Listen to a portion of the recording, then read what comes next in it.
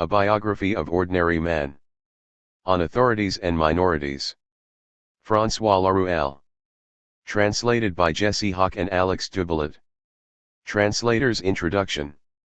At present, there are a number of sophisticated theoretical introductions to the works of François Laruelle available in English, so here we will limit ourselves to questions of translation. Point 1.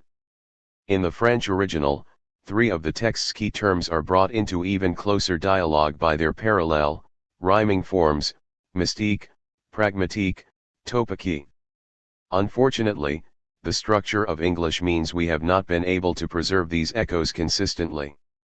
When mystique is an adjective we have rendered it as mystical, when it is the noun le mystique as the mystical, and when it is the noun la mystique as mysticism. When pragmatique is an adjective, it is pragmatic, when it is the noun le pragmatique, the pragmatic, and when the noun la pragmatique, pragmatics. When topique is an adjective, we have rendered it as topical, when the noun le topique, the topic, and when the noun la topique, topics. What is thereby obscured in English is the parallelism between la pragmatique, pragmatics, and la topique, topics, on the one hand, and la mystique, mysticism, on the other. Although others have translated la mystique as mystics, in the works of Michel de Certeau, for example, mysticism remains closer to the meaning that la mystique normally carries in French. For example, la mystique renaine, the 13th and 14th century mystical movement that includes Meister Eckhart, Henry Suso, and Johannes Tauler, among others, is usually referred to in English as German mysticism. The one time in the text that Laruelle uses the term mysticism it is polemical, along the lines of the term obscurantism. We have made this different usage clear in the text. In another case, the differences between French and English grammar and the precision of Laruelle's terms have forced us to stretch English conventions. Laruelle uses three different French terms, individu, individual, le, and individual, le, for which the English individual is the appropriate translation. However, because each of the three terms does different theoretical work, we have found it necessary to distinguish between them in our translation, in one case using a neologism that echoes Laruelle's French and evokes what we take to be his debt to Heideggerian terminology. Our terms are as follows. First, we translate the standard French noun for individual, individu, as individual. Second, we translate the standard French adjective for individual, individual, le, as individual, preserving the L of the French. Third, Laruelle coins the peculiar adjective individual, le, a term we suspect is modeled after Heidegger's distinction between existentiel and existential. Like the noun individu, we translate this form as individual. Context will make clear which is the noun and which the adjective. Of primary importance for the reader is the fact that the awkward English individual is in fact a translation of the common French adjective individual, le, whereas the deceptively familiar adjective individual translates the neologism individual, le. This counterintuitive distribution of familiar and unfamiliar is necessitated, at least in part, by the stress Laruelle puts on the a in individuality when he writes it as individuality. Moreover, by translating Laruelle's term individual, le, as individual, we avoid what Laruelle himself is trying to avoid, namely, leaving the duel, or duel, the contest between two adversaries so central to philosophy, in the individual.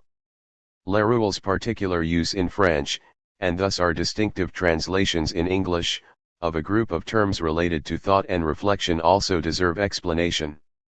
While irreflechi has a standard meaning of thoughtless or unconsidered, we have rendered it as unreflective so as to capture the critique of the specular found throughout the text, and also to retain some of the strangeness of Laruelle's usage.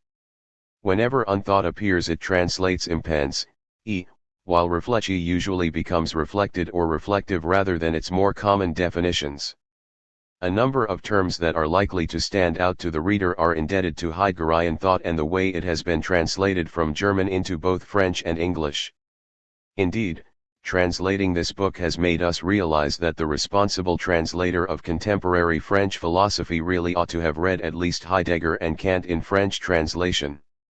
We outline some of the most important Heideggerianisms here so that the reader understands their philosophical baggage. Although the standard meaning of the French éloignement is remoteness, when Laruelle uses the hyphenated term éloignement he is referencing a Heideggerian terminology that has its own highly particular meaning and translation history.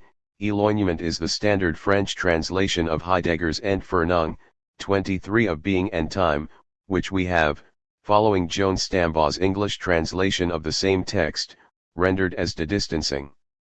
For the same reasons, we translate éloigné as de distanced.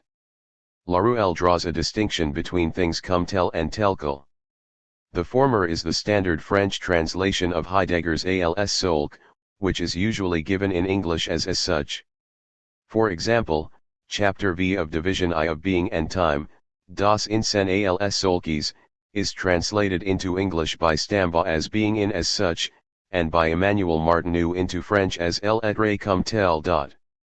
We have respected this, rendering comme tel as such, in contrast to tel quel and its variants, which we translate as it is, as they are, as he is, etc. A similar term, which appears less frequently in the text, en tant que tel, we translate as is.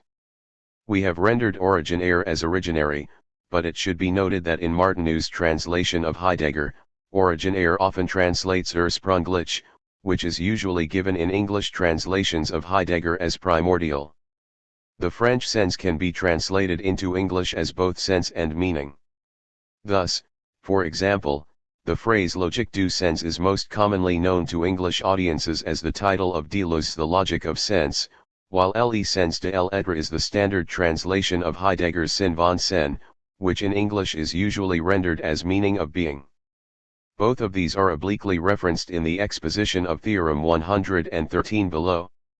Unfortunately, in English there is no way to capture in one word the divergent denotations sense and meaning, so we have rendered sense as sense when it is used in colloquial expressions, in the sense that, etc. But when sense is used technically, as in Chapter 4, we translate it as meaning. As is clear from the mention of Deleuze in the final bullet point, Laruellian terms are also frequently related to the terminology of French thinkers. While other is almost always a rendering of the French autre, the several times autrui, other person or other people, appears in the French original it is either in implicit or explicit reference to Levinas's ethical thought. When necessary, we have drawn attention to the distinction between autre and autrui. And for the verb survoler, which has the standard meanings of to fly over and to skim through, we have followed the precedent of other translators, for example Hugh Tomlinson and Graham Birchall's in their translation of Deleuze and Guattari's What is Philosophy, and rendered it as survey throughout. The other meanings of the term should, however, be kept in mind. More generally, we have translated the prefix sur-, which appears throughout the text, sometimes as sur- and sometimes as over-, depending on readability. A few final translation decisions should be noted. We have rendered size Zion throughout as size Zion for consistency, but readers should keep in mind the more common meanings division, separation, split. We have rendered Occidental, as Western, but compounds such as Greco-Occidental have retained their original inflection and have become Greco-Occidental. Additionally, we have rendered the French mixed in two different ways, in the adjectival form as mixed and in the substantive form, mixed, as mixture rather than as the mixed, for readability. Finally, readers will encounter both a priori and a priori in the text. Both forms appear in the French original, and while their usage is not consistent throughout, it is clear that a priori functions predominantly as a noun and a priori as an adjective or adverb. In our translation, we have altered spellings when needed to regularize the pattern. After this lengthy explanation of complex terminology, we offer one very simple word to those who helped us with this translation: thanks. Daniel Hoffman, Anthony Paul Smith, Andrea Gadberry, Sanders Creasy, Dario Rudy, Kelsey Leopard, and Ben Tran all generously shared their time and expertise with us as we translated. Their help was invaluable. Notes 1. See especially Anthony Paul Smith, Laruelle, A Stranger Thought, Cambridge, Polity, 2016, John O'Malley Arca, All Thoughts Are Equal, Laruelle and Non-Human Philosophy, Minneapolis, University of Minnesota, 2015, Alexander R. Galloway, Laruelle, Against the Digital, Minneapolis, University of Minnesota, 2014. Foreword. This book attempts a systematic foundation for a discipline that has, needless to say, already been signaled and hinted at in the history of thought, a rigorous science of man, but one different. This is its interest and its risk, from both philosophy and the sciences of man, which derive from it. It is also a sort of manual or compendium of arguments for this discipline, whose principal domains and essential modes of description it will strive to cover, at times too briefly. It can be read in two ways, either following only the series of its theorems, or following also the explications or the commentaries that accompany each of them. Either way, its reading should be linear and follow the order of the parts as well as the order of the theorems in each part. We could not avoid certain preemptions intended to give a view of the whole and demonstrate, as it is said nowadays, the stakes of the project, but they do not undermine the necessary order of experiences, described here as those of the life of every man. From this point of view, this essay, unlike the minority principle by the same author, finally unfolds in the rigorous order required by the transcendental science of individuals as such. The Minority Principle is a transitional book, a mixed attempt in the spirit of traditional philosophy to break with that philosophy, and in particular with the author's earlier books. That book was a breakthrough that still proceeded pedagogically and philosophically, that is to say, by means of transcendence, starting from philosophical problematics, Kant, Husserl, Nietzsche, contemporary thinkers, towards a thought of the one or of individuals. The current attempt, by contrast, abandons this process and begins with the one or minorities and draws its conclusions from them. It systematically describes the essence of the domain that still remains something of a promised land or a distant reality in the previous work. Finally, it attempts to reconcile a certain theoretical rigor, which is absent, for reasons that will be explained, from even the most rationalist forms of philosophy with a certain love of human truth that is no less absent from philosophy. The wager is obviously that the two absences share a reason. This reconciliation is a thought that will appear difficult to those who separate theory and effect into two different worlds. The flaws inherent in this sort of enterprise are, regrettably, well known, and it is pointless to pretend to lament them. Naivete and naive statements, empty agendas, aggressive declarations, successive refusals designed to cordon off a territory, the deliberate omission of all citations, or putatively idle discussions, etc., not to mention what contemporary thinkers suspect to be the unconscious of a work, a suspicion that is treated here as merely a cunning joy that has nothing to do with the seriousness of the project. There is much to critique in this, but hopefully it does not mask the reality of the enterprise. By contrast, perhaps offense will be taken at the anti-philosophical vivacity of this wager, behind which will be imagined to be some disappointed passion or institutional disgrace. It will be said that this in fact is the human, the all too human, side of the researcher. Perhaps a certain Cartesian deception will also be memorable enough that the intimacy of the drama will be respected rather than overcome by either the weapons of philosophy or those of the institution. Introduction. A rigorous science of man. 1. From the sciences of man to the science of people. It is reasonable to revolt against philosophers. But why? Is revolt its own reason, one more reason? But is it not philosophers who, dispensing reason, and particularly reasons for revolt, dispense with revolt?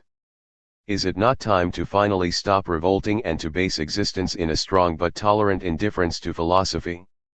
Ordinary man, the finite individual whom we also call minorities, is located in this indifference, which he draws from himself rather than from philosophy.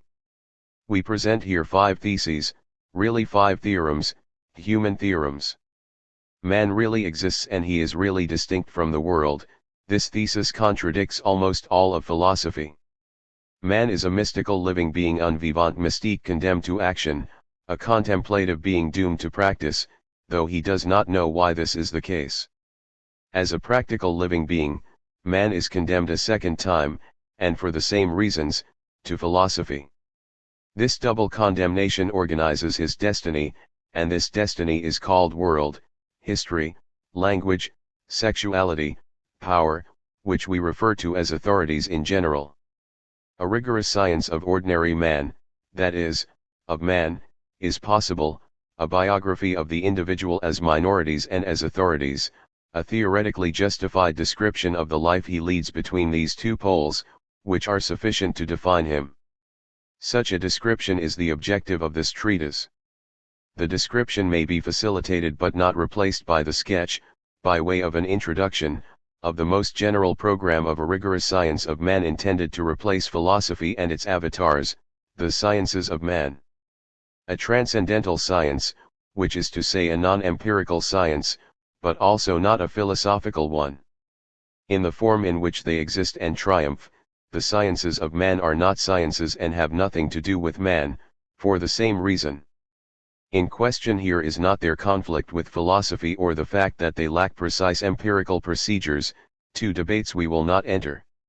Instead, we attack the globally non-scientific character of these second-hand sciences, which do not form a science, and the complementary fact that they do not relate to any real object. This is not the same old fight, defending philosophy against the human sciences. Should the father be defended against his children or should he be left to die? Instead, we defend man against this authoritarian family in league against him, and attempt to constitute him, and this is not at all contradictory, as an object of a rigorous science. Man has never been the object of the sciences of man. He does not recognize himself in this authoritarian and all-consuming activity, and for their part, the sciences of man are concerned with something other than man.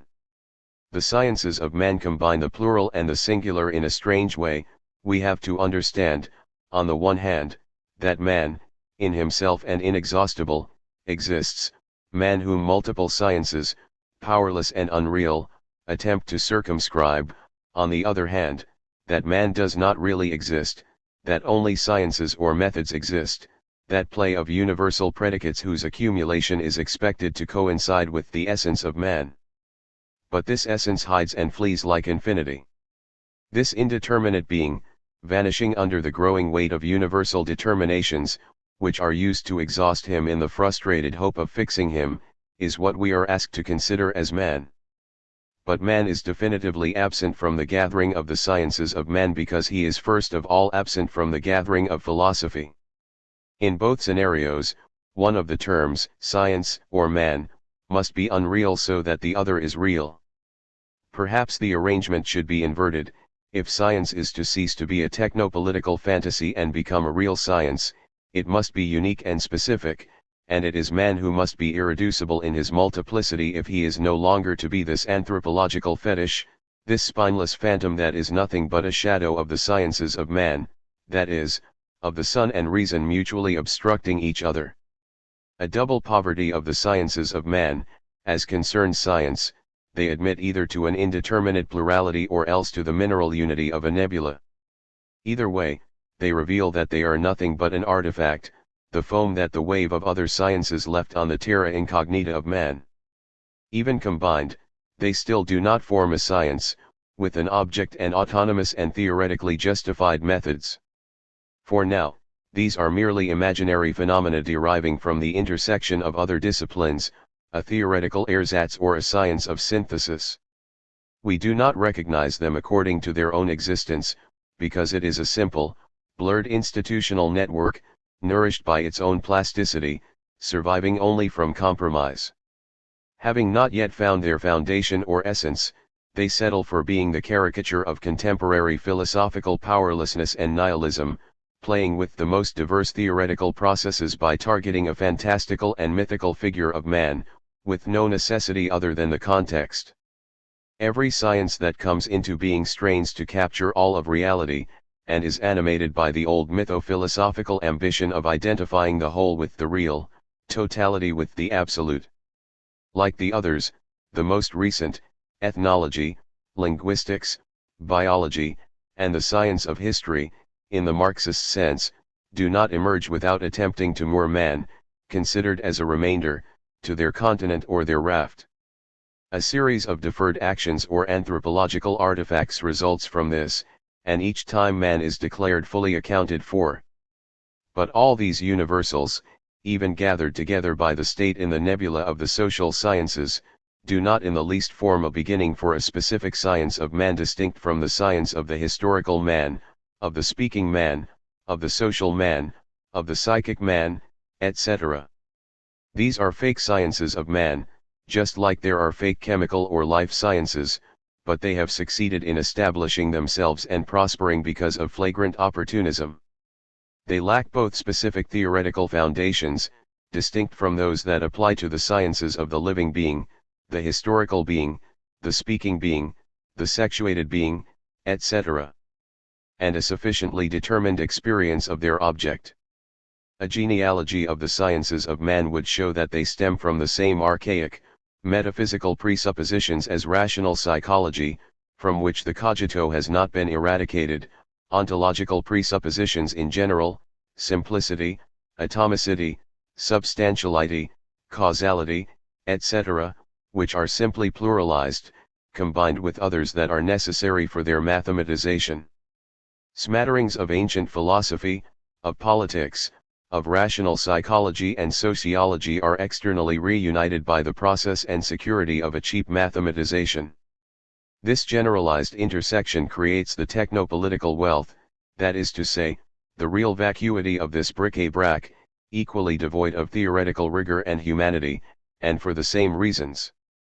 Because the essence of the science of man remains unthought, its rigorous phenomenal content having been forgotten, it is reconstructed from practical and theoretical elements, which are effective elsewhere but here are taken without necessity, under the sole arbitrary authority of the psychologist, the political scientist, the sociologist, the historian, etc. There is still no necessary connection between the sciences of man and their object, no theoretical foundation to assure this connection and render it necessary. How to set up a rigorous science of man, established in the rigor specific to theory as such, that is, in the experience of the full and phenomenally positive sense of theoria. A science that would no longer borrow its means of investigation, demonstration, and validation from existing sciences. It must be based in the specific essence of its object, in the truth of its object. The discovery of the science of man and the discovery of the real essence of man are the same thing. As concerns man, the concept these sciences have of him is doubly indeterminate. Initially, man is a concept indeterminate in its origin and in the Greco-unitary philosophical presuppositions that serve as its foundation. His essence, whether despite or because of the cogito and rational psychology, but since long before them, has not been clarified as a matter of principle. One cannot take the anthropological forms of philosophy for a science or a rigorous theory of man, because anthropology is only a phantasmatic projection of Greco-Christian ontological prejudices onto real man. Man has never been the real object of philosophy, which dreams and thinks of something else, of being for example, and as a result hallucinates the individual. As a matter of principle to which we will return, Greco-ontological thought, with the related, bastard sciences that make up its entourage like so many shameful cadavers, was never able to radically determine any object whatsoever or test what the finite individual is. It is not only the cogito, the foundational text of its psychology and anthropology, that it leaves indeterminate in its meaning and truth, but also, and more profoundly, the non-anthropological essence of man. Precisely because it can be an anthropology, philosophy such as it is does not know man. Philosophy knows the inhuman, the subhuman, the all too human, the overhuman, but philosophy does not know the human. It only knows man by encircling him in prefixes or quotation marks, in precautions or relations, with itself, with others, with the world, never as a term. This is because it conflates ordinary man with any given man, with the universal individual whose guiding pattern and excellent essence is the philosopher, the human par excellence in speech, in knowledge, in acting. Philosophy identifies man with generalities or attributes, with a knowledge, an activity, a race, a desire, an existence, a writing, a society, a language, a sex, and it is once again the philosopher who comes to the fore under the guise of these generalities, the philosopher who requisitions man for his own goals and his own values, which are very specific and need the cover of the universal. The essence of the individual has remained unthought by philosophy, which merely posits it and puts forward a possible presumed man, while denying the conditions of his real experience through the multiplicity of authoritarian universals that it uses to filter him. Man remains indeterminate a second time, because the sciences of man, unable to reach the height of traditional philosophy, only bring out its originary theoretical carelessness and that with which in reality it is interconnected, its lack of humanity. The cogito as well all the other unitary figures of the subject and of man remain unclarified in their essence because they are all, without exception, based in anthropological parallelism, in the more or less distorted but never invalidated mixture or parallelity of man and logos, in this ruined cradle of the sciences of man that is anthropological philosophical difference. Beginning with man and drawing conclusions from him about the state, about power, about language, about the world. Anthropological difference prohibits beginning with man and his solitude. Anthropological difference begins from a mixture or a universal, man as language, as desire, as society, as power, as sex, etc. It cannot be satisfied with ordinary man, it does not even see him. Thus, man will already be doubled, both exceeded and devalued by these philosophical puppets, the gregarious, the common, the everyday, the exoteric, the healthy understanding, or the communal consciousness, and by their symmetrical or complementary elements, the overman, the philosopher, the authentic man, the reflexive subject, spirit, etc. More generally, anthropological difference is the size zion of the indivisible essence of man, it separates or thinks it separates what man is capable of. Without a doubt, it is a hallucination that affects unitary thought, that is, the essential part of the Greco-Occidental tradition, more than the essence of man.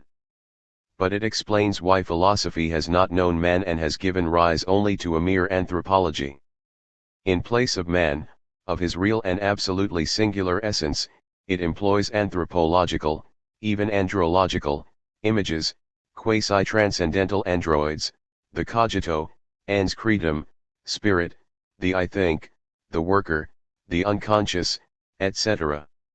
These are fictional beings responsible for populating the desert of anthropological screens, shadows projected on the steep walls of ideas, inhabitants of ideal caves.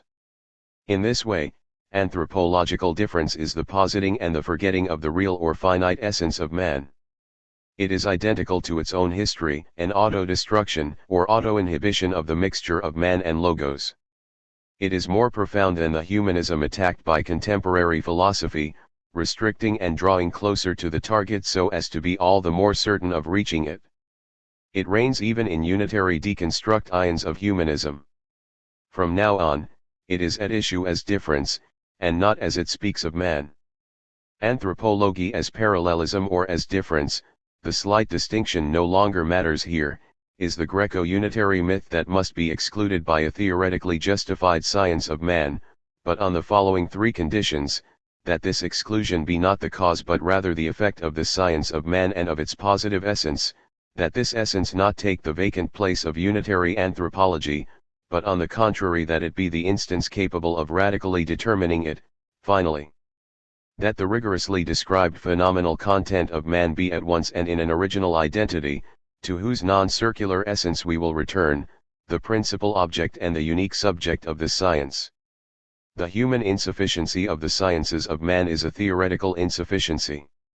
We have spoken, against common sense, about the theoretical carelessness of philosophy. The deficit in theory is not actually specific to these weak and inconsistent sciences. It comes first of all from Greek ontological prejudices, which prohibited the simultaneous unfolding of the essence of theory and the essence of man, and which produced a mere counter-mythology or a counter-sophistry, philosophy, instead of a phenomenally rigorous and positive science of man. Furthermore, in its prudence, it established an anthropology, which became, under the assumed name of sciences of man, a zone for cutting-edge activities.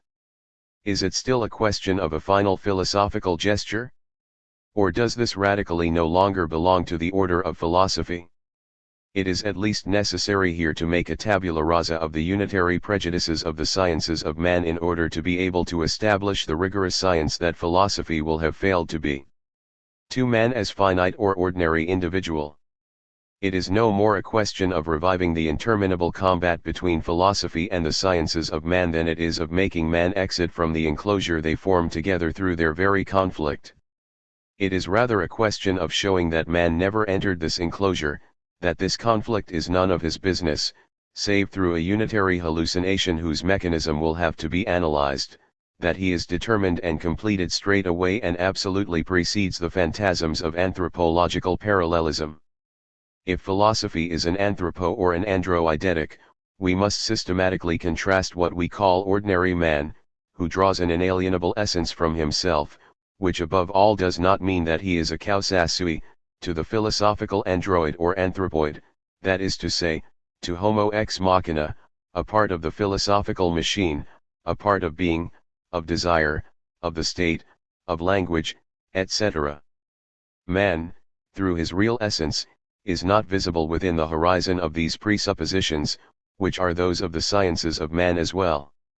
Anthropology simulates him, magically gives rise to him, it is not yet the science of man. Anthropological difference is not man, it is his transcendent avatar in the world.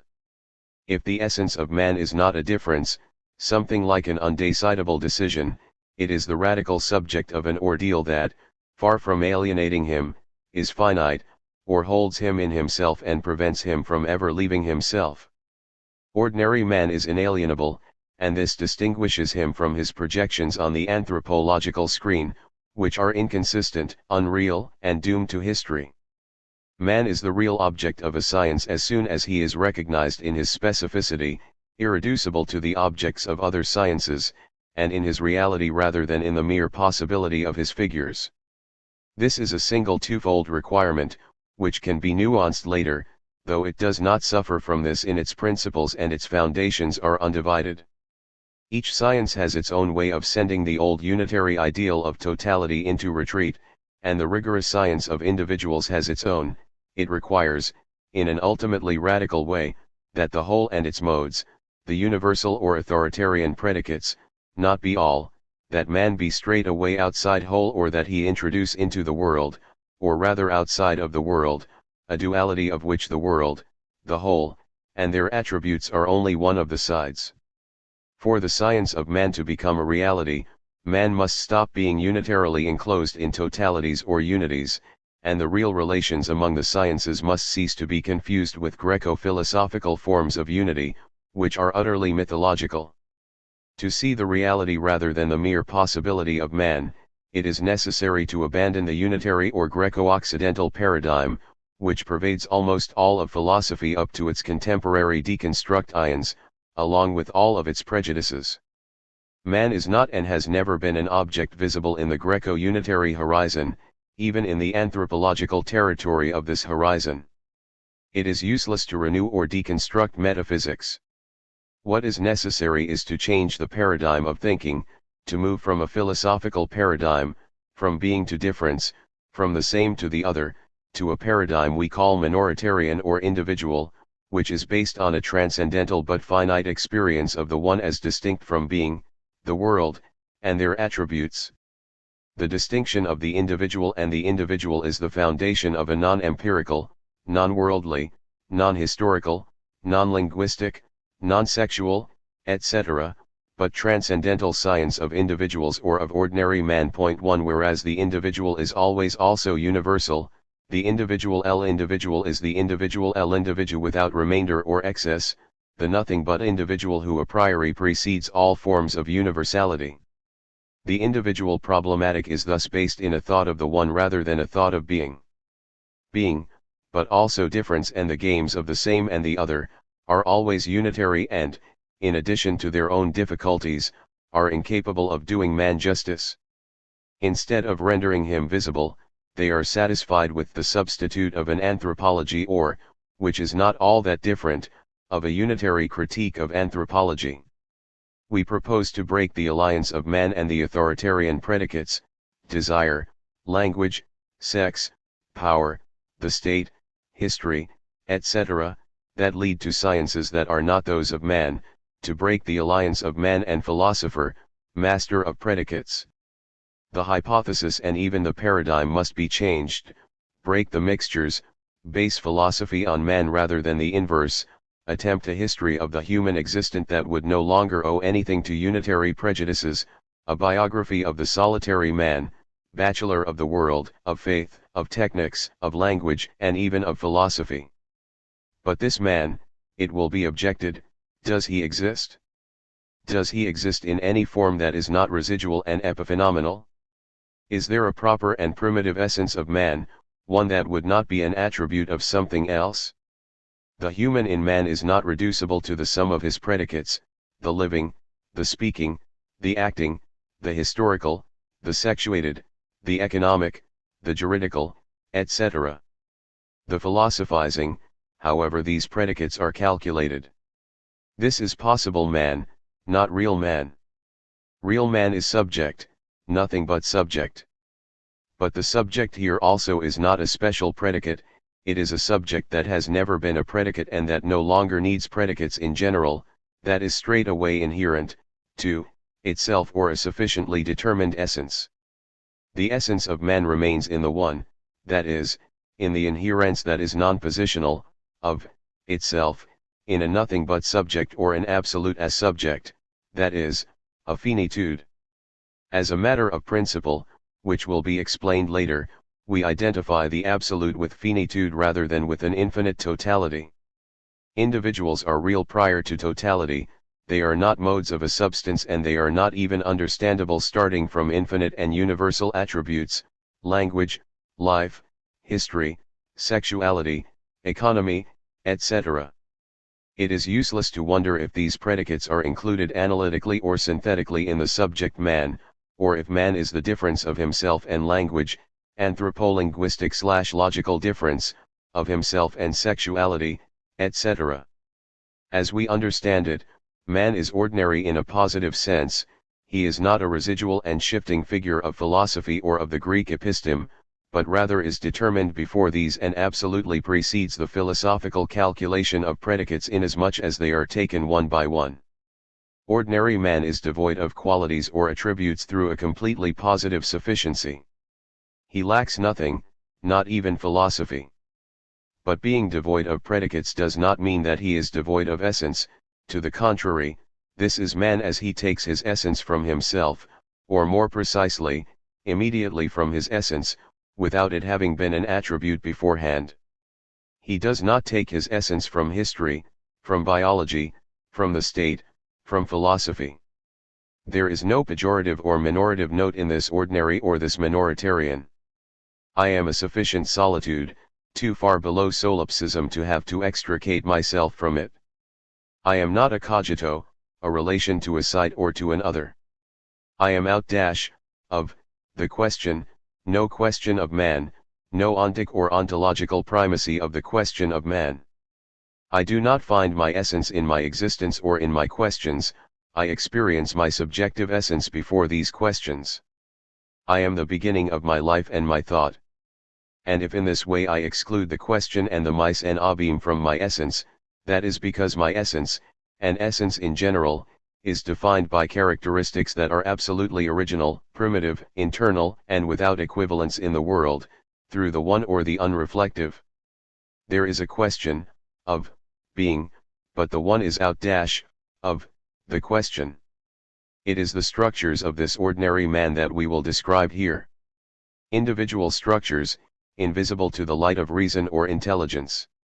They are not ideal essences, but finite, inalienable, and thus indisputable, lived experiences.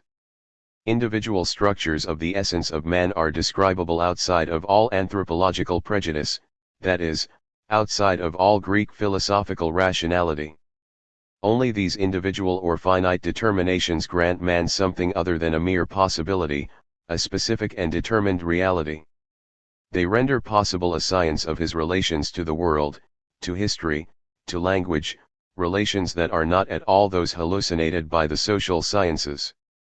This is the meaning of this biography of ordinary man, a rigorous description of the most general experiences that govern the relation of individuals as such to history, to the state, to economy, to language, etc. The text of this science is thus no longer the cogito and its membra disjecta, which the human sciences divide among themselves. It is the irreducible individual kernel that must be extracted from the cogito in which it is still enclosed and concealed.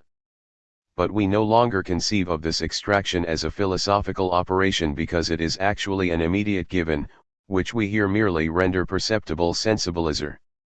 The foundation of a science of man entails first of all creating a non-philosophical affect, rendering perceptible the immediate givens, the non-hallucinatory reality, the finite transcendental experience in man. It requires taking this step, without which unitary anthropology will continue to enthrall us with its tricks. Though the immediate givens of man undoubtedly do not make up the entirety of his relations to his predicates and their unity, the world, or philosophy, they nevertheless are the rock that allows the scientific description of his relations. The immediate givens of man are first, but they do not of course exhaust this science of people and of their relations. The phenomenal givens of this science and its only text is the one, but precisely because it is the one, it is not unique. The one is not, above all is not, unity or the unitary ideal that still reigns in the cogito and leaves its essence indeterminate. The complete text of the science of man is double or dual, dual rather than dual, just as it is individual rather than individual, the one and the world, minorities and authorities, individuals and history, the state, language, etc. This is not strictly speaking a humanity principle whose statue we would try to erect beside or beyond the power principle, the language principle, the pleasure principe. Under the name of ordinary man, we refrain from flattering the slaves of the cave or, for example, providing a defense of the sheep against the eagles. Instead, we describe a real essence of man before the animal difference of eagles and sheep, which the philosophers want us to believe belongs to man and to his becoming. An ordinary man is likewise not the antidote to superior man, that is, to the overman. He is neither the hero of the future nor the latest archaeological find. Rather, it is against this heroic and agonistic conception of man passed down to us by the Greeks, which casts a new light under the names of difference, and differand, that we attempt to make visible man without a face and without qualities. This is a treatise of the solitudes. 3. From philosophy to theory, the science of ordinary man. The science of real people is therefore no longer a philosophy or a mixture of anthropological prejudices and mathematization. It draws its essential characteristics from its object, it is itself individual and minoritarian. It differs from a philosophy in several ways. It is a thought that is, 1. rigorously naive rather than reflexive, 2. real or absolute rather than hypothetical, 3. in essence theoretical rather than practical or technical, 4. descriptive rather than constructive, 5. human rather than anthropological. 1. It is not philosophy that must become a rigorous science, it cannot, its circular essence prevents it. By contrast, it is necessary to invent a rigorous non-empirical science, a theory that would precede philosophy and be its science. Becoming scientific is the essential predicate and telos of philosophy, but the science in question remains a mere philosophical predicate, an indeterminate project or a Greco-unitary fantasy. It is necessary to think science straight away from its own phenomenal requirements and to cease moving in the aporetic circle of philosophy, to which belongs, like an unresolved dream, the obligatory goal of a scientific exit from that circle. Such an exit renews the aporia and gives it a higher form, yet a science does not generally become rigorous except by being deprived, for reasons of positive sufficiency, of the aporetic essence constitutive of unitary philosophizing. The essence of the science of the empirical or individual, real is its non-circularity, its non-reflexivity, its naivete. This principle of the sciences, which we will not specifically discuss here, but which is itself based in the one, is the principle of real immanence or identity, a principle unknown to philosophy, but which holds for the empirical and transcendental sciences. On this common basis, the characteristics of the science of man are obviously not at all the same as those of the empirical sciences, in which philosophy sees, perhaps wrongly, for that matter, an inferior naivete, a powerlessness and a defect. Concerning man, the principle of real identity must receive a transcendental specification. The science of individuals therefore possesses a transcendental, and no longer empirical, naivete, which, without being superior to philosophy, nothing is superior to that which is the very spirit of superiority, is not accountable to it and determines it without reciprocity. The science of individuals suppresses the circle and no longer passes through a circular process of determination.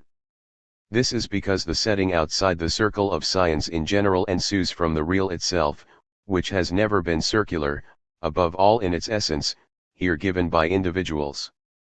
This is not a disguised philosophical operation, but the experience of the positive phenomenal content of individuals or of ordinary man, the very foundation of this science. The science of the real par excellence or the human real, is a non-positional science, of the real. It is not constitutive of its object, but merges with the immanent, non-thetic, and finite experience it has of its object. It is, of course, a transcendental science, but one in which empirico-transcendental parallelism is definitively broken, as are all modes of difference, particularly anthropological difference. From this comes its anti-philosophical and completely positive naivete, which is no longer philosophical because it is not merely anti-predicative or anti-reflexive. The real is not a presupposition of thought, at most, it is a presupposition of and for philosophy. By its very nature, it is already thought, but thought that is non-thetic, of itself, that is unreflective or individual. Therefore, we lay claim to a transcendental naivete, real but precisely not philosophical, at the foundation of the absolute science of man. An absolutely naive science, devoid of constitutive philosophical operations and whose naivete can no longer be, like those of the empirical sciences, critiqued, reflected, overcome by philosophy and its consciousness, deferred by philosophy and its other, etc. 2. It does not begin with the cogito, which has always been preceded by idealizing philosophical operations and has never been a real beginning, but with individuals as non-positional transcendental experiences, of themselves. This is to say that finite individuality is likewise not a principle, always primary according to the ratio essendi, the ratio conoscendi, or the unity of difference of the two. These are refined forms of the circle, and not yet the finite transcendental identity that is the essence of the real and that is no longer a concentrate, a condensation of the relative absolute, logico-transcendental, circle of philosophy, thought and the real, being and thinking as the same, etc. Such a radically finite transcendental identity exists, man in his non-anthropological experience. This identity is neither logico-formal, nor logico-real, it is nothing but real, and not at all logical in the sense in which logos is always a circular relation to the real. Here again, a science of people is completely different from a philosophy. Philosophy is a science of real possibility, not a science of reality before the possible. It is a transcendental logic, with some variations, not a transcendental reality, for fear of transcendental realism, which is essentially an absurdity. It confuses the real with either logos or with the other of logos. Philosophical magic denies the authentic real in the name of a fantastic image, sometimes ideal, sometimes empirical, of the real.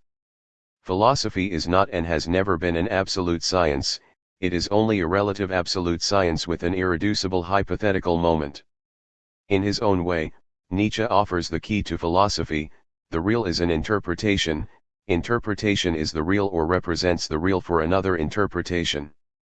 This is the absolute idealist mixture of the real hypothesis or the real interpretation that the absolute science, of the real excludes in order to move straight away onto this an hypothetical terrain that philosophy has always viewed as a promised land.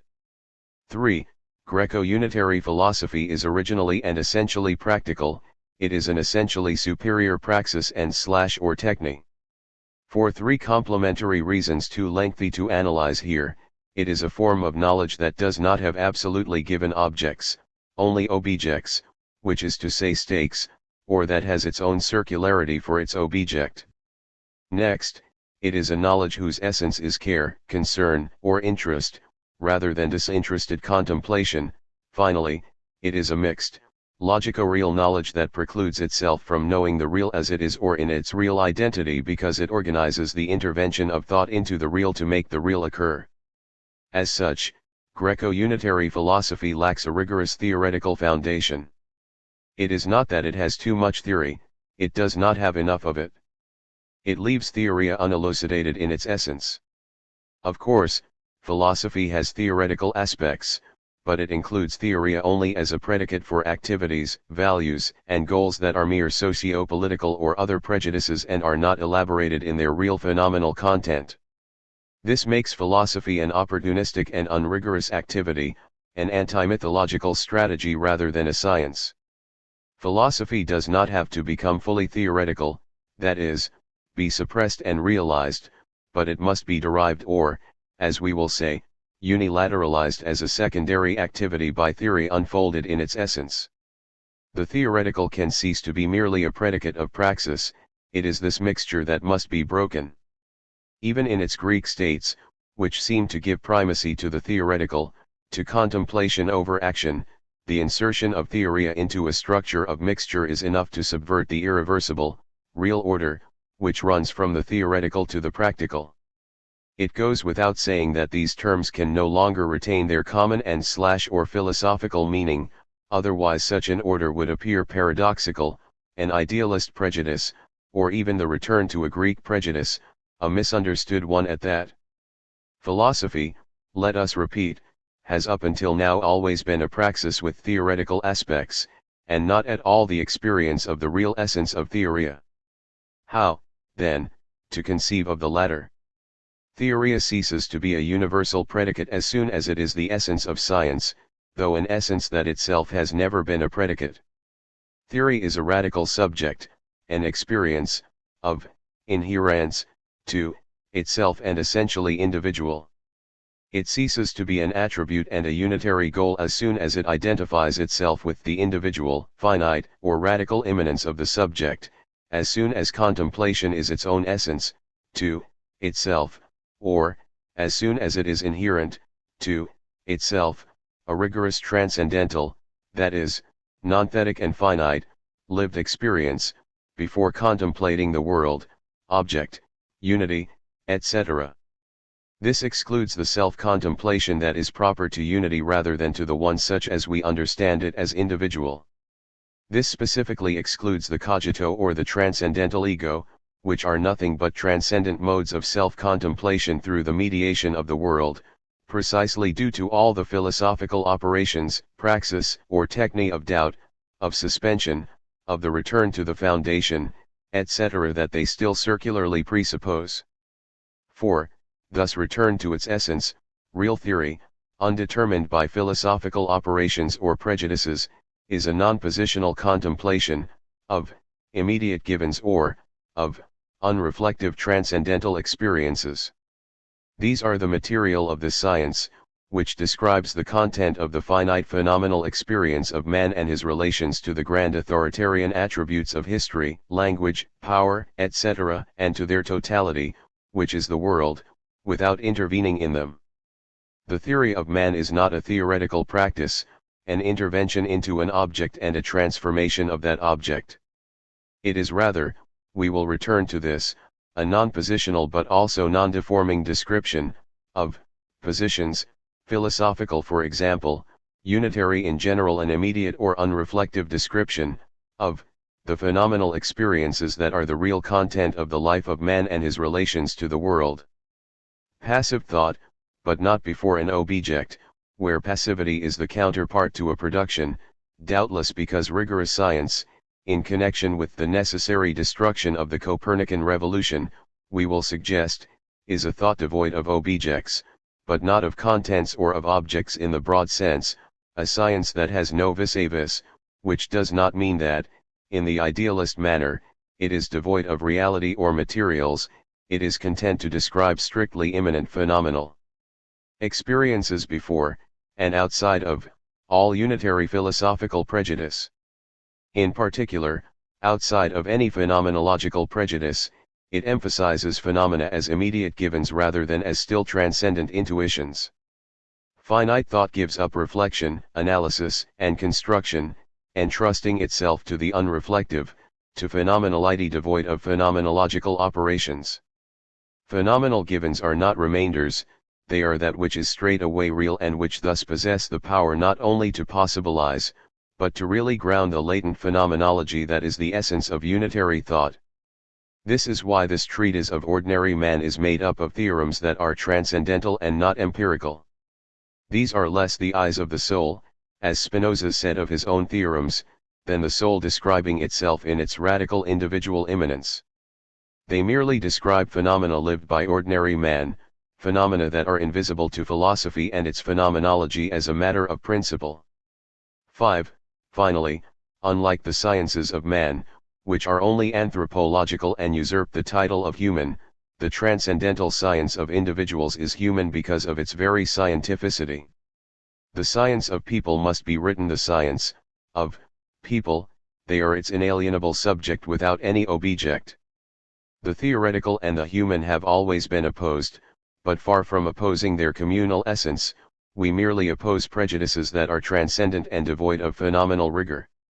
In reality, man is the only living being there is that is nothing but theoretical, a mystical living being, the unreflective contemplation, of, himself is his essence, though not the entirety of his relations to the world. There is no theory but human theory, not in the anthropological but in the individual sense of these words. For the scientific and positive meaning of transcendental naivete. 1. Any comparison of one science to another, particularly of a science as peculiar as a transcendental science to the empirical sciences, is dangerous and rarely transcends metaphor. Nevertheless, we have seen that the one and the other have in common a pre-philosophical naivete and a non-reflexivity, and that this feature, if it is positive, is in all likelihood essential to their definition of science. The transcendental theory of individuals has a second shared characteristic, this time with a particular empirical science, which, even if it is a mere metaphor, could give philosophers a better way into this project. It is quantum mechanics, and its foundation in objects, let us say particles, which qualitatively and by definition escape from the earlier modes of visibility and objectivation specific to classical mechanics and thermodynamics. At least from the standpoint of habits of thought, if not from the standpoint of the type of rigor according to which we cannot claim to compare an empirical and a transcendental science, for reasons, moreover, that are not one-sided, the introduction of the individual conception of man supposes a qualitative leap in relation to unitary presuppositions, and cannot occur within the framework of existing philosophical conceptions being merely questioned, renovated, or deconstructed. It is also different from a revolution of thought, because, as will be suggested here and there, it is the renunciation of all revolutionary ways of thinking. Undoubtedly, this requires psychic efforts that are different, and perhaps more difficult, than those required by a revolution. Indeed, it is less a matter of questioning, fracturing, or displacing objectivating or metaphysical representation, than of resolutely thinking outside of it, without ever giving oneself objects, which does not mean that this thought would be empty and without objects, on the contrary. But its objects are not objects, that is, realities slightly affected by transcendence, These are individuals, defined by their transcendental immanence alone and by the experiences they have in their relations with the world or authorities, which are themselves, moreover, also not objects. Unlike unitary or authoritarian thought, individual or minoritarian thought moves in the utterly positive sphere, neglected by philosophy, of a radical invisible, perhaps of an unconscious, but which would be purely subjective, if we can say so, of an unconscious that would be nothing but subject without in addition being transcendent or objective, linguistic, biological, etc., and constituent of the subject. This is a different paradigm, not a supplementary variation on the unitary paradigm. What we call the minoritarian paradigm entails the abandonment of Greek ontological habits and their deconstructions. It opens a field of realities that have been absolutely hidden since the origin of philosophy, concealed for reasons even more profound than the existence of Greek forms of philosophy, even if these forms have in the West almost completely killed the vague desires to shake off the yoke of unitary hallucinations. It is not at all a transcendental field of individuals that is proposed here, like a new transcendent interworld too of philosophy, but a dispersion of purely transcendental rather than transcendent individuals, whose essence, therefore, is to no longer obey the laws of opening and of closing, the always unitary laws of a field, of a body, of a continent, of an epoch, of an episteme, etc. From the perspective of theoretico-psychic habits, there are as many efforts to be made to penetrate the laws of these entities that are individual or outside the field equals outside being, absolutely unnoticed by ontology, as there are to penetrate the domain of particles. 2. To identify and determine any object whatsoever, the unitary paradigm must resort to the variable and relative combination of two philosophical parameters, immanence and transcendence. Because they are relative to one another, they are each partially indeterminate and are only determined reciprocally. The space or field is called unitary because it is made of the circularity of these two dimensions, which are together necessary to identify any entity whatsoever. Now, let us suppose that entities exist that to be fully and sufficiently, if not completely, determined require no more than one of these parameters, the first. Minoritarian or individual thought is the experience of these entities that do not fall under the scope of the unitary field and are determinable not by that relative combination, but rather by a single dimension thought independently of its unity with the second, and only after, by a combination, but not reciprocal, not relative, of the two. These entities are not determinable in a unitary manner because they are already determined through themselves, or as terms prior to any relation or reciprocity. Finite individuals are real entities before they are magically captured by the unitary field. It is a question of thinking terms first in their finite transcendental identity, prior to any relation, then of describing what follows for their eventual relations with the unitary world.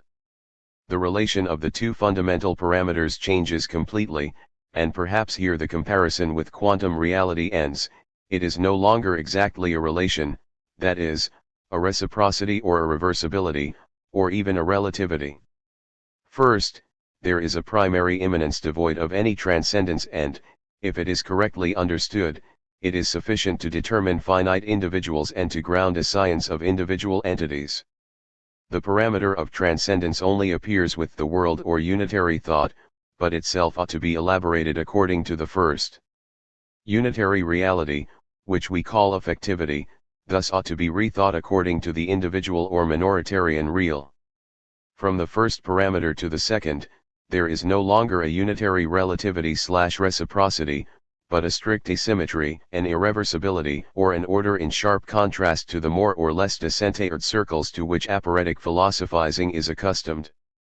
Philosophy is relativist in the bad, Greek, sophistic, and empiricist sense of the word, but true relativity is based in an absolute and unsurpassable, finite, experience of individuals as finite.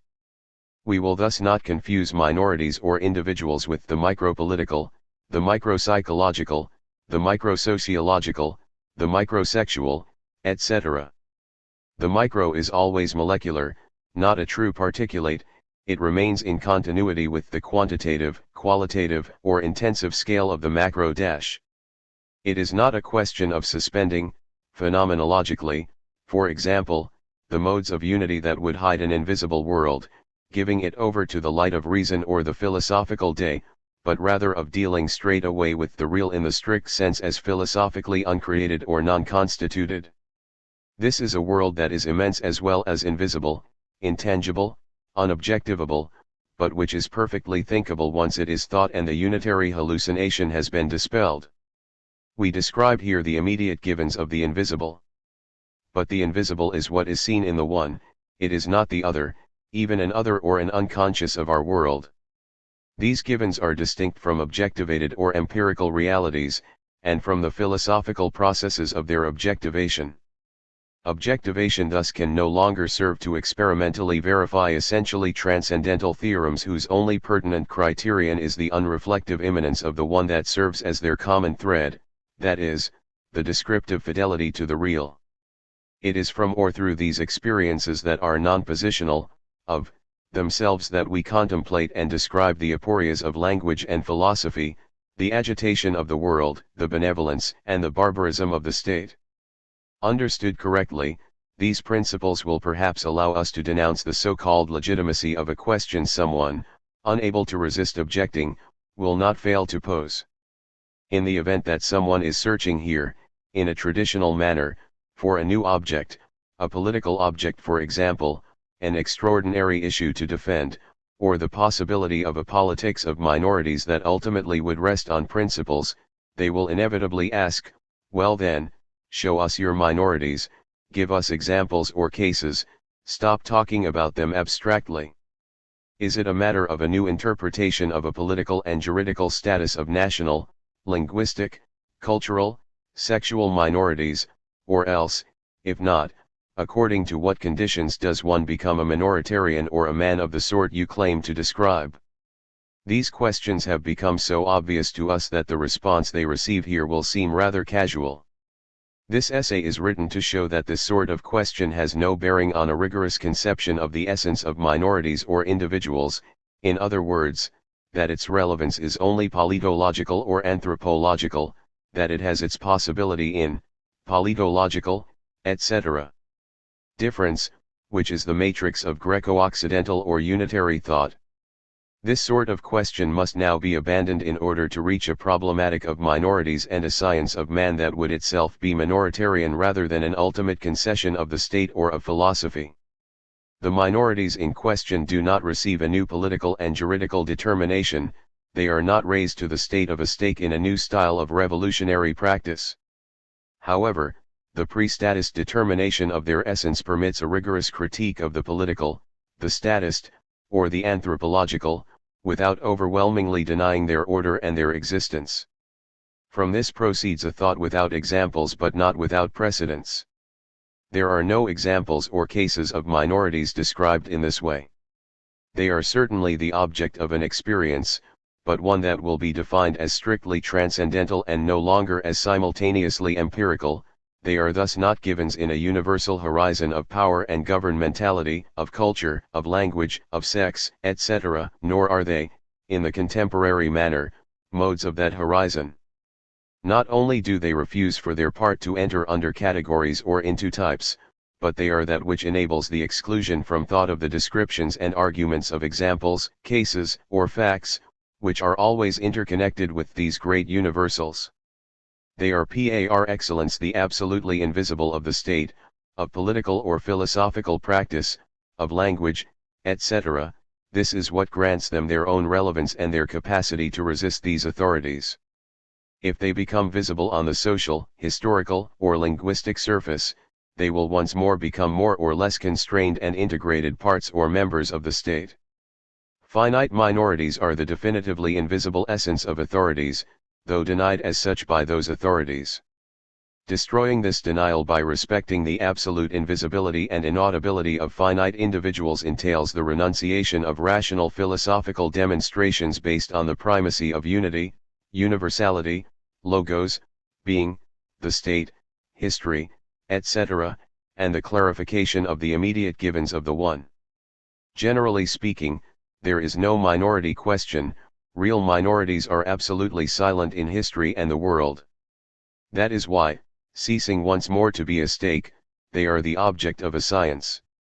Only for the state is there a minoritarian question, only for the world a question of individuals, only for those who ask how to tolerate them, to define their difference or margin, put otherwise and always, how to integrate them.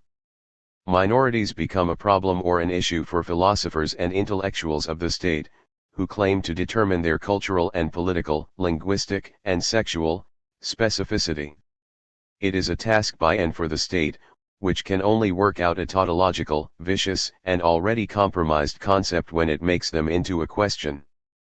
To put it rigorously and more succinctly, it is a question of breaking, with the empirico-transcendental, we might say, stato-minoritarian, parallelism in the thought of minority, of preventing allegedly minoritarian cases, facts, or givens from coming to be reflected in their essence, from which they draw an existence and a reality that owes nothing, for example, to the universal horizon of the state and to the rules of governmentality that organize that field. In general, individual thought gives up concrete representations, representation in all its forms. It defines the essence of individual multiplicities in such a way as to exclude any figuration whatsoever, as though passing from a macroscopic, even molecular, sphere to a particulate sphere, where laws would be entirely different from the figurative laws of the first. The one is the criterion that enables a leap from the enclosure of representation once and for all and the abandonment of the apparatic knowledge of philosophy in order to establish a necessary science of man. We will not believe that, because of this refusal of all empirico-ideal experience, minorities are a concept without reality, the object of only nominal definitions. They are true immediate givens, real essences lived in pre-political, pre-linguistic, etc., experiences. Their necessity, provided we stand by it, is shown to be the necessity of an ultimate and absolute requisite for the existence of authorities themselves, and the necessity of the effects their conception produces on the state, on politological, anthropological, sociological, etc., difference, that is, all the ancient Greco-Occidental couplings that lose their validity and are no longer thinkable circularly and viciously starting from themselves, but only starting from individuality. But although the exploration of these effects confirms the reality of finite individuals, it does not demonstrate it. This essence of minority is positive, concrete, and open to a rigorous transcendental description, which involves notions whose content and organization are articulable and definable. 3.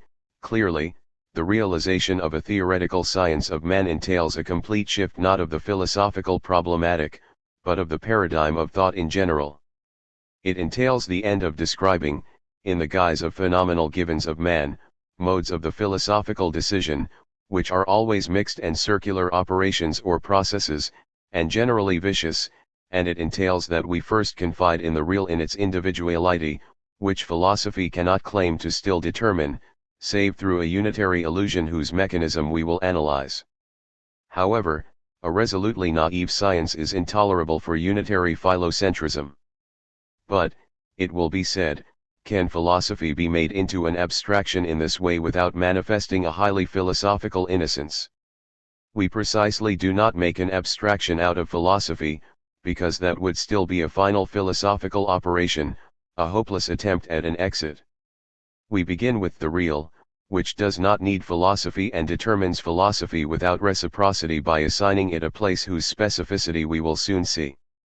The science of the real, that is, of individuals in their individuality and in its immediate givens, absolutely precedes philosophy and the sciences of man, that is, the unitary mythological sphere, with a precedence without counterpart.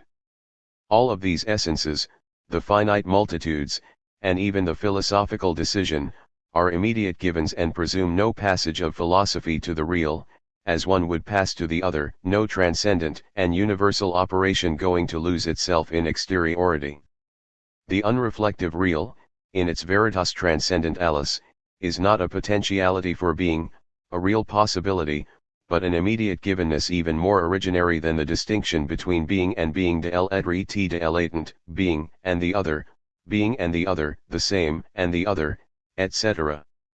The problem of knowing whether it is possible to leap out of philosophy, out of its discourse, out of reason, out of its texts, etc., into the real is obviously a false problem, a unitary problem that is only relevant inside the dominant paradigm, which asserts itself through these sorts of intimidation effects. The problem is not of knowing whether there are immediate givens. Immediate givens are transcendental, immanent, and prove their relevance from themselves. In any case, it is more scientific and less vicious to admit, or settle straight away in, this sort of immediate givens than it is to transcendently posit, in the unitary style, rational facts, scientific, ethical, or aesthetic facts, or else semi-empirical and semi-transcendental facticities, or even the other, transcendence par excellence, the immediate givenness of transcendence or of the infinite. In all of these cases, the real is only tolerated, filtered, mastered by its falsifying blend with a form of possibility or transcendence. In extreme cases, it is even reduced to transcendence or to the other. As though philosophy could leap over its shadow, its essence as mere possible, to pose, only to pose. Reality. The ontological proof was nuanced, differentiated, derationalized, softened, etc., but it has remained the heart and breath of contemporary philosophy, passing, it passes and does nothing but pass, from the possible, from the other, from transcendence, to the real or to immanence, or to the mixture of the first group and the second group. Until now, philosophy was the undertaking of the real and the possible, their non-scientific confusion, the falsification of the nevertheless absolute essence of individuals. The real is interminable philosophically and determinable through itself, a priori, before any philosophical intervention. Philocentrism responds that this is impossible, that philosophy is always necessary, when this would only be because one speaks of the real, of the a priori, of singularity, etc., the entire textuality of philosophical discourse. We will respond by and large that this objection is not pertinent, demonstrative, or scientific because it is vicious, circular, and simply reproduces the requirements and pretensions of philocentrism, which has decidedly no reason to abandon its narcissism. Philocentrism turns its fact into law, adduces its de facto existence and its brutality to block any attempt that would radically limit it.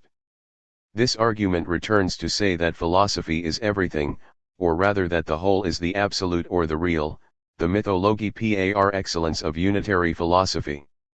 Here as well, philocentrism manipulates an argument that is a sort of displaced, expanded, and apparently reversed ontological proof. It always infers essence from existence, or, more precisely, from affectivity, the world, society, history, or from the mixture of the real and the possible. It infers the true real, which is also essence. From predicates, it infers a subject without predicates, from authorities, it infers minorities, etc. This is the vicious argument, the paralogism at the heart of unitary thought, which the individual experience of man, scientific in its own way, must reject as a superior form of mythology. The transcendental naivete we invoked is an a prioristic indifference to the philosophical such as it exists. It renders all philosophies contingent. But absolute science or the real is such that indifference or non-participation in philosophy do not belong to its essence, do not define it, but ensue immediately from it. Indifference to philosophy, no doubt, but this is no longer the indifference that philosophy secretes towards itself, that of skepticism from too much dogmatism, that of the other equals real, nihilism, then counter-nihilism, that of the other as other than real, contemporary deconstructions, etc. A priori indifference, whose precedence over that which it indifferences would be absolute and without reciprocity and would finally allow the dissipation of the unitary magic that is Greek philosophy, and the other. 5. Towards a critique of, political, etc. Reason. 1. The scientific biography of ordinary man is the true critique of reason, political or other, politological, sociological, psychological, etc. A non-circular, non-vicious critique, not an auto-critique of reason across its diverse modalities, nor even a heterocritique by man assumed to be the other of reason. Ordinary man is neither in being, nor in difference or the same, nor in the other, he is the essence that determines rational authorities in the last instance, and who conducts a critique of these authorities that is at once immanent and radically irreversible. The authoritarian essence of reason is difference, politological, sociological, anthropological, etc. And it must be irreversibly derived from this foundation of ordinary man, which it will have scorned and hidden under a growing heap of universal determinations. This ordinary man exists from his finite essence alone, it is a solitude that enjoys an absolute precedence over the authoritarian continua, ethnological, sociological, technopolitical, linguistic, sexual, etc., which are constituted little by little and intersect on the unlimited surface of the world. The emergence of new social logics, new technological logics, new sexual or political logics, etc., beyond the old authoritarian stock, passes for the major event of our time, but these do not destroy the unitary essence, which remains, even if it is in the plural and according to an experimental mode, precisely that of logics. Ordinary man is not the ultimate product of these recent social or technological practices. Rather, he is the requisite, or even something other than a mere requisite, the real that they hallucinate with a view to inserting it into their unitary schemas. Individuals who are finite or without qualities, they are straight away the actual critique of these social, psychological, or political practices of an authoritarian style that cannot but deny the individual structures specific to the human existent, and through which alone it is the object of an original science. 2. If, taking a special case from the sciences of man and of society, we attempted to give a political version, or rather, a political simulation, of this minoritarian program, we would say this: in the case of minorities and their relation to the state, this essay develops a thought that touches on the essence of the political, and of the state, of course, that can no longer be called a political philosophy. This is because its point of view on the state, powers, and minorities itself ceases to be statist, as it is traditionally in this sort of philosophy, with slight variations. Instead, it becomes purely minoritarian, merging with the gaze minorities themselves can cast on the state. From this standpoint, we could pursue two goals: giving a new definition of the state according to individual structures, defining in general a minoritarian line of resistance to the state that would no longer be a struggle, a strategy, or a class struggle. The new paradigm is opposed to traditional conceptions of minorities and of their relation to the state, but what is the non-political concept of minority in question?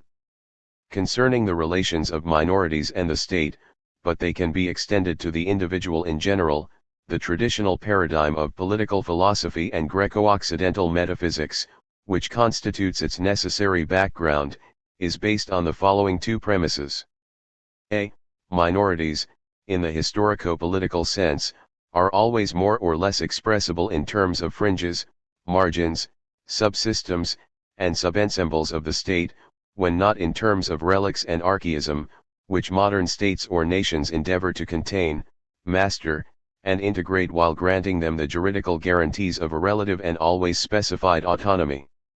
To think such relations, traditional philosophy, contemporary philosophy included, puts into play the two categories of mode and difference, minorities as modes of these totalities or universals that the state and the sovereign are, or else as groups that identify their existence with the claim of their minoritarian difference.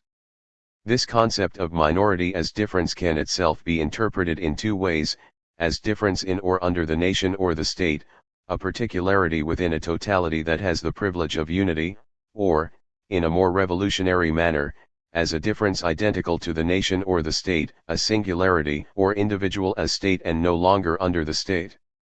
We will necessarily return to this second, contemporary, conception of minoritarian difference, which no longer subsumes minorities under the state or any other political entity. But either way, these two concepts of mode and difference will be excluded from the new paradigm. B. Minorities are thus definable not in themselves according to strictly transcendental or immanent criteria, but according to quantitative, and, more often, qualitative, criteria that are always drawn from the experience that is immediately, purportedly, that of citizens, criteria of language, culture, history, sex, law, race, etc. Variously combined among themselves and hierarchized, these predicates clearly converge with the foregoing. This is the system of politological difference, difference of the polis and of the citizen, into which one intends to insert man by force.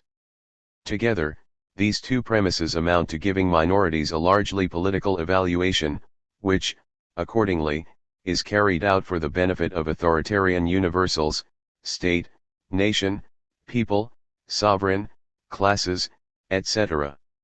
To exclude them altogether, all of political philosophy and its metaphysics must be eliminated and replaced with a paradigm based immediately on the essence of minorities themselves, on a directly minoritarian criterion, which no longer passes through political, linguistic, sexual, etc. quantities or qualities called minoritarian, and which would be elaborated independent of the point of view of the state and those universals that are joined with it. It is a question of reversing renverser, though this is different from an overthrow renversement or a revolution, which are always ineffective, the terms in which the problem has traditionally been posed, that is, the statist hypothesis on minorities. Instead of conceiving of minorities as modes or differences of the state, let us form and develop the minoritarian hypothesis on the state. Let us attempt to understand whether there is an essence specific to minorities that allows us to recognize in them an absolute autonomy with regard to the state or any other universal, and let us draw the conclusions or effects of this new paradigm on the essence of the state. Let us attempt to experience the state based on minorities as its essence, rather than the reverse. Therefore, the first step is to build, under the name of minority or individuality, the new paradigm not only of political thought, but of thought in general. Before legitimating existence, within absolute limits, in the state or in philosophy, we must work out the primitive and only real condition from which the state itself draws its degree and mode of reality for finite individuals. To define individuals in a non-empirical way, it is necessary to give up ordinary, political, historical, cultural, sociological, criteria, which are always indeterminate and contradictory because they only know how to arrange individuals for the state. The new minoritarian criteria are strictly transcendental, not, to be sure, in a philosophical use, but rather in a scientific one, that is, they are real and not ideal, a unary use of the transcendental motif. They pertain to an experience of multiplicities. Minorities only exist in the state of multiplicities, but absolute and not relative to each other. These are parts that exist before the whole, events before their setting in history, dispersions before any continuity, singularities before their insertion into being, logos, the world, reproduction. Minorities before the state, taking their existence from themselves rather than from institutions and classes. They are the real condition, of possibility, of the state, but are not conditioned by it in return, at least not in their essence. To avoid being empiricist, this thought of minorities does not establish a revolutionary practice, but rather a resistance to the revolution, resistance that is essentially pre-revolutionary, pre-activist, anterior even to struggles. All of these notions are described on the basis of an experience that contrasts those overly famous differences, such as continuous relations, political, economic, etc., relations, to individual multiplicities anterior even to relations, social or not. Such multiplicities are no longer called continuous or ontological, but unary or individual. No philosophy, political or not, has ever done without the concept of unity in one form or another. It has always and everywhere been an operator that is even more effective since its necessity remained unnoticed in its essence. Here, it is precisely no longer unity that is operative, but the one, which we formally distinguish from unity, not by this or that predicate, but by a sufficiency of essence without predicates. A thought of the one in a finite transcendental sense is the same as a thought of multiplicities prior to any unity, and particularly prior to the modes of unity par excellence, the state and the other fetishes of political thought. Such as we understand it, according to principles that will be developed below, the one is that which expressly allows the elimination of any reference to unity and the liberation of individuals, the individual reality of minorities, from the state. From this springs the fundamental opposition, as well as the correlation, that we draw between the minoritarian and the authoritarian, these two categories that distinguish minorities and the state, respectively, also the world, philosophy, etc., according to relations that are all the more complex because there no longer seems to be a face-to-face so much as two terms left to their solitude, happily abandoned by all mediation. 3. From this comes a new experience of what should be called and denounced as the political forgetting of the essence of the state. What some thinkers have said of being can be said of the state. The essence of the state was always forgotten and unthought, in spite of or precisely because of political reflection, which did not know how to unleash its own mode of power, its essence, and its truth. We ought to highlight this thesis by adding a second: the function and essence of political philosophy exhausts itself in the hallucinatory repression or denial of the essence of the state, whose forgetting is not accidental. However, the thought of minorities likely does not experience the forgetting of the one the way Heidegger thinks the forgetting of being, nor, consequently, the withdrawal or resistance of minorities in the same way as the withdrawal of the essence of being. Details on all of these points, including the distinction between several conceptions of withdrawal or forgetting, will be given when necessary. Nevertheless, to avoid a common interpretation of the thesis of the political forgetting of the essence of the state and of the political, as though we meant to proclaim a long-deferred revelation, and were satisfied with that sort of effect, and also to distinguish the minoritarian interpretation of this thesis from its Heideggerian interpretation, which is always possible, we must qualify it, and begin by bringing together two apparently contradictory propositions: a. The essence of the political, of power, and of the state, has always been thought by all philosophies, political or not. b. The essence of the political, of power, and of the state has never really been thought in its proper truth, origin, and autonomy by philosophy, political or not, whose purpose was rather to conceal them. It is not these two propositions, hardly original in themselves, but their way of uniting in a thought that is neither dialectical nor differential, that distinguishes their minoritarian truth from both their Heideggerian interpretation and their prior interpretations. These two propositions come together in this: philosophy in general, and politics in particular, use an essence of power, of the political, and of the state that is constantly indeterminate, hallucinated rather than really experienced. Of course, we cannot know if that essence is insufficiently determined and individuated unless we measure its degree and mode of individuation according to the criterion of a radical individuation that we possess a priori in a finite transcendental experience. This criterion is the one in the transcendental, not the metaphysical or unitary, sense. It is minority or individuality that ensues from the one reduced to its essence and thus distinguished from being. From this point of view, unitary metaphysics and its political offshoots do not pose the question of the radical individuation of the state and the citizen, precisely because they make do with the Greek paradigm of the difference of the polis and the citizen. As indissoluble or indivisible as it may be, difference remains fundamentally indeterminate in its terms and their relation, even more so when it is posed in the form of the traditional thesis, also born of this difference, of man as a political animal. Whether explicitly political or not, philosophy has always prematurely understood essence in general, and the essence of the one or of individual multiplicities in particular. It has, for example, always reflected in itself given empirical, cultural, and historical models of the effective exercise of power. These models range from God and the Father to the proletariat, passing through the citizen, the tyrant, the law, the general will, the sovereign, the owner of the means of production, the signifier.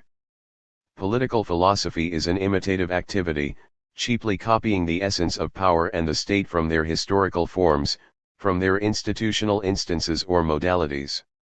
It is a fundamentally vicious thought, the reflection of the conditioned in its condition, and one damned to confuse an underdetermination of the essence of the state, supplemented in the best of cases, those of Marx and Nietzsche, with a determination in progress, a becoming, or a revolutionary direction of history, with a completed and sufficient determination of this essence. However, we have not yet understood how these two propositions are identical beyond any contradiction or simply formal identity, how, that is, individual thought can dissolve this semblance of contradiction. Politological difference is indeed the forgetting of the essence of the state, but forgetting in a new sense. For this essence, minority can no longer be subject, for example, to the interminable games of veiling and unveiling. The fundamental thesis on the finite essence of minorities is that this essence is in itself, an object of an immediate givenness that precedes even the transparency of a logos, of a politologos, which is always the transparency of unity rather than of the one. The individuality of minorities does not reconstruct a transcendent, ideal, and logocentric essence or completeness, it exists straight away in the mode of an unreflective immanence. In other words, this essence, which is also the essence of the state in the last instance, is rigorously inalienable and unforgettable, and political thought has never been able to really forget it. How, then, to dissolve this contradiction, this strict identity of a total forgetting and an absolutely unforgettable? The thesis of the political forgetting of the essence of the state is not only a minoritarian thesis, it is also itself intrastatist, a last effect or final politological confession.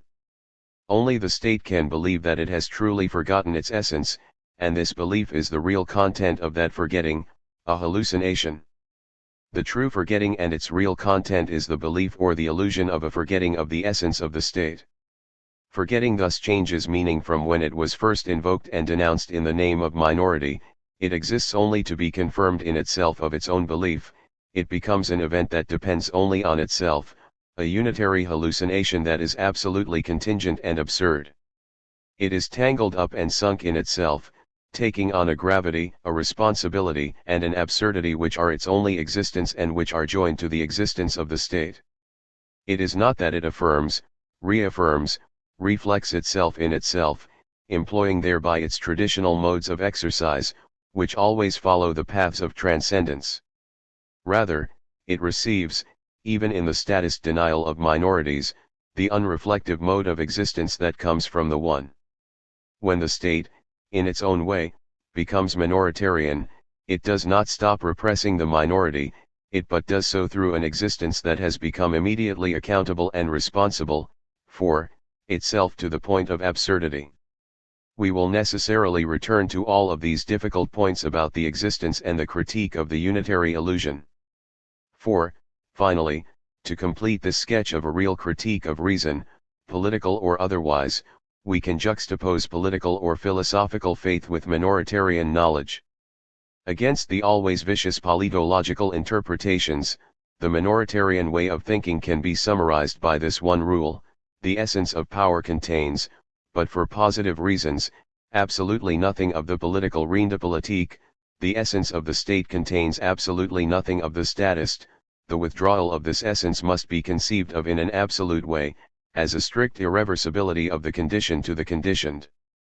The state has always been studied from the point of view of the state itself, we will criticize this paralogism, instead of from the point of view of its real, and not vicious or circular, conditions. How to think a withdrawal, this is no longer the right word, of essence that would be neither an exclusion nor a difference in relation to empirical properties and to the immediate logic of the state, that would not be a relation in general. What is this nothing, of the political, that appears to define essence? The stated rule has precisely no minoritarian meaning until the essence of minorities, which is also, but only in the last instance, that of the state, is first determined in itself and through itself, without relation to history, without reference to politics, the nothing being only an effect proper to the state and the political themselves, but not at all constitutive of minority, in which it has its essence. Like the sciences of man, political philosophy is a mixture that identifies philosophy, the essence of power, with politics, the power of essence. It is the first obstacle to a rigorous thought of authorities and of the state. The correlation of the philosophical and the political, their reciprocal determination, partial and deferred, but always reversible, is the never-questioned Bible of traditional and contemporary reflections on the political and the statist. This vicious circle, this latent but authoritarian hermeneutism of all thought that moves in the relation, even if it is indivisible, of politological difference, indicates that the determination of essence is in turn a power, and is thus at stake for itself, not immediately given but in becoming or in progress. Not only is power its own stake and must assert itself, manifest itself, and take hold in its parousia, but philosophy must become political or effective as a fusion of the philosophical and the political. Essence is thus never actually given except as a process. We call faith the relation of what is at stake to itself or its effective becoming. Faith and violence co-belong to power, which has to manifest its power, while they abandon science, which has no stakes. It is a question not of a mere secularization and metaphorization of religious faith, but rather of an essential, if not always rational, faith, which is identical to the distance the essence of power maintains from effective power and is the practical Greco-unitary essence of philosophy. For example, the revolution as a theoretical and practical project does not rest on the knowledge of the essence of the state, its immediate or unreflective givenness, but on faith, which is objective, to be sure, and makes power into a process. Faith proper to power itself, whether political or philosophical, revolution is not a faith in the becoming of power and of the state, that would be to object to it only superficially, but the becoming of power through class struggle, which is itself an objective and structural faith, that is, a completely different thing than an object of science. The faith intrinsic to the workings of power is the objective structure of class struggle and of revolution. With the individual minority, it is a question of substituting for political and philosophical faith the actual knowledge of the essence of power insofar as it is no longer understood politically, but scientifically. From this springs the necessity, but we will have neither the time nor the place to get so far, of substituting for the auto-interpretations of the state a new point of view ensuing from the use of the minoritarian paradigm that we call technostatist. The technostatist is the essence of the state understood from minority. It is the fundamental concept of a minoritarian theory of the state, one that allows us to understand to what extent the state is the universal field of governmentality and its proper technologies, from the point of view of the finite individual. It is thus a matter of the state as well as of minorities. We will not ask for an example or a case of it as proof. A finite transcendental theory of the state, of history, of revolution, is not an empirical description of facts or givens that would presuppose the universal horizon of governmentality as already known. It describes essences, but which are real because they are experienced as immediate givens, absolutely required and necessary for there to be something like the political, the historical, etc.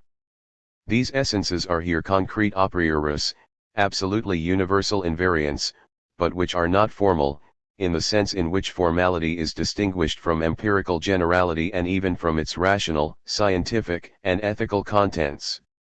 This accounts for the blueprint character of this essay, which elaborates the fundamental concepts of a rigorous, if not empirical, at least scientific, discipline of man, and, therefore, of minorities and their relation to the state. Notes.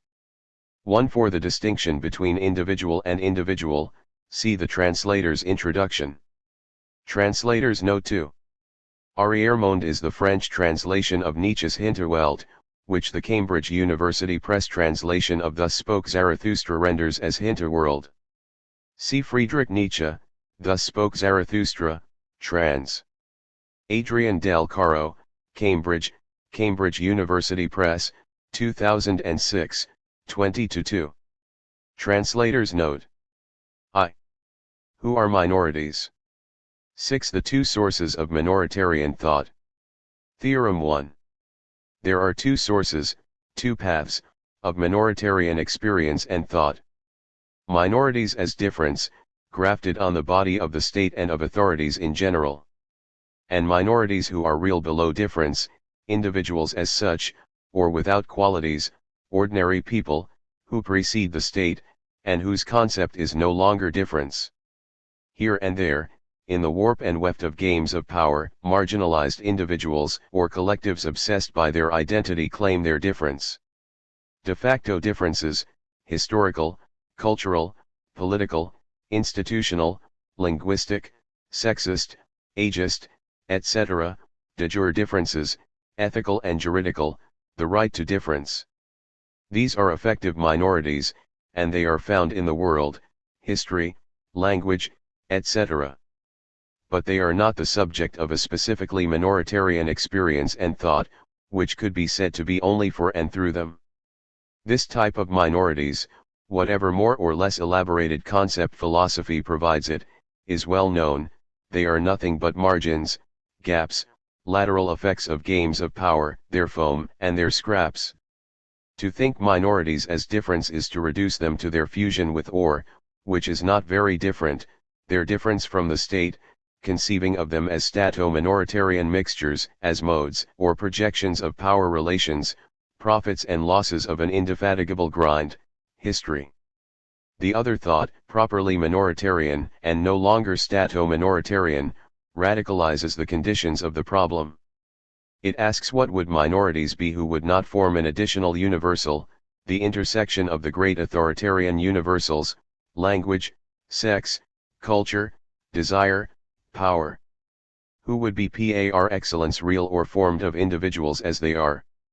It demands that we think people as nothing but individuals, before the state, language, text, authorities, etc.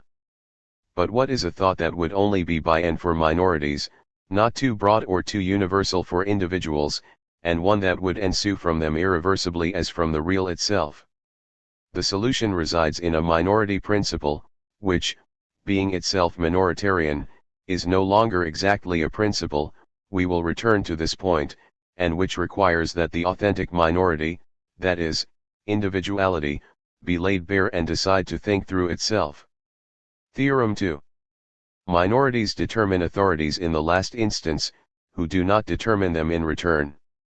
Determination in the last instance is a formulation whose Marxist use, completely pervaded by empiricism and materialism, could not elucidate it radically enough to dispel its mystery.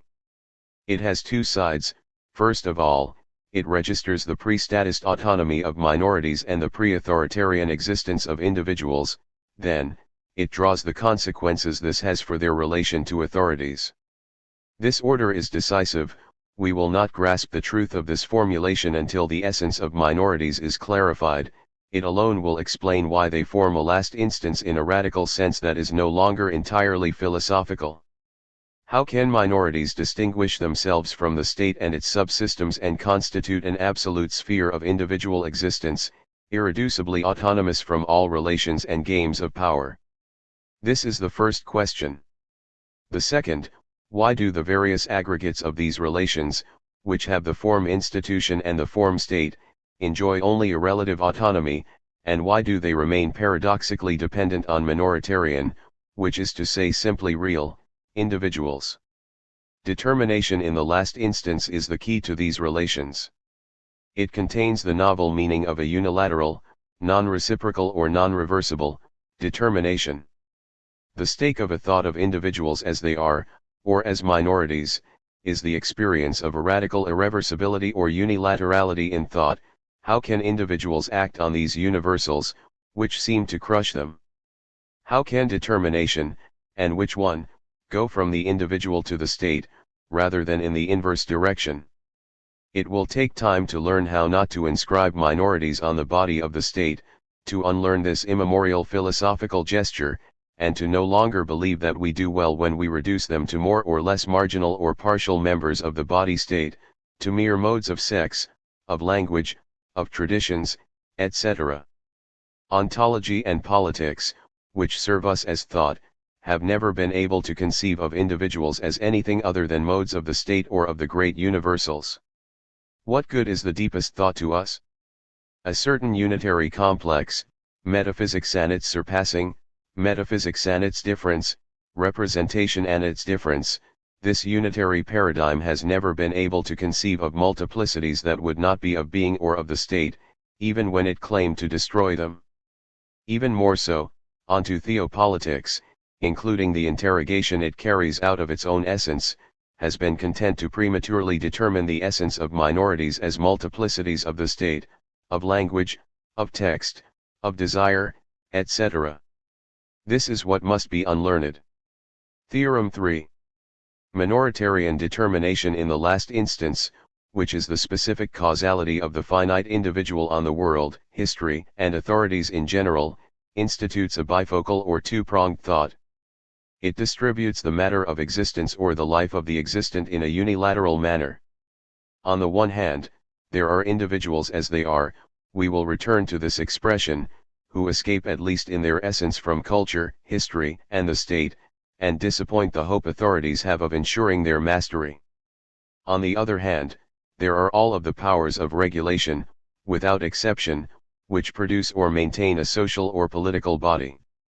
These are overwhelmingly unitary authorities or games of power, which are seductive but no less unitary.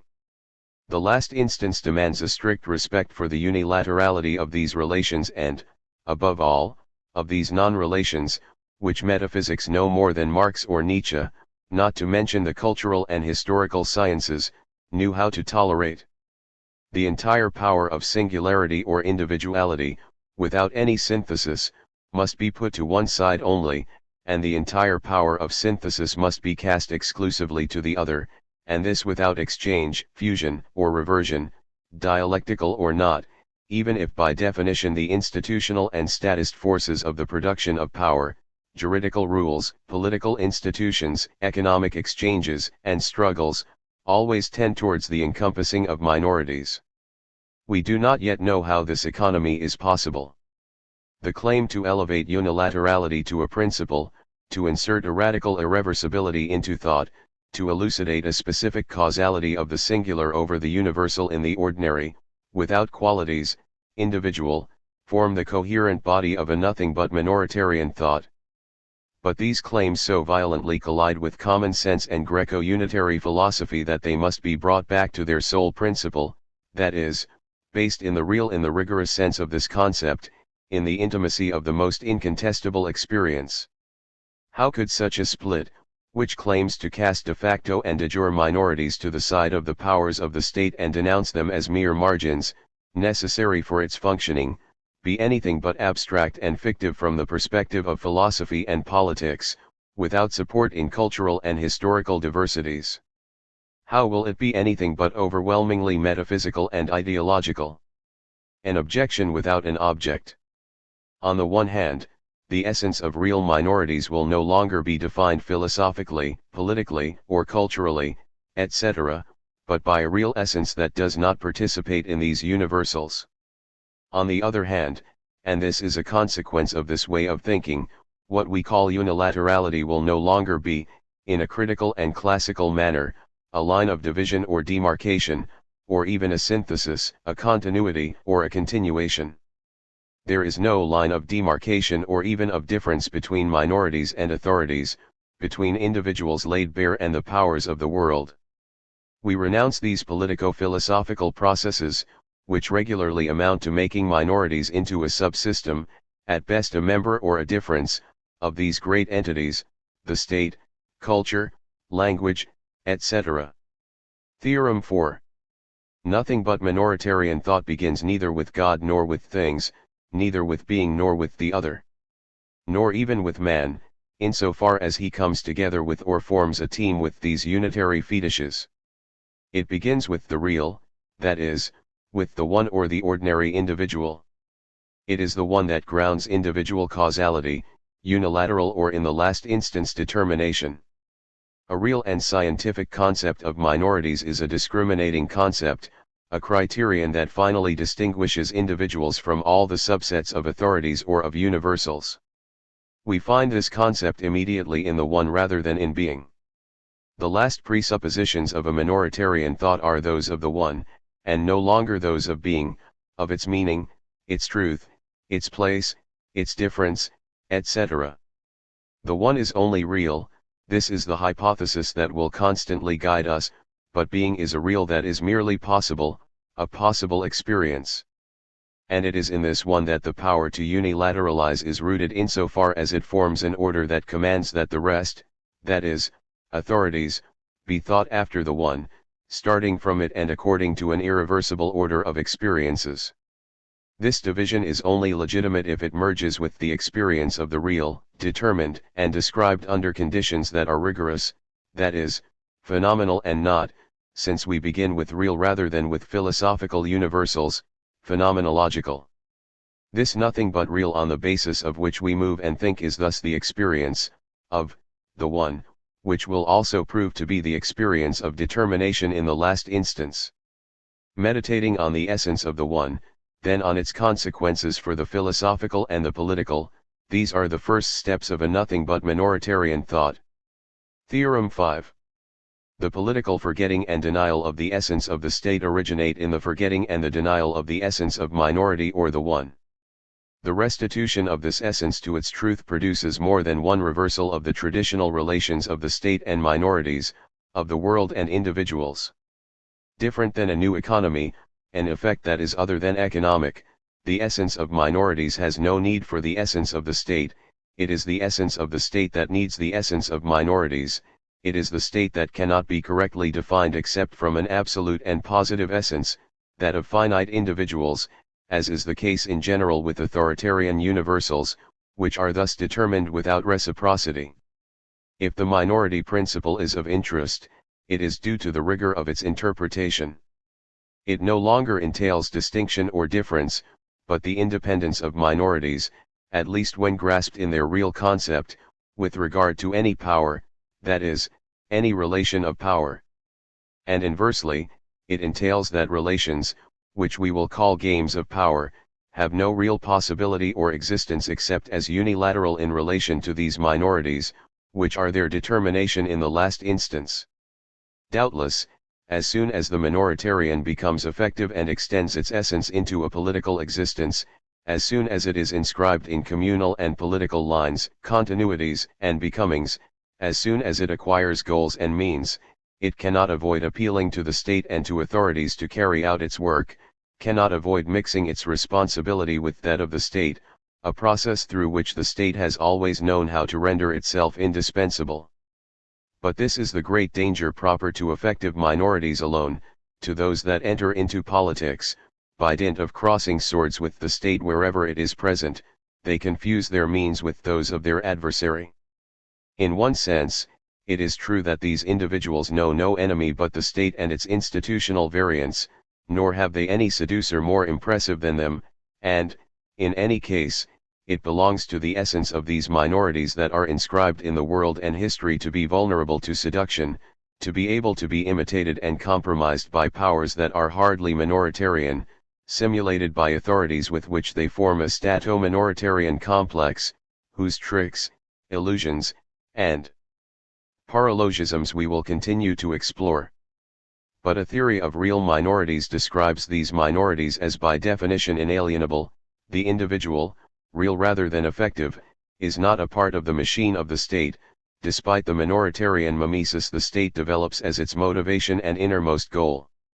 It is obviously the one, insofar as its causality is that of determination in the last instance, that carries the possibility of these relations and non-relations of unilaterality, and thus also the possibility of a description of the individual without qualities, of ordinary man as distinct from man defined by the world or by anthropological difference in general. Theorem 6. The two experiences of minorities are not entirely foreign to each other, because authorities, and the effective minorities who are inscribed in the sphere of authorities, are determined in the last instance by the minorities we will call individual or real. We call effective minorities, those of which authorities are capable, stato-minoritarian. The minoritarian individual, or the individual as he is a Janus-faced being, who only communicates unilaterally or with a single side. Multiple and dispersed straight away, he is constrained by his essence, the one and its positive incompletion, to refuse to be defined by a group, a community, a commerce of any relations whatsoever.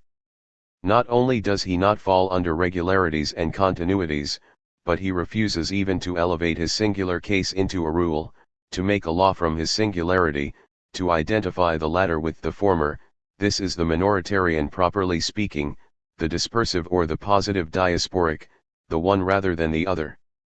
Then, in a seemingly contradictory manner, even though it ensues unilaterally from this first definition, the man of the most comprehensive responsibility, who has the conscience for the overall development of man. 3. Nietzsche. This is the stato-minoritarian, the individual who justly makes law or who merges with the state and becomes an authority in his own way. In requiring the absolute autonomy of minorities with regards to the state, the minority principle demonstrates that minorities, at least as they are traditionally defined as differences, are nothing but powers of the state, and inversely, that the state's own becoming constrains it to merge with minorities to constitute a stato-minoritarian sphere. From this arises a second, onto theopolitical, definition of minorities, a second source of minoritarian thought, the one of which philosophy has been capable. Double knowledge, two apparently contradictory knowledges, both necessary, but which have different and perhaps incommensurable values. On the one hand, real minorities, who know that they are inalienable in games of power, who do not fall under these relations that try to negotiate them even though they are the non-negotiable. And, on the other hand, affective minorities, those unitary philosophy hallucinates as being the essence of minorities. Of these two concepts, the first describes an absolute, pre-political, pre-linguistic, etc., essence of the individual and determines in the last instance the other and its political, linguistic, etc., content. 7. How to think individuals? Theorem 7. Individuals are not modes of transcendence, that is, of size Zion, of identity, or of their combination in a higher unity or objectivity. Neither are they modes of transcendence as other or beyond. The task of contemporary thinkers, the forced march of frontier intellectuals, is well known, the hunt after the beyond. Beyond the pleasure principle, the power principle, the principle of being, everything began with beyond essence. This indestructible ideal that exhausts so many thinkers still dares to appear on the threshold of minoritarian thought, beyond the political vision of the world, to find and determine the common people la plebe. The last resistance. The most secret margins. Minorities.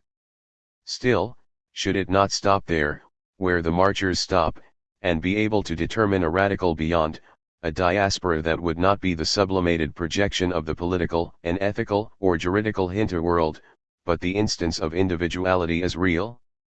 How to apprehend this absolute impotence that contains power and the state in their specific and limited order?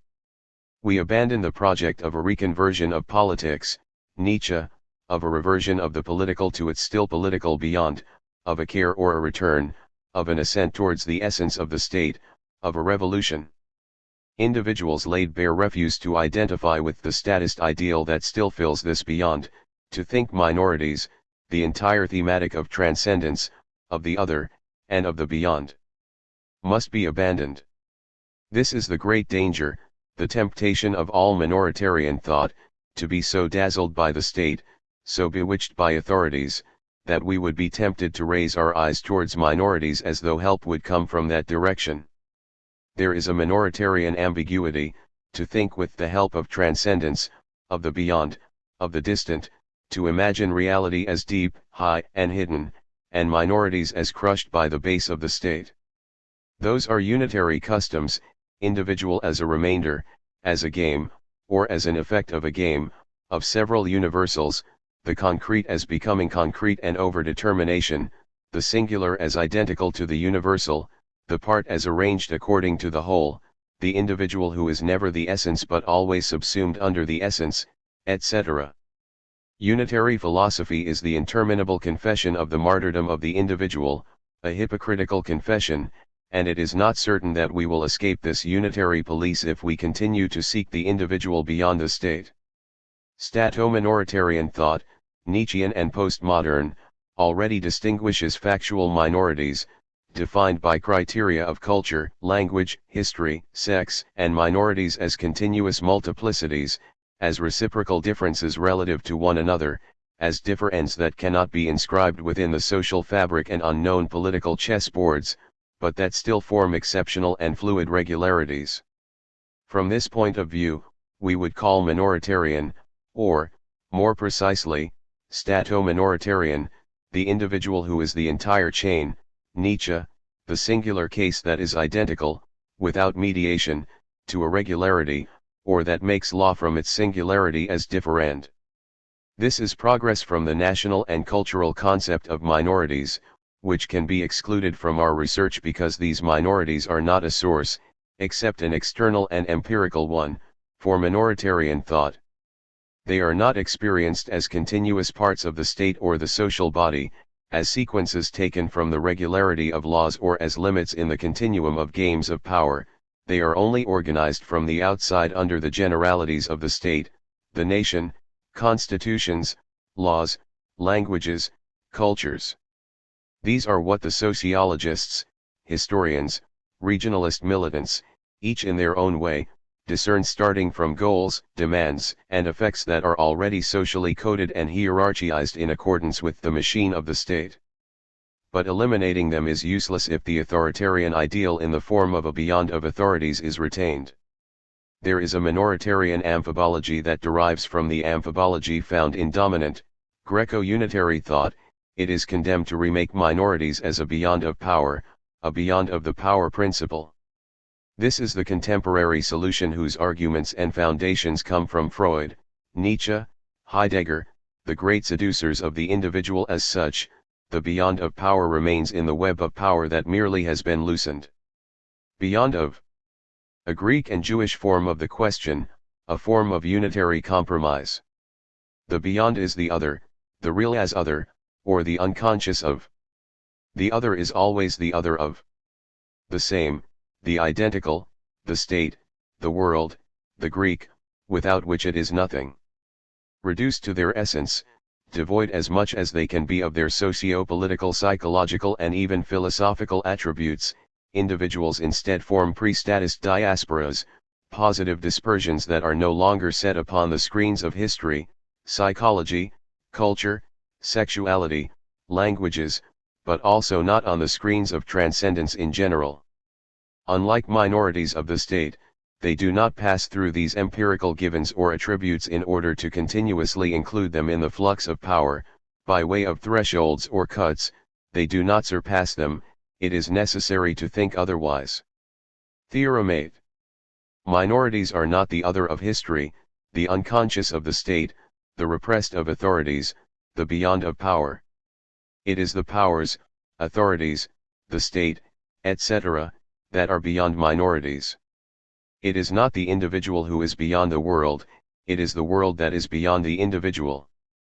The minoritarian essence of individuals, or the essence that we will later call individual rather than individual, of minorities, must be sought in a different way than through philosophical desire, the metaphysical, transcendence, the other. Individuals do not fill the beyond of the world any more than minorities are the ungraspable cut or the indisputable malaise that renders authorities incomplete and puts them beside themselves.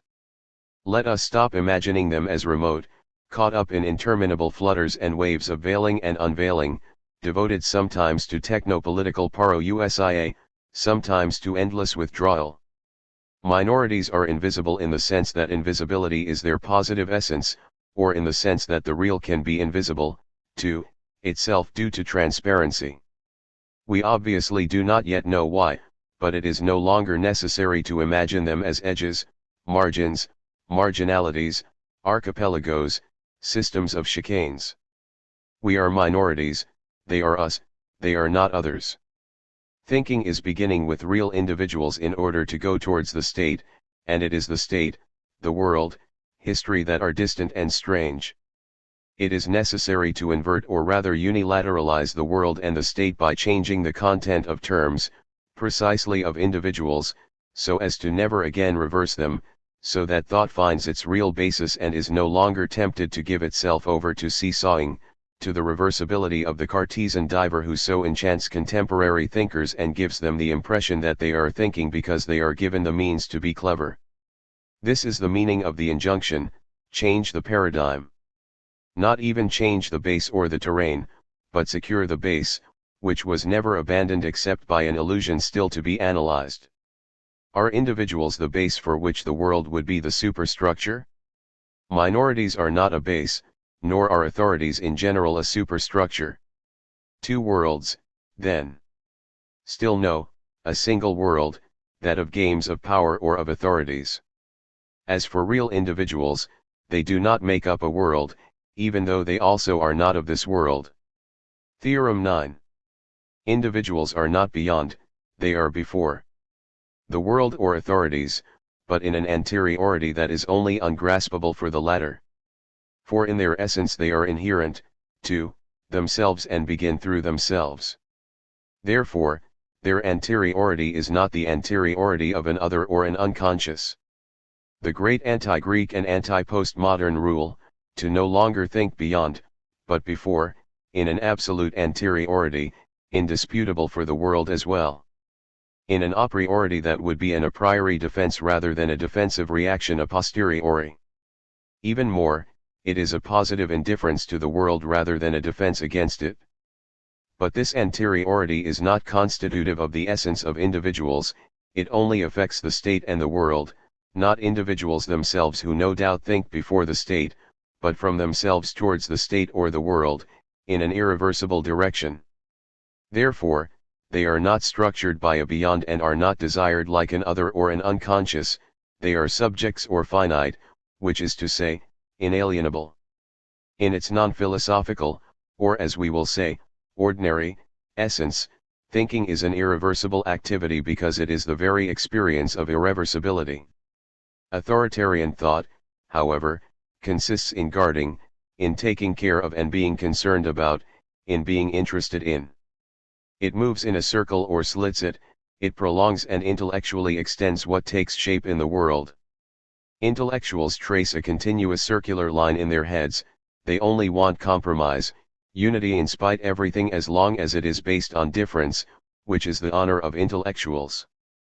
But ordinary man, the individual without predicates, does not feel himself to be first and foremost of all in the world. This is the slogan of intellectuals and Greco-unitary philosophers. He has no basis, the world, and is not a basis for the history of the world any more than he is a line or a game of positions to maintain or stakes to defend. He indifferently contemplates the world and the state, where nevertheless he is also found though not through his essence. This contemplation is by itself an irreversible order of experiences. Theorem 10.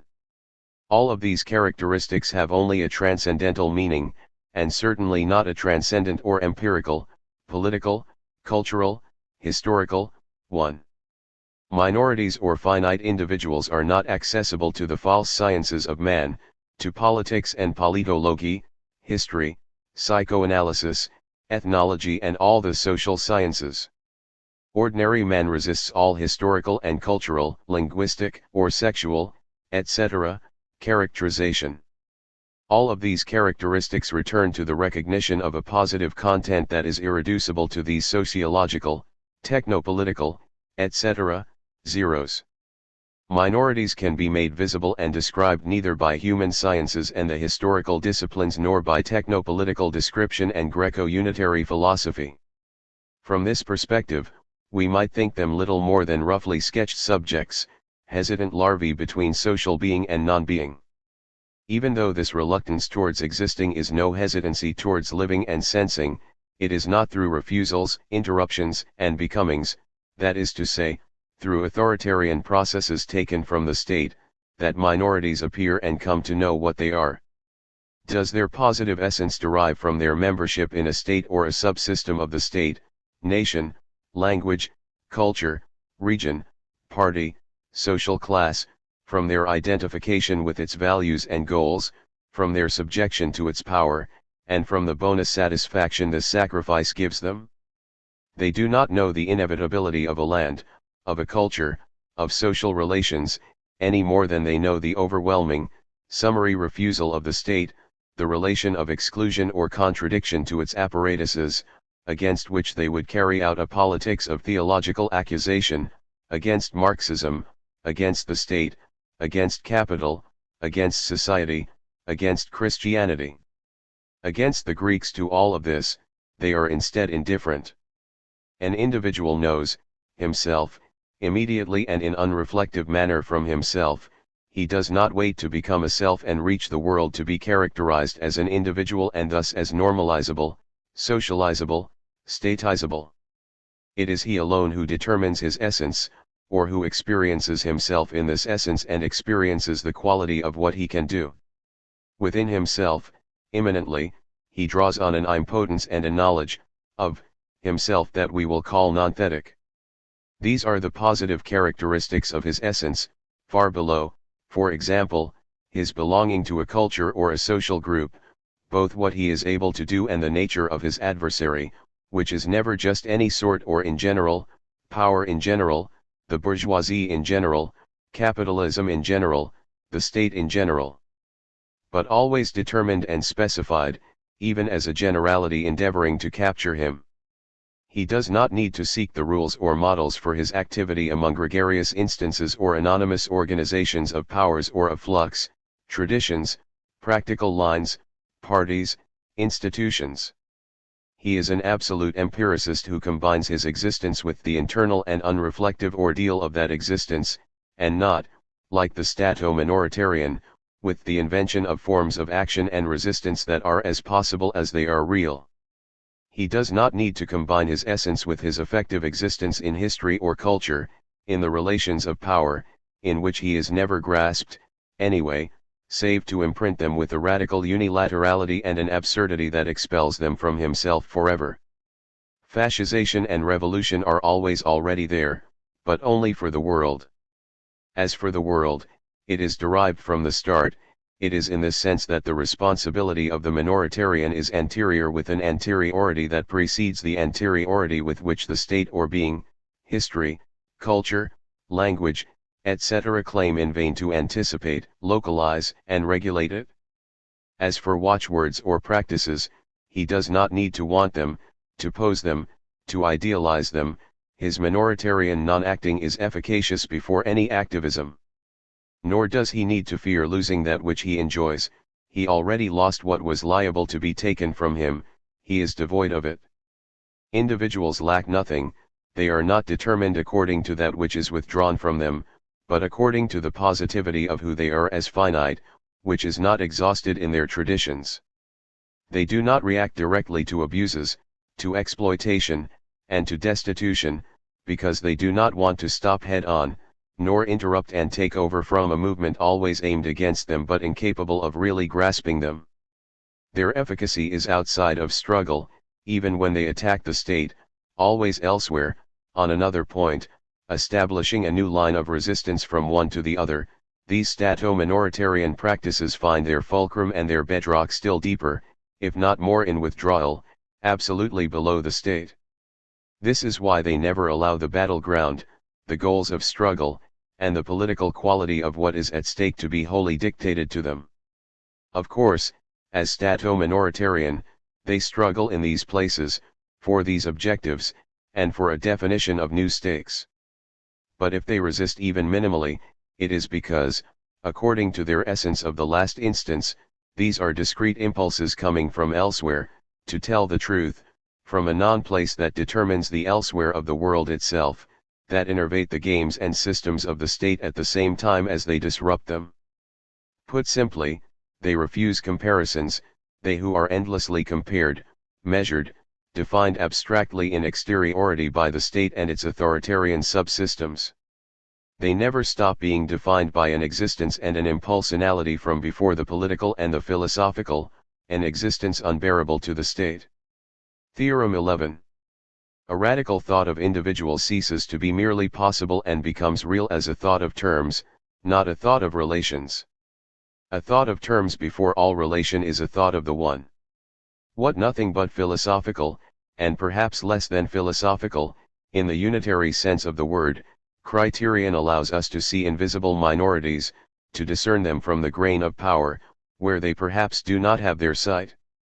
Where to find the instrument to discern them, if their discernment is at the highest point a science that is itself minoritarian and not at all optical.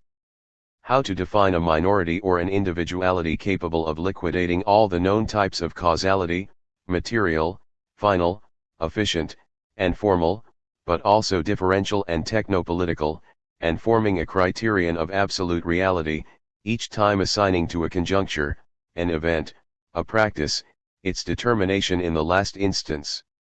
We know the dilemma: a term as it is, nothing but term, is unthinkable, because either all thought is a putting into relation or it is a disguised return to the principle of identity A equals A, which would be put in charge of reality and unduly given a real or transcendental function. This is the dilemma in which dominant and unitary thought attempts to enclose the undoubtedly paradoxical thesis of a pure experience of terms. This is how the term is regularly reduced to a mere index of alterity and exteriority at the heart of the interiority of relations, in the worst case, to an absurd and unconscious manifold, in the best case, to a function of the other. Unitary idealism has a somewhat bad conscience regarding terms and the injustice it does them. It transforms the term into the other, into the unconscious, even into the primary process.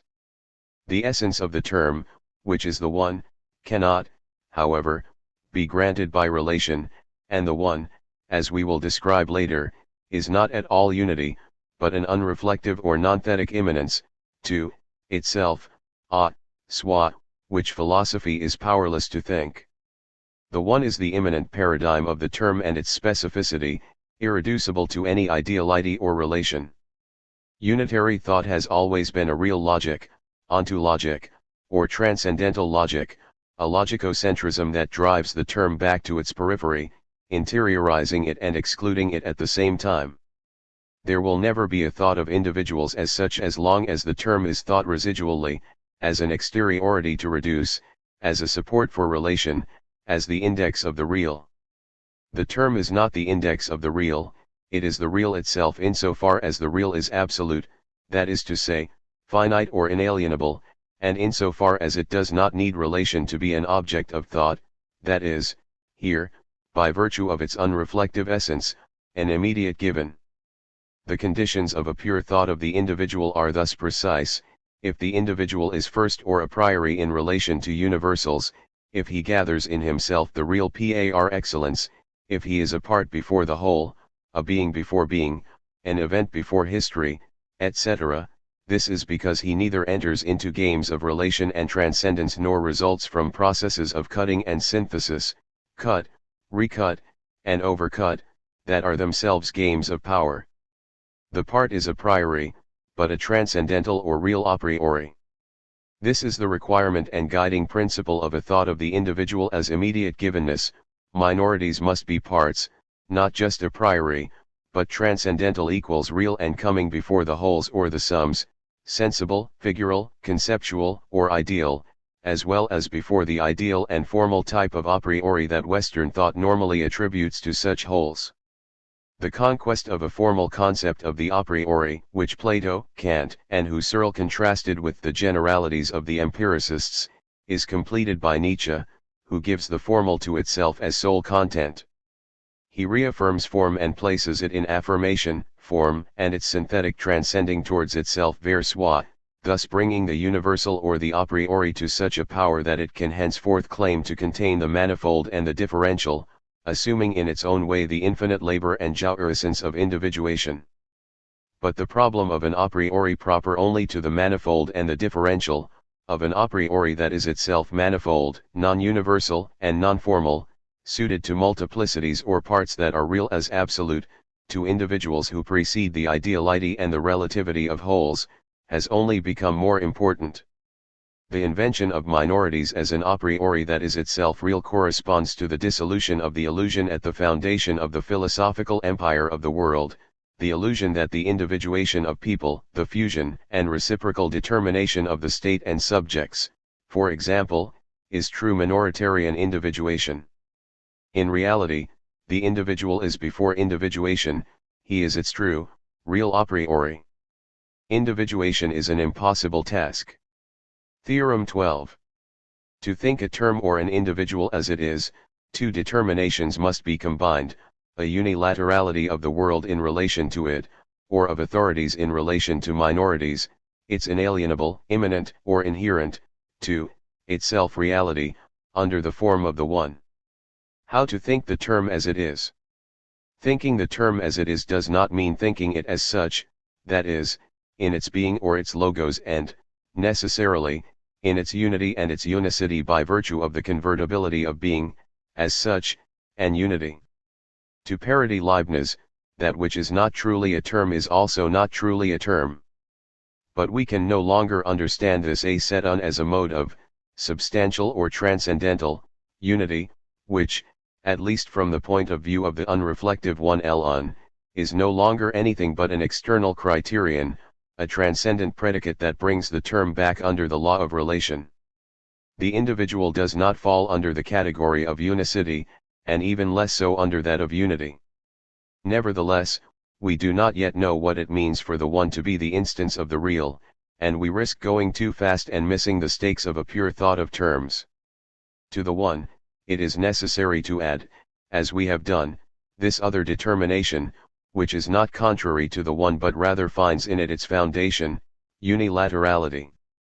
The individual cannot be thought as unicity, that is still an imagination, a transcendent image that falsifies the experience of the individual, but rather as a finite one capable of unilateralizing the world. How to actually experience unilaterality without making it into the kind of abstraction denounced by philosophy? Is it not a form of the other? But the individual is not first of all located beside, on the margins of, withdrawn in relation to. That would be to confuse it with a mode of the other or of the unconscious, an ancient confusion we have just denounced. Unilaterality can be saved from its fall into the unconscious only by the one, which gives it its reality and inverts its meaning. Indeed, the one is so immanent to itself that it needs no withdrawal to retreat into itself and that it does not need to disengage from relation or render itself unilateral. But this is why it makes all things unilateral. On this basis, unilaterality becomes a real principle or receives an absolute truth and consistency. But then it also, as we well know, entails a quasi-reversal. The individual is not unilateral in relation to a totality, as an unconscious or an other would be, but the individual unilateralizes the world and produces a beside him that is relative to him. To reach the essence of the individual, we will also proceed in two stages. First, we will clarify the refusal of the individual to fall into relation, that is, in reality his power to unilateralize the world and authorities, which is the content of the real experience of his causality, completely different from a withdrawal. To do this, we will use a certain principle of difference known to philosophy, which we will alter in order to give it a real meaning, withdrawing its logical character and inverting its meaning or its effect. Then we will suggest that unilaterality is real and ceases to be a relation, that it is a term or the specific effect of the term, and no longer a relation, under precise transcendental conditions or conditions of experience.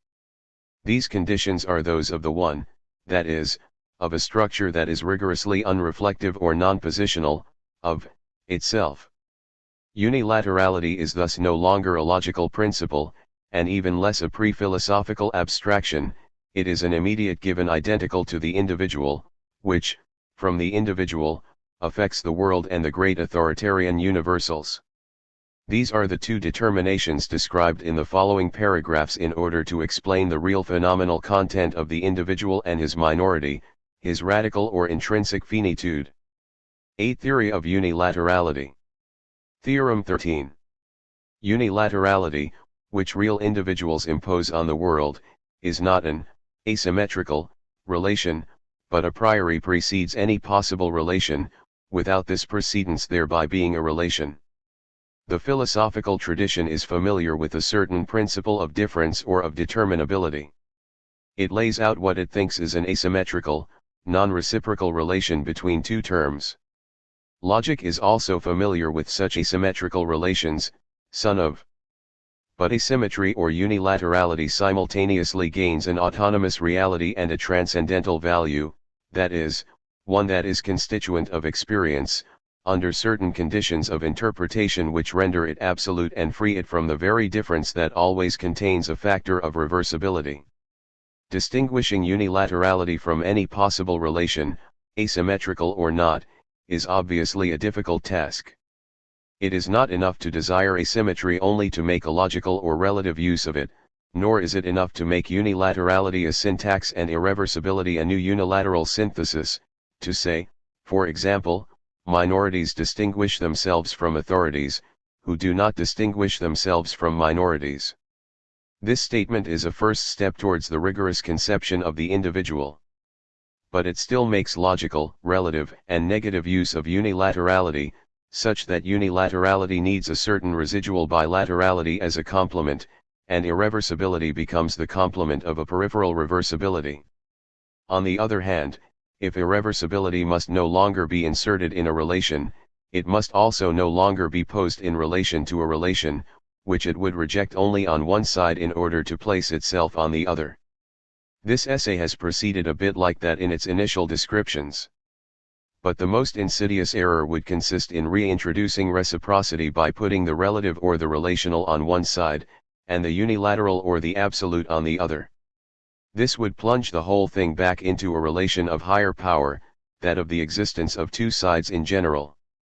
On the contrary, unilateral means that there will be one single side that will take root in an instance, which will in no way itself be a higher or more powerful side producing a synthesis of the two. If it becomes real, as an unreflective experience must be, unilaterality excludes all relation, which is always reciprocal in spite of everything. It excludes, for example, asymmetrical obvious statements such as son of, which are complemented by father of, and which still presume a reciprocal, encompassing, and higher relation, that of the same family. Two cases can be examined. One, real unilaterality must be liberated from the form of predication that is both substantialist and logical. It is a matter of giving asymmetry or irreversibility a meaning independent of the game of general predicates, of recognizing in it a direct effect of the most individuated subject, a consequence of its finitude. Minorities are not empirical individuals herded under general codes, cultural, historical, regionalist, biological, age, sex, or capitalist. They are distinguished from what subsystems of the state designate as minorities. We can hardly even say that they are always on one side, never determined by the other side, that of the state. For that remains an ambiguous formula. They are not on any side. We have just spoken out against this illusion. It is the state that is by their side, or, more precisely, that forms their possible surface or their exteriority. Whatever the predicates attributed to them, individuals are irreducible solitudes. They are not determined by those predicates. The solitude of the subject does not even stand facing the attribute. It does not tolerate an attribution, which its essence excludes or to which it is indifferent. The radical thought of the individual entails the exclusion of the logico-real model of predication, which remains a transcendent model. Real unilaterality falls outside the logic of relations in general, not just that of predication, because more generally it liberates itself from the complementarity of terms and relations, from this game that wants relations to be sometimes external and assuming points or terms in themselves, Russell, sometimes internal and interiorizing terms to their advantage, Leibniz, Hegel, sometimes mixed or simultaneous with terms, Nietzsche, as is the case in games of power. Unilaterality does not become transcendental or real before being a mere a priori, that is, still a universal, unless it ceases to be a relation, to belong to a genre of relation, and unless it ensues from the unreflective essence of the term itself. Instead, it is relation understood globally that enters as a term into a unilaterality to which it is subordinated and which subordinates it to the one. It is still necessary to find the instance capable of grounding and determining unilaterality as real. Only the one will guarantee that the individual will no longer be a term merely opposed to a relation or supporting it. It will not be satisfied with deferring differologicocentrism, the traditional couple of the relation and the term. It will eliminate the holistic conception of terms along with the logical conception of relations, their idealist conception as the interiorization of terms into the relation, as the absolution of the relation and its primacy over the terms, Hegel, or even the becoming terms of relations, Nietzsche. It will render not only the ideal conception, but also the idealist use in general, of relations, and, thus, of relations of power, useless for defining the essence of individuals. But it will only eliminate idealism from the theory and politics of minorities because it will take relations in general for a non-determinate and non-essential moment of their reality. This has obvious consequences that concern the political even though they themselves are not political. Absolutely before relations, Marxist relations of production or Nietzschean relations of power, the essence of minorities or of individual multiplicities determines around itself an absolutely originary asymmetry rather than continuities, relativities, and differences. For example, a minoritarian practice is autonomous even before being distinguished in a more or less clear-cut way from social relations. It appears already before the suspension, which it actually induces, of the relations of causality and motivation. Ideally and ontologically indeterminate, minorities are not too distant, too high, too remote. They are too much in themselves to still be determined according to modes of generic social representation, bourgeois, specific social representation, Marxist, differential social representation, Nietzschean. A constant thesis of this essay is non-Nietzschean and non-structural, and not only non-unitary. The minoritarian perspective, unlike the stato-minoritarian perspective and the perspective of games of power, rejects posing the problem of the individual not only in general terms of relations, but also in terms of difference or differend, that is, of fluid relation or becoming.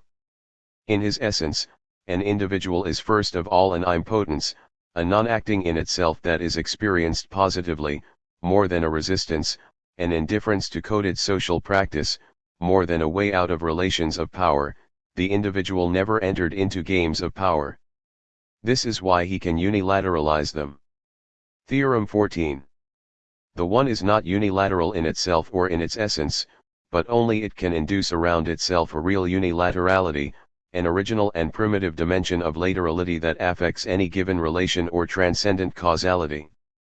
Unilaterality only becomes real and ceases to be merely logico-real if it simultaneously ceases to define the very essence of individuals in order to become a consequence of that essence, belonging to it virtually as its principal effect. The insertion of unilaterality into a non-unitary thought of the one definitively transforms its concept and experience. The paradox of a positive, that is, real, conception of unilaterality is that unilaterality itself changes sides, so to speak. More precisely, it inverts the only side in question in relation to the terms of the one and the world.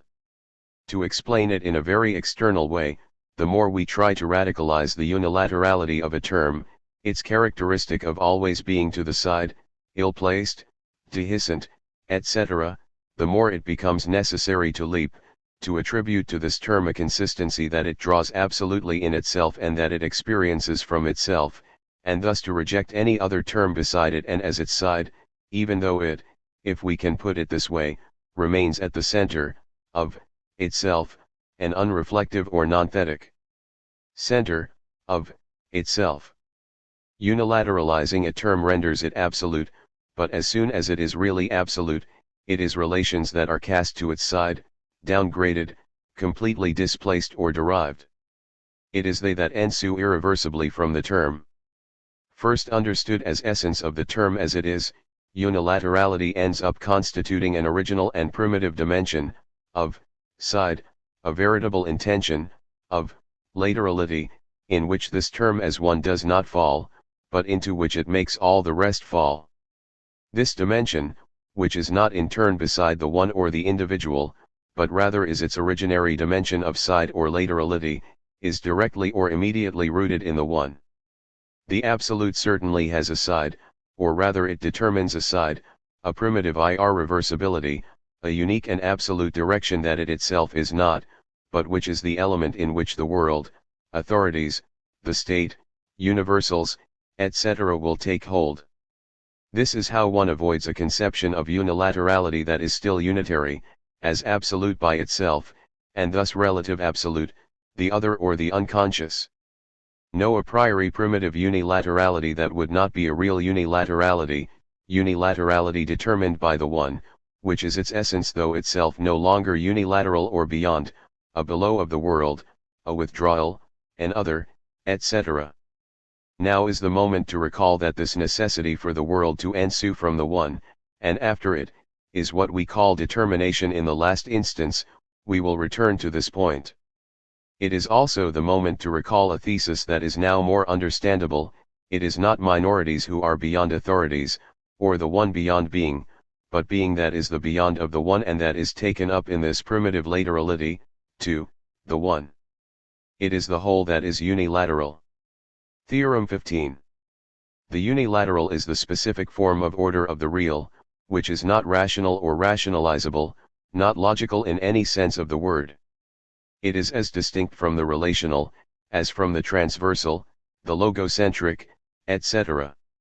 All philosophical thought seeks a form of order, dialectics, syllogistics, the order of reasons, analytics, structure, being in the world, difference and supplementarity, etc.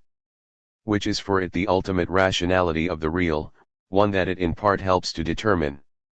Insofar as it no longer falls under philosophy and rationality, the form of the order of the real is unilaterality as irreversibility, induced by the one inherent non-thetically, to itself. That is the form of order specific to terms as they are, when they are experienced as immediate givens, no longer falling into a relation and under a logic. The individual is not that which is beside, on the margins of, on the edges of, beyond. It is instead that which induces around itself a side, a margin, an edge, a beyond. Unilateral, a single side, a single edge. After the one, the originary structure of our experience is not a bilateral relation, but unilaterality. There is no bilaterality, intersubjectivity, relation, unless it is interior to the world. However they are specified, the relational or the intersubjective is the point of view of the philosopher, who surveys the situation, denying its radical individual finitude, its proper essence, to better ensure his mastery over others, whom he plunges back into the neutral and partially indifferent element of the relational, of the differential, of the differential. Unitary philosophy only scorns universals because it arises as an over-universal, an encompassing element that allows it to judge from on high the stubbornness of the individual, to incriminate his refusal to identify his reality with rationality. Unitary philosophy is the delirious form of the rationalization of the real, directed, among other things, by the sciences. But surrounding ordinary man, everything, the whole, philosophy itself, becomes unilateral. The whole is a margin and the only margin that the real induces. The one in itself suffices for a primitive, in the sense of irreversible, dimension, erection that is not a direction, to take shape. We will not mistake this laterality for a transversally. It is more originary than a transversally, which runs from point to point, each time forking at the crossroads, its impossible yet obligatory waypoints. Transversally is one of the final surges of unitary thought, the point where irreversibility still touches reversion, the ideology of the margin, the beyond, the deviation or the drift, the infinite course of difference, the continuation of the differend. In contrast, unilaterality is emplacement without displacement and without return, being derived without derivation or drift, to which the one that is inherent, to itself in a non-positional way constrains all that it is not, being in particular. As for the thesis of the logocentrism of metaphysics, it seems that neither it nor even perhaps its deconstructors have rigorously thought the centrality of the center and of logocentrism. When they speak of the need for a fixed point and for a center of metaphysics, they precisely still do so as philosophers, with a split double gaze, one eye on the center, one eye on the periphery, traversing the relations of hierarchy between the center and the periphery. But if the split squint is the unitary, that is, philosophical, method par excellence, the experience of the center as it is, of nothing but center, compels us to abandon the constraint of circularity and place ourselves really in the center, that is, in the one itself as nonthetic, of itself. Thus everything changes, for if something appears, either in the horizon, or more originarily as horizon, it will give itself in that which is not a horizon that is already there, but in that which inscribes every possible horizon, in a certain irreducible laterality. This more profound than the horizon is defined in relation to the one and thus is not circular. This is an originary dimension of downgrading, of being derived, of ensuing, or of irreversibility. It is buried and lost in the metaphysical survey of the center. It thus seems that philosophers of the center or of metaphysics have never examined closely what a center is. If, like the metaphysicians themselves, they are content to survey the center from the periphery in a unitary round trip that is the utmost adventure allowed by philosophy, this is because they took logocentrism at face value and considered it logocentrically, leaving the essence of the center unclarified or indeterminate. This fault is the essence of philosophy, and extends far beyond logocentrism, because it still reigns in its deconstruct ions. All of philosophy is at once released from its pretensions when the center is really experienced in its nonthetic inherence, to itself, before being experienced in its possible relation to a supposedly given periphery whose genesis moreover cannot be produced and whose essence cannot be elucidated. The essence of logocentrism is not at all the need or desire for the center, it is purely and simply the lack of a center and of its real experience. It is vicious circularity and, for this reason, the mere need, but how peripheral, of a center. This need is, more deeply, a forgetting of what is, in its unary essence, the center as it is. Theorem 16. Real or absolute, and no longer relative, unilaterality is what we call determination in the last instance. This is the specific causality of the individual or of ordinary man, a minoritarian causality. Unilaterality is the non-philosophical but real or transcendental form of causality.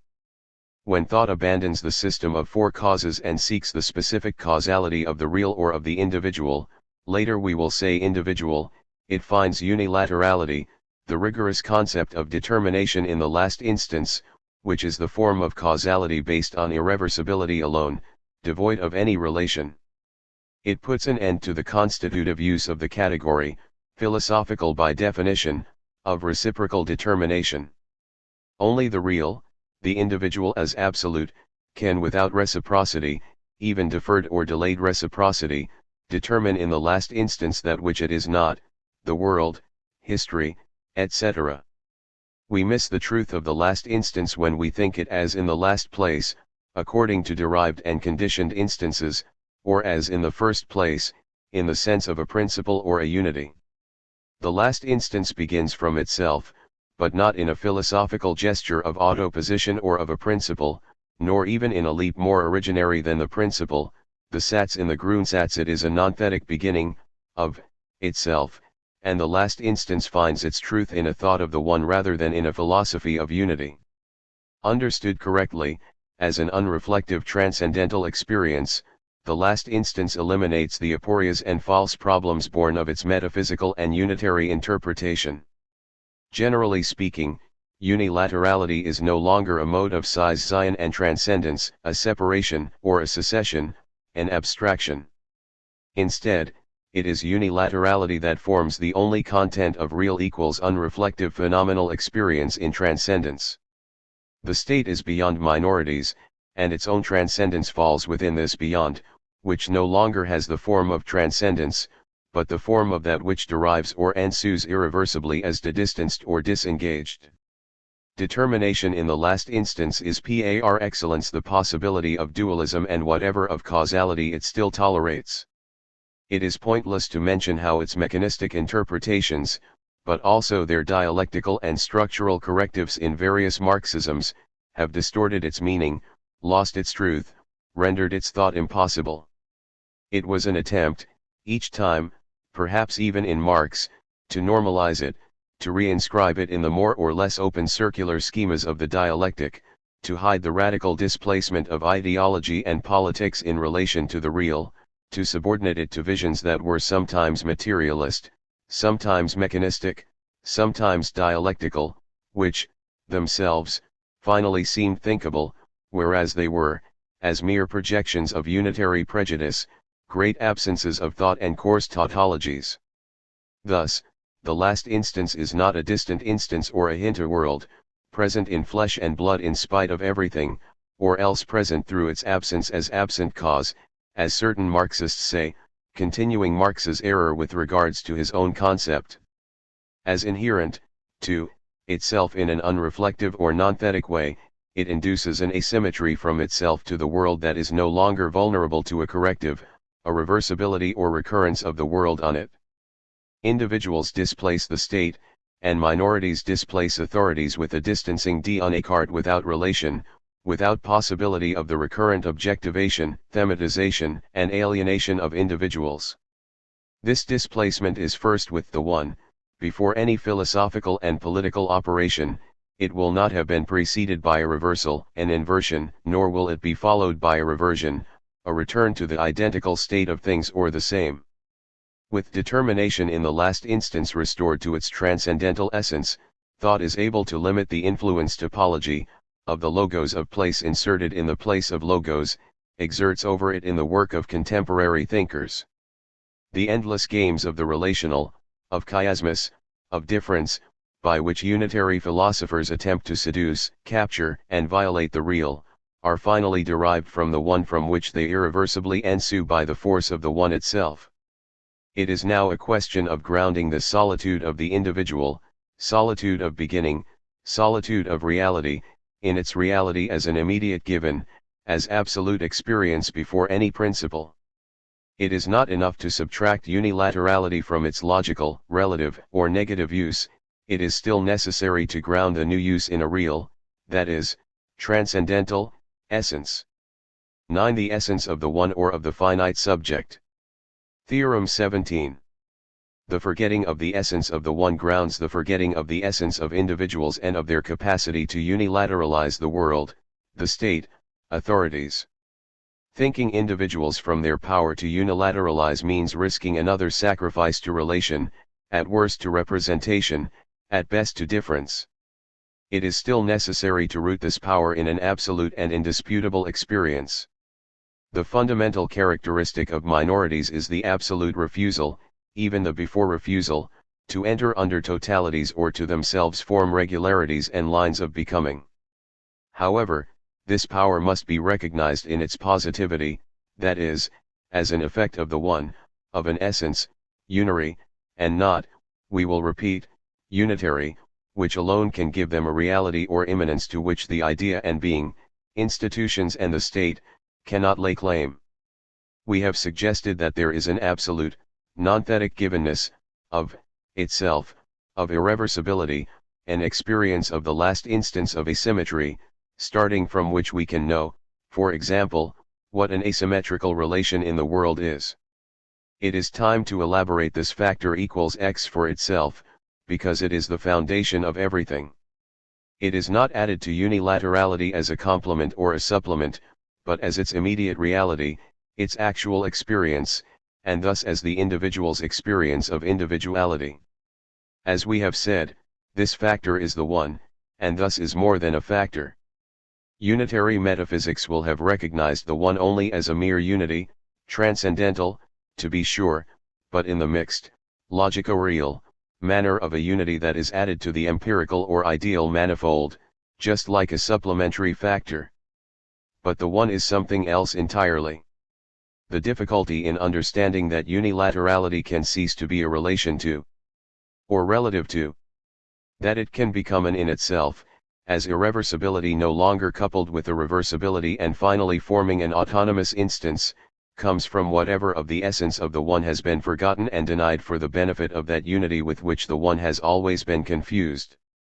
Unilaterality or irreversibility is by itself nothing other than that one, not insofar as it would always already have refused, as absolute, to enter into a relation. That refusal does not constitute its essence, but because its essence is autonomous from the beginning in such a way that it determines or induces an effect of irreversibility around itself. Must we bemoan the forgetting of the one the way some philosophers complain endlessly about the forgetting of being? In one sense, this forgetting of the one is much deeper, more extensive, more ineradicable. The forgetting of being could never have become the guiding principle of a thought save on the insistent and much more decisive ground of the forgetting of the one.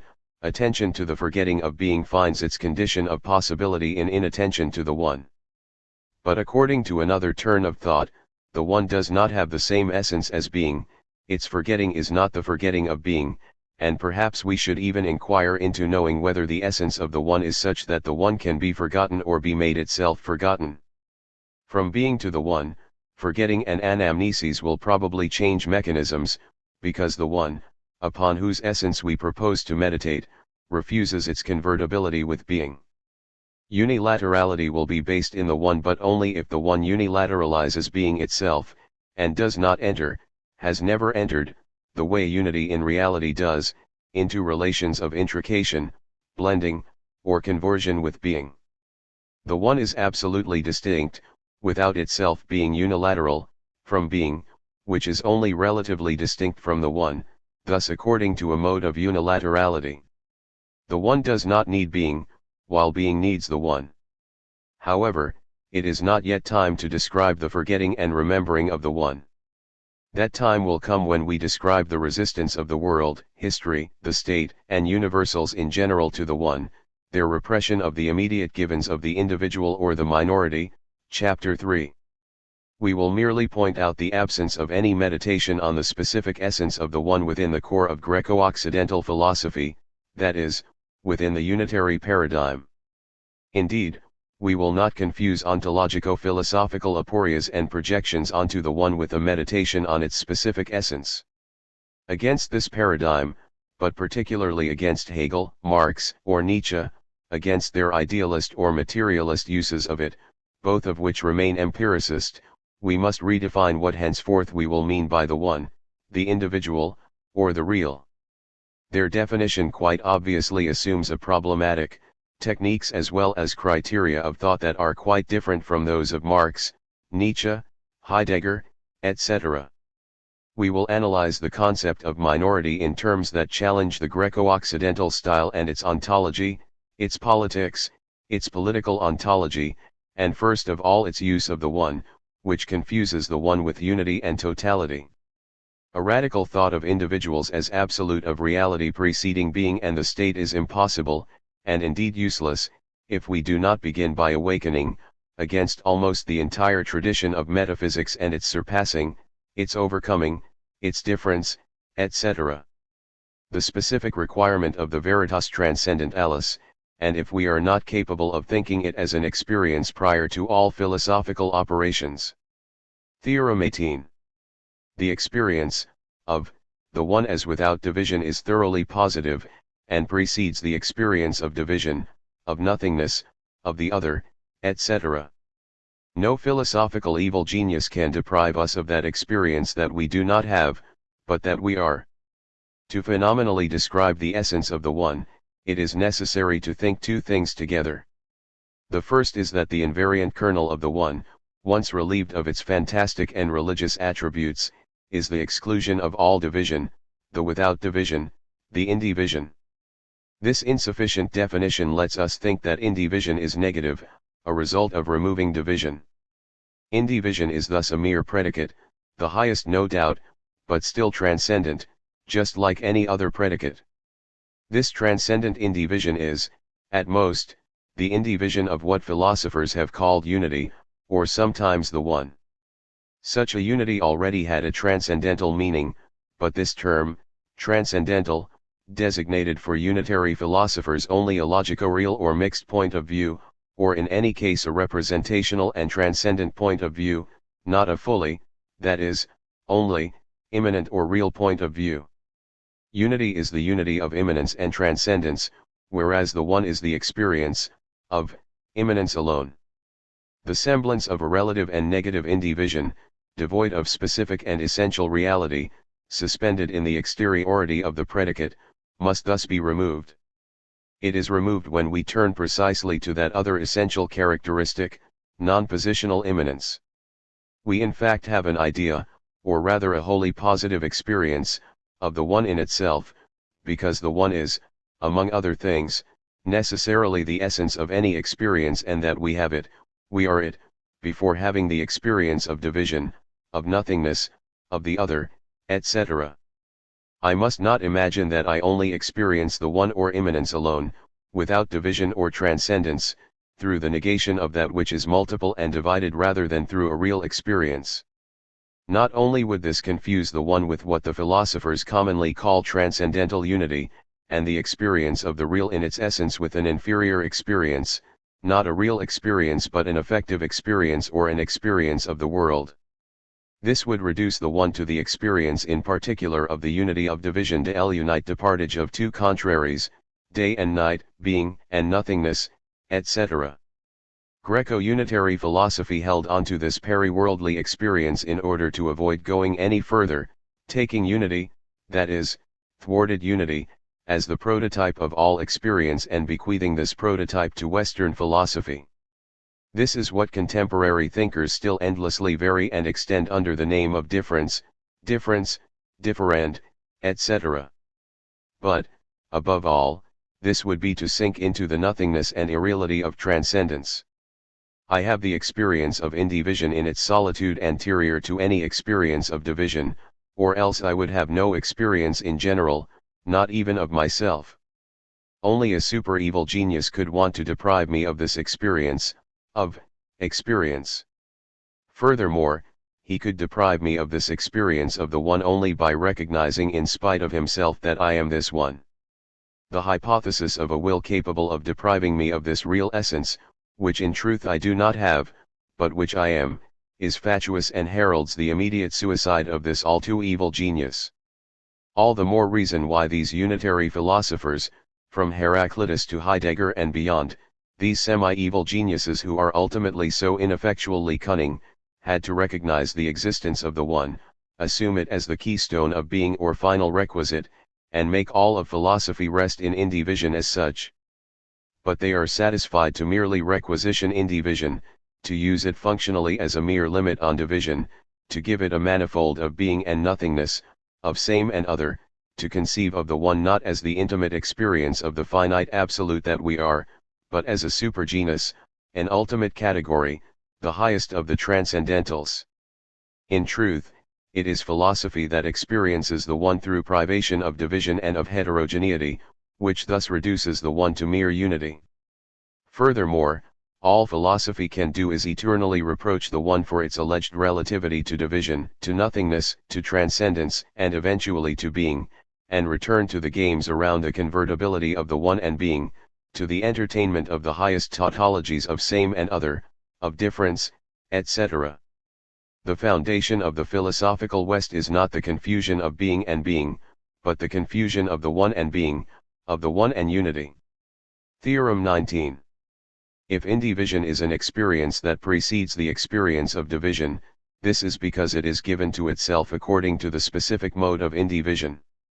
The one is an unreflective or nonthetic, to itself immanence, devoid of transcendence, nothingness, alienation, etc. This is the veritas transcendentalis in the rigorous sense or the mystical kernel of all thought. How do we pass from indivision that is still relative, in danger of drifting off into transcendence, to indivision as essential reality, passing from a relation to an absolute, from a negation or privation to an affirmation? Certainly, the one is not such a passage, an exit, or yet another transcendence in relation to the transcendence of being.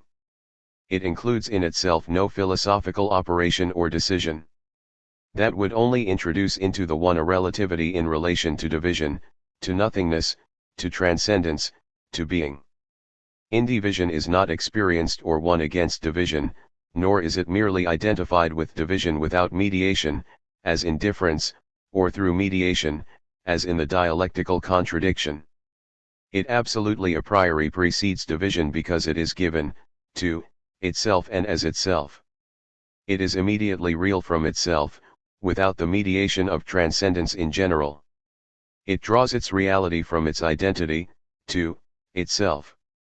But its identity is not logical, that is to say, analytic, nor is it real in the sense of synthetic, nor is it the difference between these two modes. This identity is indivision itself, which remains immanent, to itself and does not exit itself. It is irreducibly finite, or condemned, to itself. This is how indivision becomes real through and through. It experiences itself, gives itself, to itself, but in a mode of givenness specific to it or a mode of which it is capable, precisely that of indivision or non-distance, non-objectivation, non-difference, non-alienation. Even though these terms are unsatisfying, the reality of the one is to be only interior or inherent, to itself without needing to pose itself. Absolute interiority, and thus without manifestation in the world, without a common surface with history, without a border with being and games of power. We will call this kernel of immanent experience without exteriority, this immediate givenness of the one without transcendence, the mystical. The mystical is pre-philosophical, or, as we will say, ordinary. Theorem 20. The one and the experience of the one are identical, this is its transcendental truth. The one is not given before its experience, before experience in general experience. The essence of the one is its reality in the sense of its purely transcendental experience, insofar as the essence of the one, and in spite of the so-called transcendental tradition, although for the same reasons, is the essence of the veritas transcendentalis that was lost as soon as the autonomous or unitary philosophical decision came into being. The transcendentals themselves, in particular ens, presuppose a specific truth that only the one, and not being, possesses, transcendental truth, truth that is autonomous in relation to all the transcendent forms of truth, not only scientific or religious forms, but ontological and logico-real forms as well. Unitary philosophy is identical with its bad conscience with regards to truth. We will not believe that philosophy clung dogmatically to truth. At most, philosophy was subjected to its inferior and transcendent forms to the point of becoming that nihilistic hatred of truth that constitutes the essence of contemporary philosophical activity. The essence of truth is not of this world, of this history, of this philosophy, none of which know it at all. The veritas transcendentalis is unreflective immanence, without alienation or nothingness, and thus without a self-position, non-thetic or non-positional, of itself.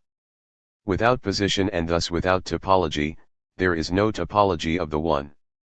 The transcendental instance par excellence is not being but absolute immanence, indivision insofar as it is its own object in a strictly immanent or unreflective, rather than internal, experience. Prior to any other definition, transcendental means a radical immanence, devoid of distance to itself or of nothingness.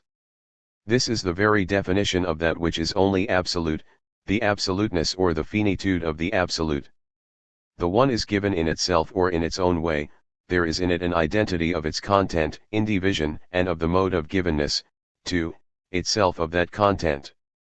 This real identity is the mystical, it is the foundation or the essence of the individual existent. Ordinary man is a mystical living being. Transcendental thus signifies, more than ever, real or immanent, reality as immanent, immanence as real. This rules out the mere condition of real possibility, which is the unitary form of the transcendental. In fact, it is posed as still relative to a transcendent experience, perceptual, natural philosophical, moral, linguistic, aesthetic, etc., as unitary philosophers usually do. It thus includes in itself some transcendence, some separation, some negation, all ideal and relative to the empirical given. Unitary philosophy includes some of the transcendent in transcendental immanence, to transcendental immanence it gives an empirico-ideal support, to the one it gives the support of being. Once again it is incapable of thinking the one in the rigor of its essence, which it cuts in two, it detaches indivision from itself or from its reality, functionally requisitioning indivision to place it in the service of transcendence, thereby confusing the essential, unity with the one, transcendence with transcendental immanence. A rule of anti-unitary thought arises from this: if a transcendental condition, of possibility, is to determine the conditioned, it must be interminable from the perspective of the conditioned and be determined first of all by itself. Too often, always, unitary philosophers lazily rely on the conditioned to help them think the condition, on the transcendent to help them determine the transcendental. There is the infinite, the interminable, time, and history, etc., for this. The rigor of thought stems rather from its irreversibility, requiring that the one be completely and actually determined by itself before determining any other type of experience. The only rigorous thought is the descending dialectic, one that starts from the one. Any dialectic that starts by ascending is circular, vicious, and ignores the unreflective essence of the veritas transcendentalis. This is why the essence of individuals, minorities as they are, irreducible to all the universals or to all the totalities, must be inscribed not in the interval or gap between the empirical, culture, history, languages, customs, etc., and the transcendental, but in the essence alone of the transcendental itself. The one is that which breaks the empirico-transcendental parallelism. Theorem 21. The unary and the unitary are really distinguished according to whether indivision is immediately and non-thetically given, to itself or given to itself by and with division, size Zion, nothingness, transcendence, etc. We differentiate between the unary and the unitary, unreflective immanence and reflexive reflective immanence constituting itself through the mediation of a size Zion. Here, unreflective does not quite have its Sartrine meaning. It denotes the non-positional or non-thetic, of itself immanence that is no longer the immanence of a synthetic substance but rather that of a pre-ontological or pre-substantial individual. The real immanence of the one as non-unifying principle, neither synthetic nor analytic and repulsive, does not know the self-presence à soi of consciousness. It forms a light, if you will, but an absolutely coherent light that does not proceed by reflection and is not itself open to being reflected, divided, and captured. The absolute autonomy of the one means, among other things, that it is inalienable or finite, that it cannot even be grasped by the mirror of representation, be reflected as self-same and by means of a division of itself. The essence of the one is indivision, but this is not the function of indivision as unity associated with a form, an idea, or a difference. Unity is in fact given by and with something else, a division or a transcendence. On the contrary, indivision is here given in itself, in its own immanence, in a strictly unreflective way. This is what constitutes its absolute reality, instead of being given, as is that of unity, with and through its contrary, size Zion, nothingness, and finally the universal and mediation. Thus deprived of transcendence, it is devoid of ideality or formality. It no longer bathes in the neutral or indifferent element of universality. The idea or the relation is also indivisible or undecidable, but it is a totally relative indivisible, one that still tolerates specific division, which it overcomes. For example, when Marxists say that the one divides, they are thinking not of the one but of something else, of unity, of the relation of the size Zion of contraries, of scission as unity, that is, of the idea, in which, moreover, they still reflect inferior forms of unity. These are empirical idealists who have not yet attained the Heraclitan or Nietzschean state of the purification of the relation of contraries, their pure coincidence, that is, absolute idealism. If the one, on the other hand, does not tolerate division, if the cuts are not reflected in it, this is because the one is not unity, the transcendent unity of the mathematico-moral idea, or the immanent unity of the relation of power. Unity is nothing more than the reflection of the minoritarian one in and as transcendence, a self-synthesis that is split and reflected for itself. The attribution of the one to minorities will surprise only the philosophers, who confuse the one with unity and with the relation of contraries, and who give, this is a contemporary example, a technopolitical interpretation of the condition that ought instead make individuals independent of the world or the state. Thus the one is not unifying, and even less unified, even for itself. Nor does it divide itself, and for the same reason, the one is not synthetic outside itself or in itself. Its mode of efficacy, lateralizing rather than unifying or positional, knows no operation of synthesis on an exterior and received manifold, nor on a manifold with which it would be joined, continuous multiplicities.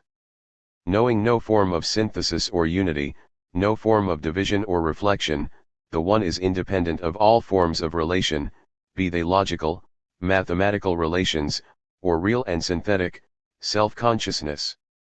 We will not confuse the one with the reflexive syntax of self-consciousness, nor with that radicalized and becoming form of the unity of contraries, the thwarted unity of the same that is difference or the differend. It is experienced in an immanence that is heterogeneous to any interiority, psychological, logico-ideal, and formal, phenomenological, because it excludes the size Zion that defines either the self-consciousness that projects itself as horizon, Hegel, Husserl, or being that projects itself as relation of relation, Heidegger, or difference that projects itself as technopolitics, Nietzsche. Instead, the one should be experienced as positive indivision, as lived and received non-distance, living coherence or inherence, to itself. This indivision is not the result of a reunification, and it is not an effect or a product of synthesis. It is the real immanence of the one that allows us to avoid transcendental realism, that is, the projection of an empirico-ideal immanence of a given object, of a unity of thing or of res, in essence. Essence is devoid of all ideal interiority because it is devoid of unity. We will thus distinguish between undivided immanence or immanent indivision lived in a non-positional way, proper to the dispersions of finite individuals, and the ontological, onto-theopolitical, technopolitical interiority of a synthesis or of a relation, of a presence to itself a soi or a being in edra. Being in the world, in history, in itself a soi, which, thus separated or detached, becomes incomplete or abstract. Immanence that is complete, or rather finite or without remainder, is not the immanence of a unity that would receive itself. Nothing but subject devoid of attributes, the one ceases to be a logical or ontological entity. It is a real and living principle, a lived essence, an internal, or, more precisely, unreflective experience. It is the unreflective that constitutes the internal, not the inverse, that is below logico-ideal essences as well as logico-real essences, relations or games of power, for example. Furthermore, individuals are not the objects of a production that presupposes a reproduction. Any philosophy of the idea or of the relation, even when it assigns to the relation the idea itself as content, reduces production to reproduction. The West has never been able to make production anything other than a reproduction, and makes reaffirmation penetrate into the heart of affirmation. The unary and non-synthetic conception of the real ought to free us from the dilemma in which philosophy has been trapped, of essence as logical or as real equals productive or synthetic and thus reproductive. Theorem 22. Individuals are immediate givens prior to all unitary, that is, dialectical, size Zion. The dialectic assumes the real, which determines it, like everything else, in the last instance. Individuals of the last instance begin through themselves, that is, through an immediate multiplicity that is not a withdrawal or a size Zion. This multiplicity is experienced in itself and is not divided, but receives itself or possesses itself immediately such it is according to its specific mode.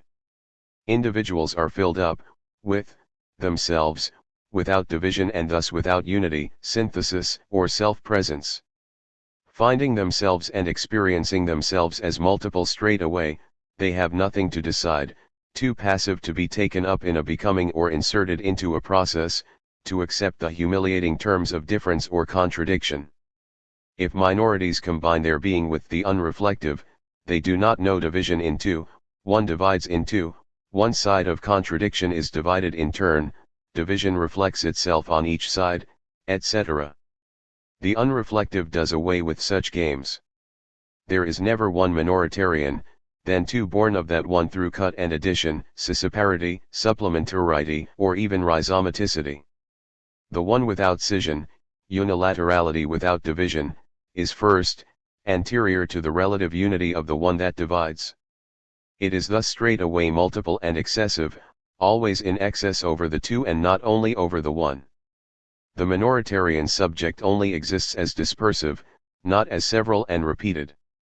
There is never any preliminary or latent unity, or size Zion, as the one is inseparable from the other, as in the dialectic, but a laterality, without unity and without scission, but not without immanence. Unity as scission is that which alienates itself and returns, this is the state or the world, as the antecedents of a horizon of universal power, as an objective technopolitical appearance, a preliminary or presupposed authoritarian condition that constitutes a symptom to which philosophers of relations, of production, of power, and of difference confine themselves. That which is divided, that which divides itself is already in itself division, that which cuts itself is already in itself cutting, unity. But the one and its own multiplicities do not recut or overcut themselves. Furthermore, this is not the primacy of unity over contraries, over their size Zion, or vice versa, which remains the last criteria of this essential dialectic, which is coextensive with the unitary paradigm, but rather the primacy of the unity scission over the one, of the unitary dual over the unreflective, the denial of the real, the Greco-Occidental confusion or paralogism of unity with the one, of the polis with minorities, the stato-minoritarian paralogism such as Nietzsche, for example, carried out. This primacy of unity scission, of unitary size Zion, of difference, is an appearance, whole equals absolute, and it is that of the state and its form. The statist ideal, or the unitary illusion, is a symptom that is consubstantial with the Western dialectic, be it negative, Hegel, or positive, Nietzsche, but this affinity is only visible from a totally different point of view and certainly not from within Marxism and Nietzscheanism. In fact, the dialectic functions not only transcendently, but also, in spite of itself, as a transcendental principle. It exists like a decision that decides in advance that reality is subjected to the jurisdiction of the decision of contraries, of their size Zion, and of their unity. The dialectic decides that the one is undecidable or has the form of a contradiction, or else of a difference, the form of unity scission or else of difference, which is form par excellence. It hardly leaves itself open to error, having given itself the one as a presupposition. It is silent about its essence so as to insist only on the final one of the identity of contraries, thereby avoiding the appearance of a vicious circle. The dialectic begins neither with God, nor with people, nor with things, but with authorities, with the state. With unity, even when it begins with size Zion, above all with size Zion. From this arises its completely unitary hatred of individuals and the activism it sets in opposition to the passivity of minorities. The dialectic, in all its forms, is one process of power among others, and among these others it confesses its affinity for the statist or authoritarian ideal. It is in this way that the dialectic becomes no longer a political problem, it is one by its mere existence, but a minoritarian problem through its claim to count for the real and the way it proceeds with the primacy of size Zion, that is, must we repeat it? With the primacy of unity, ideality, and synthesis. No surprise here if, with such a claim, the dialectic and philosophy in general were always conceived of as laws of history, of society, and of nature. The law is always simultaneously above the law. A law only rules when it is relatively absent from itself and the world, in the manner of authorities and the state, which simultaneously fall and do not fall under their own legislation. This is the authoritarian truth of the dialectic, the point by which, appearing as the universal that holds for all of the real, it poses itself as an absolute fact, reflects itself into itself, and claims to legitimate itself in an absolute autonomy. The unitary dialectic that we use as thought is the statist ideal in theory and practice. 10 Minorities and Authorities. Theorem 23. Minority is an unreflective transcendental experience, which, like the real itself, determines authorities in the last instance. As unreflective transcendental experience, the one is that which grounds unilaterality and irreversibility, that which removes from them their relative character and gives them their reality. Experienced this way, this one is the essence of the individual. We call this essence unary. Unary does not mean unicity. Unicity refers on the one hand to unity, from which it is inseparable, and on the other hand to real or finite individuality, not individual but, as we will now say, individual, which is the token of radical singularity. The one is so in itself that it refuses to enter into an empirical or ideal whole, perceived object, duplicating optical image, logical signification, conceptual generality, ideal relation, or function. The finite individual retains its absolute autonomy without needing to receive a complement or to serve as a complement for another so as to form together some sort of totality. Minorities are neither identifiable under a universal nor as a universal, a horizon of light, an ecstatic transcendence or a project, a rule for the organization of powers or for the governmentality of multiplicities, all of which would act as a complement to their unilateral character regarded as an insufficiency. It would only be insufficient if they were modes of division and if they needed the aid of unity. Minorities are instead this absolute solitude of being without world, without being, without history, without program, without project. They do not allow themselves to be divided like institutional continua or relations. These are the technopolitical universals that claim to complete them, to fill their lack according to their own organization, either inserting them into their horizon and subsuming them under their rules, or joining so tightly with them that they give the illusion of having captured them in their rules, their becomings, political lineages, or paths, of marrying them without their consent and then refusing to divorce them, having in any case no existence, no breath, and no life, save from these dispersive objects. Defined in this way, as real rather than philosophical or political, minority is an unreflective transcendental experience or an experience completely devoid of transcendence. Minorities are the only immediate givens in historical and cultural experience. Immediate, because they expel the mediation of a relational horizon, which is always, sooner or later, technopolitical objectivity, as alienating, useless, and uncertain for their reality. They are real straight away through and for themselves, in the form of a lived in itself. From this springs the inversion that is essential for thinking the individual. They are no longer beyond the universal or the idea, as in Platonism, which makes of the one the idea of unity. They are in themselves en soi, and any beyond, that is, any transcendence, is deduced from this in itself en soi. This is not a more or less refined supplementary mode of transcendence.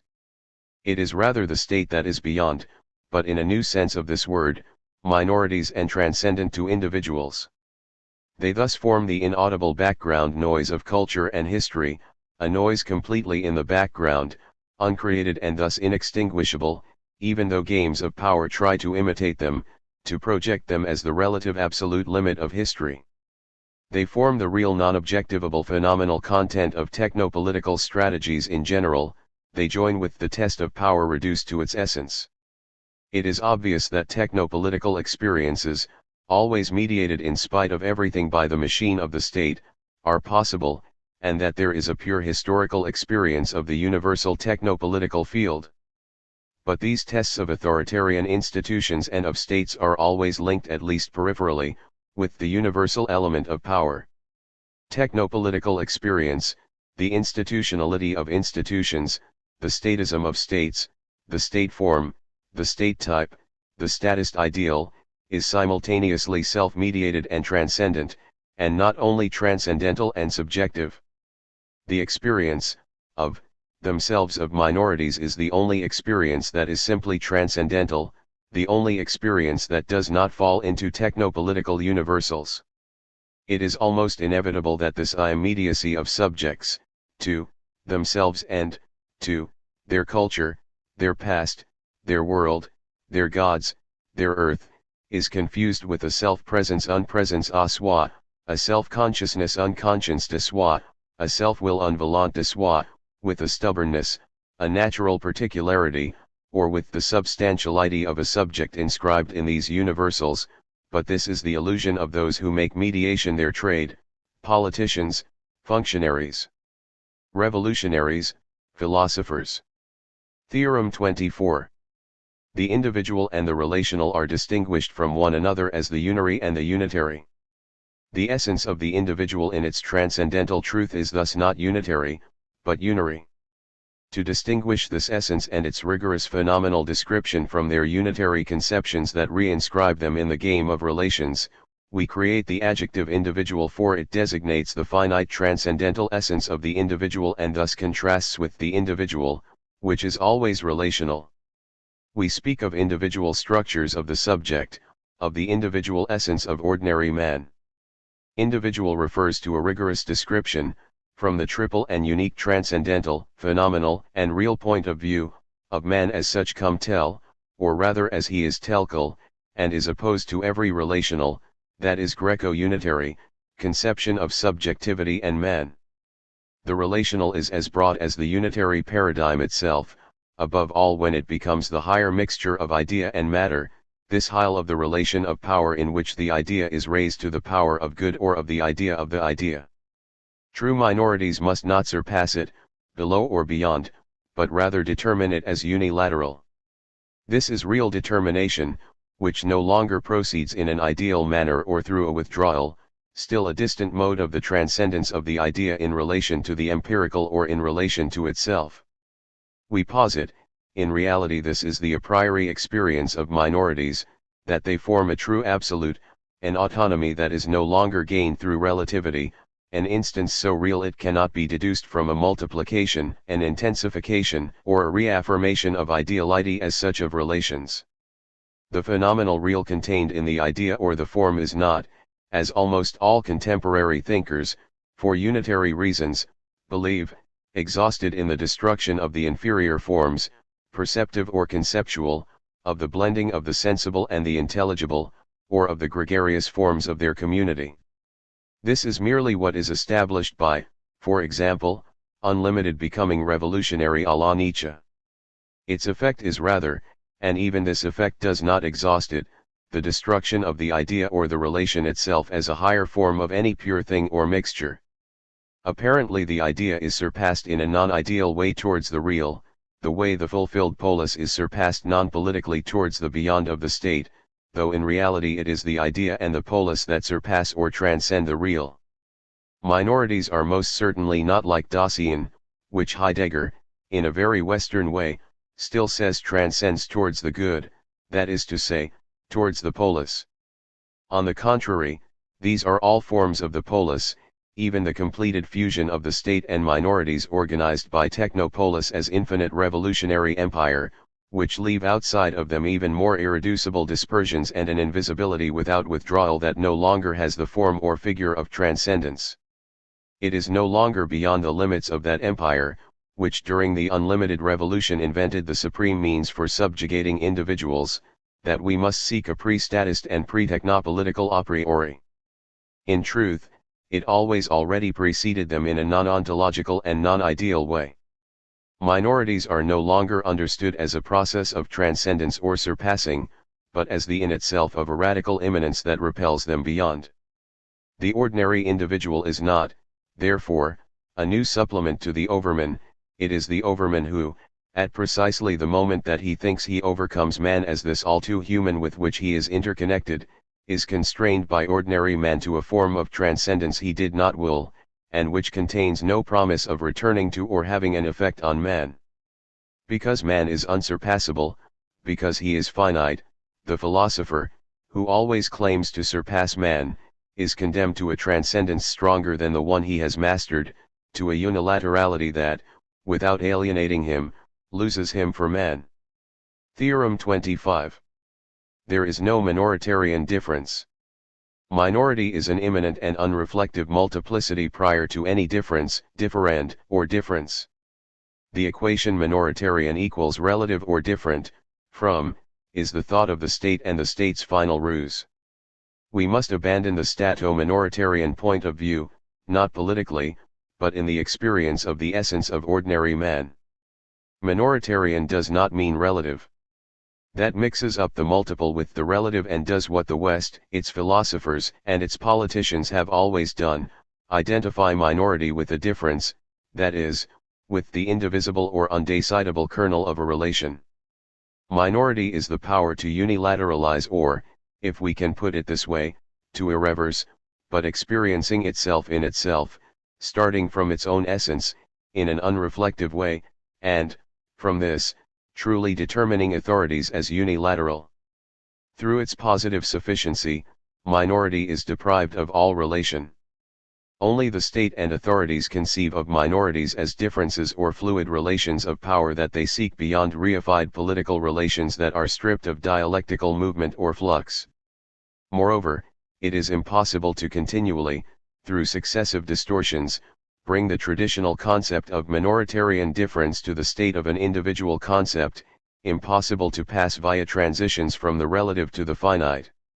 To destroy the equation minoritarian equals relative equals different, it is necessary to cease saying and thinking that the minoritarian differs from others and from itself, and to stop believing that we are right in doing so.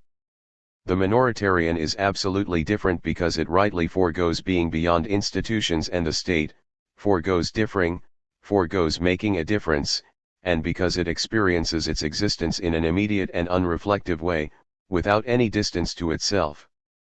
This finitude, which was never a relativity but instead contrasts with all relativity, is able to downgrade or derive the state, which thus irreversibly follows individuals in the order of immediate givens. Theorem 26. Minorities in the rigorous sense of the word are singulars, individuals, multiples, not singularities, individualities, multiplicities. Unlike the latter, they are radically invisible in the horizon of universals of power, sex, language. They are pre-political, pre-sexual, pre-linguistic, etc., secrets. The individual or diasporic finite real is inseparable from an unreflective transcendental experience of the one that is immediately a multiple without the universal of multiplicity or of individuality, a dispersion of individuals that does not reconstitute a body, a continent, a substance, a state, even if they were specific to that dispersion. The minoritarian gnosis does not proceed by projecting an ideal horizon of intelligibility taken from the world, logos, intelligence, analytical or dialectical reason, self-consciousness, class struggle, etc. It is the knowledge that precedes the light of the idea and that turns thought into the immanent contemplation of unilaterality that the one decides. The theory of minorities is nothing other than the immediate given of the one that nevertheless multiples are when they are no longer continuities, unities, or regularities, relations. Because minorities are radically invisible politically, invisible in any possible unitary mode, there are no known examples of individuals. When minorities meet historical, cultural, and political criteria, they are thereby responsible and disputable groups, countable and speakable in institutional spaces and according to supposedly given codes, groups that are more or less identifiable and that agree, whether they like it or not, to enter into the authoritarian paro-usia of the world. This is not the case with finite individuals. They are not a secret only for history, they themselves are such secrets, or have the secret for their essence. Theorem 27. Real individuals are uncountable, unspeakable, indisputable. When, as in the contemporary thought of difference, individuals are raised to the state of continuous multiplicities, of completely relative minorities equipped with a technopolitical concept, they no doubt cease to be empirically speakable and countable through reference to units of measurement or historical, cultural, natural, political, sexist, etc., codes. But the pure possibility of counting them, their ideal enumeration and qualification thus become their essence and replace their statistical definitions. Indeed, in the technopolitical sense, minorities are what we call collections of those special unities, differences, that are relative and objects of repetition, the matrix of these stato-minoritarian minorities is and, etc. The essence of these collections is their ideal enumeration or their quantitability. On the other hand, the real or individual concept of minorities rules out the possibility of producing them through repetition of those unities, even partial ones, that relative cuts are. For the power of unilaterality through which we now define them is absolutely a subject non-thetic, of itself, and can no longer be subjected to a repetition. Abandoned to the solitude without return of their finitude, they are definitively deprived of this characteristic of collection or open whole, of this side that is synthetic or unifying in spite of everything, of this unity of same, repetition or reproduction, that makes every multiplicity also a multiplicity or a body. Neither the dispersive nor the individual is a fantastical redoubling of continuous minorities into even higher and rarer minorities that nevertheless would remain the same type and grounded in the same syntax. Individual dispersions form the multiple par excellence, but because the multiple is finite it does not retain the form of a quantifiable and enumerable object, either empirically or ideally. Thought finally emerges from the pure image, from the representation of the multiple, multiplicity, as from a collection or a several liable to be counted according to an ideal world. Because of their finite immanence, minorities are the multiples that are inalienable within a unity. These are the continuous multiplicities of games of power, produced through the repetition of cuts or differential relations, which are reducible, fugitive, effaced by the very operation that repeats or affirms them, reduced to a play of disjunctions and collective traces. When thought finally dispenses with this final representation of the multiple, when it suspends not only the enumerations and the preconceived quantities, but also some of their transcendent, forms, which are only ideal and relative, rather than simply real, it discovers the remainder, the resistance of dispersions without countable unities. Dispersives are absolutely uncountable minorities, whose positivity entails the immediate absence, without negation, of ontological and onto-theopolitical power, that is, of the allegedly essential power of self-counting and being counted. It is representation, or what is left of it in the techno-political perspective of contemporary thinkers, that intentionally mistakes minorities, we should say, minors, for pluralities, thus risking confusing them with social, cultural, and historical formations that are presumed to exist in themselves. The concepts of the unreflective and the finite ought to free us from this doublet of de facto, historical and cultural, minorities within continuous minorities. It is not, therefore, a supplement of ideality, of universality, of pure relativity, a supplementary repetition, that can absolutely surpass or reverse these ideal collections of cuts or of differences. The one is the supercountable, or rather, of the last instance, dispersive factor that keeps differences alive while nevertheless refusing to yield to repetition and to enter, in its turn, into the flowing form of difference. However, as soon as the one is assumed to be invested in the techno-political or institutional continua of which it is the determination, it forms multiplicities with them that are always unary in the last instance, and that are as liable, through their continuous side, to give way to empirical or pure enumerations as they are to qualifications and specifications. By themselves, unilateralizing dispersions are neither dispersing nor dispersed, nor both at once. They are no longer images traced from a known type of multiplicity, as in the monstrous union of the multiple and unity that representation has always opposed and reunited. Theorem 28. Individuals refuse to be compatibilized in a universal calculation, a calculation for the end, the gathering, or the limit of history, for the revolution or some other fetish. Any notion of minorities that is at all transcendent, exterior, or objective must be renounced. Any notion that would make minorities the result of a process of idealization and reproduction, a system of synthetic cuts deployed as a new universal, a minoritarian continuum in the world or on the edges of the world, which would be the relative absolute limit of history, and which, because it would be ideal and continuous, would be not only transcendental or immanent, but also transcendent, a new authority. Individual minorities do not redouble, divide into two, purify, or project factual minorities and those constructed by contemporary techno-philosophy. They do not form a hinterworld of resistance to the natural abuses of history, they are not traced from a historical or imaginary model of minorities. Instead, they amount to the sole impenetrable real, uncreated and identical to immanent experience, the only thing capable of keeping differences open, non-idealizable and non-negotiable, of setting an absolute end to the process of universal auto-consummation not of history, but of the real by history. We need to stop imagining individuals and searching for them in the cracks of power, like searching for a speck even subtler than the micropolitical games that occupy intellectuals. Neither disciplines nor any other historical political formation can generate individuals. The actuality of the radically finite subject, that which permits it to say I, has no historical dimension, only political and philosophical authorities interpret through extension and intensity, through activity and power, the impenetrable secret that is not of this world. A historical figure of man fades away in the same movement in which it is born, but man, the actual subject, is without figure.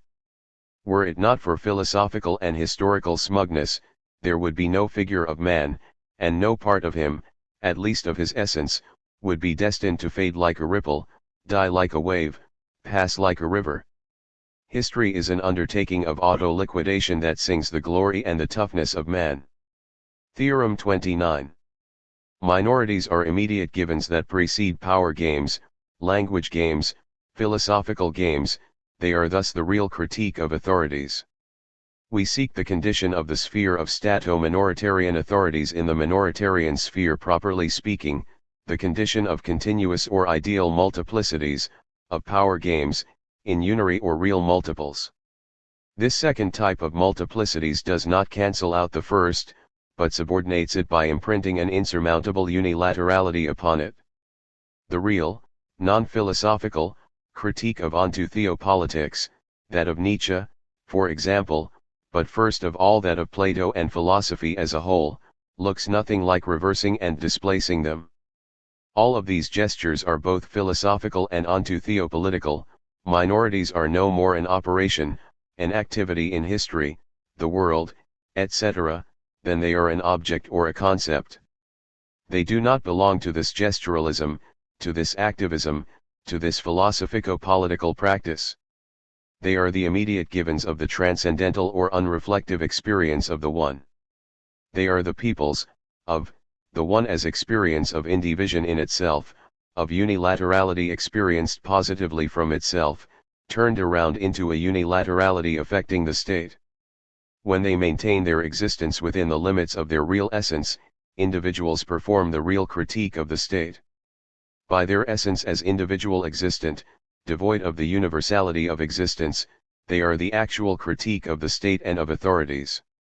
They do not have to inscribe that critique, this crisis of authorities, in the world or in history because they themselves are already this crisis of the world in totality, of history in totality, etc. These points are developed in chapters 3 and 4. 2. Who are authorities? 11 Individuals and the world. Theorem 30. The real critique of the Copernican revolution demanded by a rigorous science of man presumes that the finite subject is located at the center, of, itself, and no longer of the world, and that the world ceases to revolve around the subject so that it can be determined in the last instance by it. Up to this point, we have only recognized the essence of ordinary man. We know that he really exists and that he is really distinct from the world, from language, from philosophy. This is the first moment of his biography, the description of the fact that he is, in his essence, uncreated, and the recognition that this is the condition from which we will achieve a rigorous science of him. In our Western thought, man has always been a great, unstable figure, a moving idea, a historico-philosophical event with traceable origins and a predictable end. A river with a source near Greece, which ends several thousand kilometers downstream after a meteoric course, in the eddies of a brief history. This was man as support and periphery of logos, as foam, ripple, or fluctuation of history, as play at the intersection of the great authoritarian universals, sex, language, power, will, meaning, etc., man whom philosophy only agreed to recognize as a desiring being, a speaking being, a capable being, a signifying being, etc. As a subject, certainly, but not yet as the subject of a specific science. Merely the subject of the anthropological myth, always finding himself, in the obsessive presence of these universals, facing if not objects, then at least objectivity, and being himself only on the condition of reaching himself, of being alienated in these universals and returning to himself, reconquering his essence. It was man who lost his finitude because of philosophy, an infinite as much as a finite being, as heterogeneous, overdetermined, and ephemeral as history, the man of anthropology, or else, and not all that different, of the death of anthropology. The one we were told was dead, without quite realizing that the death of man was itself a thesis corrupted by history and reliant on the same fundamental prejudice, the unitary prejudice, as anthropology and humanism, which were promised Gehenna, but deserved something else entirely, indifference. The rigorous science of man begins with the rejection of these unitary myths and the affirmation of the radical autonomy of the subject, of its finitude below universal predicates. The final yield of Greco-unitary thought is the confusion of the exhaustion of anthropology with the death of man. We do not know, perhaps we will never know, if this epoch of thought is over, if thought that still thinks according to epoch and in bondage to history is destined for complete domination. Is the goal still to complete the Copernican revolution, or rather to suppress it by liberating the subject of all revolution, by placing it at what undoubtedly is still the center, but the non-positional center, of itself, not at the more or less decentered center of being, of world, of language, of sexuality, of science, etc. At the non-thetic center, of itself, the subject ceases to be weighed down by these predicates or these vis-a-vis that offer themselves to it and solicit it, with which it seems to conclude a philosophical pact, no doubt determining these universal spaces, but only provided that it is determined by them in return, and in an increasingly prevailing way. What must be eliminated is the subject that believes it is only itself when the army of these stars turns around it, and which, seduced by the world, agrees to negotiate the non-negotiable, that is, its finitude, its real separation from the world and being, in the name of so many possible alliances that only express philosophical narcissism and authoritarian tricks. We have placed him at the beginning, this subject without object, without world, this man without being, who, because of his extreme finitude, has no vis-a-vis. Without once more inverting the Copernican revolution, we change the hypothesis, abandoning the almost immemorial philosophical gesture of seeking man sometimes at the center, sometimes on the periphery, in a game of coming and going that makes up the entirety of dominant philosophy and the only reality of the subject philosophy experiences.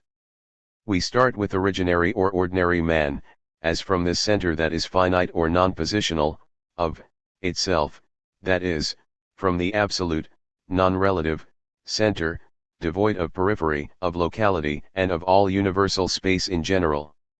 This, as we have said, is only the first moment of his biography.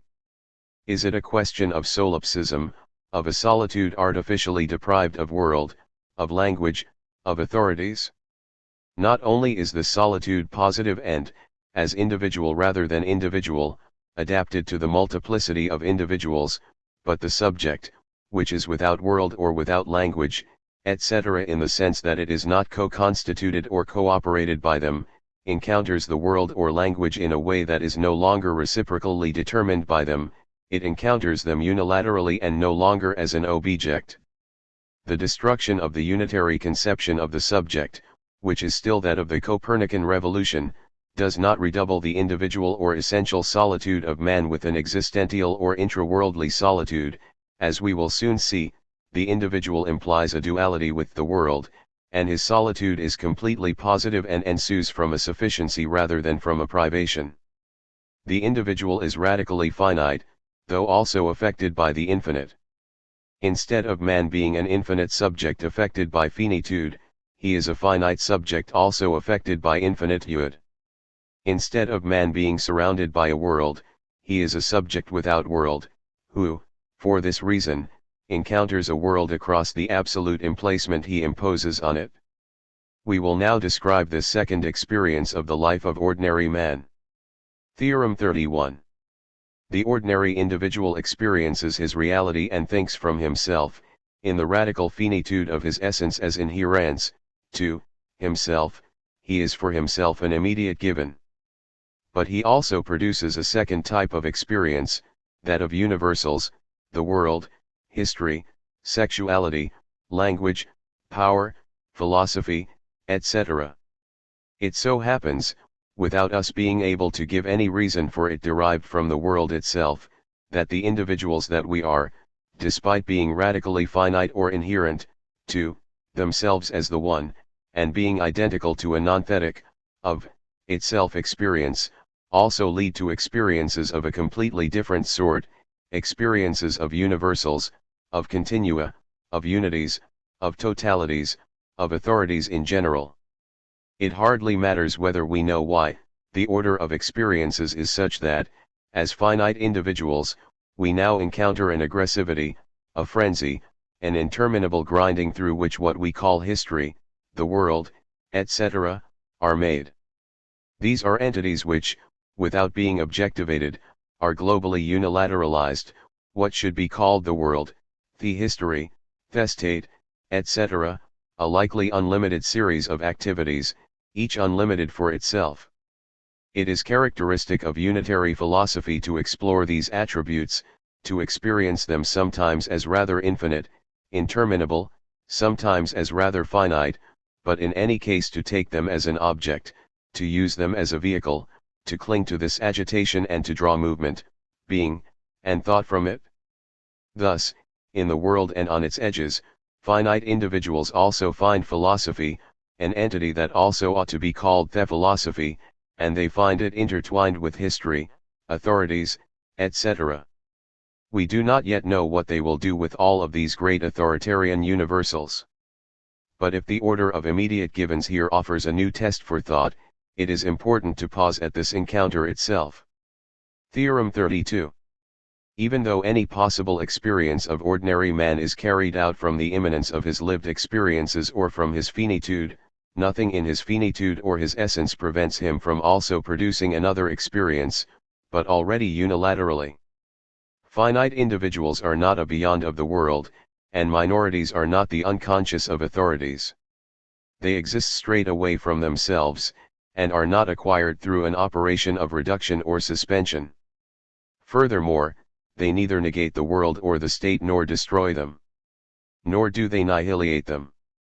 Phenomenological bracketing was already a softening of destruction, and even of doubt, it left the world there while depriving it of its natural authority.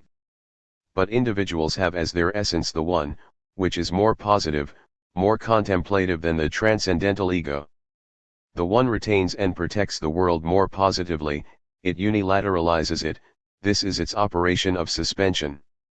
Individual or ordinary experience is able to bring the world to phenomenality less reluctantly than phenomenology, which was too eager to negate it logically after having reduced it to an unavowable empiricity.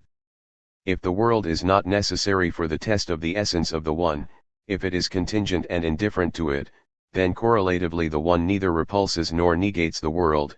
Finite subjects phenomenalize the world radically or unilateralize it if it appears and only if it appears. Now, we have admitted that it appeared, that something like the world appeared from itself, without us, as finite individuals, knowing why. In this way we have conformed to its claims, and nothing from the essence of minorities, if we are faithful to its positive indifference to authorities, to its unilateralization of them, bars us from it or constrains us to negate or nihilate them in their existence in themselves. The state is not essential to minorities, even if it appears as necessary, this is the unitary illusion, but nothing in minorities prevents the state, or authorities, from manifesting itself as either necessary or unnecessary. The fecundity of ordinary man takes different paths than the operations of negation, alteration, and nihilation, which philosophy elaborates and, in its unitary self-resentment, needs.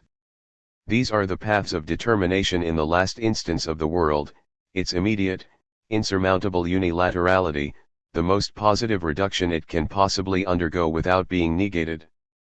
Theorem 33. The effective denial of the one, the resistance to the real, is no obstacle for the one or for anything that follows the order of immediate givens. Rather, it is the rock or the support that allows individuals to suspend, according to the mystical mode of unilaterality, the world, the state, authorities, etc. Chapter 3, and then to undertake their own resistance to this denial, to ground an activity or a specifically minoritarian pragmatics. Chapter 4, affecting the world. The individual is no more responsible for the eruption of the world or of history, of effectivity, than he is for negating it. These manifest themselves from themselves and first of all, following the order of thoughts, through their resistance to finite individuals, through their inevitable denial of the one and the real. Minorities do not negate authorities, but authorities negate minorities. It is enough, as the order of experiences dictates, for authorities to appear after minorities for them to make their existence a universal protest against the one and to situate themselves as a philosophical and political defense. This resistance is so violent that it goes without saying, and is not even formulated most of the time, but bursts out against the one as soon as its essence is restored to it as unreflective. That the one be devoid of transcendence, that the world, on the other hand, be transcendent, unilateral to the one rather than the inverse, Platonism and Neoplatonism, etc., that individuals precede the world, history, language, authorities in general, that parts be independent of wholes, that being radically precedes being and imprints it with an unmasterable irreversibility, etc. These theses are received as impossible paradoxes that defy reason and the reasons of philosophy no less than those of politics. This unitary resistance to the one is a phenomenon as necessary or as unnecessary as the very existence of unity and the world, depending on whether one evaluates that resistance viciously according to them, or rigorously according to the one. In any case, the order of thoughts finds this resistance and, far from resenting it as an obstacle or an impossibility of going further, this is precisely what authorities count on from their resistance. The finite subject uses it first of all as a phenomenon to analyze to the advantage of the one, even though that resistance no longer resembles a symptom, as a philosophical, political, etc. defense mechanism against the finitude of the real. Ordinary man denounces resistance, suspending its impact and effects simultaneously, imprinting an ungraspable contingency onto the world, a definitive lag behind the one, its unilaterality, its determination in the last instance, inscribed directly upon the real. Chapter 3. But this denial is even more useful for individuals when they, at the very center of the suspension with which they have always already affected the world, attempt to carry out a practical, or, as we will say, pragmatic, analysis of this resistance. They certainly do not treat resistance as a symptom, because the one, the real, is not an unconscious, but rather as an illusion that can be unilateralized a second time according to the new mode of activity, this time with the finite subject conflating its being and its acting on the world in totality. After the contemplative or quasi-mystical suspension that is the individual causality of the last instance, there will be a practical relation to the world, the pragmatics of ordinary man facing authorities. Chapter 4. These are the two great experiences that the subject has of the world and that a transcendental science of man must describe as a matter of priority. Theorem 34. In his second experience of himself, man is not only thrown into the world, which is the specific causality of the world on itself and on man, but is more profoundly remote in the world, unilateralized with it.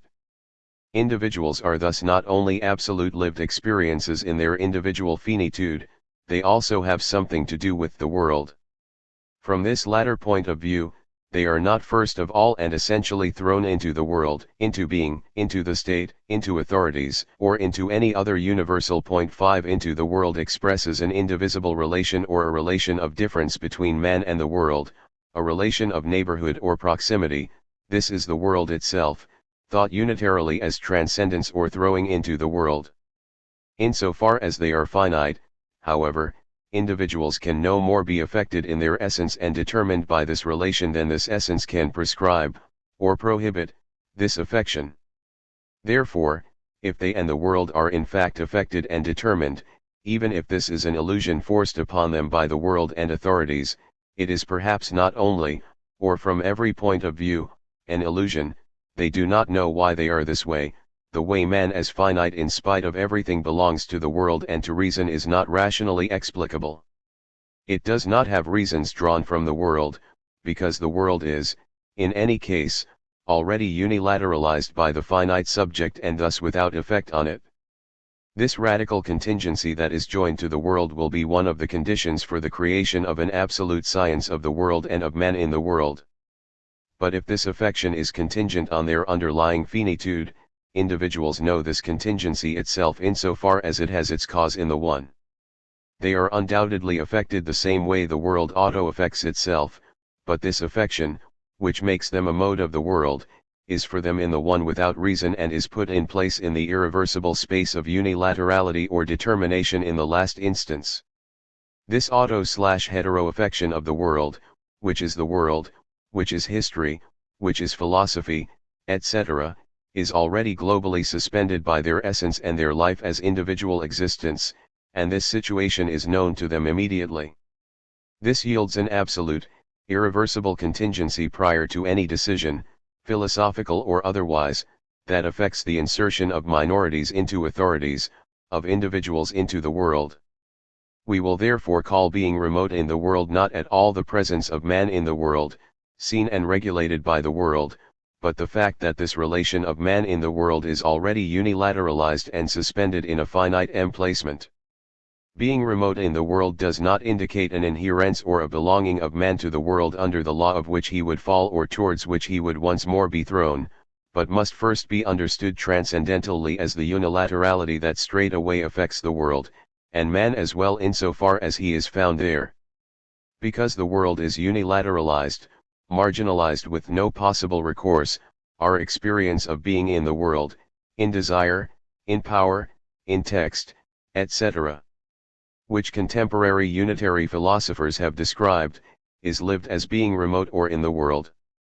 This is the core of the real phenomenal experience foreseen, but falsified in a mystico-religious way, by the heresies, dualisms, and gnosis at the beginning of the Christian era, which coarsely and mythologically interpreted that experience as a quasi-spatial insertion into the world and as a topography, which nevertheless anticipated the topics of ordinary man, which the topology of contemporary thinkers could never entirely overcome because it extended what remained of the unitary in these dualisms. Real, immanent, or indubitable experience is in fact this: the world, with man in it, is straightway downgraded, derived by individual finitude. When it appears, it does so as emplaced and without recurrence, in a state of irreversible dereliction. This must be understood rigorously and transcendentally, and not empirically, from finite man and not from the world or the human moment enclosed in the world. It is not the world that decides that we are remote in the world, because the world is also remote in the world. Therefore, the finite individual does not know why he is also being in the world and a mode of the world, but he knows why he is ignorant. His essence is this why he is in the world, why authorities are so radically contingent. Theorem 35. The duality of authorities and minorities is only meaningful and necessary for authorities, precisely because they deny it or only recognize it through the denial of minorities. It has no meaning and necessity for minorities, for whom it is contingent, and who are not constituted in their essence by it.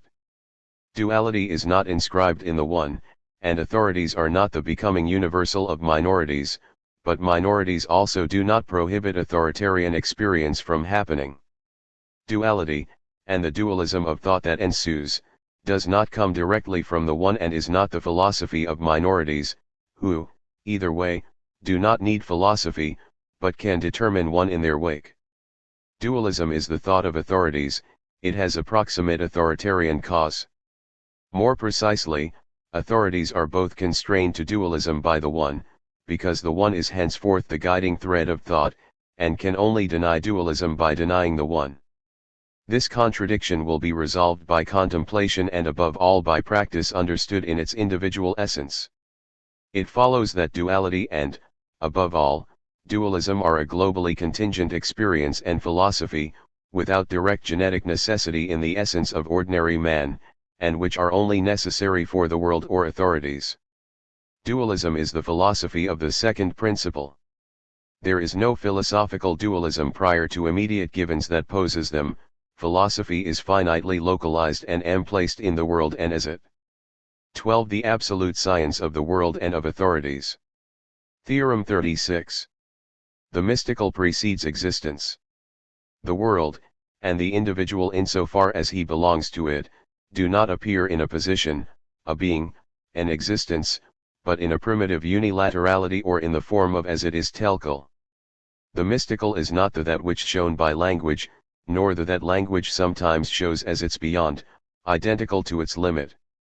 It shows itself non-thetically, from itself, before language shows it inside or else outside of itself.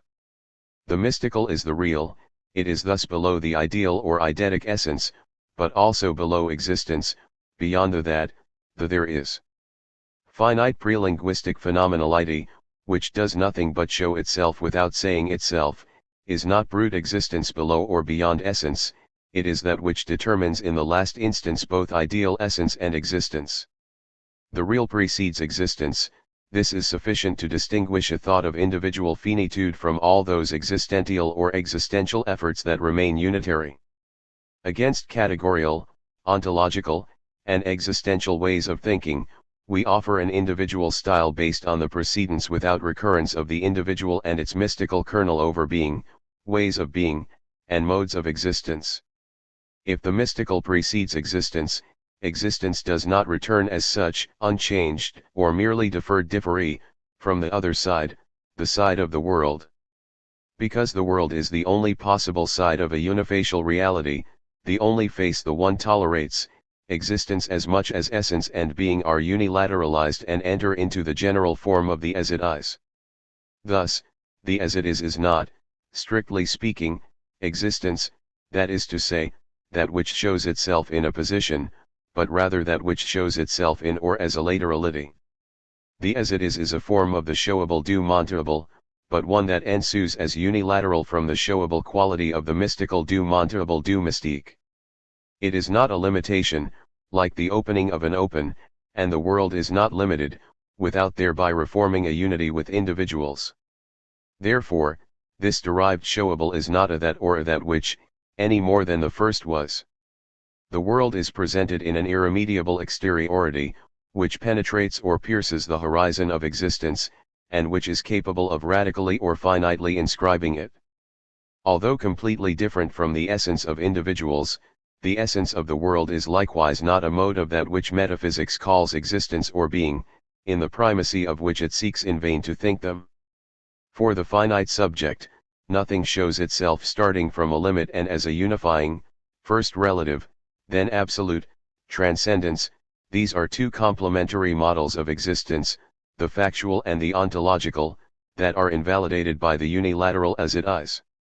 This is no longer a pointing out, an indication of existence, a sign towards an unthinkable alterity, a pure remainder beyond a limit enclosing an interiority. All the metaphysical games of the that which and the that, das, quomodo, die wise, of ontological as such, and those still metaphysical games of the beyond closure, of the other, of difference or of the different, which do not fall into interiority, etc., are eliminated as well by the as it is, or limited to the world au monde. All these points will be developed in Chapter 3, which contains the positive description of the as it is or unilaterality. Theorem 37. Finite individuals, ordinary man rather than the philosopher, possess the only absolute science, which philosophy seeks in vain. Furthermore, this transcendental science is the only science that has as its object the world as it is rather than a sector or a mode of this world. Correspondingly, minorities possess the absolute science of authorities. This situation, that of determination in the last instance, makes possible a phenomenal description of authorities and, in general, of effectivity, that is to say, of the sphere of mixtures, unities, or totalities. Rigorous description is first of all merely possible. The essence of the one is such that the individual who emplaces the world in a finite optic can contemplate it without transforming it, by suspending its validity without negating it or nihilating niantisser it. Individuals neutralize a neutralisent, or rather, they nihil-neutralize any untralisent, if we can so put it, the world, which they grasp along with its mixtures and its totalities in a unique or finite experience, that is, an experience without remainder or recurrence, as the world 6 whereas empirical science unfolds, perhaps, inside of the world presumed to be given as a horizon or totality, as the sufficient principle under which empirical science develops, whereas unitary philosophy reaches the world from the inside and the outside, and whereas these two forms of knowledge are doomed to becoming and a limitation, only ordinary individuals possess the absolute science of the world or of totality as they are. This science is absolute because the essence of the individual is outside of the world, and because it is the individual who determines the world as it is. If philosophy is only the science of the world when it is simultaneously included in and deducted from the world, then it is not the absolute science of the world. Contrary to its pretensions, it confuses the absolute or the finite with the infinite. This is its amphibology. Ordinary man, himself, is the science of universals and totalities. Through his finite topics and then his pragmatics, he imposes a new type of objectivity on them and renders them rigorously describable.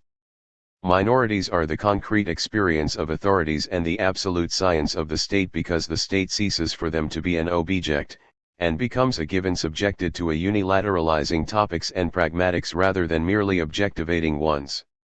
Of course, this rigorous science is no more a politics than it is a philosophy, because politics must also be included in and deducted from its object, and thus has only a relative knowledge of the state. All of these points will be developed in Chapter 3, Section V. Theorem 38. The science of wholes or of mixtures in general, whose principle lies in the one or ordinary man, develops in several specific times, 2 positive moments, and 2 critical moments. 1. A mystical ordinary acting, determination in the last instance, that indifferences the world, making it contingent or unilateral without negating or objectivating it. It has a first effect, allowing for the description of the world in its remoteness and its strangeness, of its heterogeneity, the heterogeneity of philosophical logics, as fundamentally undecidable, Chapter 3. 2. A pragmatic ordinary acting, always unary in essence, developing inside of the first while adding a supplementary determination. It allows for the description of a pragmatics proper to finite or ordinary man, and its correlate, an essence of the world that would be its meaning or its a priori, that is, the transcendental a priori of the world as it is, something like the genetic code of the world, and of man as he is affected by it, Chapter 4. 3. The first acting, in a mystical mode, has a second effect, denouncing the illusion and resistance of the world as regards the one or the real. This is the first moment of real critique, Chapter 3. 4. The second acting, in a practical mode, has a second effect, to continue to denounce, but also to legitimate, according to dimensions to be elucidated, the authoritarian/unitary illusion of the world when it denies not only the one, but also its transcendental a priori. This is the second moment of real critique, Chapter 4. There is a minoritarian or real critique of authorities. It is located in the simultaneously contemplative and practical, mystical and pragmatic, acting of which ordinary man, not philosophizing man, is capable with regard to the natural and inevitable claim of authorities to count for human reality, of the state to exhaust the real.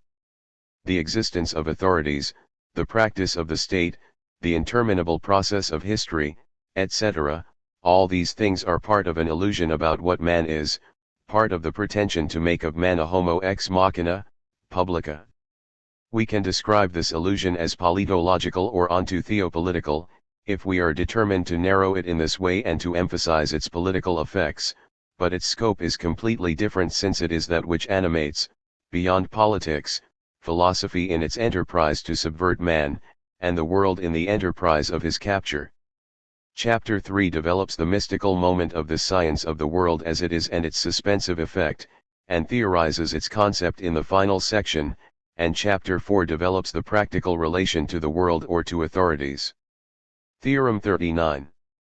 The first moment of the rigorous science of the world and of authorities can, though this is not absolutely necessary, be preceded by a description of the principal forms of authorities or of the most general structures of the world insofar as it appears from itself and if the point of view of the world on itself is taken as the guiding thread of this description. We should now describe the most general structures of authorities, or more precisely, authorities as the a priori structures of the world, of unitary thought, of games of power, etc. But these descriptions are long, unlimited by definition, and necessarily unoriginal because we can take unitary philosophies to be these very descriptions, at least in their essential aspects. We thus will not describe, for lack of space, these principal authoritarian or unitary structures, which are the a prioris that hold for any experience, but only insofar as it remains in the world, experience that is political, statist, sociological, technological, philosophical, etc. We will limit ourselves in general to defining the concept of authorities and authority according to the definition of minorities. This definition will suffice to presume, and no more, individuals affected in the mode of being in the world, and to locate this affection in the irreversible order of their most immediate experiences, than to describe the authoritarian illusion, the worldly denial of the one, in a phenomenally rigorous way, from the immanence of mystical acting, which unilateralizes them, and to demonstrate the illusory character of this resistance to the real, etc. What is the status of these descriptions of authorities, those that we will sketch out and those that we will assume in various places, and from what point of view are they made or ought they be made? Doubtless, they are made from the inside of that unilateralizing suspension of the world and of authorities. But they can use philosophy and, in any case, they describe what are for the most part philosophical logics. This paradox must be clarified. On the one hand, such descriptions are constructed from a non-philosophical experience, we see all things in the one, particularly philosophies, these descriptions are thus inscribed partially in the world, but totally in the world such as we experience it from the one, they are semi-contingent and semi-necessary for he who, like the philosophers, thinks the world from itself, they are absolutely contingent for individuals. But on the other hand, for the moment, the point of view of the one and of its specific suspension, unilateralization, does not yet have to be actualized, and its consequences for the world do not yet have to be drawn. And above all, we know that the world and all that is found in it is not, in any case, negated or annihilated by the one, but only determined in a finite way by it, and conserved in itself. For this last reason, we can still use philosophy, ontology and political philosophy, on the one hand, and their deconstructions, on the other, to help us in these descriptions or to suggest what these descriptions ought to be. As this does not contradict the efficacy of the one, which still allows us to make use of the world and philosophy, we can take advantage of this generosity, more phenomenal than phenomenological, and describe in an authoritarian or philosophical mode the essential parts of these structures of the world. Finally, the description of the a prioris of authorities as an a priori, is still, in its content and its form, a philosopher's science. Nevertheless, we will suggest that, even with these reservations, we can already preemptively interpret authorities from the perspective of minorities or individuals. Other nuances are even more important. We will carefully distinguish between these descriptions, which are a priori only inside the world, the state, authorities, etc., and their transcendental or real a priori, which are the object of the science of the world as it is, in its second, pragmatic, moment.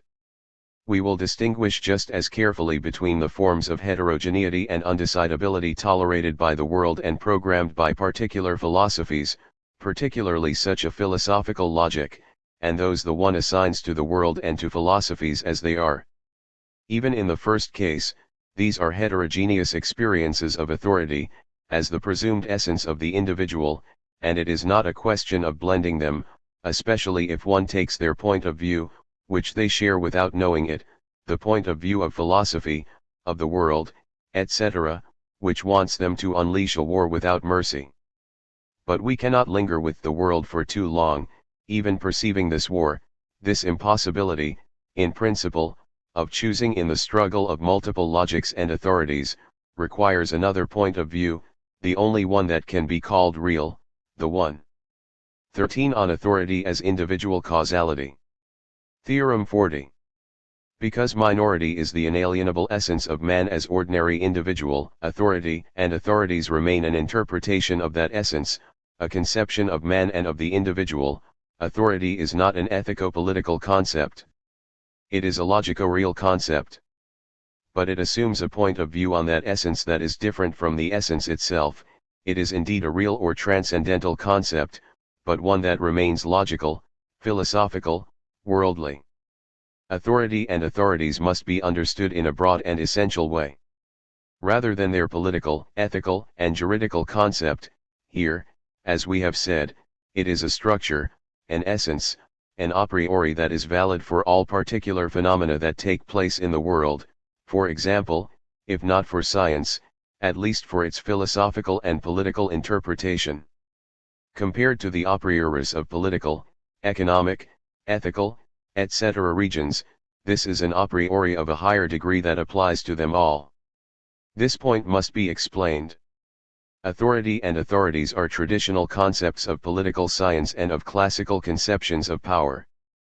But, just as the essence or the immanent phenomenal givens of the state have been forgotten by political philosophy, which itself is this forgetting, their specific essence has remained as such indeterminate under the mass of all sorts of determinations with which that essence was confused. In the political domain, where these concepts have remained wrongly confined, their forgetting has not been lifted.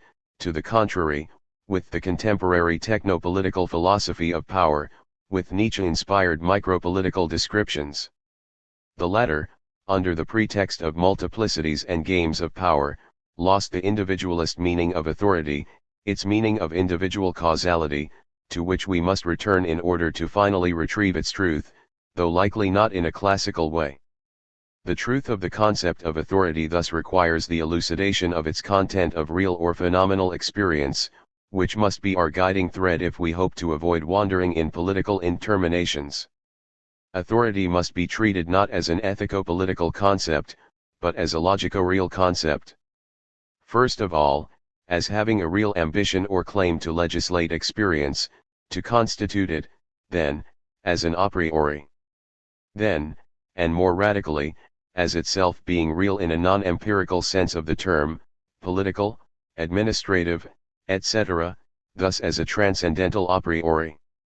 This content of phenomenal or real experience, although still described logically or philosophically, that is, unitarily, can now be explored under these two conditions. First, authorities are not particularly political and administrative, they are the a prioristic structures of all experience in the world, history, the state, etc., the most general forms of power, and, for example, of games of power, which are only one of its modes. They are thus real essences and have an logical, content.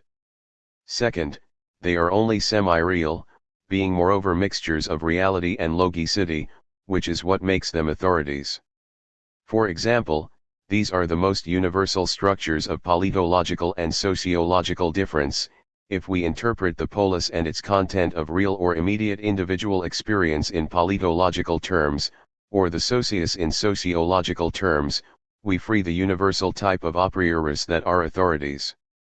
But they themselves are a priori authoritarian, since they are thought circularly, from the world as an a priori of the world, from the politological as an a priori of the politological, etc. Theorem 41. Authority must be understood according to minority or according to the specific causality of the real individual, though this is a transcendent interpretation of this causality. The author is the actor, the agent, or the actant, but he and his causality are here given unitarily or effectively. Authority is a worldly and philosophical conception of finite human causality. We have described the individual essence of ordinary man, first chapter, and that which, in it, makes him really distinct from the world. But this essence is transcendental. Even if it is not alienated in the world, it necessarily emerges in it, but not for reasons that would be proper to it.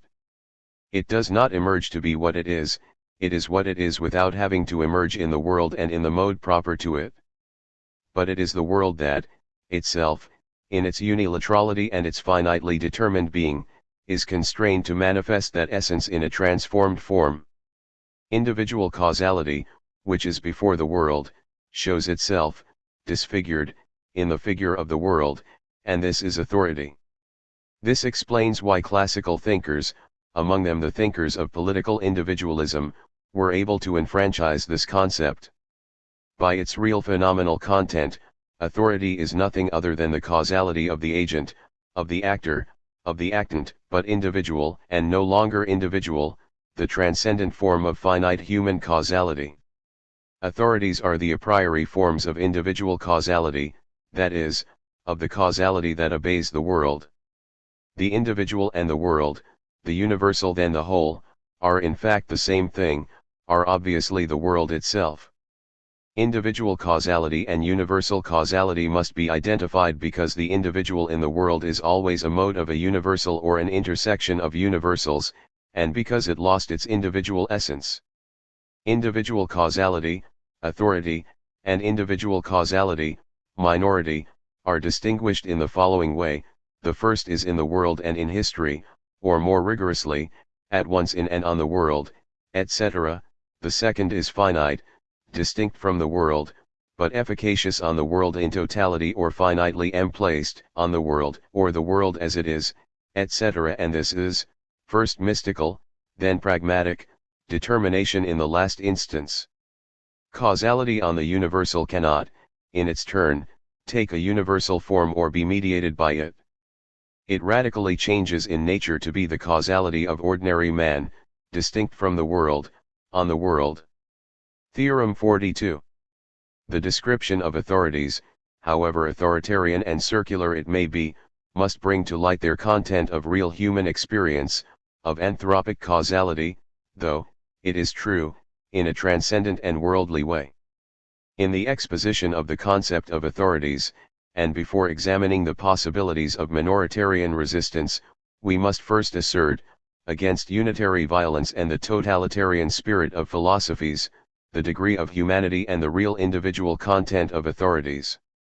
It is in the very posing of the problem of the state that it is necessary to cease being political or politological, to cease proceeding circularly by way of abstract universals. Who is the state and who are authorities when we examine their essence from a finite real experience, from the radical human essence that is located in the one? From this point of view, it is clear that authorities do not express radical human essence. Furthermore, even the most barbarous state must be granted a certain humanity, a certain individuality, at least in the last instance. Authorities appear as the excellent and superior form of humanity, but they miss or deny in this way the anthropic, rather than the anthropological, essence only because they are still determined by it in the last instance. The problem of the state as a problem of authorities is not a political problem. There is a certain barbarism in addressing a political problem politically, a philosophical problem philosophically, etc. The problem of the state is a problem of transcendental anthropo-logy first, more philosophical than political, or as much the one as the other. If we put ourselves in the state to deal with the state, then, real rather than philosophical and political, if we put ourselves back in the place of ordinary man and his absolute experience. At stake is ordinary man in the state and philosophy, in authorities. No one can say that here we are contrasting an angelic anthropology with a political vision of the world. We contrast man as definitive and true absolute, devoid of logos, with the world itself. Theorem 43. There is not only a radical anthropic content in the last instance in all authority, but there is, First of all, and more obviously, an authoritarian definition of the essence of man, which rigorous science must eliminate. Anthropology is always the authoritarian thought of man, it is proper to philosophy and the empirical sciences of man.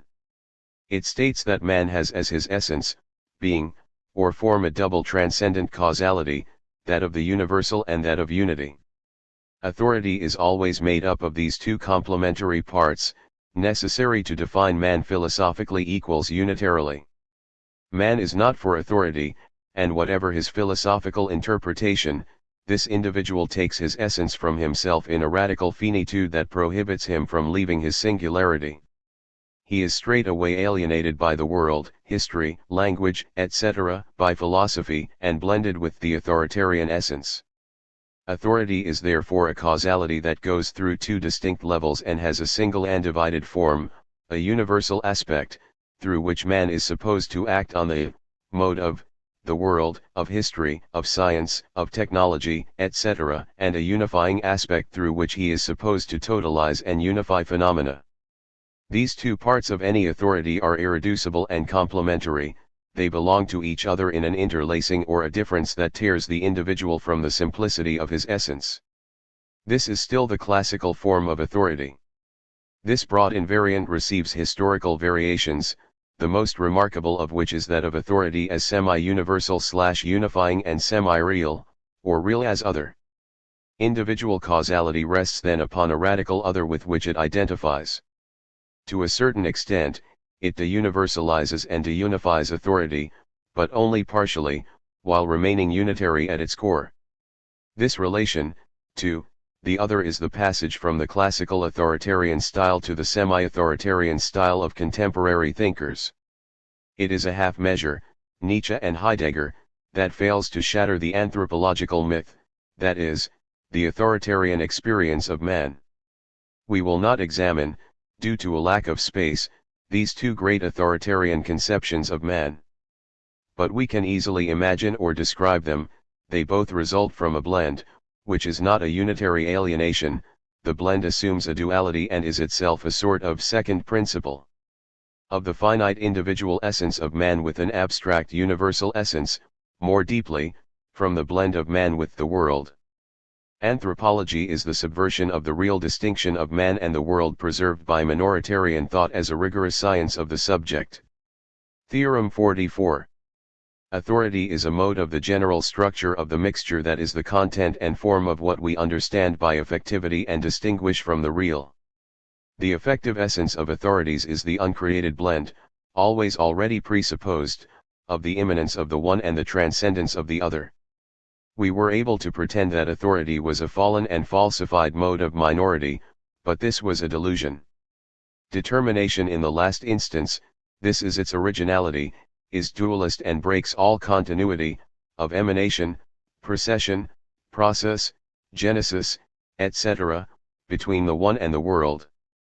In reality, authority has an irreducible and specific essence, that of the world.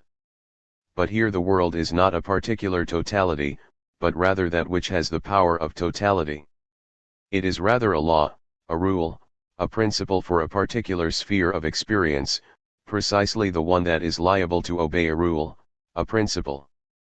But first of all, this is what we call affectivity, which must be understood as a blended structure of the one and the other. In the sense, however, that the mixture is not created by the post factum synthesis of the one and the other, but rather precedes these terms, or at least precedes the other and accompanies the one, which can take it into account as a specific domain of reality, one it cannot in any way destroy and recreate, but can only unilateralize or determine in the last instance. The world is already world, the mixture is already mixed and does not allow itself be deduced from anything. The individual finds the world and is affected by it, the only thing that matters phenomenally, that is, scientifically, is what the individual can make of this affection and what he has already made of it in the very moment of this affection. We thus distinguish between, 1. The proper essence of authorities, that is, the mixture or affectivity that is a domain of specific experience distinct from and uncreatable by the individual real, the always already mixed mixture. 2. The transcendental or real essence of authorities, which is this immediate individual experience and which is not specific to authorities or to the world, but is rather their determination in the last instance. Because there is an ambiguity in the word essence as soon as it is a question of the essence of the world or of authorities, we distinguish their specific essence, affectivity, or the already mixed, which is always defined relative to these two in a circular manner, and their essence equals last instance, which determines them absolutely and lets it be said, minorities determine authorities unilaterally or in the last instance. It remains the case that authority is not a deficient or falsified mode of minority. This would be to return to unitary thought. It is not, then, a question of anarchically refusing authorities and the state. Instead, we can, in the world itself, dissolve them in the aleatory games of power and speculate on their decline. But this is nothing other than their stato-minoritarian fusion, the secret statist ideal of all unitary philosophy, still an authoritarian politics. Chapters 3 and 4 will examine the specifically minoritarian mode of action on authorities, the state, the world, etc. 3. Ordinary mysticism. Section I, the unitary illusion. 14. The possibility of a unitary illusion. Theorem 45. The place of the unitary illusion and its critique is the dual, that is, the order of successive givenness of the one and the world. Insofar as man is also in the world, by a necessity that he cannot explain to himself as a finite or separated being, thought settles for registering this event after the one, with which thought merges. The affection of man by the world is an absolute given in its own way, an inevitable constraint, but one that remains contingent for the one or for the individual essence of man. For his part, man affects it with a contingency or a unilaterality that we will also call the non-one. The current situation is as follows: just as the one does not prohibit the world or any sort of mixture from announcing itself or affecting man, this affection does not suppress the experience of the one, at least for minoritarian thought, which begins with it and takes it as its guiding thread, a criteria of rigorous immanence for all other experience. Henceforth we will no longer leave the one, it cannot be left, cannot be alienated, even when we think the world according to its own requirements, nor minorities, even when we acknowledge authoritarian demands. Moreover, it is not just unitary defense mechanisms, we will examine those shortly, that presume the actuality of the one. The argument that we will use here and there against all forms of unity, even the highest ones, which would presume the one as the ultimate requisite even as they simultaneously deny it, remains exoteric, strategic, and exclusively anti-unitary if it is not reinserted into the real order of experiences. We can only know that unity is based on a presumed one if an experience, by right prior to unity, assures us of the existence of the one. The quasi-philosophical argument of the one as ultimate requisite and the unitary denial of the one equally presume the actual experience of the one. These two facts, each immediate in their own way, must be kept in order, without claiming to reduce the one in favor of the other and reconstituting a unitary system. A thought open to specifically unary phenomenality can only register, after the one, the being in the world of man, or the way he is affected by the world, and then the non-one with which he in turn affects this being in the world. This order, however, is not a unitary reduction or synthesis of these two phenomena in the name, for example, of a unity of the last instance of man. Such a unity of the world and the one is precisely what we will designate as the unitary illusion, the hallucinated illusion that must be described and then critiqued. Provided they are taken in the order in which they really appear as immediate givens, and not as concepts, the one and the world, minorities and authorities, do not form a coupling or a higher unity. In fact, they form what we will call a dual rather than a duality. The dual is this order of presentation of immediate givens that does not reconstitute a closed whole or a totality, but in which the world is given after the one without affecting or determining the one in return. This is the state of experience in which immediate givens announce themselves according to an irreversible order. It is not what unitary thought or even we ourselves will later call a duality, then a dualism, which are notions that are more external, if not transcendent, to phenomenal givens. The dual precedes duality and, even more so, dualism, which is the philosophy that ensues from the existence of the dual, then from that of duality. We will inevitably return to the complex signification of the dual. Theorem 46. There is a unitary illusion, a resistance to the one or a non-one, that is specific to the world, philosophy, and authorities, and through which they deny the existence of the one, of individuals, or of ordinary man, that is, of the individual or absolute sphere of existence. The dual does not remain inert, but is animated straight away. Coming after the one in the order of immediate experiences, the world finds itself confronted with the one. Authorities are doomed to register the existence of minorities, whether they like it or not. But the unity that animates them is always specular or speculative, it cannot receive as they are the immediate givens of individuals. Not only do the unitary forms of thought expressly falsify the experience of such a one without unity devoid of all positionality and transcendence. They conceal its existence, reducing it to a mere higher form, an even more transcendent form, if that is possible, of transcendental unity.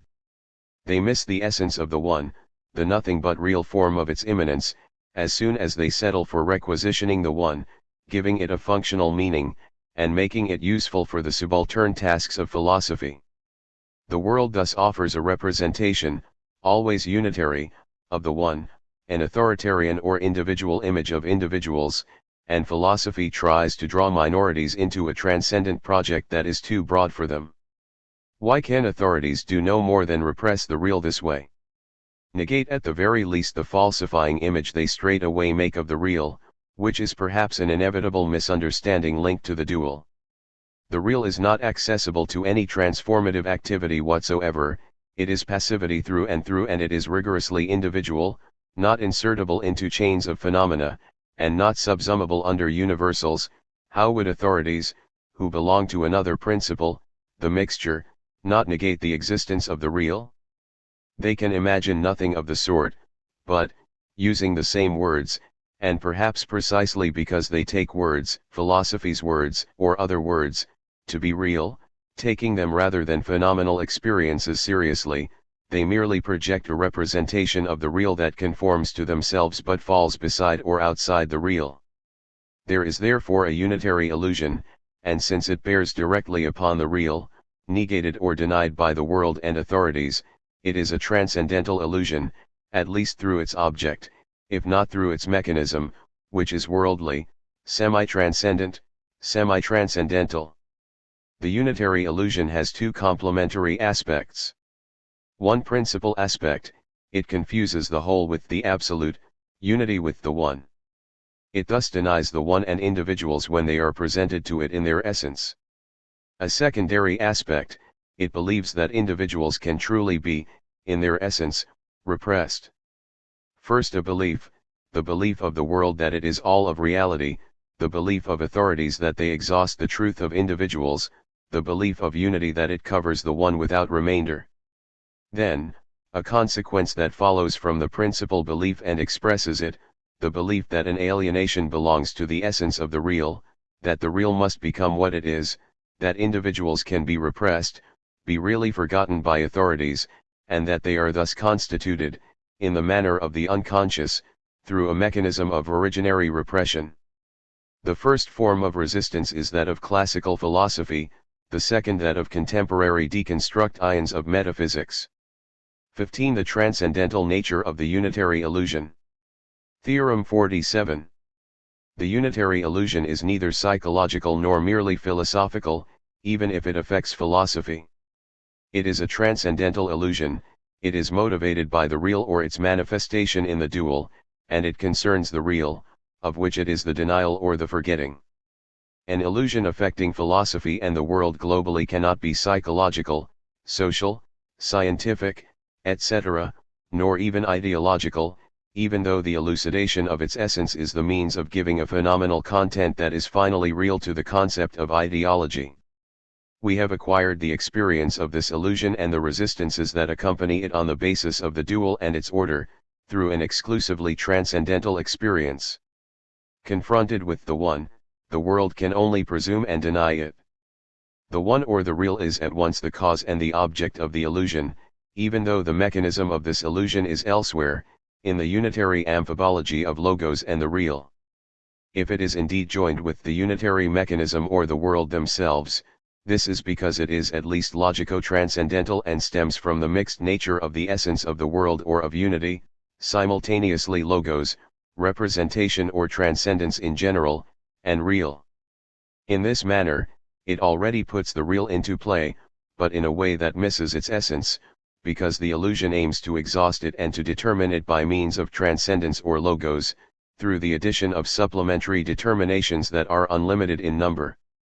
The individual, the real of the last instance, is represented in this way and falls under a form of transcendence in general. This precipitates a unitary fury to multiply the individual, to totalize him, to surpass him, to exceed him, to deconstruct him, to make him suffer all the abuses presupposed by unity. This indicates that ordinary man, that is, the real, is what is at stake in the conflict that opposes the world to the one, and thus also in the resistance that the one will, in its turn, oppose to the world, the real critique of the unitary illusion. To maintain the dual as the condition of all minoritarian thought, it is necessary to clarify that the true amphibology being denounced is not really the amphibology of the real and logos. This is the mixture of unity or of the world, an indestructible mixture whose dissolution no critique can enact, but that of the real and of the logico-real mixture. The unitary defense mechanism is the confusion of the real with the indestructible mixture of the world, which is more powerful than its terms and precisely prevents them from being thought as terms. Greco-unitary philosophy is this mixture of transcendental logic or of the logico-real, and it is this mixture that immediately denies the real in its true essence. The problem of knowing whether this mixture is already, in itself and according to its constitution, a denial of the real and of the one is not posed. That would suppose that the mixture is creatable and destructible. The dual order excludes this supposition, implying instead that the denial of the one by the world as such is registered in its time and place. Theorem 48. The mixture of the world, of unity, of authorities, etc., is positive in its own way, indestructible and uncreatable. Nevertheless, this is not a supplement to the real, capable of enriching it. It is already a lesser real, even though it is not an alienation of the real, a fall or a decline of the one. We understand the logos we have been discussing in a broad sense, in opposition to unreflective immanence. It is a question of all forms of transcendence, objection in general, with its principal modes, objectivation and surjectivation. It is an expanded concept of representation that contemporary thinkers, generally its deconstructors, have understood in far too simple and restricted a sense. The problem is as follows: this logos, which in the unitary amphibology is added to the real in the form of the mixture of the world, could make us believe that it is a supplement that does not disfigure the real, but rather enriches it. But the mixture itself does not gain by the combination, by the addition of the one and logos, of unreflective immanence and transcendence. Not only do we not yet know what such a pure transcendence would be, but what is immediately given to us after the one is possibly before an experience of transcendence, and this is the mixture, the already mixed, the world that affects individuals. The dual is composed of the one and the world, of the one and the mixture, and not of the one, or of immanence, and transcendence. This will come later in the order of experiences. This is the meaning of the dual and its type of distinction. Therefore, the mixture is not generated starting from these terms or starting from the one. The one does not continue in it, as would be the case if logos were added to the one. Nothing is added to it, it does not extend into the result of an addition or into effectivity. It is not alienated in the mixture. The one is not alienated and, nevertheless, there is another principle beside it. The real in itself does not really fall under the mixture. There is no alienation, fall, or procession of the one. For its part, the mixture is a positive experience that is not reached through a decline of the real. The meaning of phenomenality, of the positivity of immediate givens, demands that the mixture not be a lesser one expelled by the one, but that it can appear in its specificity and as an absolute experience of effectivity. The domains of reality are specific essences without reciprocal community, not neighboring domains. The law of the real is not alienation, nor even topology, the last avatar of procession, it is determination in the last instance. The meaning of determination in the last instance, the one is certainly the essence of the world, but an essence that is not alienated in that of which it is the essence, an essence that is not constituted in return by the world or by its determination of the world. Determination in the last instance is the key to a transcendentally and rigorously grounded dualism. The mixture of the world is thus indestructible and positive in its own way. We will not, however, conclude from this that it is only the unitary representation it gives of the one or of individuals that is a devalorization of the real. It is an essence more powerful than its terms, it creates them without really being created from them.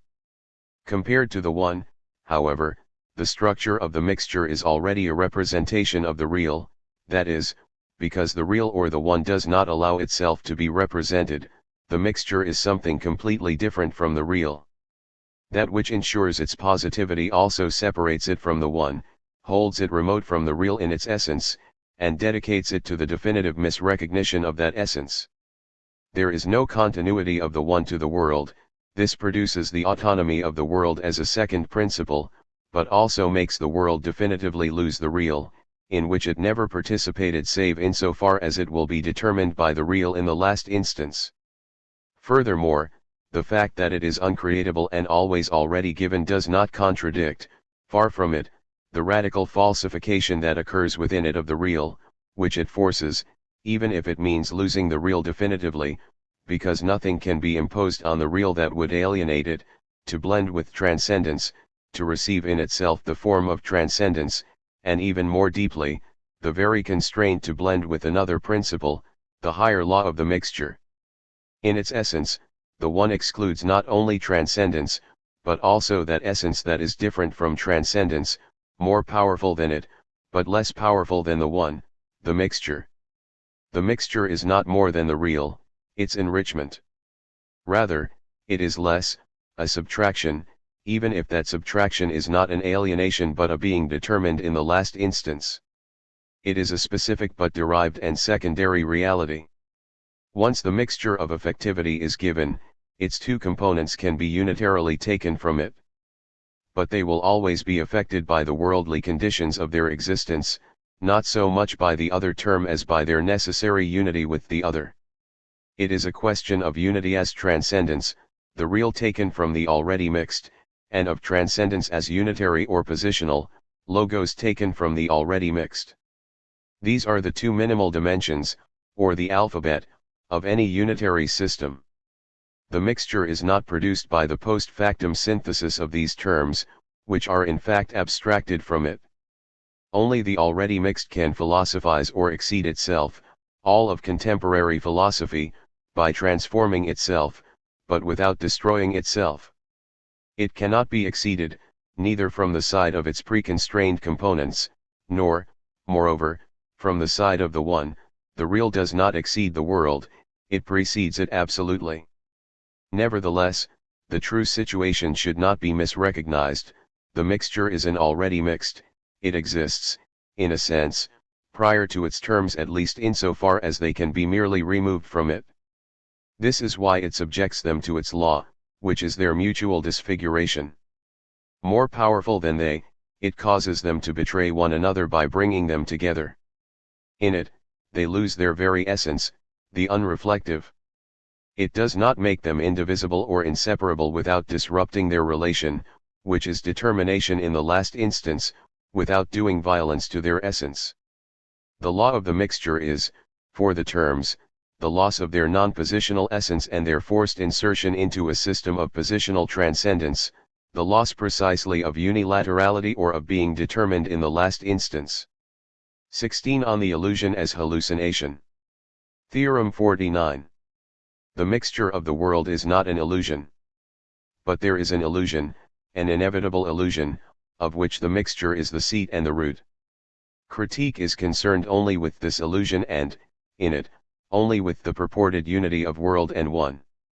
There is no illusion of the world, because the world is not illusory or deceptive, it is not a phantom, a cloud, a veil that would hide reality from us. The world as well as authorities are positive if not necessary realities, or at least inexplicable and uncreatable starting from anything else. But the world does indeed produce an illusion about the real, an illusion that is linked with authorities. Therefore, we are not critiquing the world, but rather the hallucinated representation it produces of individuals. We are not destroying authorities, we are displacing the magical representation they produce of minorities. Later, the world and authorities will even find themselves delegated a certain function in the pragmatic critique of the illusion. The critical project must be nuanced in a second way. The root or the seat of the unitary illusion is given with the matrix of the already mixed. Because of its effective cause, which is indestructible, the illusion itself is indestructible, as positive as the instance in which it is rooted. Because of this, we do not critique the effective existence of the illusion or its mechanism, but rather its claim that this authoritarian mechanism can be the real, count for the real, that it has any relation at all to finite people, that it is something other than a hallucination of the one, than a magical animation of individuals. Its effects can be limited by making it undergo what the world undergoes, which will be examined later, a finite emplacement, a unilateralization in the last instance. But even after the one is withdrawn, as unforgettable, from its purported forgetting, and has been recognized yet again as not affected by the illusion subsists in its proximate cause, the mixture itself, but by following it in its finite emplacement. The root or the seat of the illusion, on the one hand, must be distinguished from its motif or object, on the other. This distinction helps to resolve the following problem: what is resistance if truth consists in saying that there is no resistance, or that resistance has no real object? Though this is not exactly what is said, resistance is certainly real, but in the broad sense, for which the world is real in the mode of affectivity rather than in that of the real itself, affectivity that minoritarian thought registers and takes into account. And in a narrower sense, in which pragmatics will recognize in it a certain constitutive reality in relation to the other or to transcendence, of a nonthetic sort. Theorem 50. There is no forgetting of the one the way there is a forgetting of being. The true illusion is believing, a belief ineradicable from the world, that the illusion is real or something like a repression originarily constitutive of the reality of individuals.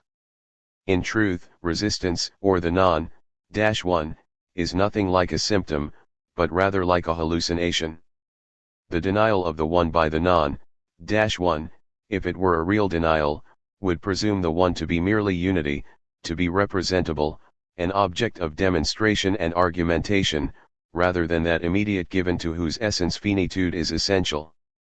Unity believes that the one is one of its modes, it thus negates the pretensions of the one, which seem to it scandalous, or, not so differently, it admits at most that the repression, the forgetting, of the one forms part of the essence of the one. Unity only tolerates the one as susceptible to forgetting or repression. This belief is particular to contemporary thinkers, and is worth analyzing on its own merits. It is not certain that the one is susceptible to forgetting. The dual presumes the contingent fact of the resistance of the non-one, the presence of this fact is its condition of existence. The thinking that follows is thus suspended in this non-one, without which it has no reason to exit the one and to begin to philosophize in a minoritarian mode. But the dual combines the contingency of authoritarian resistance with the experience of the essence of the one, which grounds the immanence of all minoritarian experience. However, this essence means the one can never be forgotten, the unreflective has none of the characteristics of transcendence. The non-one is certainly the forgetting of the one by the world, it is real in the sense of affective, as real as much as its root, the world, can be. But it is not real in the rigorous sense in which it would affect the one in its essence and be a constitutive forgetting of the one the way there is a constitutive forgetting of being. From this point of view, it is an absolute hallucination, which will soon be analyzed in detail and denounced as such by the unilateralization the one forces the world to undergo. This post-metaphysical belief in a real illusion, in a symptomatic structure of the relation of the world to the one, is the height of the illusion proper to unity. The forgetting of the one as real forgetting is not itself real, and this belief in the reality of its forgetting is the subtlest form of the illusion. The forgetting of essence, if it means that the world is identical to this forgetting, does not imply that the forgetting is essential, constitutes a symptom, or belongs to the essence of the one, which would be forgotten in this way. This forgetting only interests us here as a specific belief of the world, and this belief is perhaps the only true forgetting of the one. The true repression, which real critique will have to destroy instead of the mixture itself, and which it will have to destroy for the world, in the very spirit of the world or authorities insofar as they are henceforth, for minoritarian thought, experiences of the dual, the true repression is this belief in the symptomatic reality of repression, the falsification of the unreflective essence of the individual in the form of an unconscious. Authoritarian resistance feeds on this belief that it is possible, that the one is accessible or concealable, revealed and veiled as a mode of unity or of being can be. Theorem 51. Because the unitary illusion has no reality with respect to the object it concerns, the one, it is only an effective hallucination. It belongs only to the subjectivity of the world. The only reality of resistance or of the non-one, is for the world itself. Because it does not really encounter the one, it is without object, it is a hallucination based solely on an image, a unitary projection of the one, which straight away falls outside of the one, like the world itself. The world resists only a hallucination it forms itself, but this repression remains in itself and does not form a symptom because it is not constitutive of the one or of a relation to the one. The dual precludes the symptomatic interpretation of this resistance. The symptom, measured according to the one, is actually the very illusion of unity. Unity is its ultimate presupposition. The one, falsified by unity in the dual, is necessary for triggering the unitary defense mechanism, but it is not really affected by this fight against a phantasm. Authorities are possessed by a quasi-magical belief, a faith, a certainty in their power to reach and determine individuals. Authority is the world's way of possessively haunting the one, the state's way of attempting to seduce ordinary man with the twists and turns of unitary thought, an entire philosophical sorcery that the world and the state deploy in front of individuals. They believe that they are doing something other than haunting them, than gliding over them like light above the night. They believe that they are mastering them, and sometimes, though this is not much different, as it is the same presupposition, freeing themselves from them. Mastery and freedom, the same illusion around which unitary thinkers revolve and which does not reside in the real authoritarian mastery of individuals but rather in the completely magical and spellbound belief, the ultimate form of the most wounded narcissism, in the reality of this mastery. Real critique thus no longer consists of delimiting unity from itself as well as from an other or an exteriority, of thus surreptitiously recognizing in it an absolute reality. Rather, when, and only when it is a question of the one, real critique consists of not recognizing reality, only an effectivity, in unity, of considering it to be fiction, magic, transcendental hallucination, simulation of reality. Unitary philosophy is perhaps nothing more than the specific mythology of the world as such, the mythology the world produces insofar as it is capable of spirit and produces that philosophy for all spirit. Three nuances can finally be brought to bear on the theory of this hallucination. First, as we have just seen, this magic is intertwined with affectivity and thus is only a hallucination from the point of view of the one or of ordinary man. Second, this illusion is not a mere cloud floating above experience, bound to evaporate with the sun of reason, it is a rational belief and the very fact that ought to be passed on to the riddle of critique. Finally, it is necessary to wait for another instance that is not given with the dual, nonthetic transcendence or the nonthetic other, to ascribe a certain relevance to these defense mechanisms spontaneously mounted by authorities. The symptomatic structure will take on a supplementary appearance of reality when it will no longer be a question simply of the essence of the individual, but of its acting or its practice. Theorem 52. The dual puts into play the non-one, the unitary defense against the one, as well as the non-one, the real critique of this resistance by the one and the specific resistance of ordinary man. This real critique takes two forms, mystical and pragmatic. At the foundation of the illusion and the discourses of denial that accompany it, there is an inevitable falsification of the one by its unitary representation. This necessary mechanism of the illusion means that its critique will be quite limited, that it will never be its destruction, but also that the minoritarian thinker has nothing to fear from these immediate objections, based relatively in unitary representation, that are made to him without delay against the one in which he is established once and for all. These worldly resistances, philosophical for example, to the experience of the real as one, far from being an obstacle to the march of thought, are instead more like a springboard or an Archimedean point for converting the thought of the one into a real critique of the unitary illusion. We call this denial of the one the non-one. We distinguish the non-one from the non-one. The non-one is the hallucinatory negation or denial of the one by the world, unity, philosophy, etc. But the non-one is the efficacy of the one on the non-one, its resistance to the unitary denial of which it is the object. This non-one, the critique called real, will have two forms. Both are modes of the unilateralizing or in the last instance determination, which in its finite subjective foundation was in question in the first chapter. In what follows, we will contrast its first form, which could be called mystical, to the unitary illusion or to the non-one, before contrasting it in the final chapter to its second form, which is pragmatic and no longer mystical. Just as there are, as in a story, at least two forms of the repression of the real or of the illusion, there will be two stages in its critique.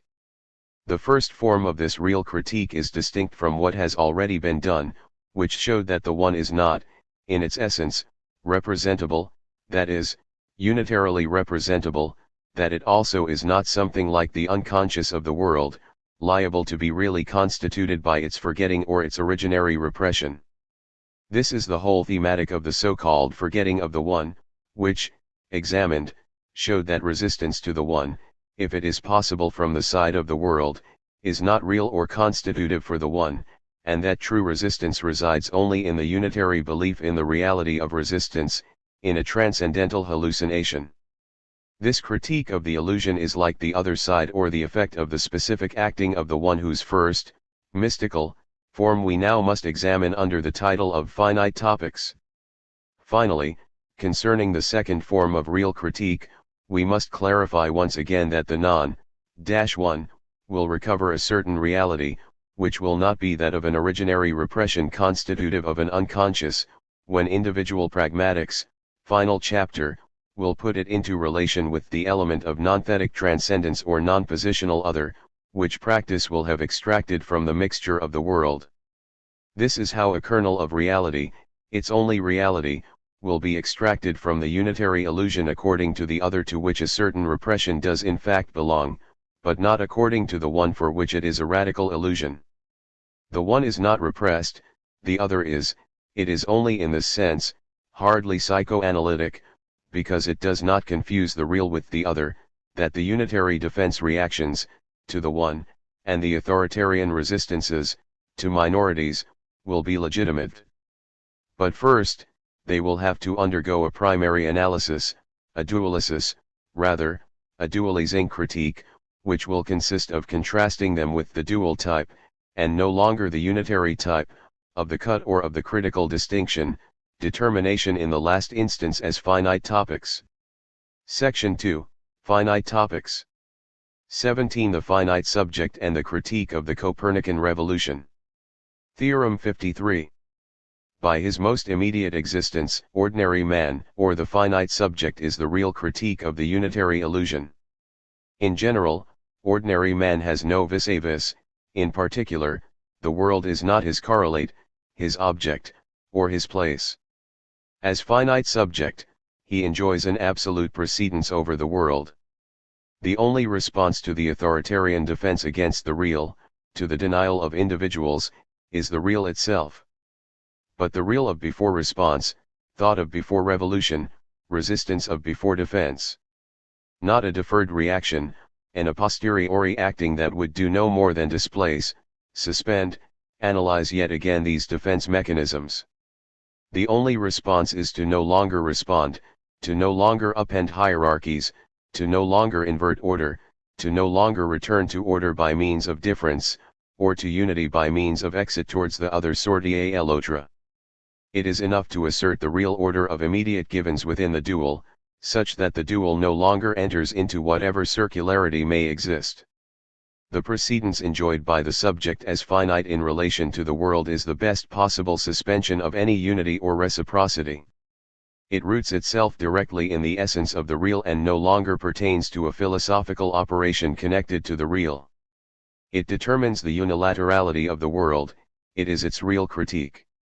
Has it been asked how the world phenomenally appears for the individual, how the individual apprehends it from the ground of his insurmountable solitude, and whether this finitude of the subject does not extend so far as to rule out the world being for the subject, in the unitary sense in which the subject would for example be identified with the world, lost in the world, alienated in the infinite to return to itself, to be for itself? Do authorities, which stir up their processes of physical and symbolic power before the blind eyes of ordinary man, realize that ordinary man, in some sense, does not see them? Is philosophy capable of thinking man starting from himself, of doing justice to that which man knows spontaneously, of knowing that in his essence man is blind, deaf, and mute, and that everything that is given in his senses and his understanding comes first of all from the most interior part of himself? Finite man has no vis-a-vis, and yet his solitude is not a solipsism. It is more than a detachment starting from the world and in the world. It is more precisely a detachment of the world itself, which the subject forces to let go by its mere finitude. The world, history, the state disengage or unclasp from the subject, but the subject does not separate itself from them, otherwise, the subject would be separating, once more, from itself. Theorem 54. Finite individuals are solitudes who reject the world, its experience does not belong to their essence. Radical finitude is a dualization of the relation between man and the world. Generally, man is not defined, especially as subject, without a vis-a-vis, an object, a world, whose necessary presence indicates that it is also constitutive and that the subject partially co-belongs to it, that the subject maintains to this referent a relation essential to its own definition. When this is not the perceived object, it is the known object and science. When it is no longer science, as with contemporary thinkers, it is language, or else the other in general, and finally, what is understood to be placed across from man is his humanity, a universal that distills all the others. These games, these belongings, circles, and couplings are the element of unitary thought. The question is now completely different. The subject exists without an object. The subject is not, has never been, will never be a subjective and higher mode of the object. Man exists without humanity, he is not the mere support of the predicate humanity. He exists without language, which does not mean, quite to the contrary, that he cannot speak. It is not certain that the subject is good, changing nothing or because he is its condition. Nor is it certain that he is man because he maintains the gap between animality and humanity and is the subject of reason. Man is man before humanity, ordinary man is an irreversible precedence over humanity, the individual is not coupled with totality, the horizon, the world.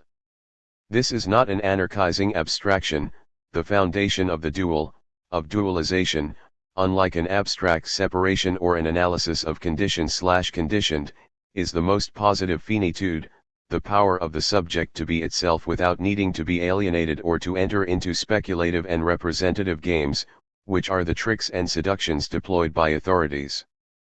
Dualization is rigorously theoretical and scientific, and consists solely in recognizing what the real is without practically intervening in it, without penetrating, eindringen, into it in order to grasp it, vernemen, begreifen, and make it become what it is.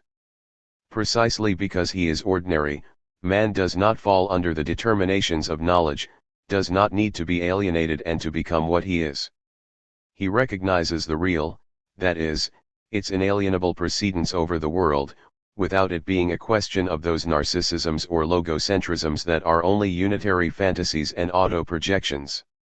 The finitude of the non-Copernican subject implies that its essence, without being a knowledge in the form of transcendence or an objectivation, because it is the essence of the real itself, can be called a knowledge, of, itself, the nonthetic form, of, knowledge, or, more rigorously, of experience. As knowledge, it is as finite as the subject itself. The subject, of, knowledge is no longer this infinite, unlimited subject that includes objective scientific knowledge as one of its modes, that borders and extends beyond that knowledge. The subject is impenetrable and constituted once and for all, which is to say, unconstituted. Because it is finite, the subject is never also an object, of a constitution, of a production, of a subjection. The subject is not a fragment of the world or of authorities, and ordinary man has nothing at all to do with this homo ex machina, to which contemporary thought descended from Nietzsche has clung. No process of power, political, pedagogical, statist, linguistic, etc., reaches the subject who has over it an absolute advance, an irreversible precedence. Its finitude prevents the subject from being a mode, a figure, a deformable piece of a deep or even a superficial mechanism of power, a supple and unterrible topological position, in relation to others. Unitary thought always maintains two complementary theses: the real is the object of constitution or production, and the subject or man is a mode of being, that is, precisely of a universal, or singular production. Both of these theses are ruled out by individual finitude, which rejects all production into another sphere, into the world, but above all into the place it offers to this world. The real weight of solitude is not the absence of the other, or even the presence of the absent other, but the impotence in which ordinary man finds himself, an impotence to free himself from himself and to alienate himself.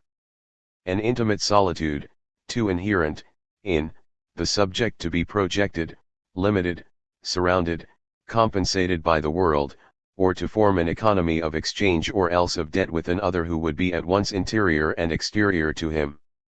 But this solitude does not remain without effects. Theorem 55.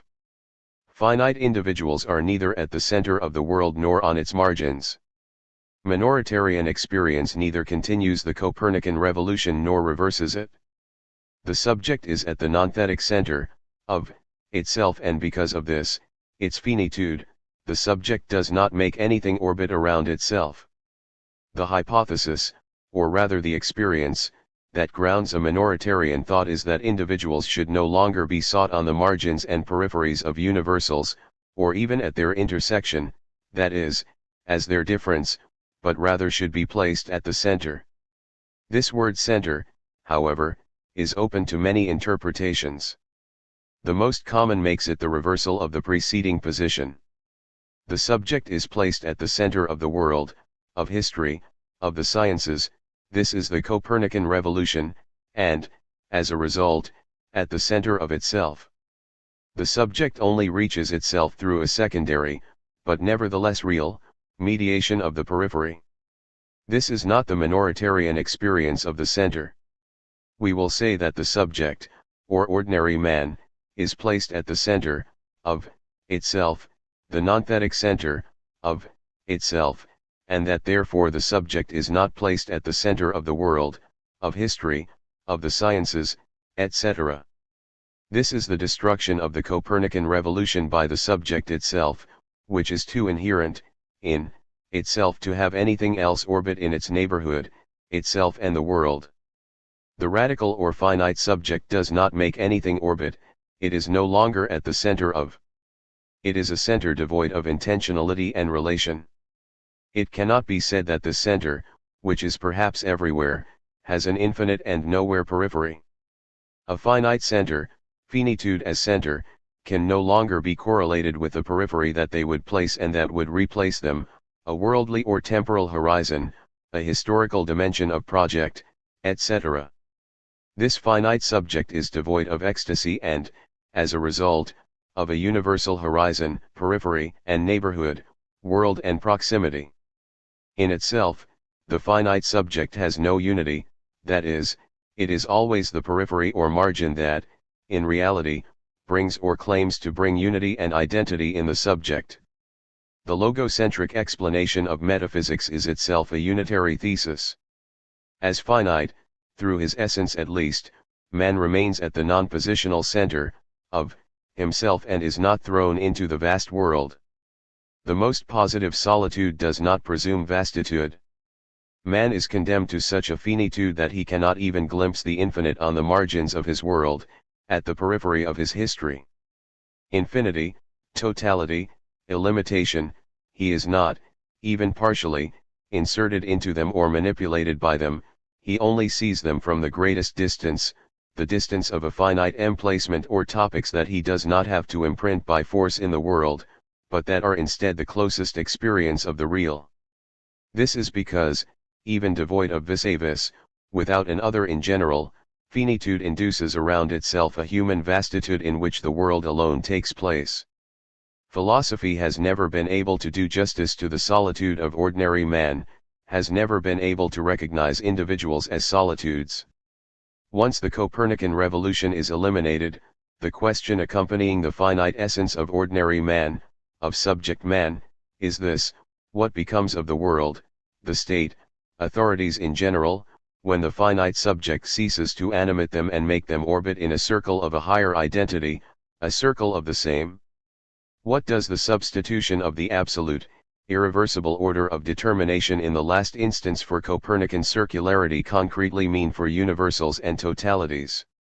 The authentic order of experience is irreversible, going from the subject to the world, without that return to the subject that would allow the world and the subject to circle each other, one with the other, one in the other.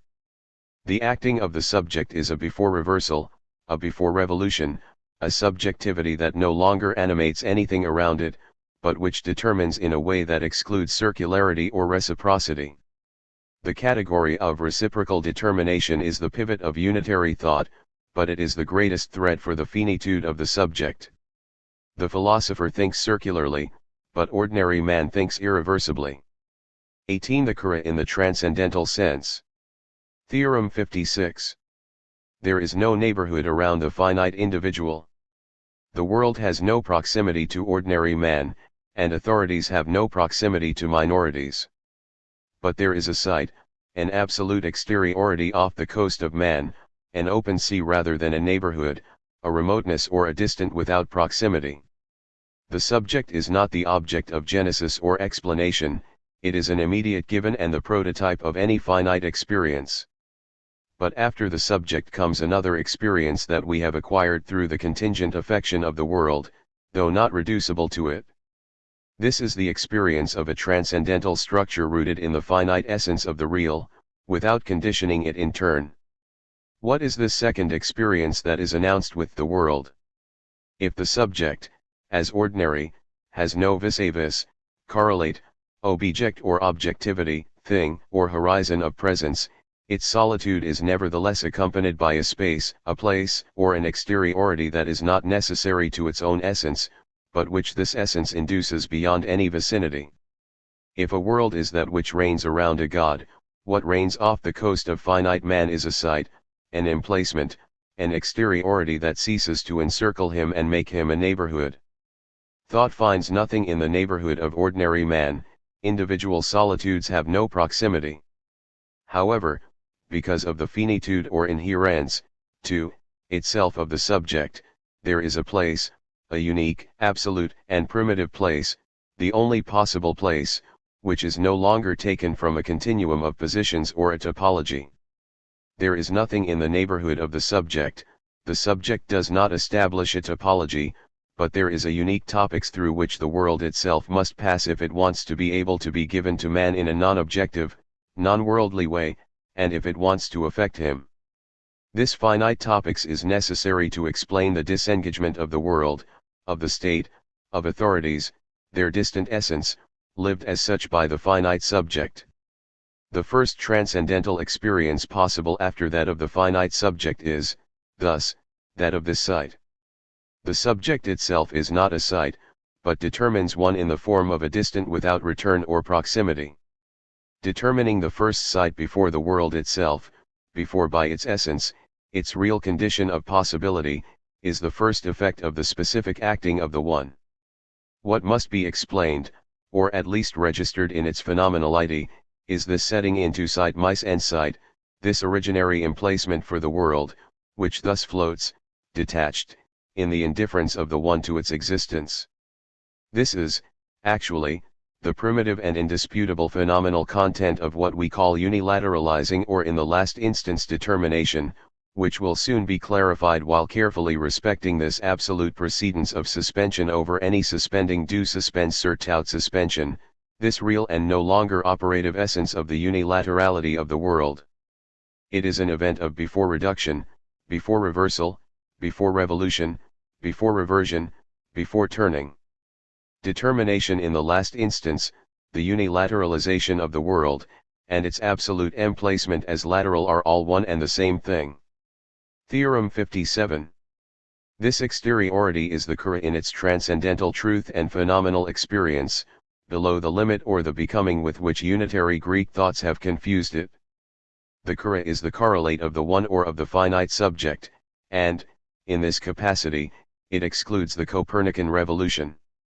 Devoid of horizon, finite emplacement is the positive structure, the primitive phenomenal content, of determination in the last instance or of the acting of the one as, non-one.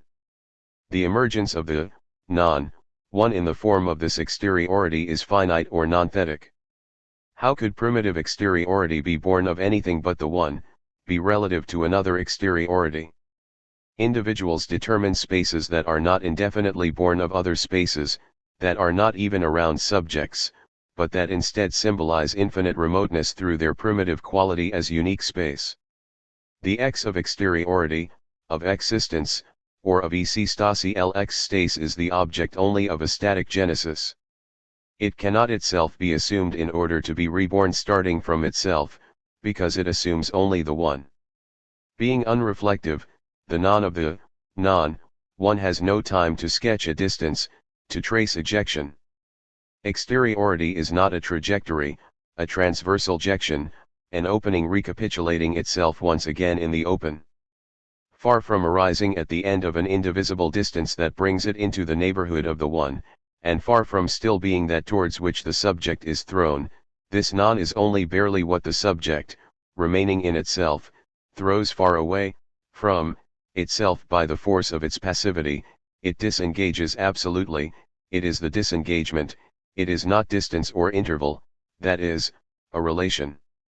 The kara is the primitive non-positional place that does not continue any other space.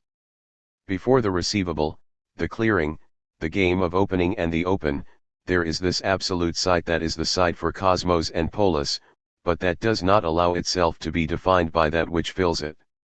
In the transcendental sense, the kara is the there is or its indisputable phenomenal content that is no longer the ontological horizon of objectivity, the objective copula that would yet again hold the world together. This is the effect of depth, of distance without return, the exteriority born of the one and its sufficiency. The one is the sufficient reason of the, non-one in which the still unlimited world and its infinite attributes are emplaced. Understood in its transcendental truth, the kara clarifies that the world and the state are deprived of action in return, of reaction against the finite subject. This is a completely positive impossibility. The world is numb, distanced forever from the one, or set aside. It floats far from man in an indifference that is for it a definitive sight it will never leave.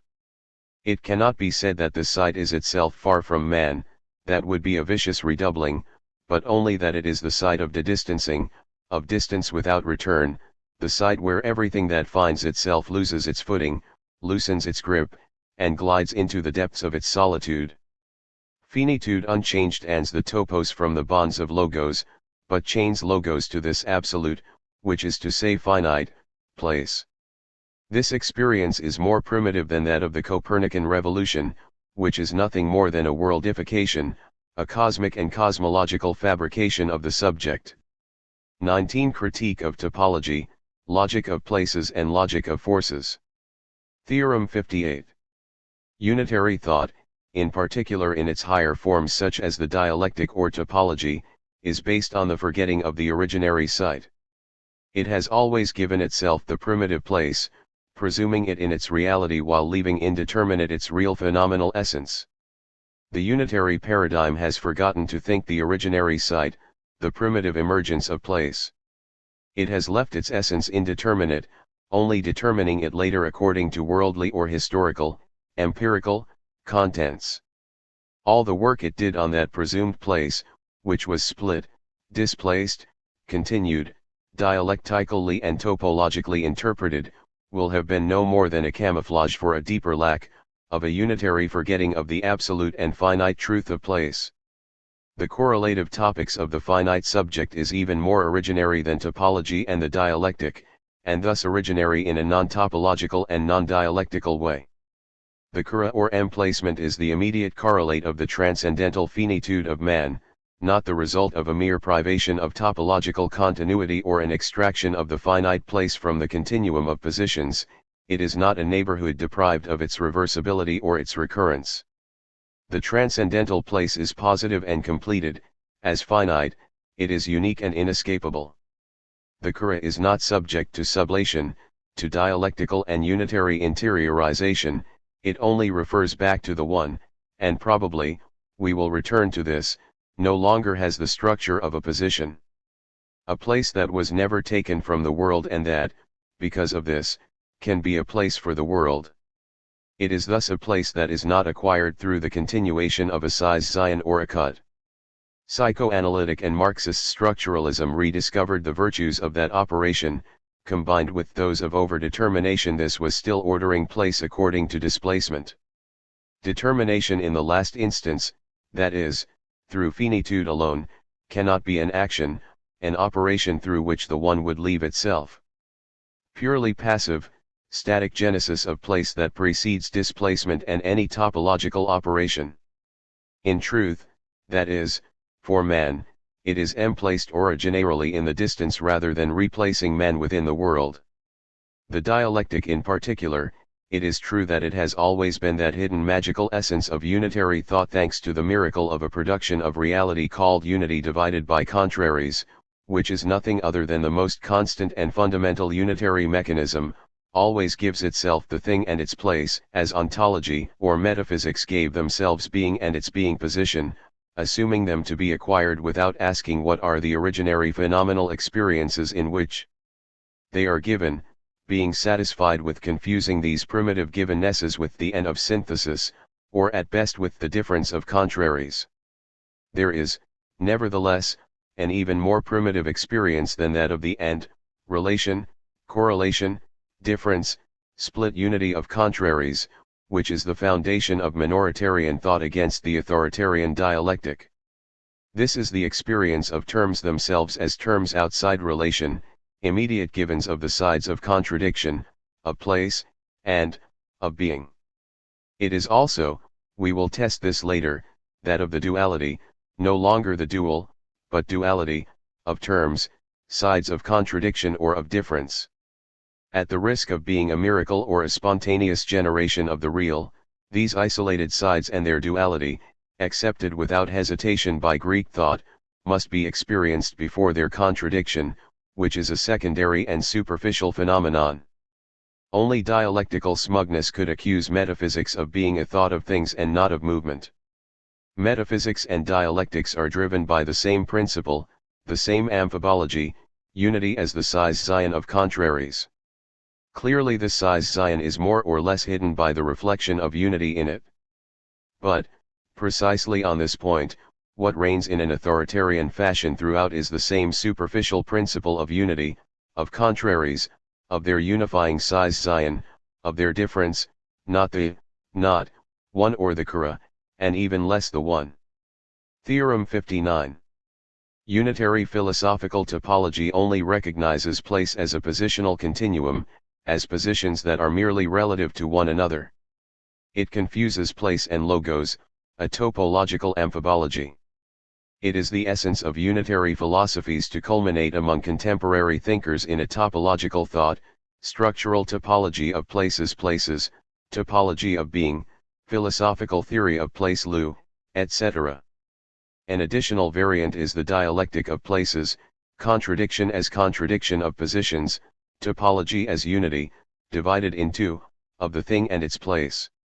Unitary philosophy knows place only within relations of structural difference or else of dialectical contradiction, and eventually in topological relations.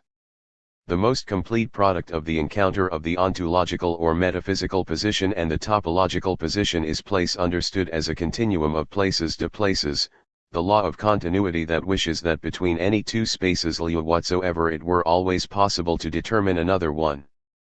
The NEC plus ultra of contemporary thought is the neighborhood, the relation of proximity or friendship, care and concern as concern for being good neighbors to things.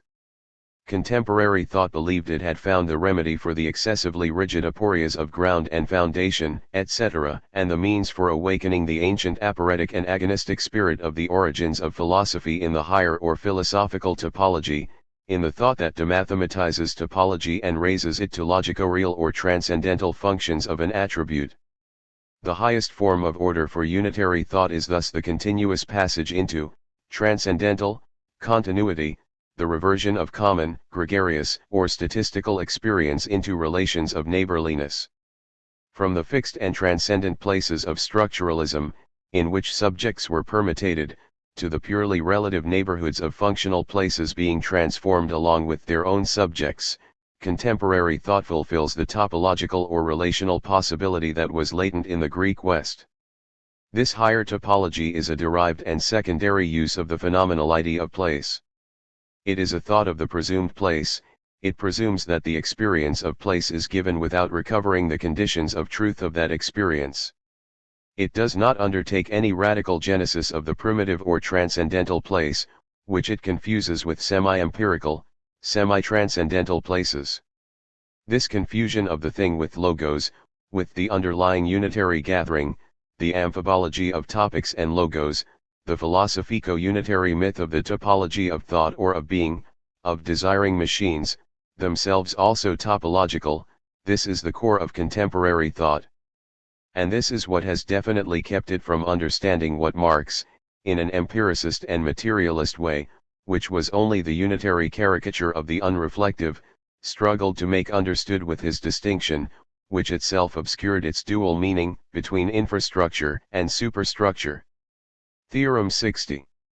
The logic of places requires a complementary logic of forces, a new amphibology which is that of place and force. The opposition between a thought of place and a thought of force is the opposition between a finite or minoritarian thought and an infinite or authoritarian thought. Generally speaking, the unitary topics of places needs a complement to suppress its fixity, its lack of historical movement. Force, the logic of forces, is what guarantees the topological passage from one place to another and, in the worst of cases, the transgression of place. Force is an ancient physico-philosophical concept that found a new function among contemporary thinkers, simultaneously a Greek memory and topological help. Force is required as identical to the unity of contraries, to the passage from one contrary to another, its essence is scission as in division. Reduced to its real phenomenal content, force is this tension of the differend, undecidable in one way or another. It has become the basic material for theories of the text, of power, of desire, material complementary to the dialectics of place. We understand that the topology of the positional continuum, which already crowns ontology, culminates in a thought of force, of struggle, of revolution. This is because place was at first understood as force, and force as topics. The differend of place and force is what makes the unitary paradigm turn. But, On the one hand, we know that place as continuation or force is the transcendent place, the place that has lost its finite essence and consequently claims, being universal, to once again grasp the subject, to localize or situate subjectivity. On the other hand, if force is required, in contrast to a reified topics, as the concrete or the real of movement, becoming, history, it is clearly, as the unity of scission, a false concreteness, a solely unitary real. Force is the truncated, representative or mixed, experience of the one. Through force, it is the unitary spirit of domination, hierarchy, and violence that usurps the real and asserts its abstraction. Violence and abstraction are the same thing. The real does not know violence, only the Greeks confused agon with the real. Force thus does not repress the real, it immediately is this repression. Force is woven from fantasies of the unitary illusion, and violence is, in the same way, the lack of the real. It is unthought in its essence, force is even the refusal to think the essence as such. In reality, place is immediately determined in the last instance. It is the content of this determination and is no longer placed at the center of the process, it is not itself a subject. Related to a static genesis, place refers back to the finitude of a subject that does not alienate itself, a subject that does not need to withdraw towards itself or into itself, no more than it needed to go out of itself. Neither place nor the subject are forces, nor are they operations, nor are they power, a desire for power, or a performativity. We will stop dialectically presenting place then force. Not only is this actually presenting the unity of the difference between the two, topopotential difference, but it also denies the real, which is the requisite of the one in unity. The unitary amphibology of place and force is itself absolutely emplaced, unilateralized by the finite subject. The finite subject is the real that does not know what philosophy knows: unity, size Zion, synthesis, difference, the relational. Finally, if force, as a unity of contraries that is always deeper than place in the unitary regime, represents the logical or infinite side of representation, place as finite no longer pertains to such a logic. Logic or dialectic of places is already infinite force, a limitation that only continues in order to make a circle with itself, an infinite circle.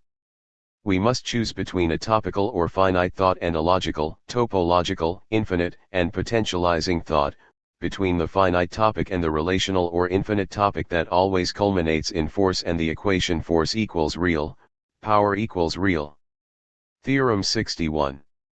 The finitude of the subject prevents the primitive kura from still being a distance of the topological type, an indivisible distance that is the final retrenchment of the relational conception of thought and of man. The world is not the great neighbor of man.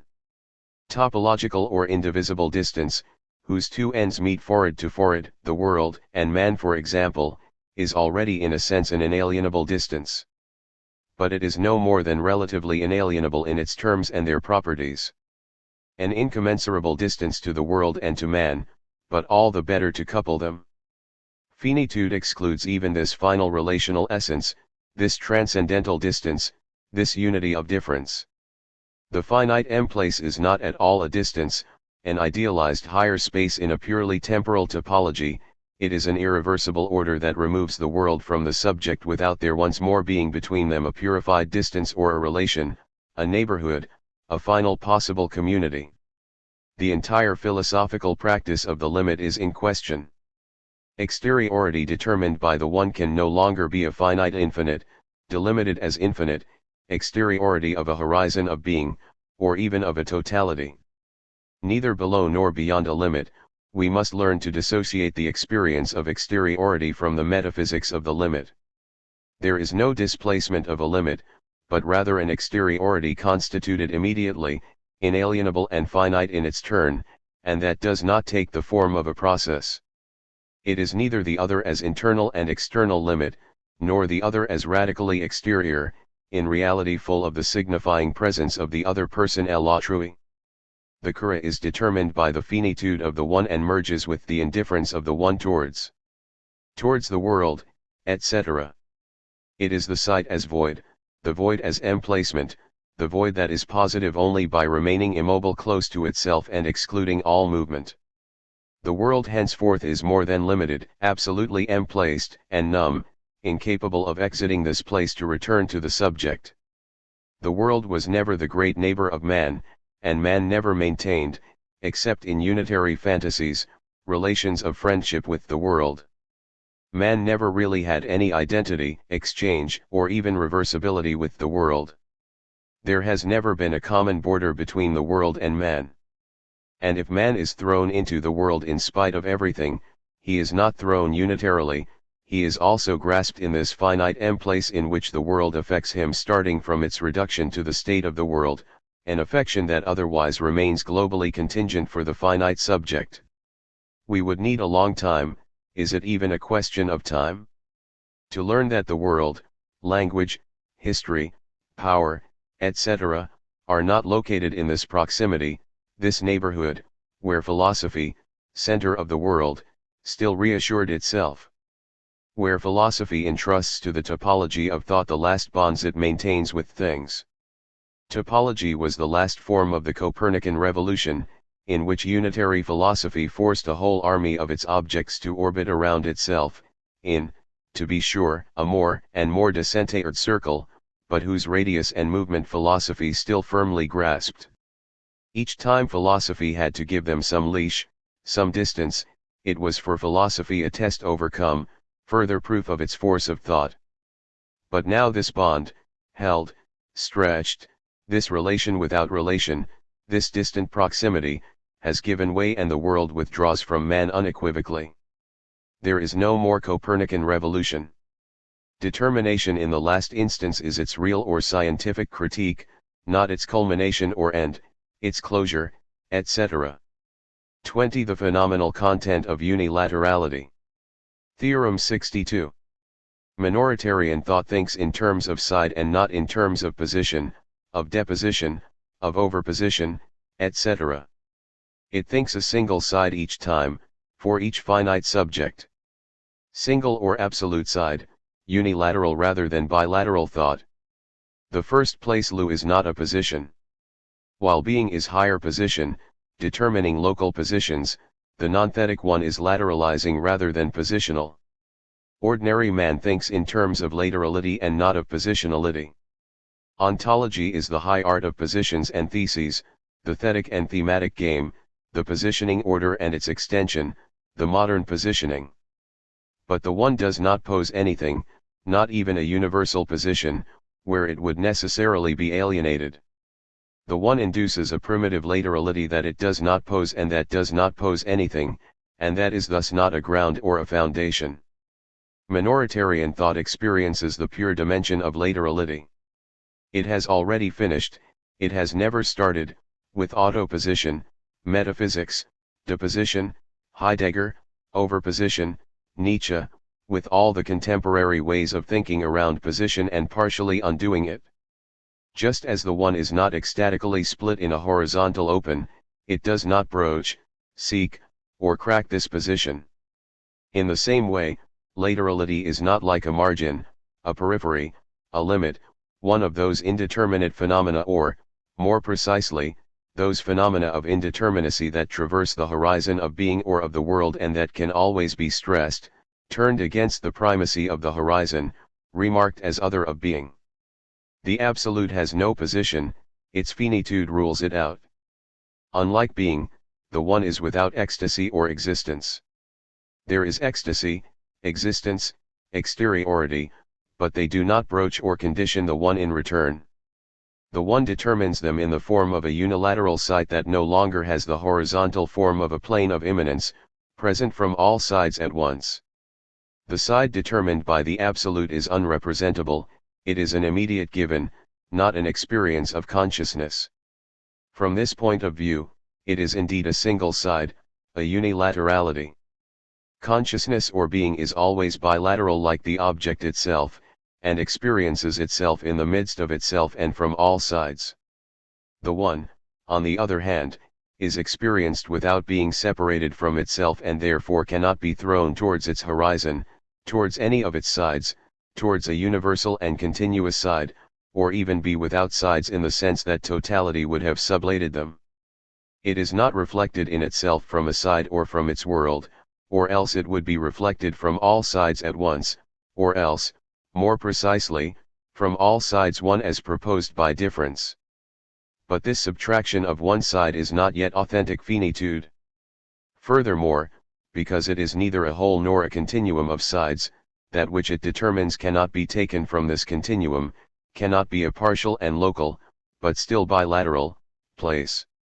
The induced side remains a side while being, through its essence, finite like the one itself, which prevents it from being a mere mode or a limit in a continuum. If the unilateralizing style is different from the positional style, it is equally different from the transversal style of some contemporary thinkers. Transversally is laterality ceasing to be finite and becoming universal, side by side, or relative and continuous laterality, one that reforms a universal plane of immanence. It is to finite laterality what the topological continuum was to metaphysical position, and this is still a bad comparison.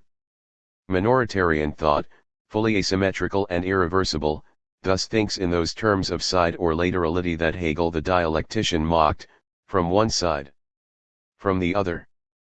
But precisely, there are not two sides, a side of departure then another side, the side of the other. It is in this that finite or unilateral thought is more originary than the dialectic. The dialectic must immediately presume two sides without having elucidated the meaning of this duality, to denounce, surveying and falsifying it, their unilaterality, without taking into account that laterality, at least if it is real, is necessarily single, as alone as finite solitudes. One side alone and not two, this is what unilaterality means, the laterality that is rooted in the one and thus is not an abstraction of unity as bilaterality. One side alone, a single and solitary place, not a continuum of places, the razor of finitude rules it out. As the content of determination in the last instance, unilaterality can be, at least at first, understood as a specific operation of the one. We will first situate it as part of a purely philosophical performativity. With this crucial caveat, we will describe it in what follows as an effect of a sidelining, mise à l'écart, the essential thing being to suggest the difference between the finite emplacement of the world and unitary being in the world. Theorem 63. The content of the phenomenal experience of unilateralization is roughly the gesture of brushing aside with the back of the hand, of becoming indifferent or opposing an end of non-receiving. The passivity of the finite subject refuses to receive the affection of the world and relegates it far away. 7. What is the essence of laterality, its phenomenal content, if it is not a mode of horizontal objectivation or project? Nor a mode of displacement and transversally. It is the operation of setting aside, of brushing aside. Not in the sense of creating a gap cruiser on a cart or making a difference, but of brushing away and setting on the side. Here, setting aside does not mean conserving, economizing, but brushing away by pushing to the side to open a free path and to free oneself. Brushing aside is the most primitive exteriority, the gesture of rendering unilateral, before all objectivation or project, before all jection and movement of transcendence towards dash. Brushing aside or becoming indifferent to is more fundamental than grasping, begriffen, and posing, setzen, above all for a thought of the real as thoroughgoing passivity. One brushes aside with the back of the hand. 8 The hand is not always a contraction over an interiority, an interiorizing grasp, an appropriation. The originary back, that of the hand as transcendental subjectivity, gives place to another operation, equally fundamental though more concealed or hidden. This operation is precisely a brushing aside, not necessarily always a reversing, a reversion, a reversibility. It is not certain, even at the level of this transcendental performativity, which from our point of view is still marked by interconnected empirical and logical determinations, that the interiorizing grasp and brushing aside of a back, immediacy of a gesture of reversal, which proceeds without mediation towards its object, form a performative continuum. It is, in any case, more rigorous to dissociate these two operations and to give to the back its specific content of phenomenal experience. The back revers is not reversion la reversion, that is, a continuous torsion aimed towards a form of entirely interior unity or towards a plane of immanence that the hand, by creating it, describes. Nor is it forward momentum, the flight of ejection or transcendence with an intelligent and cunning catch in sight. It is a way of making place for a thing by setting it aside and making it indifferent, of recognizing a place as lateral. It is less freeing the front, making a clearing in front of the self, that is a mere effect, than putting things back in place, in the sense of putting them back in their place. And for the finite individual, putting the world in place is necessarily putting it back in its place, that is the indisputable experience of the kara. There is a transcendental truth of the hand, of its acting, probably also a finitude of this acting, a finitude of the hand as inalienable subject and above all as an instrument of the refusal of alienation. The hand is indistinguishable from what it is in its essence, it is identical to an activity that is the immediate symbol of finitude protecting itself. The hand as back rather than as interiorization is the corporeal knowledge, of, itself of finitude. A similar phenomenon is described by the end of non-receiving 9. This admirable expression, no doubt too negative and based in an opposition, opposing an end of non-receiving, has the advantage of showing what differentiates unilateralization from interruption. Interruption is a relative absolute gesture that stops the better to continue. The end of non-receiving is a way of ending, of finishing, but by placing itself still below reception or acceptance.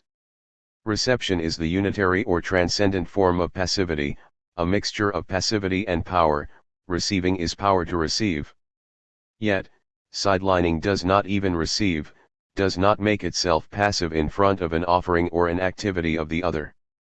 Passivity is such that it cannot even receive anything, too passive to be affected from the outside, too finite to be affected by an offering, a presence, or an altruity. The end of non-receiving does not describe the position of putting in place, of place, but rather its real transcendental condition, which is a passivity without division and which holds the world disengaged at a distance, that of non-receiving, from which it does not return. It makes it clear that unilaterality is an place, a thing is in place, more so than an activity of emplacement. This is also then not a rejection, a dejection, but perhaps more a dereliction, a way of relegating the world to its place, that is, to the only place. Theorem 64. Laterality is the primitive phenomenal content of exteriority. It is an outside positively devoid of inside. And it is the ultimate truth of Occam's razor as resistance of individuals to unitary philosophy. Brushing to the side is a true outside without inside, which, moreover, is not the other side of an inside or at best that which fractures it, as is always the case for contemporary thinkers. Radical finitude is not an inside, an interiority, coupled with a correlative exteriority.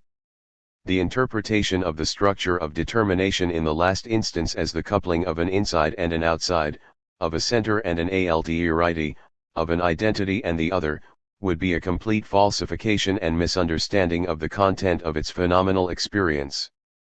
Contemporary unitary thinkers strive to think an outside without an inside that they are content, for this reason, to couple in a differential or undecidable manner with an identity, or to remark it as an outside.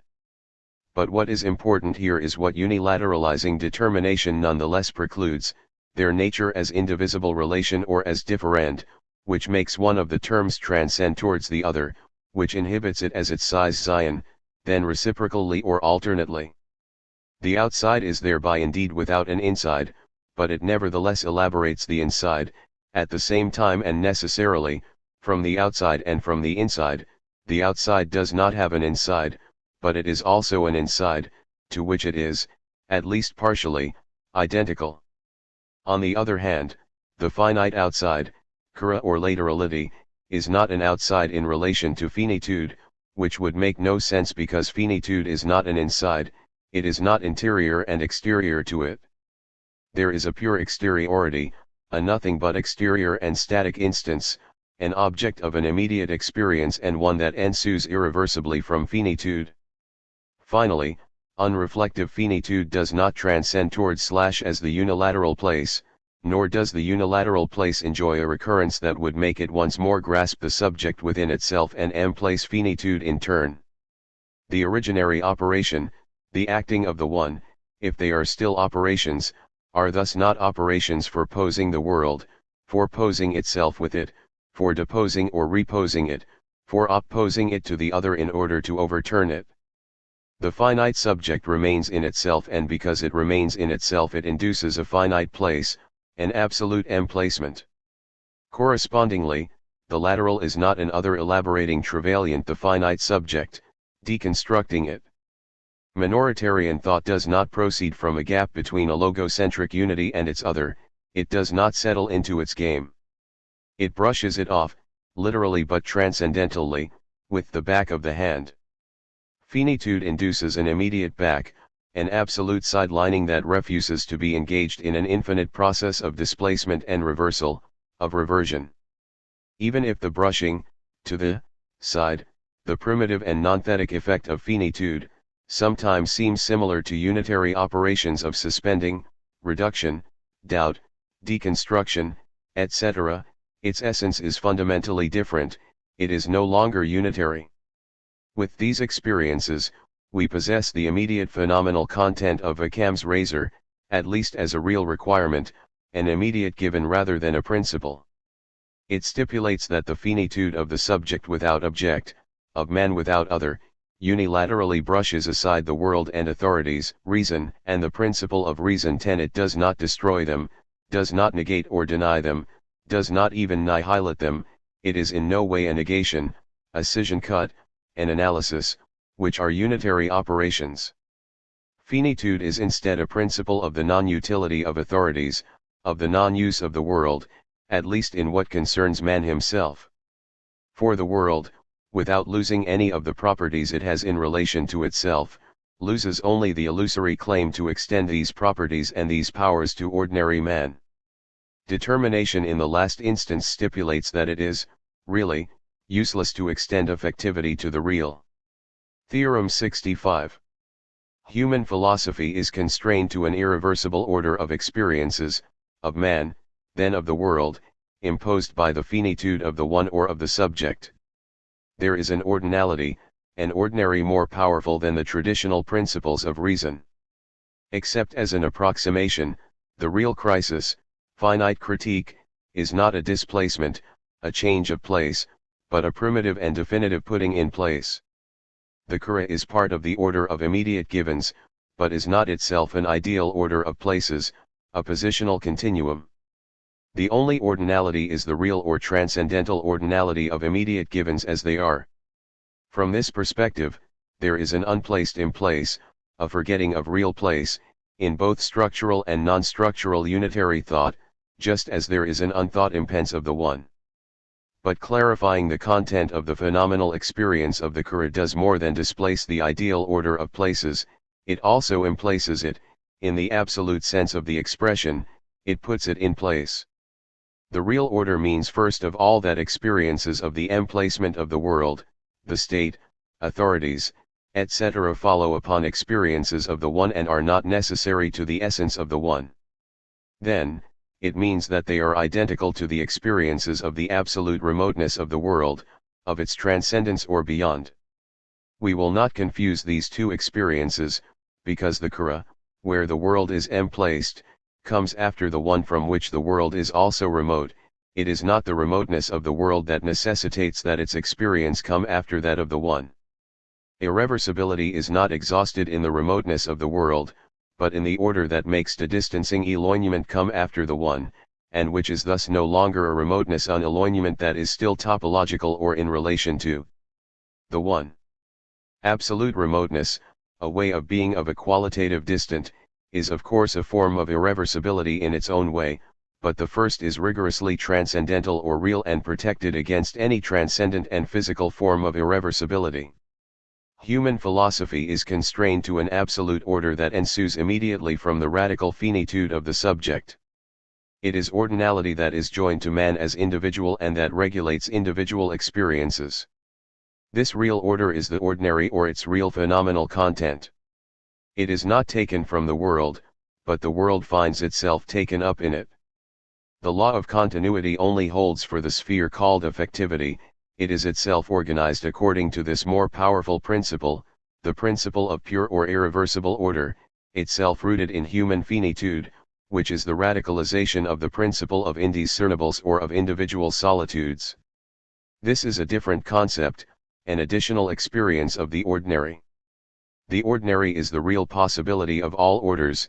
It must be understood in the same sense in which we speak of a compendium of arguments d'un argumentaire or a tropery, etc., but which would be determination in the last instance of all possible orders. The ordinary, in this sense, is more powerful than the traditional principles of reason and constitutes the criterion or guiding thread for a scientific description of the phenomenal content of reason. Section 3, Determination in the last instance and the non-one. 21. Thinking the non-one. Theorem 66. Unitary thought has forgotten determination in the last instance and its phenomenal content, which is the non-one. Thinking the essence of the non-one in its truth is a minoritarian task. We have just described the primitive phenomenal content of determination in the last instance as a finite topics or akara, which we immediately contrasted to the unitary illusion. But we must reflect upon the way we have acquired this kara and recover its transcendental truth. We thus start again from the beginning, that is, through the one and the possibility of a determination in the last instance.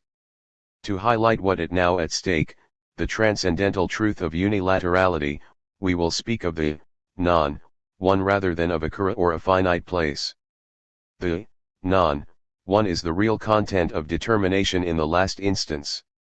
Just as unitary philosophy as a whole, and not only metaphysics, has not thought the essence of the one, it has also not thought the essence of the non-one, having reduced it to secondary forms, such as those of being. We must think the finite place, as mode or manner of the one, as this finite void of finitude, as annihilation even softer than the difference between nothingness and being recognized in the thought of contemporary thinkers. Above all, it cannot be thought according to the world and the authoritarian mixtures, according to being and as the essence of being.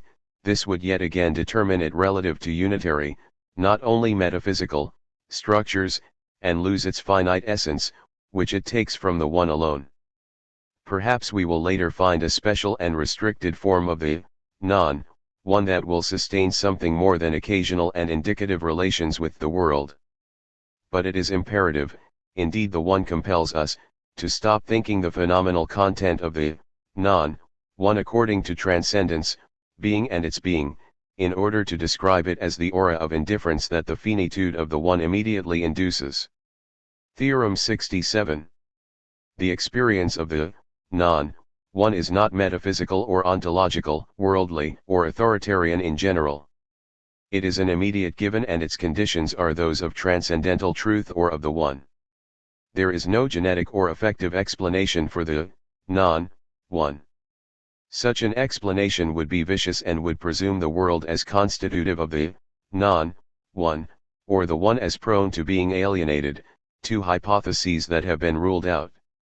None of the content of the world can claim to factually or effectively explain it, nor does the one create it by following the paths of effectivity.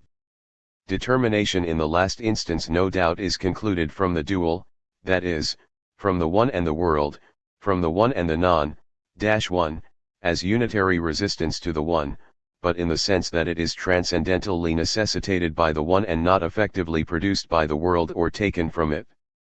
The non of the non-one can no longer be a cut, a primitive size Zion. This would be to return to the unity of contraries. The one does not act through a cut or a size Zion. The non-one is not a mode of ontological transcendence, but rather that which absolutely precedes ontological transcendence, a finite exteriority that neither advances nor withdraws, an absolutely primitive transcendence, so to speak, which no longer takes the form of a universal spatiality, of an open for being and returning from it. It is localizing, but for the world in totality, to the extent that the non-one or the Kara neither blooms in the midst of being as the world itself does, nor in the midst of the world. It emerges spontaneously around the one without forming a periphery, because the one, as we know, is at the center only, of itself and not of the world. The nonthetic, of itself one is not encircled by the non-one. The non-one, in its essence, is an immediate transcendental given just like the one. Therefore, a transcendental deduction of it is possible, so long as any genetic or affective process is excluded. But this deduction does not at all proceed in Kant's juridico-rational manner, it just appeals to the irreducible phenomenal content of determination in the last instance as the specific individual causality of the one. Immediate givens are here simultaneously unreflective transcendental experiences, above all, not intuitions, which are by definition always objective. Theorem 68. The dual is what allows the necessity of the non-one to be thought. It prohibits juxtaposing the one and the world as two transcendently separated entities between which a mediation would then be sought. It is therefore necessary to return to the element of the dual. The dual is the matrix of minoritarian thought. It is as important, at least in its own order of course, as Kant's discovery of real opposition, Nietzsche's discovery of difference, and Hegel's discovery of dialectical contradiction. It is an inalienable form, but one that it is necessary to start thinking, even if it remains unthinkable for unitary thought. The dual is an irreversible order of immediate givens, not a continuous process of disjunctions and synthesis of size zions and identifications. There is no one, then the world, and then the non-one that emplaces or exteriorizes the world.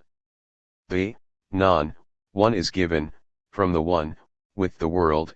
This is the order of the real, a transcendental order, and not a temporal or intratemporal order.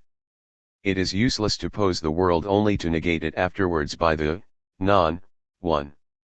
The real situation does not allow for a unitary and circular generality of this type. On the one hand, the world is not posed, by the one, so as to then be negated. On the other hand, it is only the occasion, for itself, of the non-one, and not that which determines it in its essence or would determine its production as one. The non-one is a transcendental concept, an object of immediate experience with the subject, not a transcendent concept, like, for example, the idea of the world. An unreflective reflection is necessary to immediately transform all ideal predicates that we might want to forcibly attribute to subjects into what we call irreversible postdicates. The world is not separated from the one, a separated place, in a transcendent manner the way the religious Gnostics imagined. The dual is no more the undecidable disjunction of subject and object than it is the reciprocal exclusion of soul and body, or even of spirit and body. Reduced to its transcendental or phenomenal content, the dual is the irreducible core, the essence or affect of dualism, and that which religious mythologies strove to turn towards the glory of transcendence. It is necessary to be done with these anthropological imaginations concerning individuals and the way they live in the world. Even the body and the soul are traversed by the dual, structured by it. The dual is the inescapable transcendental that does more than pierce through all conduct. It is not an unconscious, it already affected the world, which reigns in heads, bodies, and unconsciouses. 22. The causality of the last instance or of finitude. Theorem 69. The causality of determination in the last instance is not that of a present cause, an absent cause, or even an absent present cause. Determination in the last instance is a purely transcendental causality, the causality of the real itself. It will thus be a priori different from the four forms of causality known from metaphysics, as well as from the causality of the other and/or of difference that contemporary thinkers contrast to them. All these modes of causality are semi-empirical and semi-transcendental. Even the material cause is still, according to a higher turn of thought, an ideal form of causality, any empirical given can be transformed, and in a sense must be transformed, into ideality, that sublates an empirical content. None of these causes is exclusively real or the specific causality of the real. Determination in the last instance is thus not the efficacy of a present cause. The formal, the final, the efficient, and the material are modes of presence, implying the mixture of the real and transcendence. Last instance means, among other things, that this cause is not present or does not exist as a mixture, it is the real, it is not affectivity. Nor, moreover, is it the efficacy of an absent cause. Not knowing what to do with the last instance because of an unrepentant idealism, and sensing its original, finite rather than circular, character, structuralist Marxism resolved to give a structural version of the last instance, characterizing it as absent in relation to the metaphysical, circular and representative, cause. But when it is a question of the real, which does not fall under the categories of being and nothingness, the negative process is as irrelevant as metaphysics. Finally, the last instance is not the unity of the two preceding modes, it is not a cause present in the world through its absence from it. Not being of the world because of its finitude, acting globally on it without being one of its parts, it cannot be a mode of being in the world in Heidegger's phenomenologico-existential sense, nor is it yet another way of transcending towards it and as it. The one is sufficiently finite to not need to be determined by the world and to not be forced to continually act upon it through some universal causal continuity. From its side, the world is not a constitutive part of the one, a limit in a unary continuum, the condensation and fixation of a procession, nor a being receiving the mark of an ideal but exemplary cause. Among other things, in the last instance means that the one does not act from itself and through a part of itself that it would alienate in the world and identify with it, and, secondly, that finite acting upon the world is identically and immediately its placing at a distance from the one, the affirmation of its unitary non-confusion with the one. The one acts only in the last instance and it acts on the world by determining it to not be the one. Theorem 70. Determination in the last instance is the specific causality of the finitude or sufficiency of the one, an individual causality rather than an individual causality, which is still universal. It is through its immanence, which remains in itself or finite, that the one acts upon the world, unilateralizing it. Determination in the last instance means that, in the one, it is its sufficiency or finitude, its indifference, that are the sole phenomenal content of acting. As the real, the one has no reason to leave itself, to go towards an exteriority, to identify with an other. Therefore, it is its non-directly determining finitude that will be determining in spite of everything, inasmuch as and in whatever form it can continue to be so, with no vis-a-vis. It is an action without reaction, one that does not proceed, like other causes, by following the continuous trace of an identification with that upon which it acts, by borrowing the pre-traced continuity of a virtual unity with the determined or the caused. Finite exteriority, absolute place, will be, because this, too, is something more positive, this void of all ideal and ontological space, of all horizon.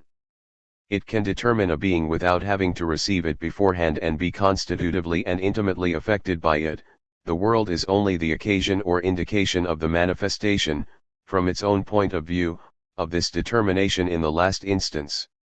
Last instance does not designate a first or a last cause in a causal continuum, the famous indefinite progressions and regressions in the conditions of a conditioned, nor does it respond to an additional anxiety to stop the causal chain either by a leap into the totality of conditions of a conditioned, or by a leap into a stop cause, interruption cause, or start cause of the chain. None of these worldly and transcendent avatars of finite and or infinite causality have any relevance here. The theory of determination in the last instance does not at all respond to these problems, but rather to their exclusion, or more precisely, to their unilateralization.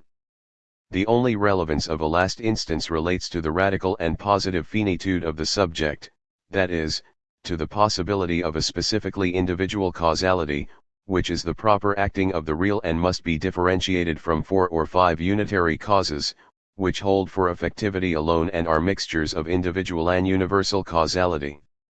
23. Transcendental deduction of the non-one or of the kara.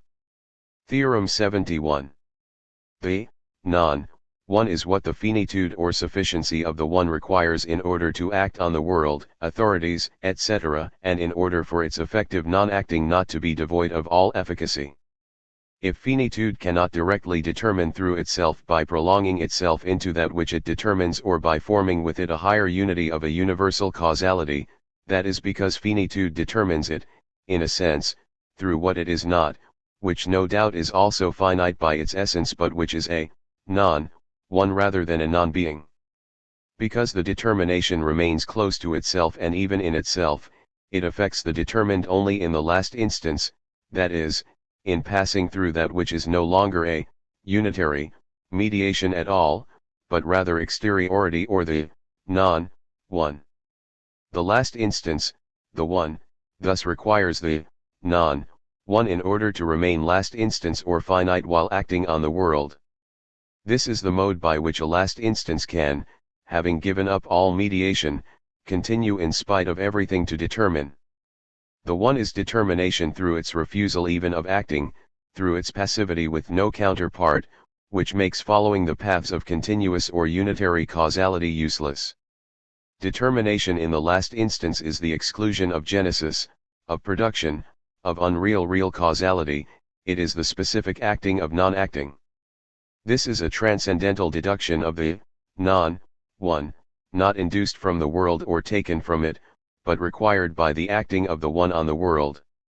That the one requires the non-one in its acting on the world should not be understood in a unitary way yet again. The non-one could be the manner in which the one would go out from itself, or the manner in which it would be affected by a nothingness, a non-being, or an other. But if the non-one is only understood in its essence through the one, the reverse is not true. The non-one is the nonthetic outside subject, or the outside subject that is not a departure of the subject outside of itself, and the one and only the one is necessary to describe it.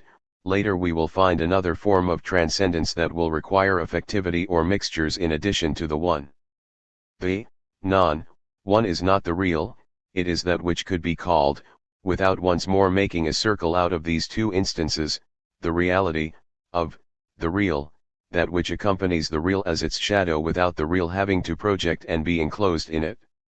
The non-one is not an independent instance beside the one, between which new relations would have to be woven, it is in a sense the same thing as the one, except that it does not constitute it. Theorem 72. The non-one is a real non that enjoys absolute precedence over any operation or category of negation, over annihilation as well, which is a mixed or effective reality. It is an indifference to the world that precedes the world, and a priori indifference. We write non-one to indicate how much this for having the finite one for its essence, is itself positive and hardly a mode of negation. The non-one, the of the one, the nothing of sufficiency is, if you will, the opposite of the one, but the opposite of the one is not at all the opposite of being. Its essence is the nonthetic or the unreflective itself, absolutely devoid of negativity, and even devoid of this one that is a consequence, but not an ingredient, of its essence. This is not merely suspensive and nihilatory, itself neutralized by being. It is a without negation, a that is real before any negation, always semi-real semi-ideal, the mode through which a positive indifference can determine. We precisely will not believe that the one is a neutralization of the negative. It is not a question of returning from being other to being substance, but to the one. The one is the indifference of which the passivity that is the essence of the finite individual is capable. Indifference exists before that which it indifferences, its phenomenal content is this very precedence, transcendental and no longer transcendent indifference, which thus itself knows, itself, immediately. The non expresses the finite positivity of the one, which thus knows, itself, to be indifferent without being indifferent to. And which, because of that, does not even need to use repulsion, but rather, as it were, resists a priori. Later, we will distinguish this indifference that is not passive but through passivity from an indifference that is not active but through activity, which will not maintain a mere relation of uncompromising unilateralization with affectivity. Section 4, Real Critique and Philosophical Critique. 24. The Affect of Real Critique. Theorem 73. Real critique does not consist in passing from consciousness to reality or to the unconscious, but rather in passing from the real to that which is not it or is so only according to the mode of affectivity, consciousness, being, the world, etc. We do not discern the reign of the illusion and its critique through the passage of an unreflective or immediate consciousness to a reality of reflection whose secret only we, philosophers, would possess because we would be able to contemplate the truth that experience would not see. It concerns instead a contrary and more than contrary passage, from the unreflective real to the scarce reality of the reflective. Real critique is not the passage to the for itself, to a state of knowledge more complete than its abstract or immediate state, which would have integrated the dimension of the possible into a higher and thus finally a real synthesis. It is not a question of consciousness but of reality, and at any rate everything occurs in the unreflective. Even the philosophical reflection carried out here is, in its essence, an absolute phenomenal given, and the reflective is still a real essence. No longer taking the form of a reflective knowledge, not even of a mere supplement of reality, of alterity to this knowledge of consciousness, it does not oppose the philosophical to the non-philosophical, or conscious knowledge to unconscious knowledge, but rather the order of the real to unitary disorder. For unity and the world do not sin through an excess of order, but through an excess of disorder, measured against real individuals, against the ordinary as the individual core of every possible order. Authorities are disorder par excellence. This is an inevitable thesis. If the dual does not represent a reflective state of the real in opposition to its own unreflective state, this is because the latter does not, properly speaking, have an opposite, except, precisely, through a unitary illusion, unity or opposition of the world and the one. The immanent contemplation of the one adds nothing, no real knowledge to the world, no objectivation, no distortion or additional cut. The one is not added to knowledge, it is its absolutely anterior condition. The dual is thus not a philosophical montage, one of those dispositifs unitary mechanics so adore. It is the primitive structure of the real or of experience, below the unitary distinction of the non-philosophical and the philosophical, for example of the in itself and the for itself. The illusion and its critique undoubtedly only have meaning for and in the dual, but the dual is not an operation external to reality or an abstract construction, an additional knowledge, but rather a real event extending its critical effects within unitary constructions. Critique is a given that is as passive as the real, including the present statements, which, if they seem themselves to gradually constitute a certain real, induce the same hallucinatory illusion. Theorem 74. A real critique is utterly different from a philosophical critique. It determines philosophical critique, in the last instance, but not reciprocally. A real critique is a critique of philosophical critique, but a philosophical critique is not a critique of real critique. A real critique is possible on two conditions. The first is that there be a sphere of absolute existence, a finite absolute or an absolute, of finitude that unilateralizes all authorities, including philosophical ones, but never allows itself to be delimited by them in return. Ordinary man is this absolute, of finitude, the real itself, and it is ordinary man who, through his essence alone, his philosophically interminable and most immediate existence, carries out this critique. The second condition is that authorities, affecting finite man in their own way, claim to enclose him completely in their system and to be able to determine him in return. The encounter of individuals and authorities, this is the dual, in fact gives birth to the unitary illusion, the belief that the real or the finite individual is representable and can be inserted under the conditions of logos, of transcendence in general. This belief is a denial of the essence of the real, and minoritarian thought actually begins with this belief, if we assume that minoritarian thought begins beyond the one, which is the condition of all thought but which does not, strictly speaking, philosophize. However, the encounter of individuals with the unitary illusion also gives birth to the possibility of a critique of the unitary illusion.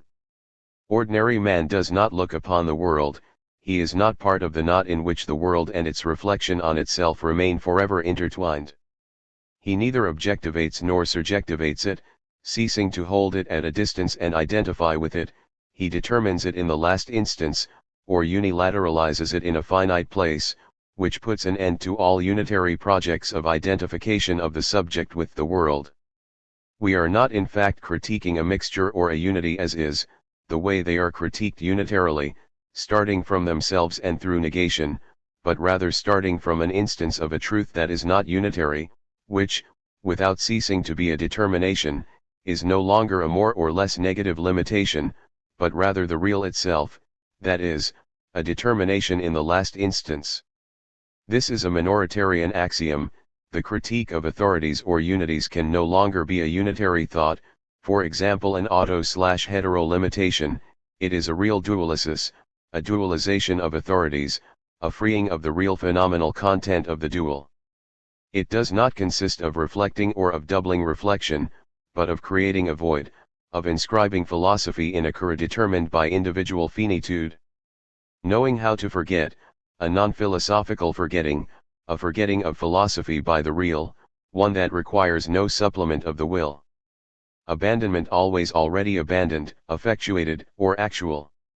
It is no longer a question of interpreting or transforming the world, or even of displacing and deferring it.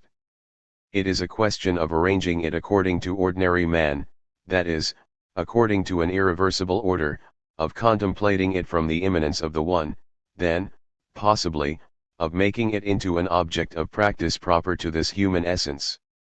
Critique, when it is joined directly to the real and blends with the causality proper to the individual, proper to his finite essence, deprived of future, history, world, etc., it can no longer be a tendency, a goal, a project, or a process. The minoritarian thinker simply describes the order of immediate givens, the real and that which irreversibly ensues from it, and in this order he finds a moment of crisis.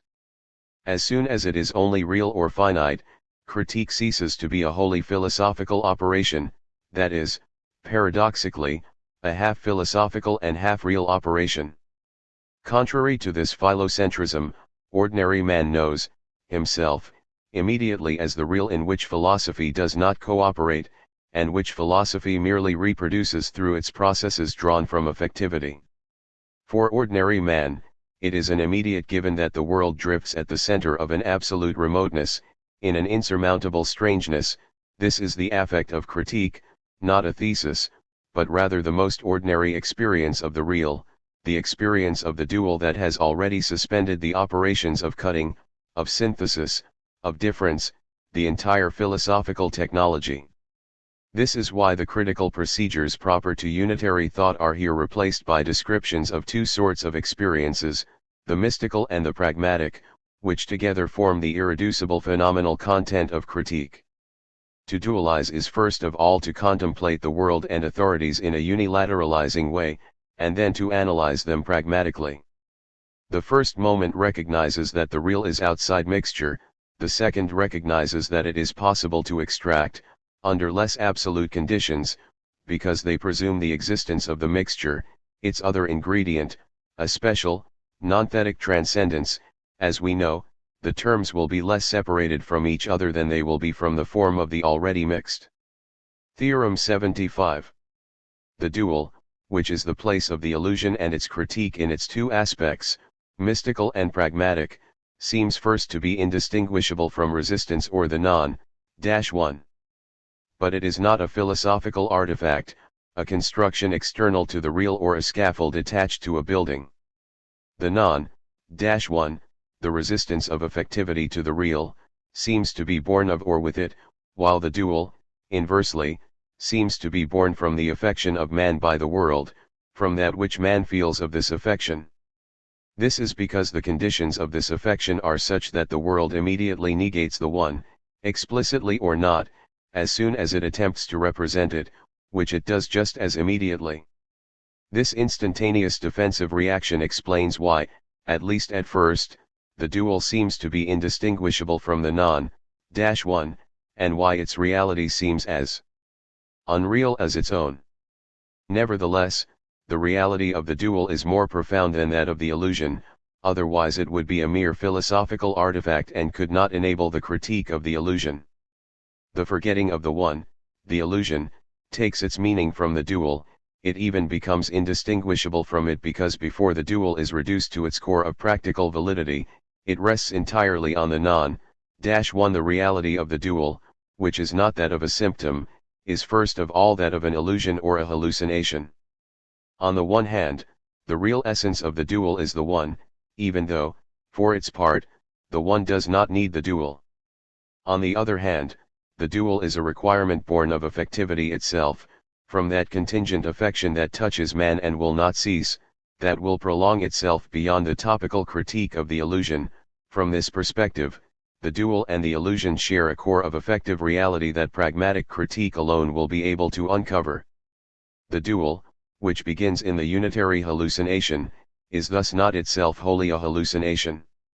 In and through ordinary pragmatics, it will reveal a core of reality, the irreducible function of the world as a signal of practice and one that will partially legitimize unitary resistance, but no longer in the initial form under which it appears here, as non-one. Even as an unreal hallucination, the unitary illusion is real as affective, as it will soon demonstrate. But we have to understand that the unitary illusion has a stock of affective reality. The dual is motivated by the resistance of the world and, for example, of unitary philosophy, but it is not limited to being a philosophical construction. The latter might be its authoritarian occasion, but it does not exhaust its essence, which is identical to the real order of experiences and does not allow itself to be unitarily broken down into unary reality and into affectivity. We acknowledged it previously, the dual is not the external or arbitrary encounter of the one and the world as previously separated and in themselves. The dual is the transcendental order of unilaterality, even if the affection of the world remains for the one contingent. This affection is its indication or occasion, but not its essential cause. It thus possesses an absolute reality below all the external reconstructions starting from separated and transcendent terms. The dual is a transcendental experience, not the transcendent concept of philosophical dualism, which is an abstract reconstruction. Even if the dual is motivated by the world, even if in the end it has no critical significance except for the world, it is not reduced to a philosophical artifact. Critique begins with this resistance of the non-one, but this contingency is integrated into the real situation, and does not empirically or externally condition an abstract operation of thought. The dual is therefore not an additional construction, a philosophical addition to the one. The world always denied the one. This is not only an affective situation but a real or transcendental one. The dual is motivated by affectivity, but beyond that it is still the relation of affectivity to the one, a defense mechanism that has an essential or transcendental cause. If the one did not exist, resistance would have no reality as a worldly event. The non-one is always actual, even when it is not actually thematic, and it is necessary to distinguish actuality, that is, immediate givenness, and thematization, which is not constitutive of the real itself. We settle for describing a real situation in which the authoritarian resistance of the world is indeed a contingent fact through its affective cause but not through its real essence, which, as transcendental, has already touched the world. If the world claims to hold for the real, it is because the real affects the world or announces itself to the world, and because the essential cause of the illusion is real or transcendental. This is what accounts for the illusion being over the real or as to the real and for the very fact that there is an illusion. Theorem 76. The transcendental point of view of the dual avoids a disastrous dualist disjunction, its unitary reduction sometimes to the one alone, sometimes to the world alone. Real critique is carried out by means of the one, but not for the one, because the one does not need it. Is real critique then carried out for the world and authorities? No, in the sense that, given over to themselves, they are incapable of conducting this type of critique, and settle for a philosophical critique that preserves the unitary illusion.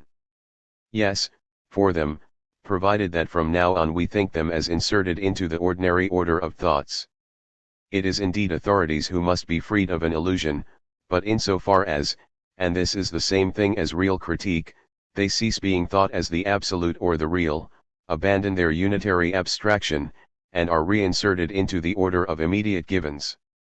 In reality, minorities and authorities do not maintain transcendent relations of exclusion or separation. It is an error to pose the problem, critique for whom? While naming sometimes the one and sometimes the world. Doubtless, neither the one nor ordinary man needs this critique, but critique is the work of this man, and concerns him in this one capacity, as soon as the real situation, which is not the one in its sufficiency, but rather the dual that includes the affection of the world, is re-established. Critique is only necessary because authorities also emerge beyond the one in a way distinct from that of the one. No critique is possible without the one, but its occasional cause is the world. The point of view of critique is therefore the dual that includes the world. For example, in a sense, it is the one that makes its unitary forgetting, the authoritarian illusion, possible, but this is so in the sense that it is the hallucinated object of this forgetting, not in the sense that it would be its effective cause. We will say that its intentional and reflective introduction is necessary to provoke the resistance of the non-one, and that the unitary illusion is only discovered when the one is taken to be the guiding thread of all experience. The one alone, or ordinary man, knows that authorities or the world suffer from this illusion and are its seat, even though they themselves do not know this. The presence of the one is in fact necessary. But it is an immediate given, not an external operation or an arbitrary encounter hoped for only by the philosopher. Furthermore, the non-one is locatable in the dual and even as the dual, without the dual completely creating resistance, even if it reveals it. In general, we cannot contrast the world as the seat of the illusion to the dual as the seat of truth and critique. Nor can we contrast the point of view of the world in itself to the minoritarian point of view of the dual. In a sense, the world remains in itself in the dual. The world, which denies the one in the dual, has always denied it. The real situation is the dual itself, which is not a philosophical artifact and does not modify the world for the ends of knowledge. The one tolerates it, does not nullify it, but merely emplaces it while maintaining its in itself character. We cannot distinguish between the world in itself or outside dual, nor even in relation with the one, and the world in the dual. This is an obvious distinction. In the dual, the world remains in itself because it is not objectivated and because its finite emplacement is not an objective reality. And in any case, the dual is not added to the one and to the world, it is born with the non-one of the world and has the one for its essence. By contrast, the world does not know that it is already taken up by the dual, and this ignorance of itself is identical to the illusion itself. The point of view of thought has never been anything but that of the dual insofar as it has the one for essence and the world for occasion. It is neither reduced to the point of view separated from the world, the illusion, precisely enclosed in itself, nor to the point of view of the one.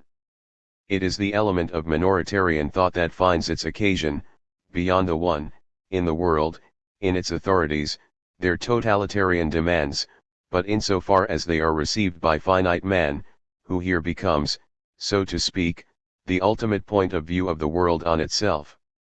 The point of view of the dual finally allows us to evaluate the illusion.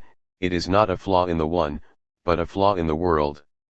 However, here again we must clarify, it is not a flaw from the point of view of the world and according to its mode of existence. This claim to autonomy is the illusion itself. but it is a flaw that affects the world from the point of view of the one and for the one, that is, for whoever thinks the world, authorities, etc. non-philosophically by simply following the real and nothing else. This illusion does not take anything away from the one or even from the world, which is assumed to be isolated and unable to see the one such as it is only denounced as an illusion as such in the dual and on this basis, which is that of the real, of minoritarian thought. 25. The positivity of real critique. Theorem 77. Critique is not a reduction, annihilation, a general destruction of the world.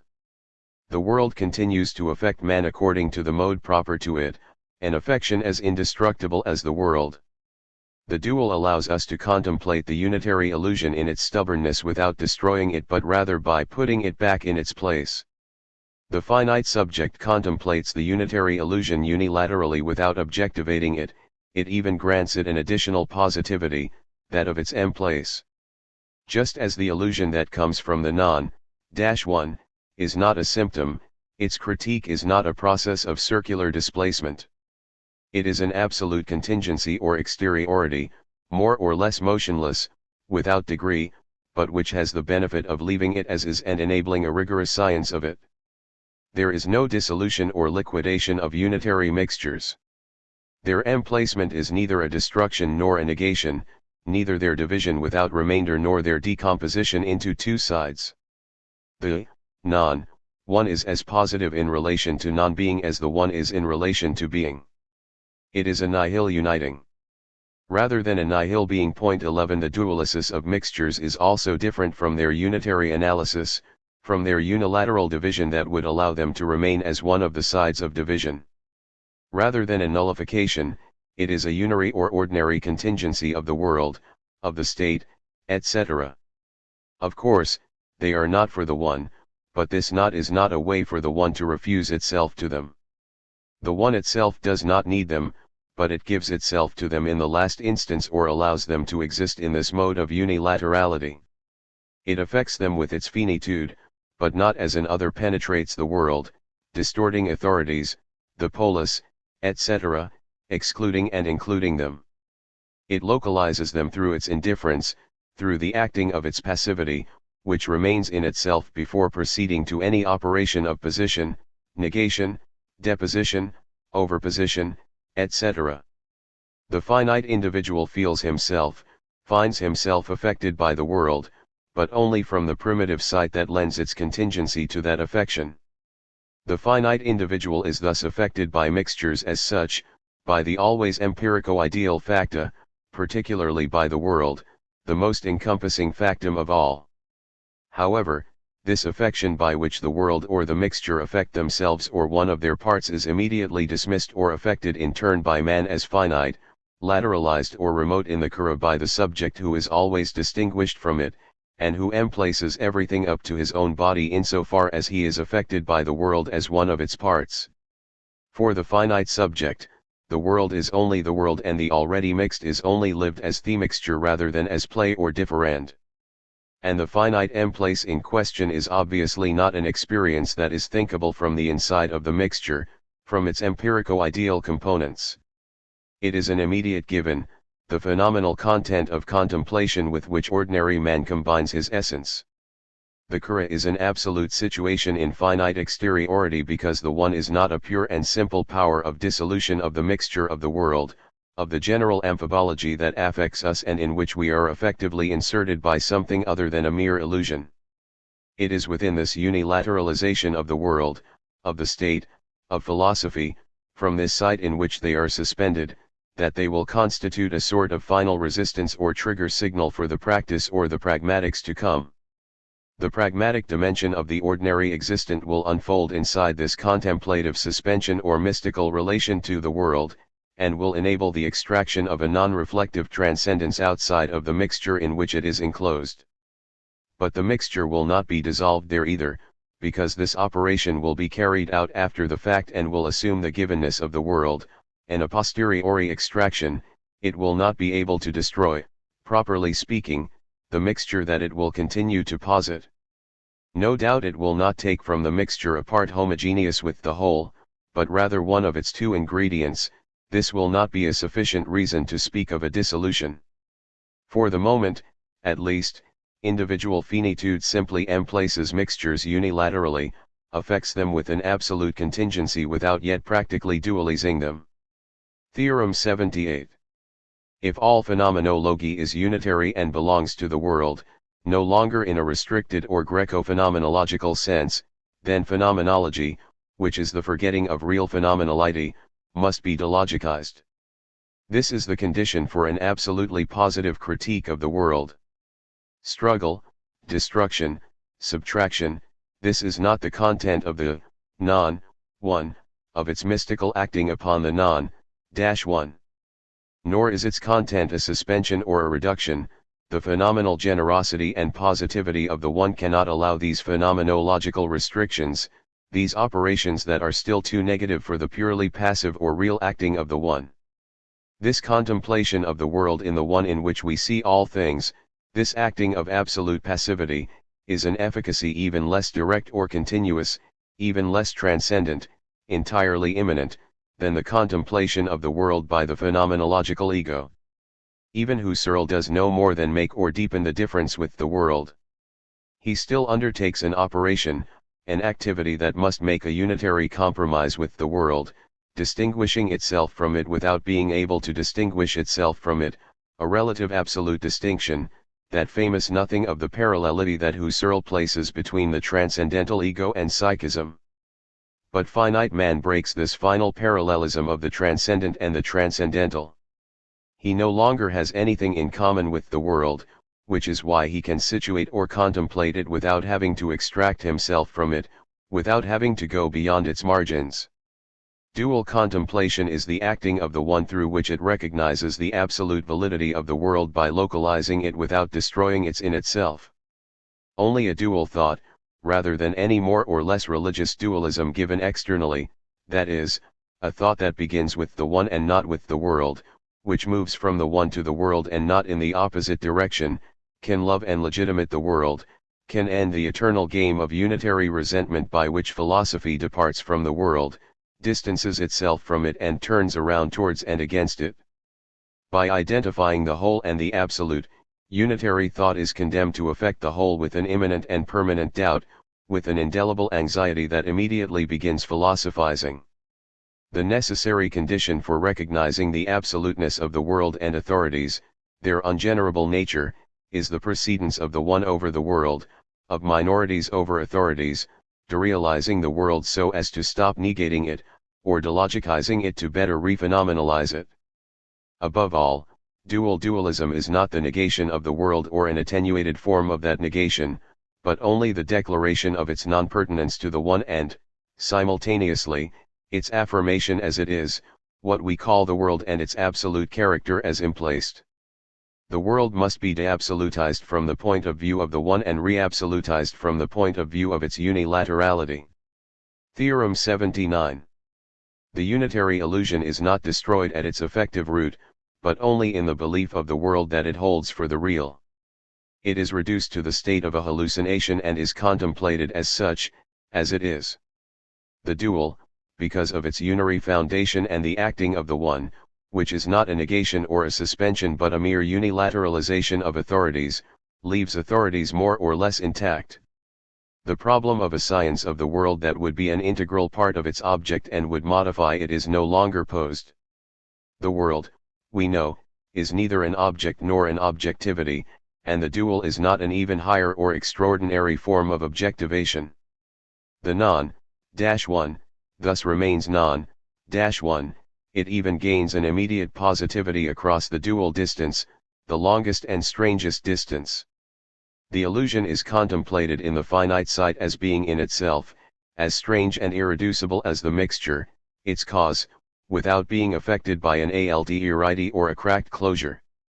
As a mode of the world, the illusion is no more annullable than the world itself, but rather is suspended in the primitive place and thus ceases to count for ordinary man in that which it affirms or denies of him or of the one. The unilateralization of the world, above all not its neutrality, the neither the one nor the other of two, that is, difference, which is the neuter par excellence or the higher form of neutralization, allows it to subsist without once more unitarily altering it, analyzing it, etc. the way philosophical critiques do. Because the last instance remains in itself, it has the power to legitimate the illusion in its effectivity without still claiming, this, precisely, is the height of the unitary illusion, to destroy it at its root and eradicate it. The illusion is challenged in its claim upon the one, but it is legitimate in its effective cause. It is no longer constitutive of the real, but rather subsists as it is with the world through absolute remoteness and irreversibility. The world is not suppressed, and in a way philosophy continues to exercise its unitary tricks, though they cease to be taken for the real and are recognized as never having been the real and as being nothing more than a hallucination.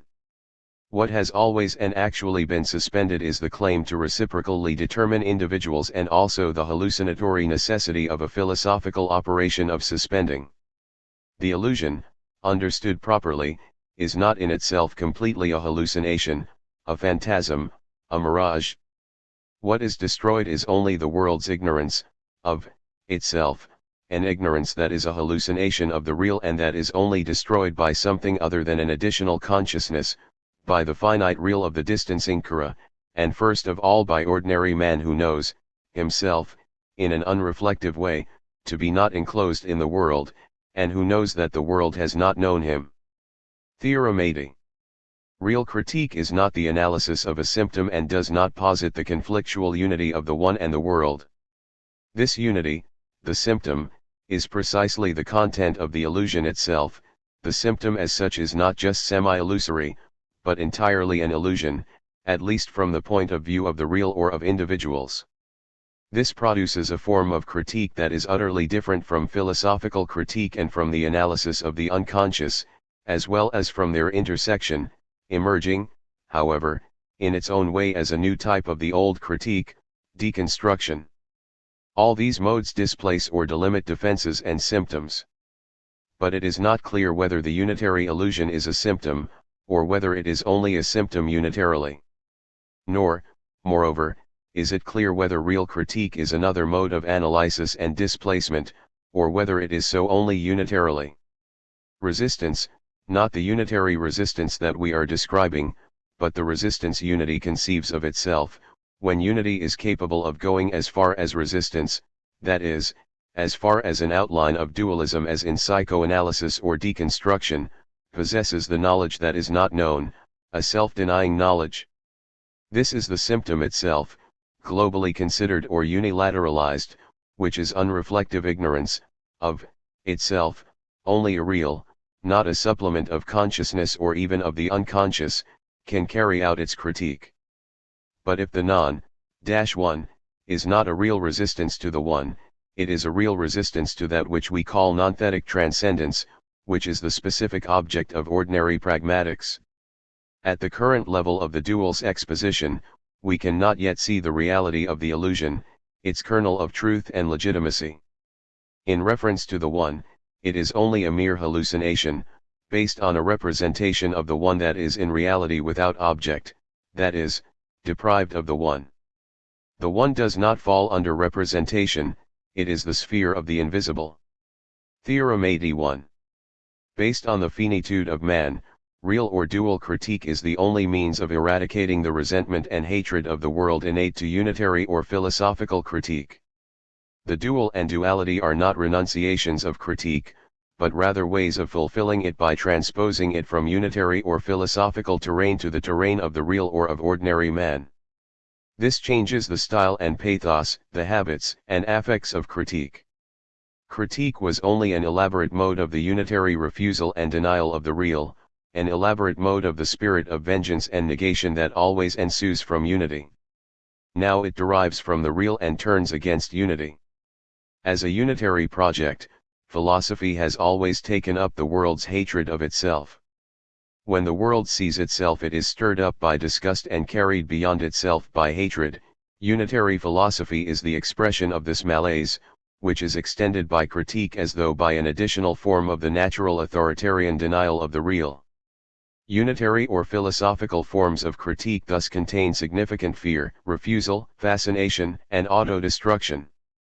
It merely varies their forms and means, stretching or intensifying them while respecting the old ideal of continuity.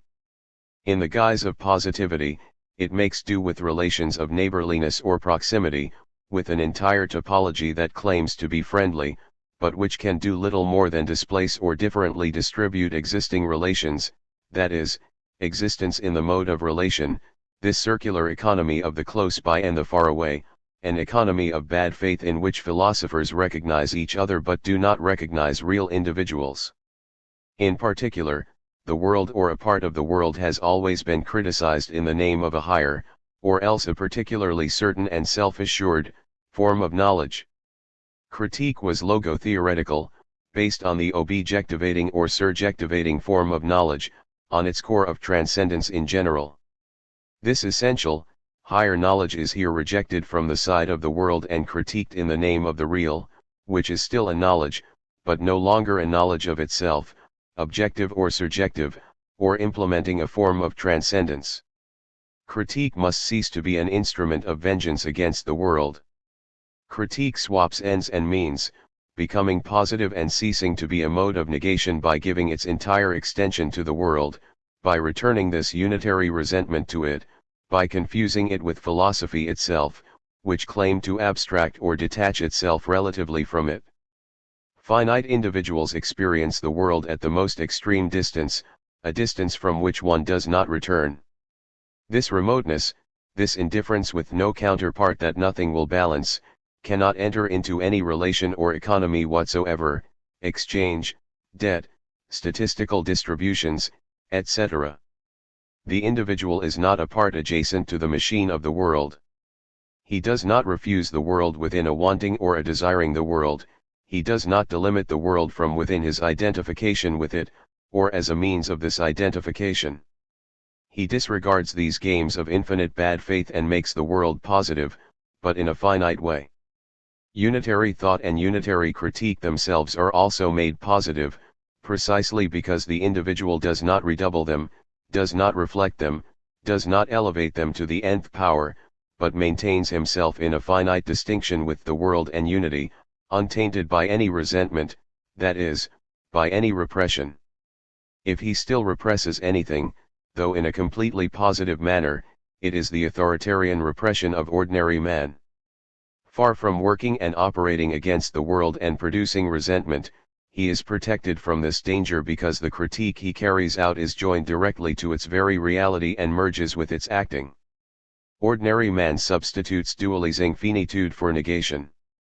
We know how much contemporary philosophers strive to attenuate negation, to render it finite and make it escape from being, to experience it as a mere nihilation. But the one, rather than games of being and of the other, and radical finitude, rather than nothingness and the other, were needed to displace critique outside the terrain of the world, of philosophical games, textual games, language games, etc., and return it to its real or individual element. Theorem 82. The real is not at stake in critique, and real critique is not a mode of unitary conflict. Ordinary man determines conflict in the last instance, but does not essentially or constitutively participate in that conflict. A real critique does not have the same stakes as philosophical critique. This means that it does not have stakes in general, stakes par excellence, that is, philosophy itself, as stakes. The real is not a stake, except for unitary philosophy. For ordinary man, it is nothing of the sort, it is him, this finite man, that is this real, who knows, himself, as never having been a piece of the authoritarian machine, as never having had any care, concern, interest of his own. The real is given before, not with, the world, and this immediate givenness, which does not need to be extracted from the world, suffices to make critique stop being a struggle, a conflict around the real, science, technology, the proletariat, the unconscious, etc. Critique ensues irreversibly from the real for authorities, it is not, at least in its essence, a battle of authorities with themselves. The real is given in essentially passive experiences, and cannot ground a metaphysical and political activism or voluntarism. Even the pragmatics it will make possible will not be the sort of activity philosophy imagined. The real is not a vague instance, the jewel of ideology, it is individual experiences. And, in any case, even philosophical critiques are made in the name of the real, but a real unitarily confused at worst with knowledge and at best with transcendence in general, physics, language, being, time, work, desire, the other, etc., in the name of an amphibology that is the object of the new critique. What is the use of real critique if it is not useful to the one and to individuals against authorities? It is useful to authorities, to keep them from succumbing to the illusion of believing that they are the real, to the hallucinatory magic of their action upon individuals. But it is also useful indirectly if not to protect the essence of individuals, then at least to protect them from the magical belief with which the world haunts the individuals, that they are no more than one of its parts, to assert the duel against the unitary hallucinations with which authorities overwhelm and charm ordinary man. Section V, The Science of the World and of Authorities. 26. The reality of an absolutely subjective science of the world. Theorem 83. Determination in the last instance establishes the reality of an absolute science of the world and authorities in general, of the state, language, sexuality, etc., it is part of the transcendental science of man. The entire undertaking, or rather its necessity, of thinking beyond the one is based on the contingent affection of man by authorities, then on the resistance of authorities to the individuals thus affected, whom they resist because of a finitude that is incomprehensible for the authoritarian manner. The resistance of subjects to this denial of their reality is determination in the last instance. If this denial is its occasional reason, the finitude of subjects is its essence, its real foundation. The non-one is no more than the occasion of the non-one, at the very least its manifestation, and even then only for one who grasps it from the world and its denial. Moreover, the non-one is an immediate effect of the one, and indicates nothing more than the autonomy of the one, its indifference to the world. This is why determination in the last instance was introduced as early as the first chapter. Although it is not a constitutive characteristic of the essence of the one, it ensues immediately from the one, even if it only actually emerges with the non-one, and thus, in a sense, for it. We know that this is the property of the dual, and it does not preclude, quite to the contrary, the immanence of the one, forever unforgettable. Nevertheless, the rigorous order of experiences requires that determination in the last instance not be dealt with until authorities are introduced, and the content of individual causality not be explored until the forms of individual causality, that is, of still necessarily universal causality, are announced. The capacity of individual causality to establish an absolute science of authorities, of the world, of the state, etc., thus remains to be dealt with. Point 12. The science of man is in general an absolute science. Such a science is not the science that we, as philosophers, could claim to have of the absolute. It is the science that the absolute, that is, ordinary man rather than the philosopher, has of himself and of the world. The absolute is not the object of this science, nor even its subject and object at once, their infinite circle. The absolute is only the subject of this radically subjective science, it is this science, and in contrast it is forms of affectivity, which are utterly distinct from the absolute, mixtures or totalities, world, state, authorities, language, power, sex, economy, etc. That now form its object. As a result, we will have to put this to the test, something other than objects.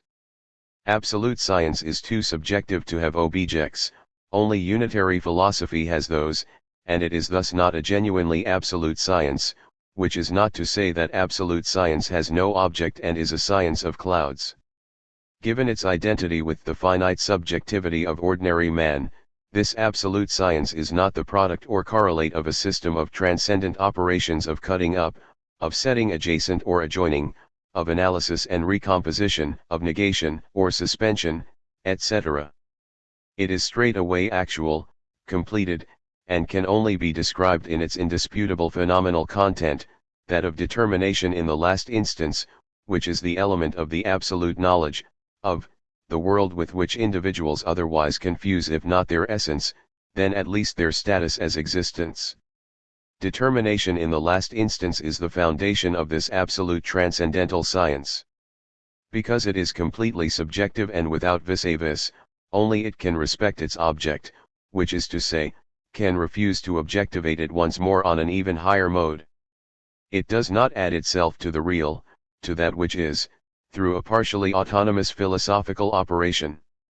It coincides with the absolute or finite experience we call the real.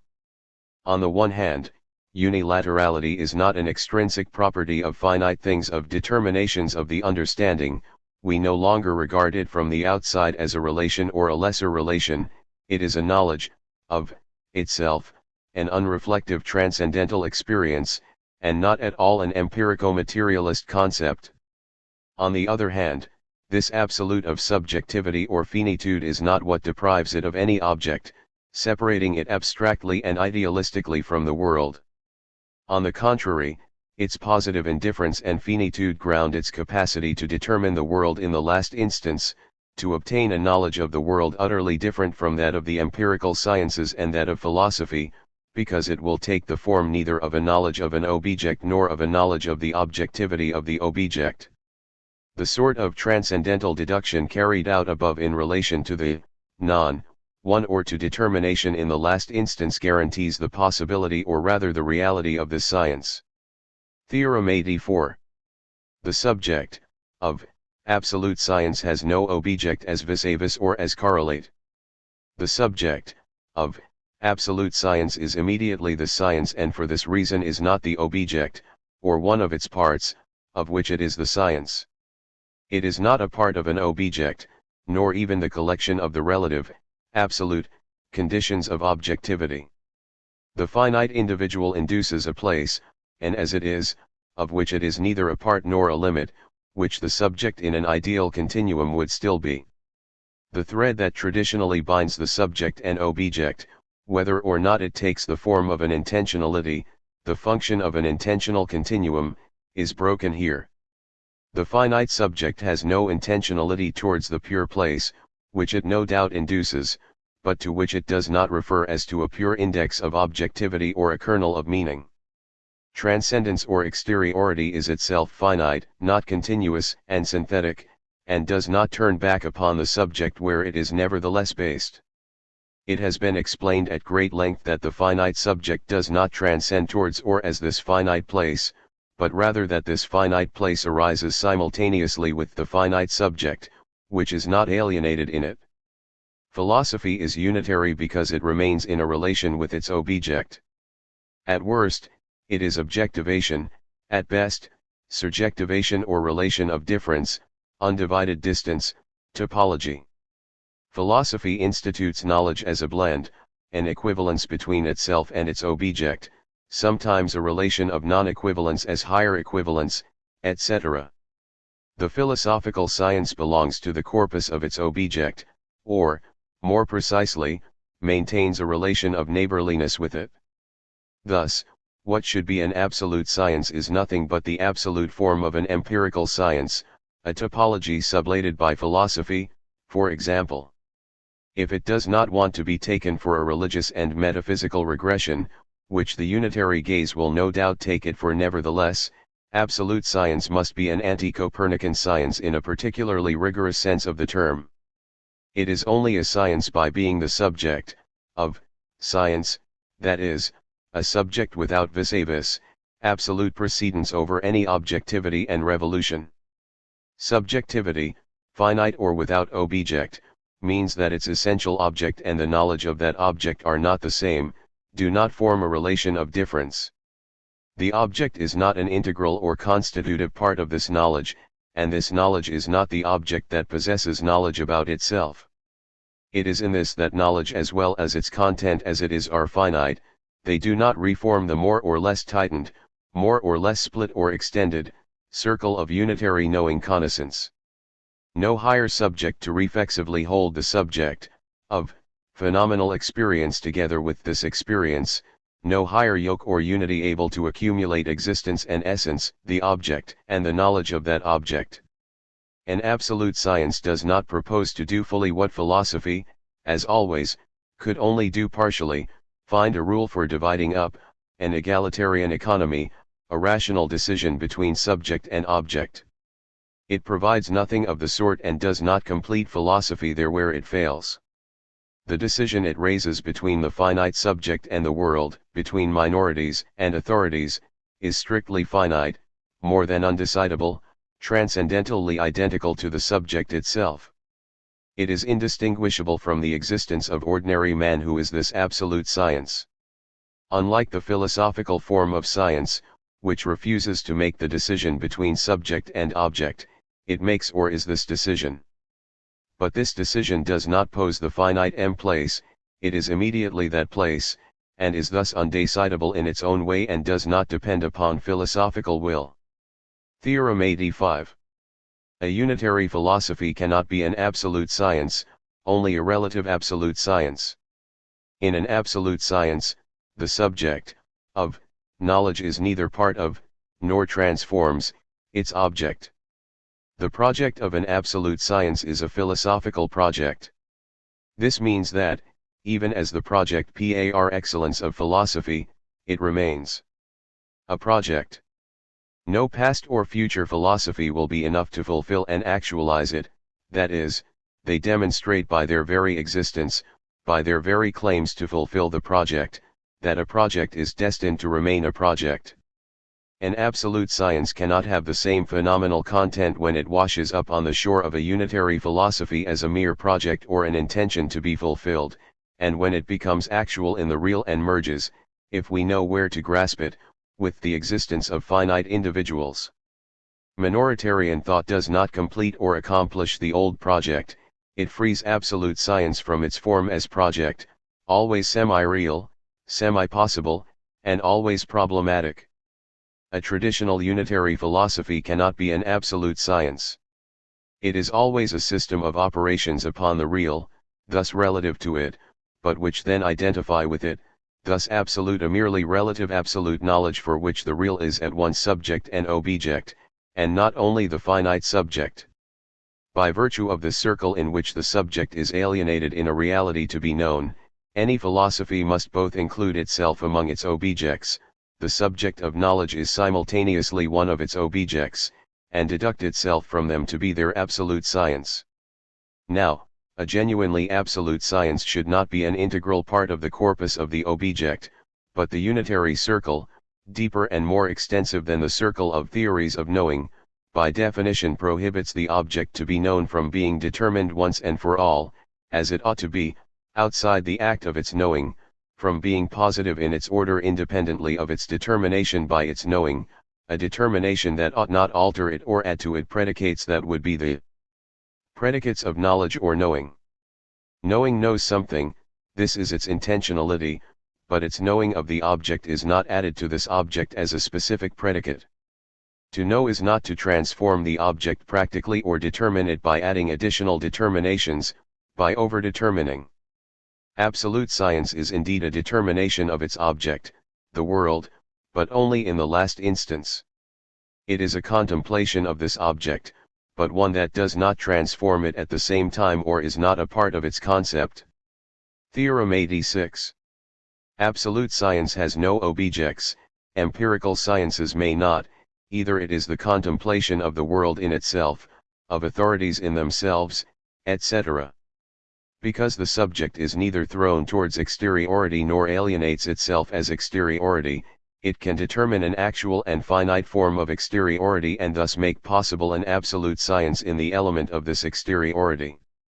Because the nonthetic subject, of, science, the absolute or subjective science is also the subject, of, science, is neither a higher object nor the form par excellence of the subject, because it is not of this world or a higher authority, because there is an unconditioned finitude, the world can finally be seen in the one, that is, in this science rather than by it or by a series of operations, hypotheses, or constructions which are the lot of other sciences, above all philosophy. Indeed, if absolute science is not a science of objects, it is also not a science of objectivity, a science of universal essences or realities, a philosophy. Determination in the last instance has as correlate a space, or, more precisely, a kara, a place, but always finite or individual, never a space of universal ideas or a space that is itself ideal. The as it is thus not an operation on an object. It preserves the world, which it does not negate but merely emplaces. More generously than phenomenological bracketing, unilaterality respects the world without objectivating or altering it, it preserves it as in itself, with the difference that here the in itself is no longer redoubled in the form of an ostensibly absolute autonomy of the world, in relation to the one, of course.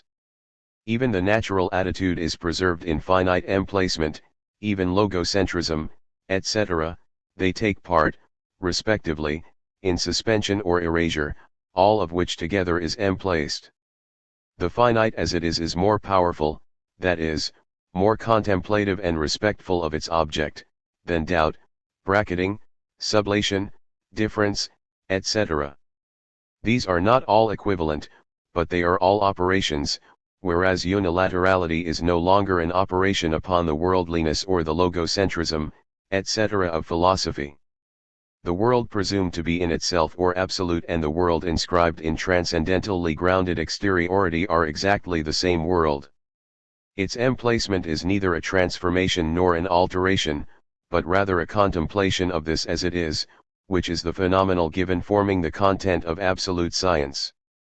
Even more than unitary intentionality, the dual and unilaterality rigorously realize the transcendence in immanence that is the cross of traditional philosophy, the transcendence proper to the world, the in itself of the unitary type, is inscribed without remainder in this absolutely primitive transcendence of finite topics, which is itself immediately derived from transcendental immanence and no longer forms with it an unstable mixture, an impossible amphibology as is the case with both.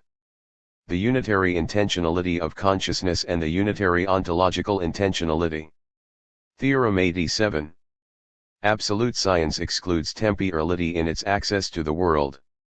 Finite individuals do not maintain a historical relation to history as authority. In its philosophical form, absolute science has always confronted the problem of the flux of the object affected by time, Plato, Kant, Husserl. It is not enough to explicitly pose the insertion of the subject and its operation of knowing in the object, or the inverse, because this insertion is temporality itself. On the basis of this unitary presupposition, two opposite solutions are possible. Either, with Nietzsche, we reduce this object to becoming itself, once more suppressing the problem in the affirmation of its impossibility, elevating its aporia to the state of a solution, or, with Heidegger, we affirm the non-subjective finitude of knowledge thus related to the other as to that which is at once internal to objects and external to them, finite knowledge, no doubt, but radically temporal once again. In both cases, we transform the problem into its solution, which is the unitary vice, instead of showing that the problem, while not a false problem, is a transcendent problem that ought to be critiqued in a real or transcendental way. An absolute science is a theoretical or contemplative science in the rigorous and justified sense of the term. It is not a science that transforms its object and introduces into it and itself the dimension of historicity and of stakes. The inevitable effect of the reality of this science is the positive exclusion of time, at least in the form of worldly unitary time that is based on transcendence, and thus of temporalization as originary transcendence. Temporality is a generality mediating between science and its object, the unitary element of their synthesis or their analysis. Moreover, its banishment outside of any constitutive function is, like that of language, the effect of a non-worldly, purely phenomenal, science of the world, of the state, of authorities. Finite individuals no more maintain an originary temporal or historical relation to the world, and, for example, to history itself, than they maintain a linguistic relation to language. History, in all its forms, from the most reified to the most temporalizing, is one of those authorities that oppresses them, certainly the greatest Greco-unitary fetish that ever concealed minorities and attempted to capture the finite essence of ordinary man. 27. The absolute science of mixtures or of postdicates. Theorem 88. The as it is the empirical in its transcendental truth, that is, as radically determined, but without transformation, by the one, and no longer determining the one in return. The empirico-transcendental parallelism is broken by the dual, which is no longer a correlation. The as such or as is le cum tel oul and tant que tel is the content of the ontological project, of the most universal a priori horizon of meaning into which an object can come to be inserted. The phenomenal content of the as such is meaning, but as unity, or at best as unitary difference. In contrast, the content of determination in the last instance, which is no longer a project at all but rather a unilaterality we call the as it is le telcal, to suggest that absolute science, which relates the world to its place, respects its object in itself more than a project, which alters it, would, and a fortiori more than an analysis, which identifies its object under the law of unity, or a synthesis, which objectivates it. The as it is even more positive vis-a-vis the world and authorities than the as such, which nevertheless says what a thing is. But being is at least a throwing, a transcendence of being, and hence already a transformation or a production of being. Unilaterality is the originary appearance of things in a form that is not that of the object. The as it is, as the content of unilaterality, is the correlate neither of an objectivation nor of a subjectivation, but of a determination in the last instance. If the as such is the circular meaning of being that belongs to a being and blooms in the midst of being, the as it is no longer a meaning but a real essence, the unreflective but unilateralizing content of essence with which science affects the world and any mixture whatsoever. The as it is a matrix that gathers mixtures, totalities, or authorities not by totalizing them once more, surtotalizing them, detotalizing them, etc., but by finitizing them in an exteriority devoid of any horizon, any synthetic unfolding, continuous surface, plane of immanence, etc. It strips them of their unitary hallucinations. It is the real phenomenal content to which their determination, as unilateral, reduces them by grounding them in the immanence of the finite subject and knowledge. It is more than and different from a secondarity, it is an irreversibility, irreversible twice over, first because unilateral exteriority is based in the finite subject upon which it depends the way the non-one depends on the one, second because this place marks the absolutely derived and conditioned character of the instance that occupies it in relation to the subject that thus finitizes in a mode other than its own, that of exteriority, the world. Theorem 89. Through the non-one as finite place, the one abandons the world, rendering it useless and contingent, making it into a surplus or a too much. For finite individuals, the world is too much. The subject enjoys an irreversible precedence over its works. They do not extend it, and the subject does not alienate itself in them.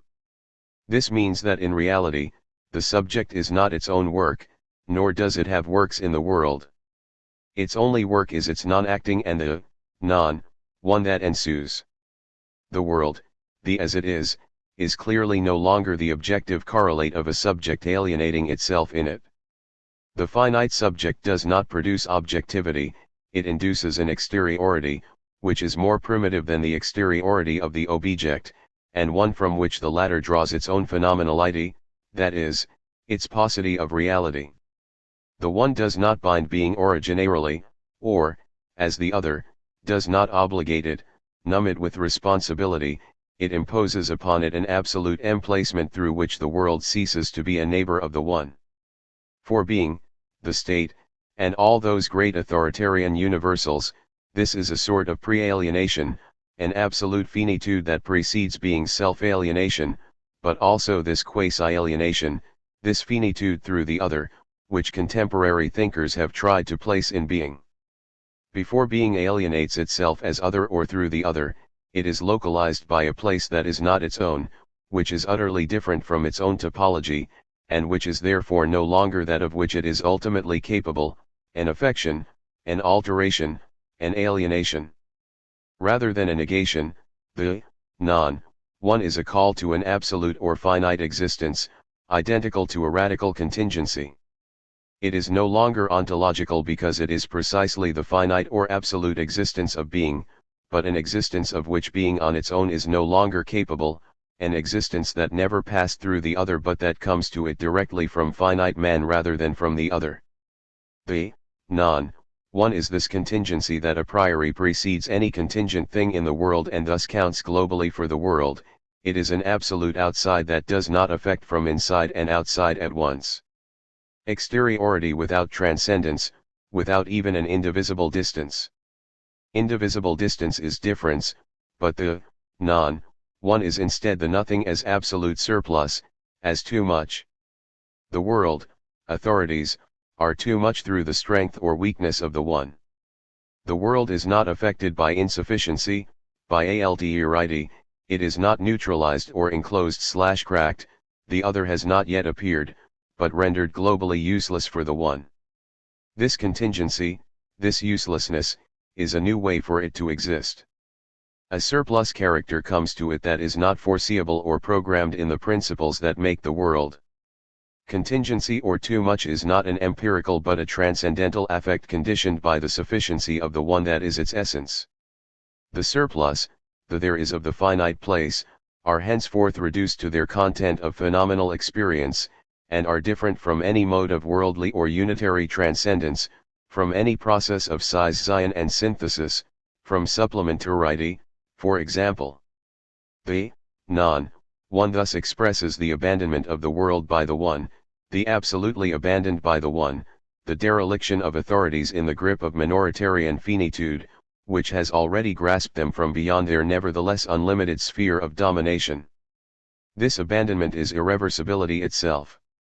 It is the subject who, far from having to abandon himself once more to being, abandons being to its destiny.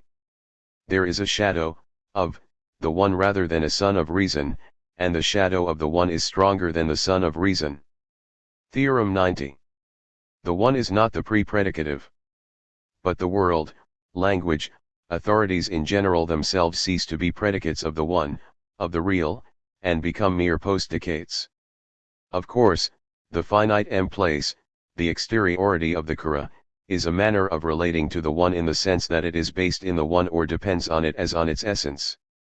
But this is not a relation in the sense in which the thing relating to the one would constitute the one in return through this relation. Transcendental relation in the world, the fundamental concept of all unitary thoughts, is broken. There is indeed a transcendental relation, but unreflective and irreversible, and now it is a relation of the world to the one. However, this to no longer has at all the same circular meaning as the to the world 13. Because the one is a finite subject, an essence without predicates determining it, or without vis-a-vis, the world in its as it is or as the world in turn definitively ceases to be a predicate, the universal predicate of the subject. A predicate is generally that which puts itself forward in a mode of saying, the vainglory or conceit of logos staging itself. The non-one transforms the predicate into a postdicate. Thus placed, authorities, language for example, the state and its games of power, the polis, and history, are no longer attributes of the one but rather postdicates that find their real and sufficient essence in the one. Inversely, the one is no longer their support, their subject gliding underneath, though the finite place can appear, itself, as a radicalization of the support for the postdicates, but a support that would no longer be determined by them in return. These attributes no longer say themselves from the one, or even from the non-one, they only say themselves from themselves or from their wholeness by virtue of their circularity. Language in particular, to return to it, is perhaps the predicate par excellence, that which wants to say itself in an absolute manner, and which puts itself forward to the point of concealing or hiding the real. The finite subject places language in totality, which becomes a mere postdicate.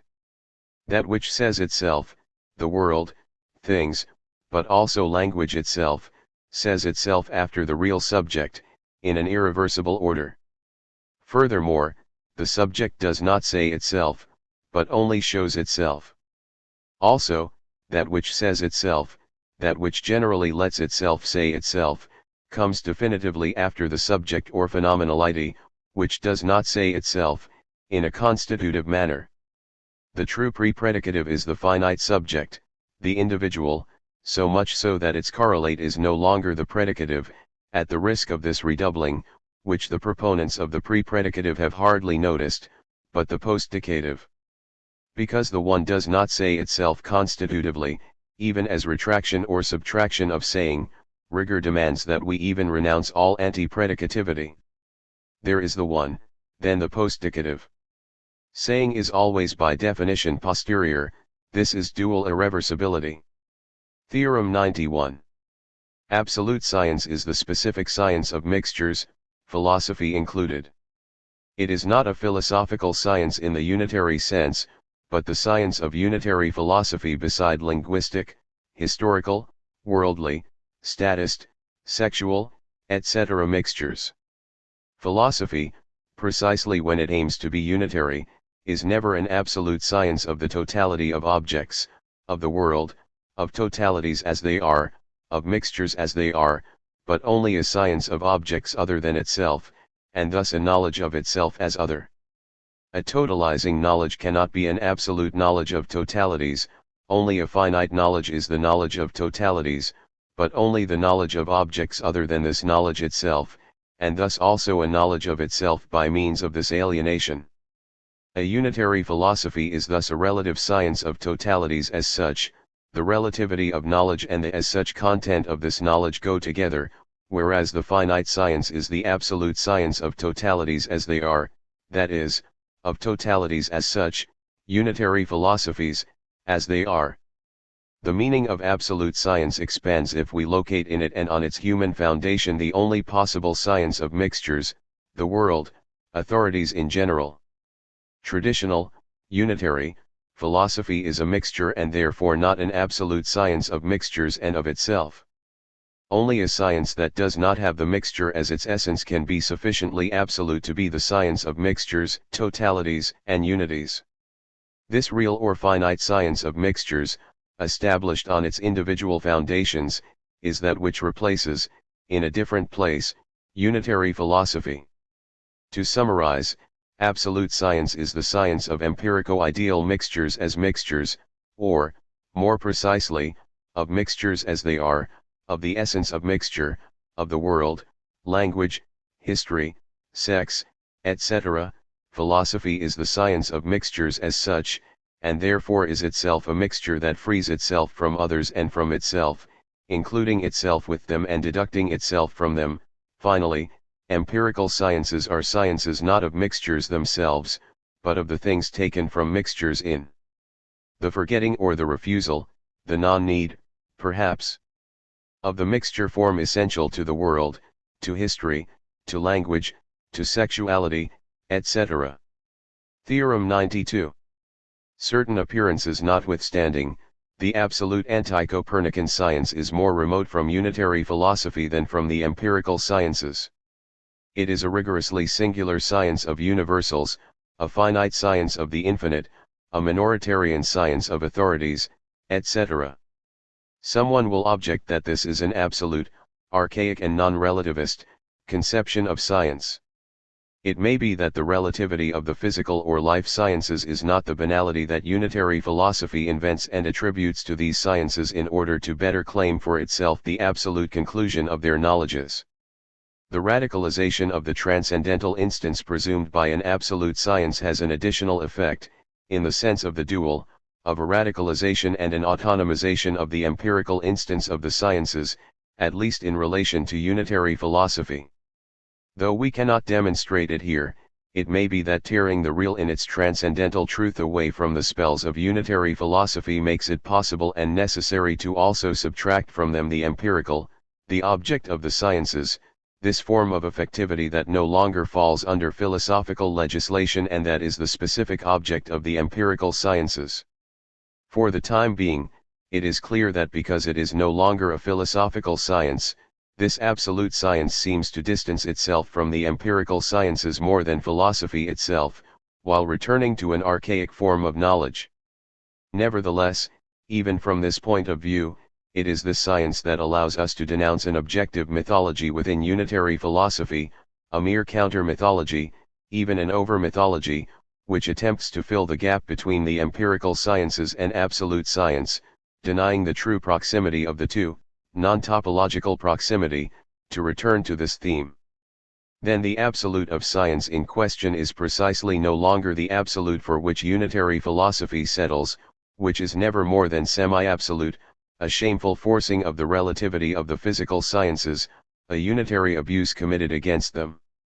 Under the name of absolute, it is a question of the real is this absolute science of the world, of effectivity.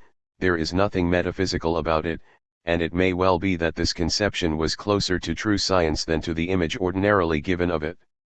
Finally, it is a question of a new science, but non-historical, not achieved through a revolution or a continuous cut, the way a continent or an episteme would be, which are always knowledges in the form, despite everything, of totality, merely deferred, amputated, reduced, etc. On the one hand, this science is absolute and thus non-totalitarian. This amphibology must be dissolved to do justice to reality. An absolute knowledge is a non-universal knowledge, always finite or singular. Mixtures or totalities cease to be given over to themselves, that is, to their unitary delirium. They are torn from their desire for mastery and have no knowledge of themselves. On the other hand, if an absolute science is only absolute and not relative absolute, it necessarily is non-positional, of its object. It traverses no universal epistemic surface and establishes no laws or regularities, but only theorems. As the science proper to ordinary man rather than to the philosopher, it is the science of universals not as singulars, these are concrete or singular universals, but rather as they are or from a point of view that is radically singular in the last instance. Perhaps there is no science except of the universal, but the question is actually of knowing whether the science is itself universal in turn, at least in the way its object is. This is the definition of absolute science when it exceeds its individual foundation. It is the singular or finite science of universals. As a finite science, absolute science is in fact radically subjective or individual. The subject of science is never in turn a universal, because this would be to return to the unitary circle. But as a finite science of universals, it is also completely original.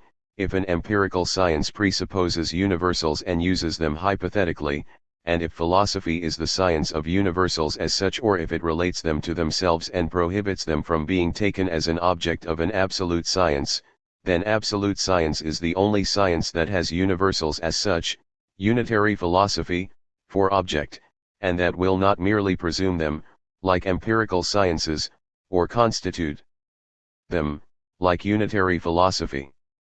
It is the first time that the world, authorities, mixtures as such cease to be yet again related to themselves, and instead are related to an absolute or finite knowledge completely foreign to their own constitution. This, therefore, is the absolutely singular or individual science of universals. Even transcendental phenomenology did not manage to reduce the world in this way, to radically exclude it from the transcendental ego so as to establish it as a mere object, the knowledge of which would be this naivete without self-reflection. The absolute alone can still act upon totalities and mixtures. Because it is the most singular, it can exercise a determination upon universals, but only in the last instance. Theorem 93. Given its radical subjectivity, absolute science does not belong to philosophers, who have never been able to realize it because they only wanted to realize it and turn it against individuals. It belongs to any man as a finite or ordinary subject, who, not needing philosophy, has never entered philosophy and does not intend to leave it. The finite individual, minoritarian man, states nothing determinate regarding the essence of authorities, language, history, the world. He, and only he, is immediately, according to a mode of phenomenal monstration that displays itself before any statement, that which is absolutely determined in the world and outside the world. He is straightway, by the very fact that he is an existent, the most concrete essence of the world and of history. The existent is man insofar as he determines authorities in the last instance, insofar as he is the finite, but never totalizing, absolute knowledge of these authoritarian universals in the turnstile where Greco-unitary philosophers have trapped themselves. He is the proof in action, not of the powerlessness of philosophy, but of its derived character, contemporary of the world rather than of man. It thus is not for philosophical, religious, ethical, or political reasons that we stop giving philosophy responsibility for the highest ends of humanity, for the essence of man, in the hope of passing it on to that which philosophy itself, making the first move, was careful to designate as communal consciousness, healthy understanding, good sense, commonplace, everydayness, gregariousness, people, and also, ordinary. Such a transfer of the functions of philosophy to non-philosophers is here out of the question. The ordinary or finite subject is none of these fetishes of non-philosophy, of the missing from philosophy, of the pre-philosophical, etc. This also includes the philosopher, but as finite man before philosophy. Ordinary man is not an originary and pre-philosophical instance, he is the point of view, of, the real that determines the philosophical in the last instance and makes it understood that the philosopher, in claiming to pronounce something concerning the world, states nothing at all determinate and is even in himself not at all determinate. He is only a shadow, a mythology that haunts the world and hides finite man from himself. Radically finite thought is not the expression of the final prejudice typical of the philosopher, who is ready to accuse philosophy of powerlessness or limit its power, as contemporary thinkers do, rather than give up philosophy. Rather philosophize about non-philosophy, about the limitation of philosophy, than not philosophize at all. This is the last maxim of the desire to philosophize and of its survival. Ordinary man does not recognize such a maxim, he does not give up Greco-unitary philosophy, he does not limit or delimit it, or even exit from it, such an exit being the final absurdity with which he could be honored. He never entered Greco-unitary philosophy, he always already determined it by rendering it definitively unilateral. 28. Critique of the Unitary Transcendental Deduction. Theorem 94. The fundamental operation of the transcendental deduction, carried out to dispel the mysteries of representation, is itself, in its unitary form, a mere supposition of the real whose essence remains unelucidated and a mystery. The transcendental deduction should not be interpreted superficially as a juridical operation proper to the critique of pure reason, but rather should be reduced to its phenomenal content. From this point of view, it is definitely the fundamental operation of a unitary philosophy, whether explicit or, as is most often the case, implicit. It is the operation of which this real, or transcendental, logic that is unitary philosophy in general is capable. It consists in auto-positing, the requirement of the unity of logos and the real. Transcendental or real logic is its own requirement, and this requirement is the logical form, in all the senses of this word, of the veritas transcendentalis, of the truth that delimits the metaphysical illusion. What belongs to such a unity of logos and the real, a unity that can take the analytical form of an auto-position, the synthetic form of a finite deduction as in Kant or Heidegger, or the form of an absolute, rational positive deduction, as in Hegel, or differential, as in Nietzsche.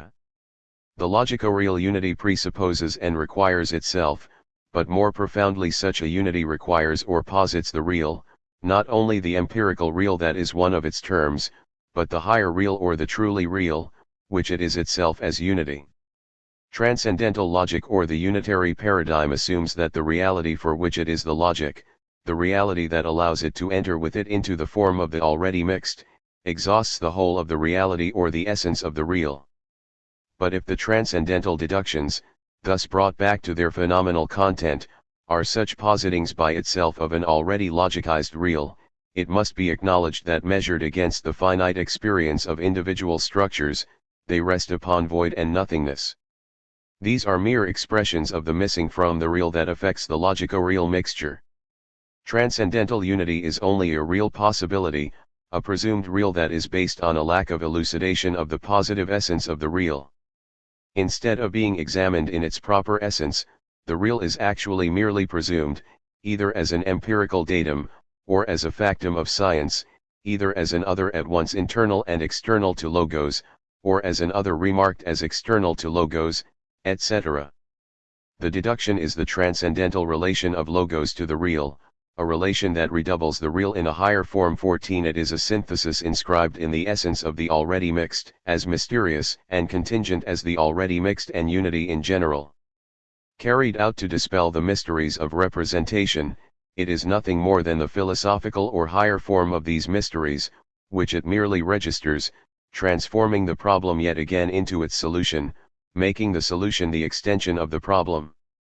Unity is the mystery and the bad philosophical mysticism, le mauvais mysticisme philosophique, the obscure point of reason that ordinary mysticism, le mystique ordinaire, must suppress or confine to the world.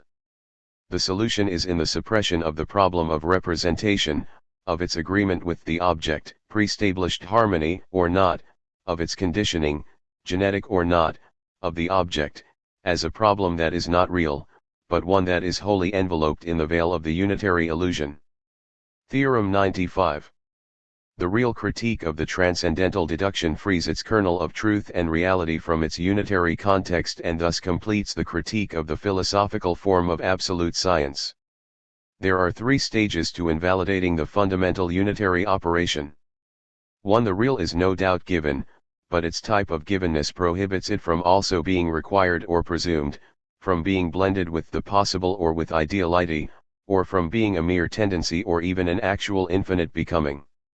The real is finite in the radical sense of this word, which is the immediate givenness, to itself, non-positional, of itself, of indivision. The one is its own mode of givenness, to itself, its finitude is the immanent or transcendental criteria of the real. This mode of the givenness of the real bars from the real the participation of possible and thus transcendent modes of givenness, be they empirical, sensation, impression, or pure, ideal essence.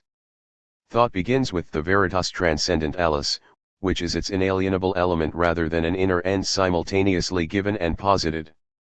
This is why minoritarian thought does not know the transcendental deduction, at least in its form as a unitary operation in which the one is replaced by unity, by the logico-real mixture, and in which it only exists as a mode of presupposition and self-positing, a mode of veritative process rather than of actual truth. The central problem of minoritarian thought is not the problem of its real possibility, that is, of the manner in which thought will attain the real in a valid or veritative form, in which the equation logos equals real, thought equals real will be actualized or resolved. The finite essence of thought does not generally take the form of an equation, of a formal identity, or a synthetic and real identity, or even of a difference, etc., but of a full and finite passivity. Thought is straightaway finite or real, it is not problematic or aporetic and does not need philosophy to contaminate a wound that does not exist. As for the rest, that is, in the world, the form of the already mixed, the metaphysical equation thinking equals being or logos equals real, resolves the problem or is the solution laid out by this problem. In reality, the transcendental deduction is an operation that is always already carried out, it is the essence of unitary thought and cannot give the impression of being an invention, a solution, etc., except when the general problem of representation is laid out in a restricted form, a juridico-rational one, for example, Kant. The problem of a deduction thus does not appear as such, as a solution to be created, except when we begin by reducing the real, making it the mere unity of the equation thinking equals real in its empirical and sensible form. Outside of this occasional empiricist cause and this anti-empiricist strategy, it is the fundamental operation by which and for which unitary thought, which is limited to revolving endlessly in this circle, exists. Thus, the unitary transcendental deductions do not actually attain the real because they are limited to presupposing it, to attaining it only under this form of presupposition/positing. Furthermore, this operation is linked with the doubling of the real into a lower empirical form and a higher form, that of real possibility. The entire deduction consists merely in circling within this gap or this difference. For all these reasons, they are circular, vicious operations twice over. They repeat the structure of the already mixed, and once installed in it they move circularly in accordance with the law of the mixture. 2. The second way to invalidate the operation of the transcendental deduction in its unitary form is an effect of the first. Not only is logos as possibility or transcendence excluded from the essence of the real, but the real, that is, unreflective thought, not a brute or transcendent real, derives logos irreversibly, determines it in the last instance or places it in a topics, orders it radically according to itself. Logos, or what philosophy always understood by logos once it equated it with the real, saying that thinking and being are the same, is given contingently for finite subjects, but this contingency is also what is responsible for its surplus possibility.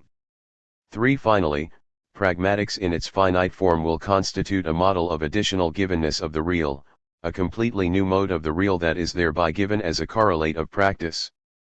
Ordinary pragmatics is that which reserves the access to the real as originary other or as nonthetic transcendence, the real no longer as truth but as meaning, cf. the following chapter. After the one and the mystical, the pragmatic, which gives the form of the real as other, is thus the measure or criterion of the claim of logos, of that which will turn out to be the nonthetic core of logos, meaning, to the real, and, equally, to the world and to effectivity. It will allow us to situate meaning between the one and the world, truth, and effectivity. In a way, it is pragmatics that completes the destruction of the unitary deduction. Pragmatics is not content to derive it unilaterally, but goes back over the unitary problem and gives it the only rigorous and non-illusory form possible. It frees its kernel of truth by posing the authentic relation of meaning to the real and to effectivity by dually dissociating the circular complementarity of two unitary uses of the real, empirical and higher or truly real, and by transcendentally validating, rigorously and actually, this double relation of nonthetic meaning or logos to the one and to the world. Pragmatics will be the key to the transcendental deduction. It will dispel its unitary mystery by displaying its true right as deduction, that is, its own degree of necessity and reality as a deduction. The right of the transcendental deduction is certainly a problem that is more real than the rather illusory problem of right for which it was invented on the unitary terrain. The mystical and the pragmatic are this operation's phenomenal content, which tears it from its unitary context, which here is idealism, sometimes subjective, sometimes absolute. With this real critique of the deduction as philosophical critique, the critique of the unitary paradigm, that is, of transcendental logics evaluated in their claim to attain the real, will be complete. This will be the final move to tear absolute science, the science of the real, from the philosopher and give it to the one who does not ask for it, ordinary man. 4. Ordinary pragmatics. Section I, Critique of Pragmatic Reason. 29. Pragmatics as real critique of philosophy. Theorem 96. Pragmatics cannot be a real critique of philosophy unless its concept ceases to be a byproduct of unitary philosophy and is elucidated in its reality and finitude. In the order of experiences, we now find the experience of pragmatics, of ordinary acting as use, of signs, but also of bodies, objects, techniques, etc. We will explain why it is a question of pragmatics, and why in this precise place, when we examine its real essence, Section 2. We must first take stock of the stakes and carry out a brief critique of philosophical, that is actual, forms of pragmatics. The real critique of unitary philosophy is above all not its becoming real, which is only the becoming philosophical of the real. It is its practical or pragmatic abolition. But this abolition comes after its strongest unilateralization, of a mystical nature, and is thus based on the unreflective character of the real. Real pragmatics is thus not a process, but the second concrete transcendental experience, the second immediate given that displaces or derives unitary philosophy among authorities, but in a mode that recognizes in it, as in the world, a certain reality. It is likely that it thereby makes conceivable a new philosophical practice that makes philosophy a mode of pragmatics rather than pragmatics a mode of philosophy. Non-philosophical primitiveness is impossible as long as it remains a project or an ideal, a philosophical ideal without actuality, a unitary obsession, a thorn in the flesh. Such simplicity must be radical or finite and be realized as a duality of the pragmatic and the philosophical. We are doomed to sever this Greek knot of the pragmatic and the philosophical, to no longer settle for untying the knots of the real and reason in order to slide along a continuous thread, but instead to give pragmatics the unreflective essence of finitude, which knows neither knot nor chiasmus, to give it a nearly absolute precedence over the philosophical. The unreflective is the essence or the real in its non-unitary simplicity. There have never been any knots in the real. The principal knot, the unity of contraries, is the philosophical diversion, the unitary enchantment of individuals in the snares of reason and language, in the aporias of philosophy.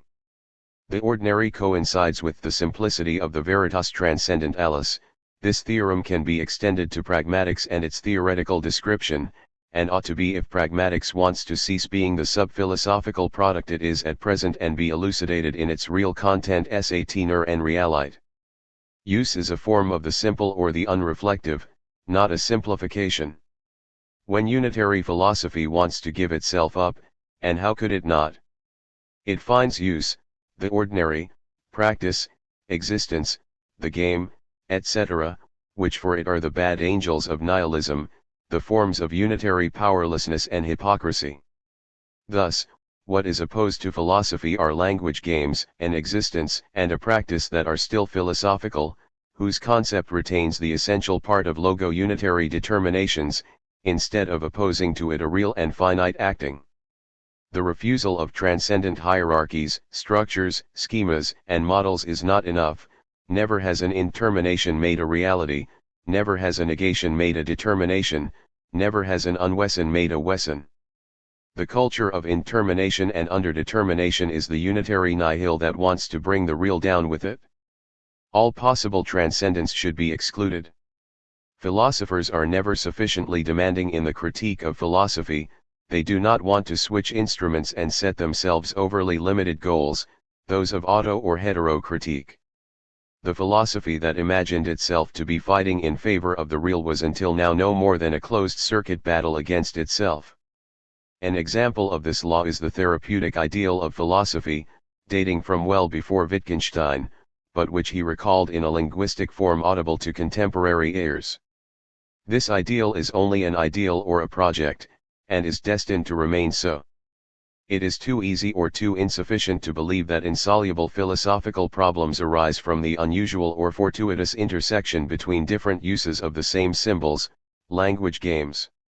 Unitary philosophy still survives inside language games. When they are correct, it survives there not as an accidental element, but as their essence or real concept, because the famous games are no more than the ordinary projected by philosophy, an unconscious projection, however, because philosophy has been made into such a narrow and barely Greek concept. Conversely, the intersections between games, correct or not, are not philosophical errors but the very essence of unitary philosophy. Unitary philosophy is homologous to language games, it has the same general grammar, and is not an illusion, but is identical to the very cause of illusion. The aporetic essence of philosophy is merely actualized in the aporias in action that the games are. Functioning correctly, language games would themselves need a therapeutics, but precisely not a philosophical one. Theorem 97. The philosophical use of pragmatics reduced it to a discipline of substitution, the symptom of unitary nihilism. The philosophical or hypo-philosophical pragmatics of contemporary thinkers since Wittgenstein has the heaviest burden to bear, of the philosophy it no longer wants but cannot discard. From this, three essential features. 1. Pragmatics, use and conduct, will have been the great hope of tired philosophers who call upon practice as an unhoped-for resource. All of Anglo-Saxon philosophy is marked by this context of failure and resentment, by this use of practice as the spare wheel for impossible philosophy. Hence the hesitations between a pragmatics devalued by logic and philosophy and a pragmatics overvalued by philosophy when logic is devalued in turn. This seesaw, catastrophic in the long run because of the anti-philosophical nausea it provokes, is only philosophy itself in its unitary circle. 2. That pragmatics is ordinarily a discipline for intellectuals or shameful philosophers explains its syncretistic and fabricated character, its nature as a product of synthesis or as a linguistic ersatz for philosophy, that is, for logos in its broadest phenomenal content. It is an undertaking of philosophical and linguistic tailoring intended to return to philosophers a work of substitution demobilized by the last avatars of philosophy. By tailoring we also understand what Bergson meant when he said that Greco-traditional philosophy is a garment too large for the singularity and precision of its object. The logico-linguistic context is mismatched to the real needs of use and of users as finite subjects, and pragmatics as a doctrine is ill-suited to real practice. Its fantastical and imaginary character must be endlessly corrected, rectified, made good, etc. 3. Pragmatics was always the vague terrain of philosophy, a space of concentration and marginalization for failing philosophers.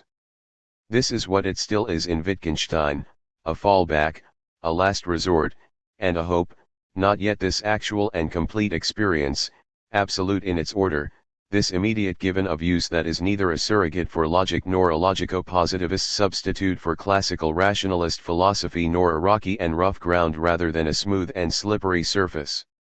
Pragmatics must be a precise experience, not the only mode of experience, which would constitute the unitary ideal of vague synthesis, and be inserted into the order of immediate givens that form the life of the finite or ordinary existent. The pragmatic cannot in general be a substitute for the foundation and the ideal, still idealist, of Realgrund. The distinction between real and Grund is as important as the distinction between ideal Grund and Realgrund that grounds Kantian critique. Grund remains somewhat universal, and missing from finitude or from the real. Individual causality, the real, is certainly not logical, but in the sense that it excludes all logos, all logico-real mixtures. The pragmatic of philosophy was never simply real and finite, but always more akin to a surrogate and a remainder. In the Greco-unitary context, the pragmatic only has a residual, secondary, and substitutive reality. It has never escaped this original Greek defect, a logical rather than theoretical defect of practice. But if use or the pragmatic is not a remainder, it is also not, or not only, a mere requisite of logos. We do not go back, we do not return here to pragmatics as to a solid ground, a certain foundation. Theorem 98. The Greco-Occidental agon or the unity of contraries is the unitary capture and falsification of real pragmatics, of the acting of ordinary man. Pragmatics is the real core of the unitary or mytho-philosophical agon, which is a distortion of pragmatics.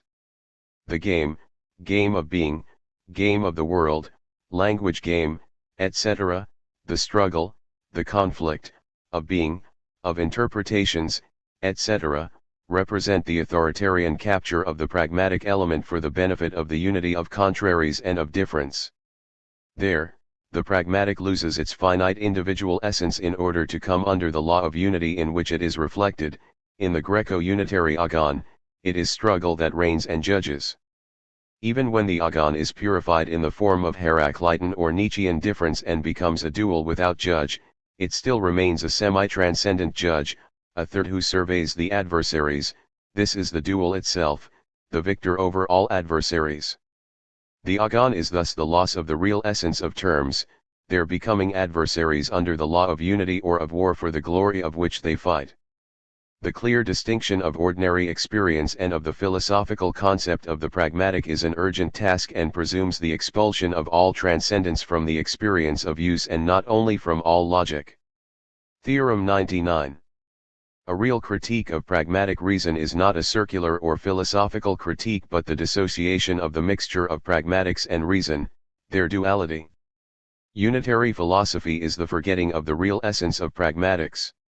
It is not enough to invoke pragmatics against philosophy, and eventually to invoke it to rescue philosophy, which is decidedly too cunning for its adversary. Pragmatics itself needs a real and non-philosophical critique. Real critique of pragmatic reason, this is the first task that must be opposed to those who use it in a frantic and suicidal manner, entirely permeated by philosophical resentment. A real critique of pragmatic reason is not a circular auto-critique, the unitary vice, but a critique of the logico-pragmatic mixture, of the blend of pragmatics and reason, of the logical but also infralogical interpretation of use and of the ordinary. It is first and foremost the dissociation of this mixture, the elaboration of a nothing but real essence of pragmatics, its foundation in the finite essence of the subject. What we seek here is the ultimate individual structures of pragmatics, against its unbridled, unitary, and violent logico-positivist uses as all-purpose arguments. The philosophy of pragmatics is its authoritarian interpretation, based on the forgetting of the real essence of use, a forgetting consummated in superficial and naive affirmations of the pragmatics of language. Even if this essence is unforgettable in reality, all of contemporary pragmatics is based on its arrogant denial. The birth of a new pragmatic spirit must be greeted properly, if this was nothing but the sanctuary of philosophical powerlessness and ignorance. But it is first and foremost the refuge of unitary prejudices against the real or radical subjectivity. Practice and subsequently pragmatics enjoy a natural prestige, justified in a sense, but all the more dangerous, against theory and logic. This is why they must be carefully examined and validated, on the one hand, organized according to the real, that is, according to the mystical experience of the finite individual and, on the other hand, freed of the forms of unitary transcendence that still obstruct them in their naively anti-philosophical use. Theorem 100. A real critique of pragmatic reason cannot repeat the prejudices of the Greco-linguistic image of pragmatics. The latter posits a reciprocal determination of use and its object, while the former shows that finite use has no object. Any philosophical interpretation of pragmatics is rooted in a certain number of Greco-unitary presuppositions, most of which are linguistic. Concerning the case of pragmatia, we can demonstrate these presuppositions, the primary of which is the idea of a reciprocal correlation between use and its object. Pragmatia, care or concern for everyday affairs, states the transcendence of the world to which it is necessarily related and the plurality of affairs for which man cares. This is no doubt a first reduction of pragmatics to its real content, the immanence of everyday life, concerned and worried, busy and gregarious. But this is an etymological vision, already philosophical and Greek, of pragmatics and its phenomenal content, reduced to the sphere of vital, signifying, and transcendent activities. There is nothing there besides the old Greek collection of the unitary hallucination of acting, in which philosophy will have sought safety and from which it will have from the outset drawn its concept of use. Worried everydayness, concern reified and statistical, this slurry of truisms, unfinished activities, and roughly sketched conducts, these are the muddy collections of stupidity in which philosophy gazes at its own reflection, in search of its other, at once that which it loathes and that to which it aspires, fascinated, to escape itself, the double function of any alienation. This endless crushing, this universal functioning, thick yet fragmented, does indeed form a sphere of immanence, even in a sense a true pragmatic a priori, that of everydayness. But this immanence remains the ideal immanence of a totality or of a transcendence, the world, to which everyday acting is supposed to relate in an essential or constitutive way, precisely through the oscillation of repulsion and attraction. Acting is thus a conduct, a relation, or a synthetic behavior of the world, but relative to it, to language, to history, to techniques, etc. Philosophy is this play of the relative and the absolute in the capture and elaboration of the Greco-linguistic collection of use. In contrast, we will simply describe accurately pragmatic experience, its rigorous individual givens, which, even more than existentials, Heidegger, based on the real as other rather than as intrinsically finite, distinguish themselves from this unitary image. A real description of pragmatics is not foreign to the everydayness that haunts the world, but it cannot be reduced to it since we know that ordinary man or the finite individual is really distinct from the world. Pragmatics is thus also really distinct from the register of concern, worry, or care with which Heidegger and Wittgenstein confused it. Care and concern, interest and worry, are modes that have become transcendent, of finite use proper to individuals. They deny and extend beyond individuals the way the world and authorities claim to extend beyond them. They are fundamentally obscure intentionalities that alienate and go out of themselves, an unconscious pragmatics where use does not get its light from itself, but only from an other to which it is relative. These uses are reciprocally determined by their objects that are taken from the world. Perhaps what was said of the finite subject should be repeated in relation to finite use: it has no object upon which it bears and it does not objectivate the world on its behalf. Here again a real critique of practical reason involves releasing practice from its objective and surjective context and practice ceasing to be ejection, a transcendence in general. Acting has no object in the sense that it does not objectivate it, it is a finite subject, devoid of the ontologico-unitary structure of objectivation and surjectivation.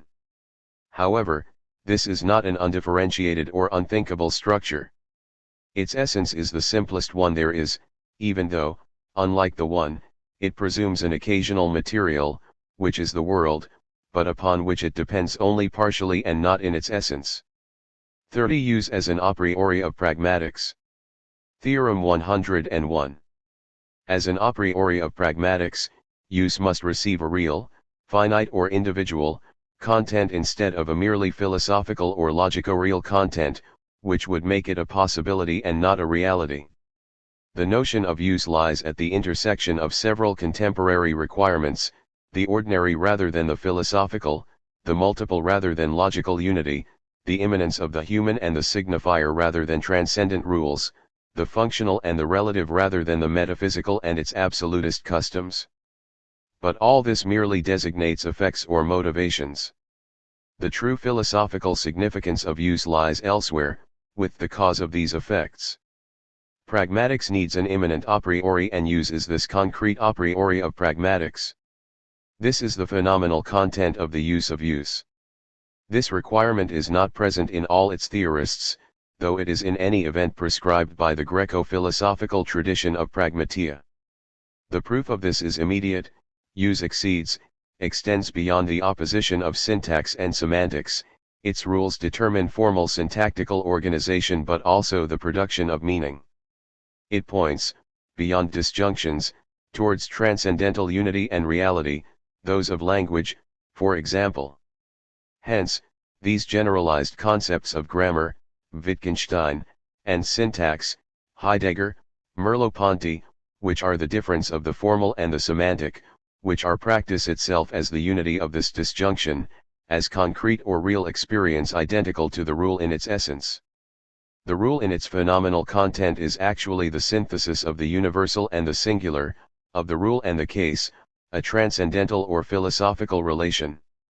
Use is thus the real or the concrete, which means that the real is here still a synthesis of opposites or a process of concretion, a relation of the universal to the singular.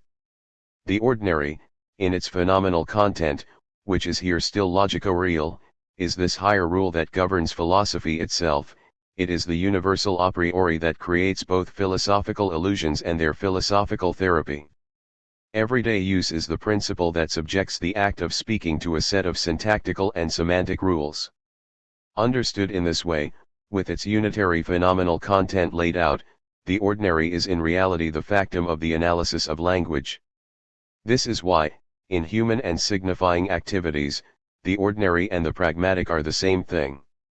Against empiricist or crude interpretations of use, it is necessary nevertheless to uphold this philosophical, that is, transcendental, meaning and truth. Or, at least, its requirement of transcendental truth, because remaining a philosophical concept prevents it from really reaching this truth. The philosophical, that is, logico-real, elaboration of a concept is an absolute requirement to dismiss infra-philosophical forms of empiricism, and to not confuse under any circumstances these philosophically or unitarily degraded forms of experience with the authentic real, which is also, but in a completely different way, no longer, really no longer, philosophical. But this requirement is only a requirement, it is not yet the authentic transcendental experience that must be that of use. Use is indeed an a priori, but in its philosophical or logico-real interpretation it remains permeated with transcendence. To be nothing but immanent it must be ordered according to truth, that is, according to transcendental finitude. The immanence of use must be specified, distinguished from the immanence of the symbolic, of logic, and finally, among other things, of a strategic calculation according to rules, of a game. The game is a mere pluralization of logos and returns to unitary calculating reason. As a pragmatic a priori, the finite use we seek will be devoid not only of objects, but also of syntax and semantics, of rules in general. A use without rules is of course inconceivable for philosophy, which cannot see what can subsist as a remainder once all these reductions are carried out. Nonetheless, there is indeed a pragmatics endowed with an absolute precedence over rules and over any form of transcendent order. The experience of use cannot stop at the experience of a continuous formality, be it transcendent, rules of synthesis, laws, codes, formal syntax, or immanent, it is absolutely prior to all formality, logical or otherwise, and hence still logical. If use must be a concrete a priori, it does not have to be taken from the continuous fabric of ideality or interpreted functionally. If it shows or is its own reality, its how does not have to be a mere possibility, yet another way use remains in being, is inserted into it or functions within it. The how of reality is no longer a mere philosophical possibility, invariably logico-real. The finite or real how shows itself absolutely without passing through the transcendence of language and of reason. Theorem 102. The game and use as game remain variations on the unitary paradigm. They do not overcome logicity itself in its essence, but only the lesser, formal and fixed, forms of logic. Like the other heterogeneous elements manipulated by the philosophical pragmatics of language, the notion of the rule is, for the most part, used arbitrarily, in a spirit of functional savagery. Inside unitary thought, the true reduction of logic would consist of saying that a use represents the real for another use. Mired in linguistic and grammatical, psychological, and vital transcendence, theorists of pragmatics cannot even maintain this thesis, too deficient as philosophers to complete that which nonetheless remains a mere reduction, a philosophical operation required by the entire Greek tradition. In the best of cases, the regularity of rules will merely be interpreted according to their application rather than their logicity. There are rules of use, but also the use of rules, the chiasmus of use and of rule, immanence of the game superior to the immanence of use empirically considered. But in the end, this interpretation of the regularity of rules according to their application remains equally abstract. Their constitutive or transcendental application is merely logico-real, which from the finite or individual point of view is not a significant progress over the logical formal. In play or use understood philosophically, a sign represents the real for another sign, from one to the other there is a tautology of difference. It is a logico-real mixture without being a pure ideality, and this is enough to prohibit any true surpassing from the unitary point of view. Undoubtedly, there no longer is a mere parallelism between intention and the sign tool, but rather a continuum of identities and alterations in which any given tool represents the use of another, a word the use of another word. This nevertheless remains a possible use, not a nothing but real and actual use. But if a rule, be it a rule of use rather than a logical rule, can never become nothing but real, and remains permeated by the logicity proper to the ontological sphere, where does the illusion of having overcome logic come from? It comes from the fact that there is an additional degree of fusion or knotting of the rule and use, equals real, a becoming immanent of the rule that is the suppression of the most reified forms of its transcendence, a suppression that passes, in unitary thought, for a sufficient positive determination of the essence of use. Here is the height of the unitary illusion, when the exclusion of a certain form of regularity is identified with real content, with the positive essence of use, when the impossibility of a rule is confused with the real of use. This is the logico-real illusion, and it is transcendental in its own way. It returns to situating use as an intermediate level between pure logic and positive experience, two dogmatic extremes, making it function as an interface between the signifying subject and the world. We know that it is immediately excluded from this function by the finite subject that is not itself localized in an interface or a difference, but rather who determines a uniface, the lateral finite place, then transcendence, or the non-thetic other, the non-logical meaning that is the correlate of pragmatics. It is thus a philosophically barbaric error to say that Wittgenstein, for example, abandons logicism in favor of language games. In truth, he only abandons certain inferior and conspicuous forms of logicism, forms that are anti-empiricist, overwhelmingly idealizing or platonizing, but he does this only to become, like Nietzsche in his own way, the most unbridled of logicians. He saves logos by detaching language from formal logic. Ultimately, use is still subjected to rules, games, forms, repeatable procedures, family, resemblances. Games always develop in a universal milieu, when this is not the univocal meaning of being or the identity of a repetition of the dissimilar, Nietzsche, it is analogical family resemblances, Wittgenstein. Derived though it may be, the universal is still constitutive of essence and the real.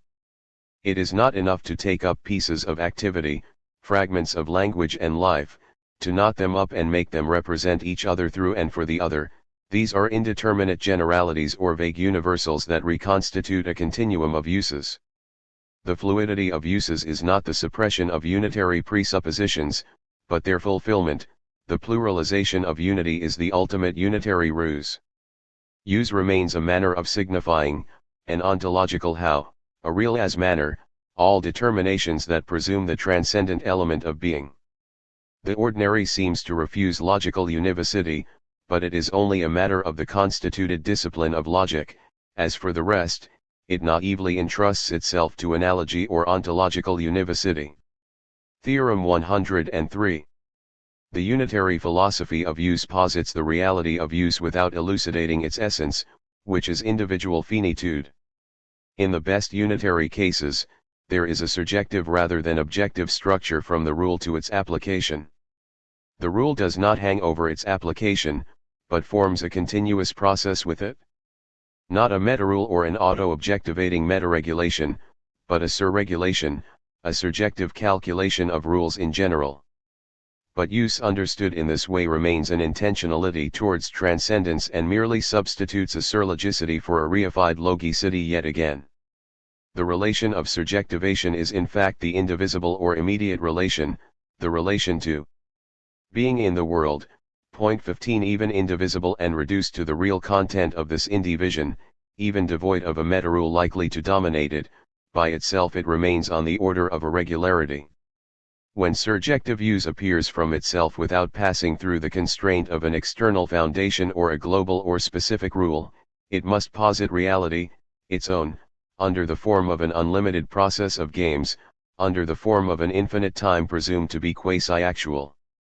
Use is thus a synthetic force, a synthesis through itself that extends up to the other and the infinity of time. As game, it makes its undecidability radiate around itself, rendering it unlimited, but its illimitation is not yet its reality, which should instead be finite. Because use is its own reduction of logic and its own norm, a certain meaning of immanence is acquired. But this is a transcendent or ideal use, of the criterion of immanence, that is still entrusted to language instead of to individual finitude. Pragmatics could have found in this the occasion to question itself about an even more concrete immanence than that of the game. But philosophical pragmatics posits this undecidable unity of the game and the rule without elucidating it. And as the essence of this unity is use itself in its essence, it is indeed the essence of use that it allows to float in an exteriority of non-thought. The accumulation of entirely universal and thus underdetermined determinations is an aphoretic procedure and turns into an infinite regress that replaces real experience. Theorem 104. Use ought to be described in its finitude, that is, in its real autonomy in relation to its ostensible rules and to all the transcendent apparatuses that unitary philosophy adds to it for the purpose of the production of meaning, which it does not necessarily need. The unitary paradigm does not imagine that the immanence of use could be finite and consistent through its inherence, to itself, devoid of the support of transcendence or exteriority. It believes itself to be obligated to give it a transcendent content of rules, acts, and games that negate its immanent phenomenal givens. This is how use, and with it pragmatics as a whole, is generally interpreted starting from rules that are less the actual rules of use than the rules of the production, the construction, and the calculation of a logical and transcendent meaning, rules of operation that are themselves transcendent. The empirico-transcendental mixture of use and its rules is what the minoritarian thought of pragmatics proposes to separate. Use does indeed produce meaning, but the production of meaning, at least of finite meaning, which is utterly different from logico-linguistic signification, is not necessarily subject to rules or to an entire apparatus of activation and inhibition, of combination and analysis, of structuration and machination. For traditional philosophical reasons of which they are often unaware, the theorists of the pragmatics of language constrain the experience of use with normally transcendent restrictions, with paradigms that are linguistic or logical, or taken from common experience and turned into the conditions of existence of acting. But nothing about these codes is really necessary, their only purpose is to reproduce the unitary or authoritarian form of experience. By contrast, in a transcendental pragmatics, the exclusion of rules of combination, formal and even general syntaxes, metaphysical models, game, machine, difference, etc., logico-linguistic schemes, etc. is a categorical obligation. Nevertheless, on the condition that a rigorous interpretation of this exclusion is given. In general, the mere exclusion of transcendent, logico-metaphysical, codes or models is confused with a sufficient determination of the real essence of the game, of the unity of subjectivation of use. But this unitary process leaves the essence undetermined. Exclusion never does justice to the real as finite phenomenality, instead it is a mere effect that ensues from an immediate determination, that is, from a finitude that precedes it without return. This special autonomy of the real, minoritarian, or finite rather than rational and authoritarian, ought to serve as the guiding principle in the description of use. Theorem 105. As use, the ordinary cannot be a philosophical double of experience, an empirico-philosophical mixture, but rather must receive a finite transcendental legitimation. In the end, there are three senses of the word ordinary in the expression ordinary man. At stake is the ordinary in the philosophical sense as use. It is confused with the subtraction philosophy and logic carry out upon themselves in the name of experience. It is not elucidated in its individual essence or in its finitude. It also remains below its positivity and its pre-philosophical or unilateralizing power and receives a most heterogeneous content, made up of bits and pieces haphazardly taken from real experience, a whole bric-a-brac that marks the unitary genius in general, and that of Wittgenstein, the analysts of language, and the theorists of pragmatics in particular, grammatical rules, signs, objects, signifying activities, forms of life, etc. These obviously form a system, but the elements of that system themselves remain unelucidated in their own essence. Their relations are supposed to provide for or render unnecessary the examination of their supposedly well-known constitution. This ordinary is an untraceable concept, a family resemblance whose essence is likewise not elucidated, a mere list of uses, sometimes simplified or elementary forms of language learning, sometimes their everyday or de facto uses, sometimes particular linguistic systems in which language fulfills performative or else constitutive roles, etc. This conception of the ordinary and of pragmatics must be demolished. A finite test of use, an insertion of pragmatics into the transcendental relation of the finite individual to the world, disallows them from being empirically taken from the world and reintroduces into these concepts their irreducible phenomenal content. In order to be only a real equals finite experience and no longer a logico-real one, the ordinary ceases to be a syntax or a grammar, even a general one, ceases to differentiate the unity of syntax and semantics. As formal, syntax precedes the most empirical experience; as real, it is identical to experience, but more deeply there is an ordinary experience, of use as prior, through its finitude, to any general syntax, that is, to any generality, syntactical or not. The individual test of pragmatics conquers the ordinary, and use, as the pre-philosophical concrete that unilateralizes philosophy and even the unitary retraction undertaken by philosophy in a use that is a half measure. All of these concepts have received a transcendent meaning within dominant philosophy, whether that philosophy is logico-positivist or not. Neither Wittgenstein and his followers nor Heidegger take far enough the reduction of this transcendence of the ordinary or of use, and, correspondingly, of the everyday. The suspension of logic is insufficient, as we have suggested, because it remains a suspension and because logic still prevails in all that is not real causality, that is, determination in the last instance. A rigorously grounded concept of the ordinary is therefore necessary, one that is acquired through a transcendental deduction without this making it a logical entity. Logic is unitary, but the fear of logic is just as unitary and almost as dangerous as logic because of the illusion it gives of having defeated logic.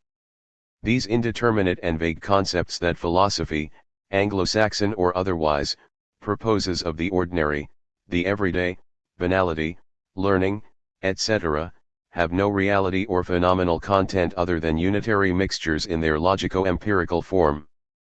The elaboration of the phenomenal truth of the ordinary and of use would have been the first task of a thought of pragmatics, except that it is a task that is properly speaking no longer philosophical, nor for that matter a mere falling back onto experience, rather, it is a rigorous description of immediate finite givens.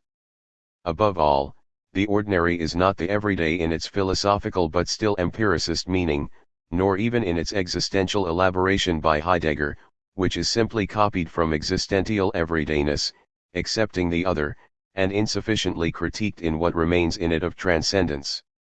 The ordinary is existence in the sense of acting or of the non, one of which the existent is itself capable on the world when its resistance is taken into account. This is the authentic transcendental deduction of the ordinary and of use. Of course, the structures of ordinary pragmatics remain to be described. This is the object of section 2. Nevertheless, we can as of now, for additional clarity, anticipate the results to come and state that the experience of the ordinary passes through 3 linked stages or follows an irreversible order that enriches its concept. These are the 3 experiences of the ordinary that must be understood in the expression ordinary man, which are completely different from the unitary extraction of heterogeneous pieces from experience, or from the infra-philosophical meaning of the word. 1. The finite individual in its real essence. The ordinary here means that a philosophical operation is not necessary to define the individual rather than individual el individu. 2. The finite existent who determines the world in the last instance and, through the finite emplace it imposes upon it, institutes an absolute order for all possible logico-worldly or rational orders. This is the ordinary as finite order for the authoritarian forms of order, ordinary mysticism. 3. Pragmatic existence or the relation of use the existent has from the world. This meaning of the ordinary approaches without touching the unitary meanings of the word, all of which are logico-everyday mixtures, completing rather than displacing them. 31. Philosophical pragmatics and real pragmatics. Theorem 106. Pragmatic finitude means that the subject is not determined by the world and authoritarian procedures when it acts upon them. Acting is really different from the world upon which it nevertheless acts. Pragmatics must be elaborated in its finitude. The existent gets its life and its acting, that is, its existence, from itself. That existence is finite means that there is no meta-existence or over-existence, no meta or over-pragmatics. The unitary style combines a pragmatics with a surjective essence in an over-pragmatics that unfolds in unlimited games. From the start, it foregoes the possibility of a simple or ordinary, unreflective, essence of existence and acting. Neither transcendent rules, their transcendence is attenuated, not suppressed, in the process of their application, nor psycho-socio-polito etc. logical data, nor symbolic data. Deprived of these crutches, acting does not cease to be real and actual. The immediate actuality of use must be recovered prior to all the linguistic or other projections in which unitary thinkers, that is, intellectuals, engage. There is a dimension of unreflective transcendental experience in any pragmatic acting. Everything in worldly or authoritarian existence can be reinserted into textual, linguistic, political, or technological games, into their semi-immanence. But there is a real inalienable core of acting that cannot be inserted into the world and its universal flows. Between nothing but human pragmatics and the world, even though the former affects the latter, there is a real distinction in the rigorous, that is, dual, meaning of these words, and an enduringly individual causality in use. Individual, simply singular, and that does not pass through universal and worldly, linguistic, logical, mechanical, technological, processes. The fundamental object of a critique of pragmatic reason is the elaboration of the rigorous concept of pragmatic causality, cf. Section 2, the essence of pragmatic causality, and its real difference from the unitary forms of causality, linguistic, physical, and metaphysical. The only criterion to be followed is real immanence. It demands that the pragmatic a priori be radically delogicized, purged even of the demi-solution of games and difference, and that use take its reality, from, itself or be identical to its finitude. This is to say that the forms of technical transformation no less than the calculation following the rules or the form of the game and / or of difference are expelled from it. Once all these transcendent models are determined unilaterally, an essential remainder of pragmatics, with a specificity and a consistency, survives. It will not be reconstructed from heterogeneous bits and pieces taken from the world, debris and waste, traces abandoned by authorities. The pragmatic relation to the world is not composed or synthetic in general, and even less traced from the circular relation of the world to itself, of language to itself, of the text to itself, etc. Acting in the pragmatic mode places the world in a new unilaterality in relation to the finite subject and lets it be understood that, because of their very universality, worldly authoritarian forms of use are too narrow for the pragmatic subject and only form its material and the signal of its activity. We will return to these points. Thus derived a second time, the universal and transcendent modes of causality will be deprived of the power to reflect themselves in individual causality and to pretend to legislate on the pragmatics of the ordinary existent. Ordinary acting produces transcendence, we will examine how, but does not itself need transcendence. It does not function, does not unfold towards / as the world of which the finite subject will always be deprived. It is not obedience to rules, learning of behaviors and signs, symbolic games. It is entirely consumed in itself, acting on the world without being alienated in it or following authoritarian paths, and also without, like force in its transcendental unitary sense does, drawing all its effects or its final consequences. Certainly, acting is everything tout, Nietzsche, but only in the sense in which there is no subject behind the act and the act is a subject that is finite or nonthetic, of itself, but precisely not in the sense in which the act would immediately be the whole le tout, the singular immediately a universal, as is still the case in Nietzsche. Acting is not necessarily splitting, opening perspectives, tracing openings, delimiting horizons, projecting indivisible spaces, introducing angles and fractures.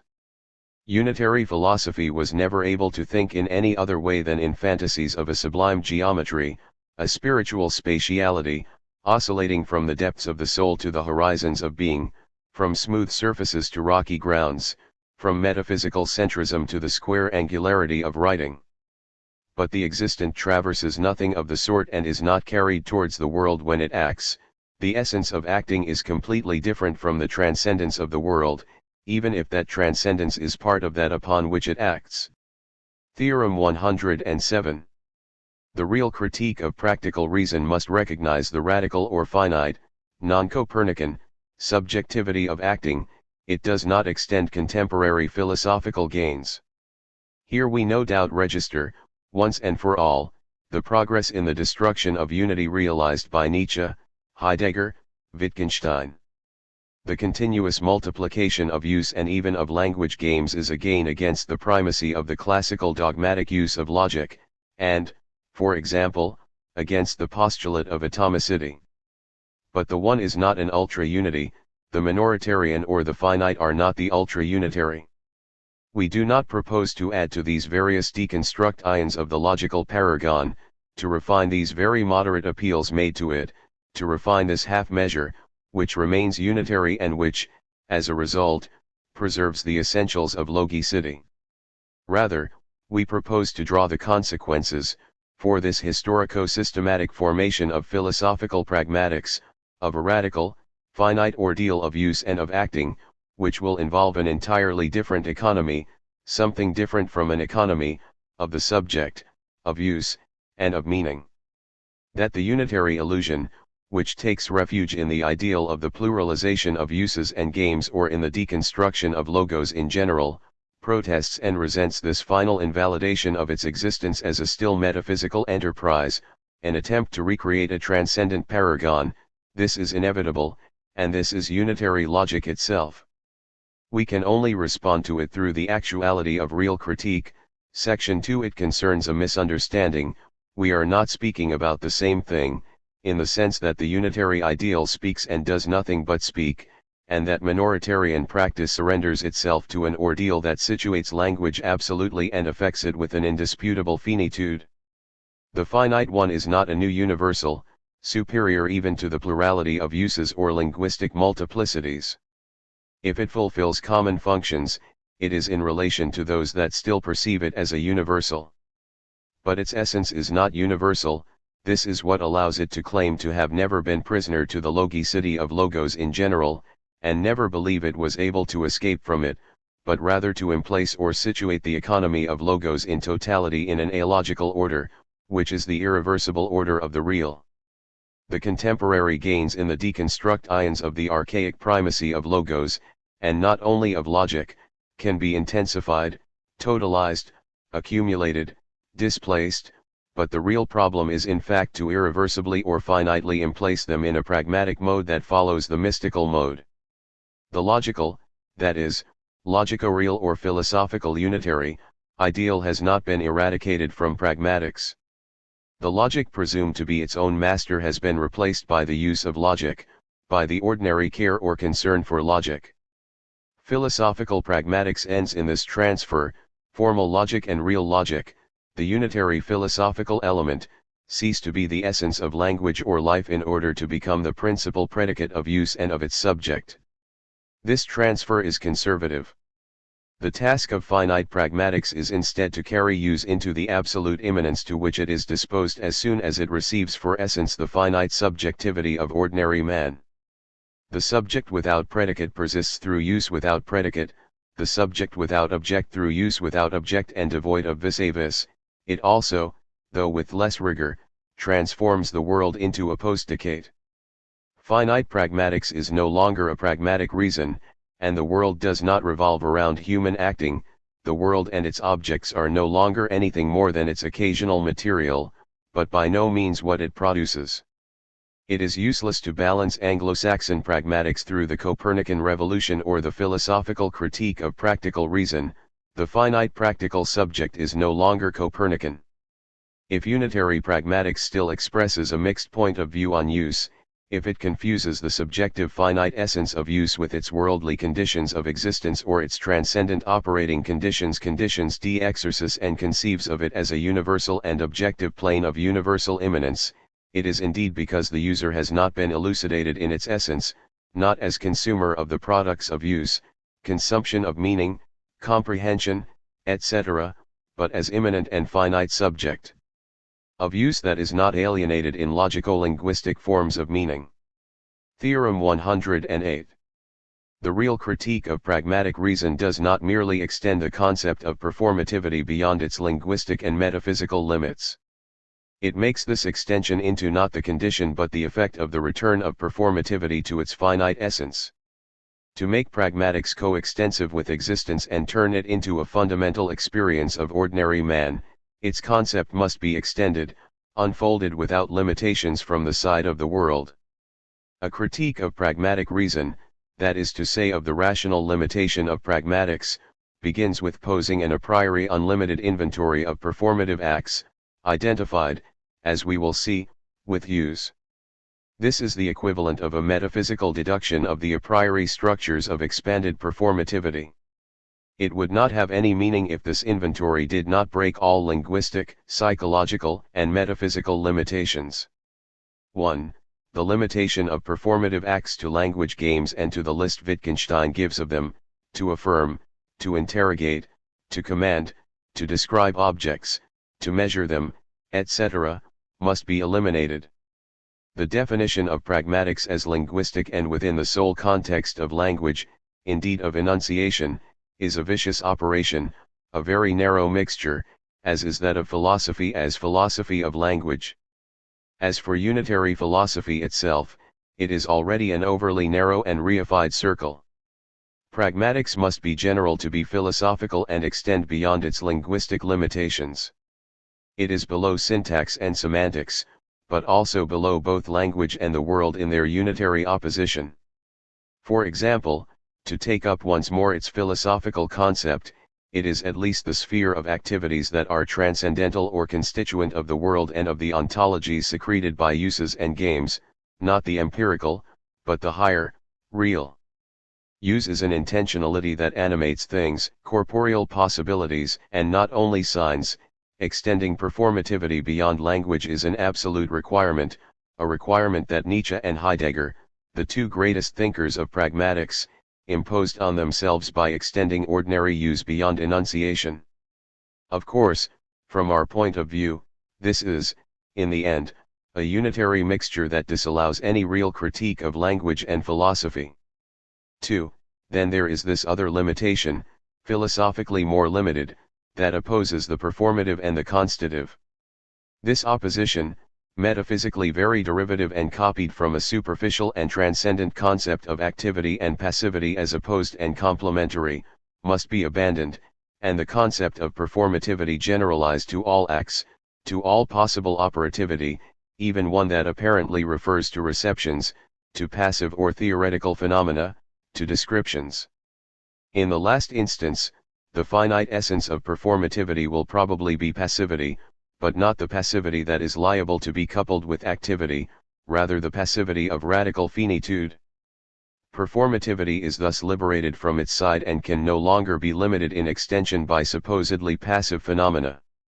The sphere of acting in a pragmatic mode includes all existence, which is defined below the opposition, superficial on this level and without real foundation, of activity and passivity. 3. A third limitation must be lifted, the one metaphysics placed on performativity by distinguishing between ontological or essential operations and common, ordinary, everyday, pre-philosophical operations.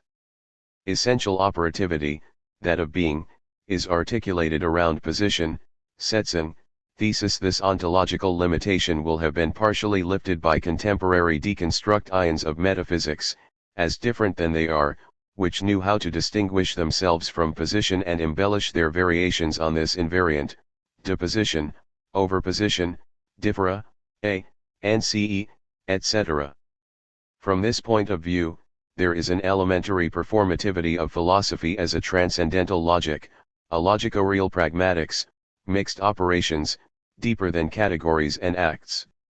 Contemporary philosophy, especially, has its own way of being empiricist, finding the irreducible meaning, the core of truth of the simplest acts. Not only posing, classical metaphysics or ontology, but throwing Jeter, objecting, surjecting, Heidegger, overposing, Nietzsche, suspending, Husserl, turning, Heidegger, slitting, Lacan, twisting, Bergson, cracking, differing, Derrida, reversing and producing difference, Deleuze. Even more than reading and writing, speaking and hearing, which are complex and derivative, essentially linguistic, operations, these are elementary operations of thought. We could keep a running list of such fundamental operations, veritable philosophical catastrophes more or less irreducible to each other. This would be a point to examine, like the list of categories in the old days. But these are more primitive gestures than the gesture of categorization, of the position of a predicate on a support lying in the background, which is a derived mode of position. It perhaps concerns the deepest depths of unitary philosophy, that is the operations of transcendental logic, a whole variety of catastrophes, and a whole elementary performativity, too, that philosophy has explored locally but not systematically. These are perhaps also uses of thought, a veritable transcendental pragmatics and not only an empirical pragmatics. It defines the ontological level as well as the deconstructor of the ontological, thus the essence of unitary thought, and enjoys a degree of universality higher than linguistic pragmatics. Nietzsche and Heidegger in particular extended practice beyond essential conceptuality, beyond fundamental ontological gestures, which thereby cease to be their own reference. They suspended it towards the other à l'autre, whatever the particular way each experienced that other. They thus made essential philosophical practice circulate between logos and language and everyday empiria, ideas and the sensible world, etc. Between all the contraries, with pragmatics becoming along with them coextensive with the more or less decentered circle of all possible activities. In particular, the tight, logico-metaphysical circle of language and philosophy to which so many theorists of pragmatics confine themselves is loosened by them, brought to mere topological proximity. There is a topology of use as neighborliness with things, with the world itself, and it is called thinking. 4. But this extension remains fundamentally philosophical and unitary, even when, under the pressure of the other of being, it seeks, for example in language understood as signifying textuality, an extension of the performativity that philosophy is capable of enacting, that is to say, still, of tolerating under its authority. This is a mere displacement of limitation, or at best a relimitation. Use is thus the mask for the anonymous power of the other. It is no doubt extracted from infinite metaphysical subjectivity, but through a finitude that is partially in exteriority. It is not brought back into its individual conditions, into the heart of authentically finite subjectivity. The philosopher remains a master of use, and pragmatics continues as a philosophical game, whereas essential finitude would allow it to be returned to its real bearer, ordinary man. The extension of performativity by its passage, topological or otherwise, under the law of the other still remains a final unitary limitation of pragmatics. What is the essence, more generally, of this philosophical performativity? These are mixed or transcendent operations, necessarily real and logical in diverse proportions in accordance with the type of transcendental logic, that is, of philosophy, that fills them with being instead of with the other, giving them their truth. Whatever the proportions, the only thing that matters here is the requirement to combine the real, being or other, and logic and, consequently, to be a worldly and authoritarian performativity, still a mixture predominantly made up of transcendent activity and claiming to constitute the essence of the real and of thought. This performativity does not reach the essence of the real, which is passive through and therefore cannot be even an elementary activity. The essence of activity is not active, a transcendent operativity, and which is not, in the end, and by definition, a mixture. The essence of the one, and even of acting, which seems to ensue from it under the title of determination in the last instance, is not at all like a performance.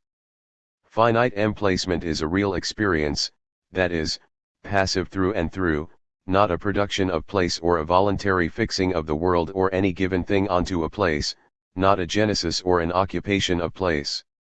In what, then, does the critique of pragmatic reason consist?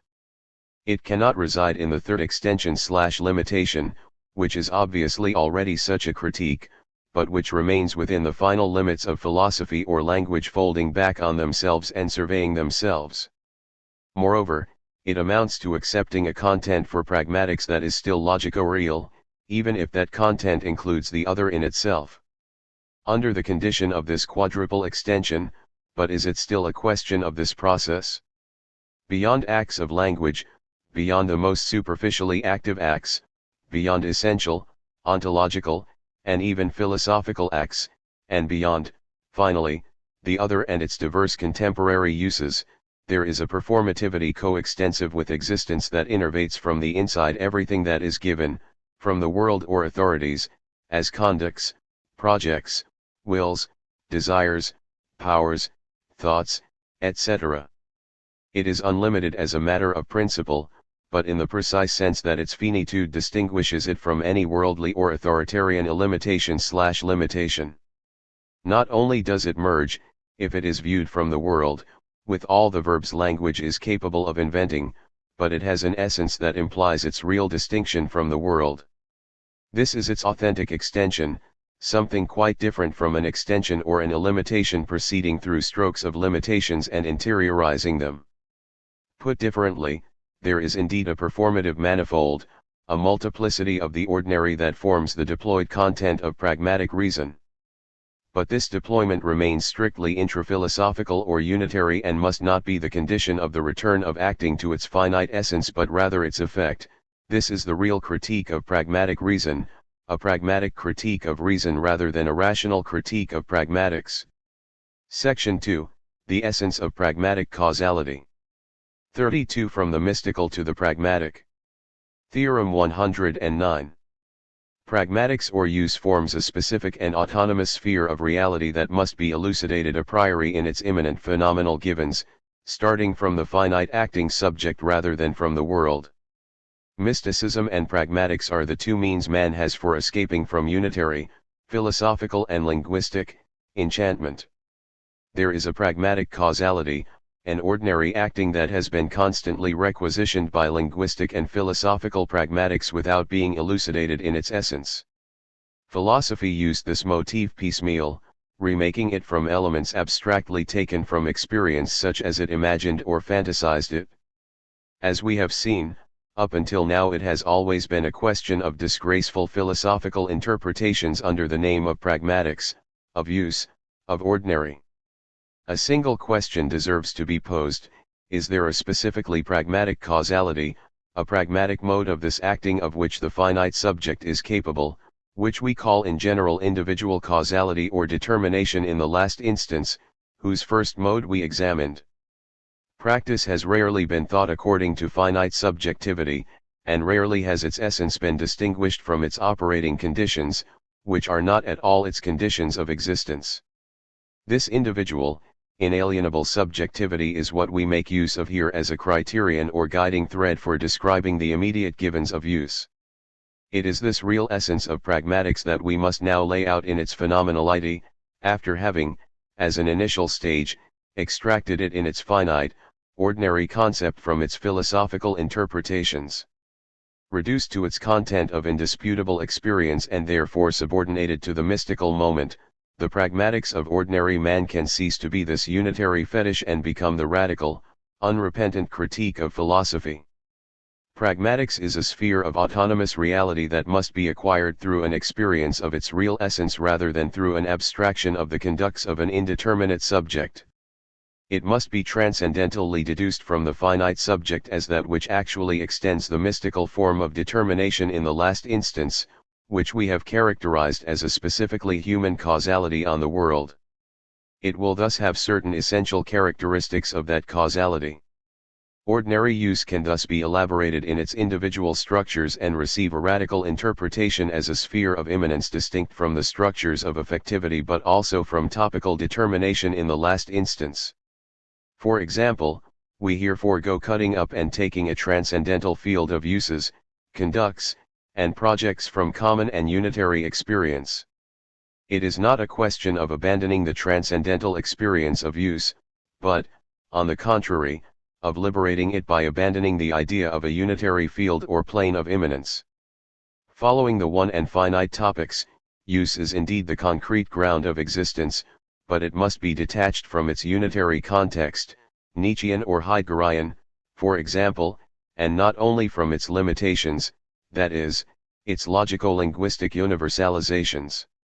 The concrete of use cannot be acquired through the refusal or subtraction of these determinations, a philosophical refusal of philosophy, but must be experienced as an immediate given in line with the immanence of the one. Use thought from itself, which means, not from logic, against it and thus complementary, indeed, supplementary, to it, but from its real essence. Theorem 110. Pragmatics coincides with the sphere of existence. The succession of experiences is the following: essence, existent, existence. Essence precedes the existent, and the existent precedes existence.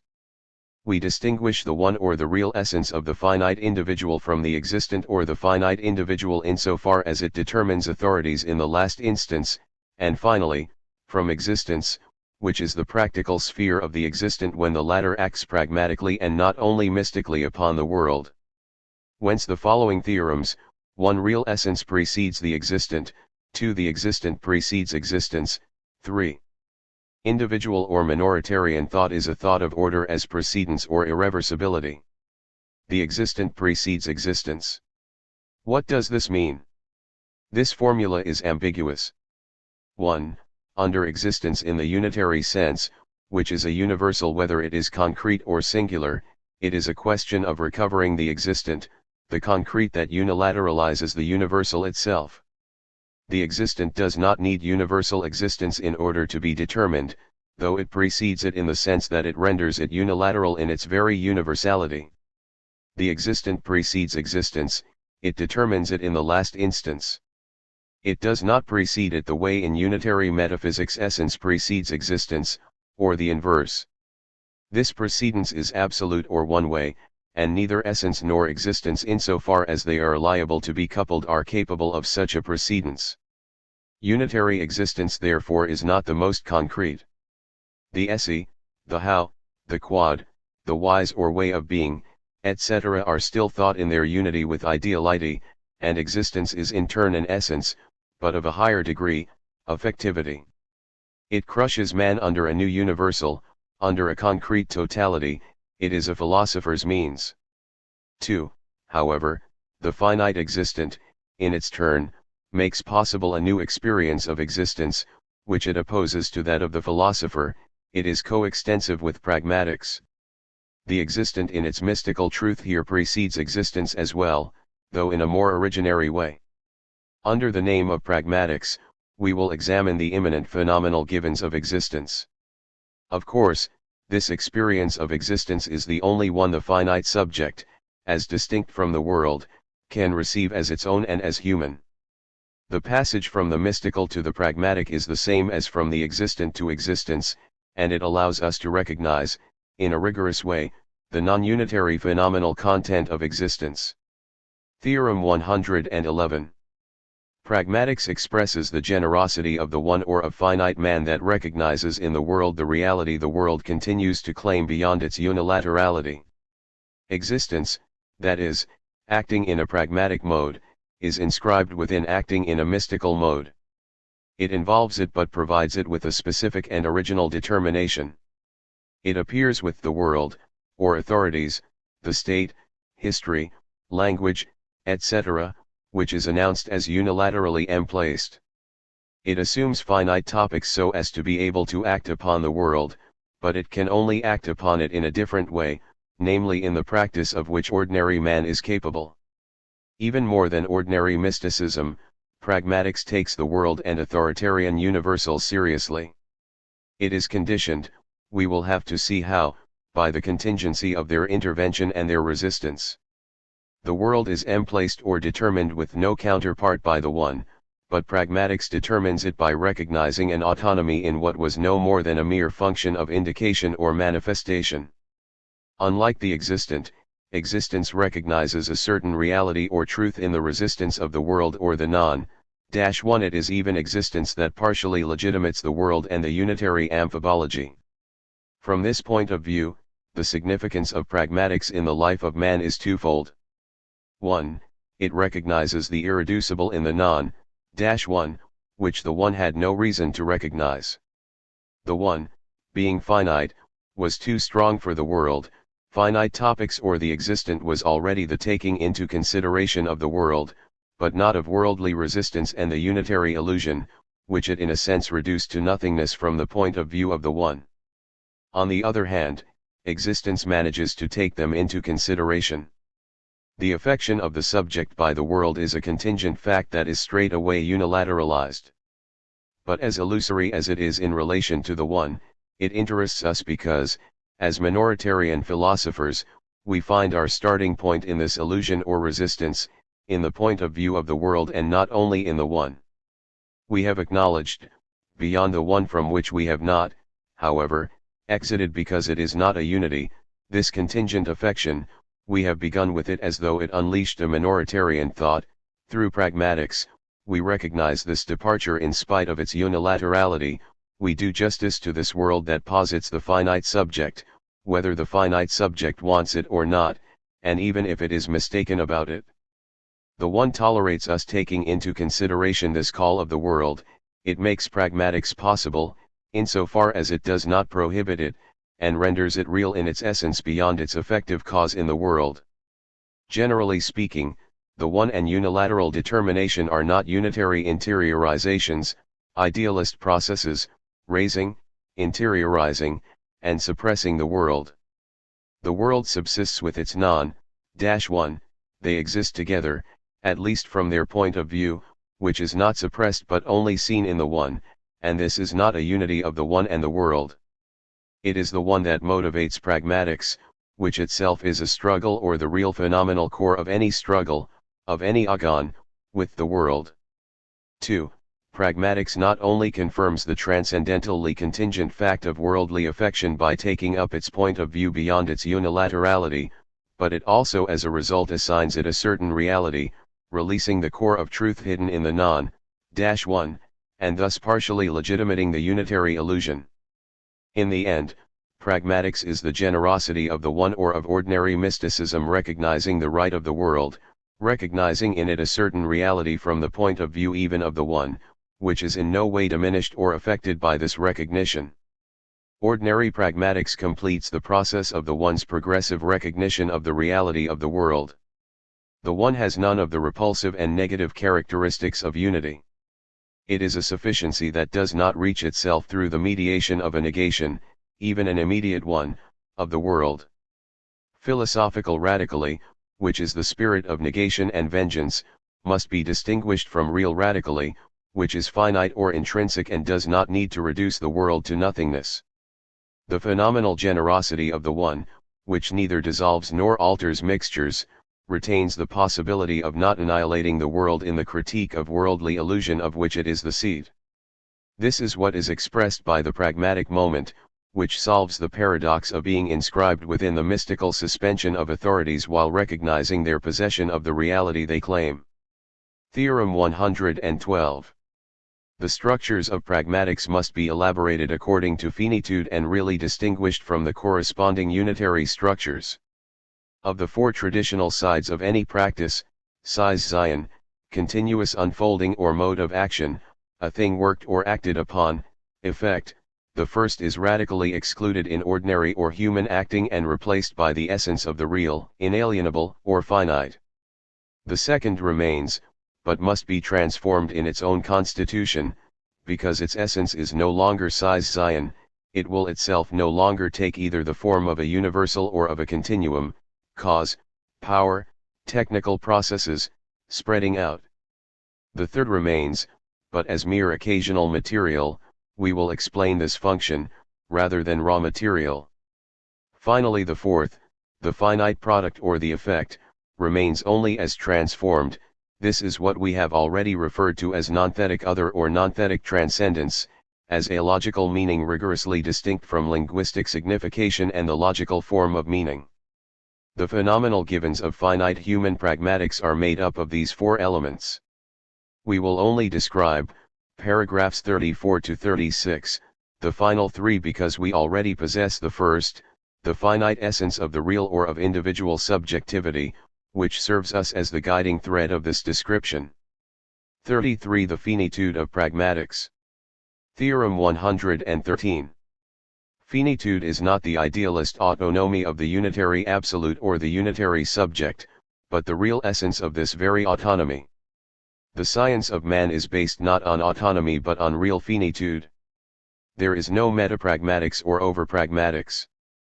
Contemporary philosophy has passed from the theory of knowing to the logic of meaning and, in some cases, from the metaphysical meaning of being to the truth and then the locality, the topology, of being. This means remaining in the primacy of pure logic or, more precisely, logic that is finite in exteriority.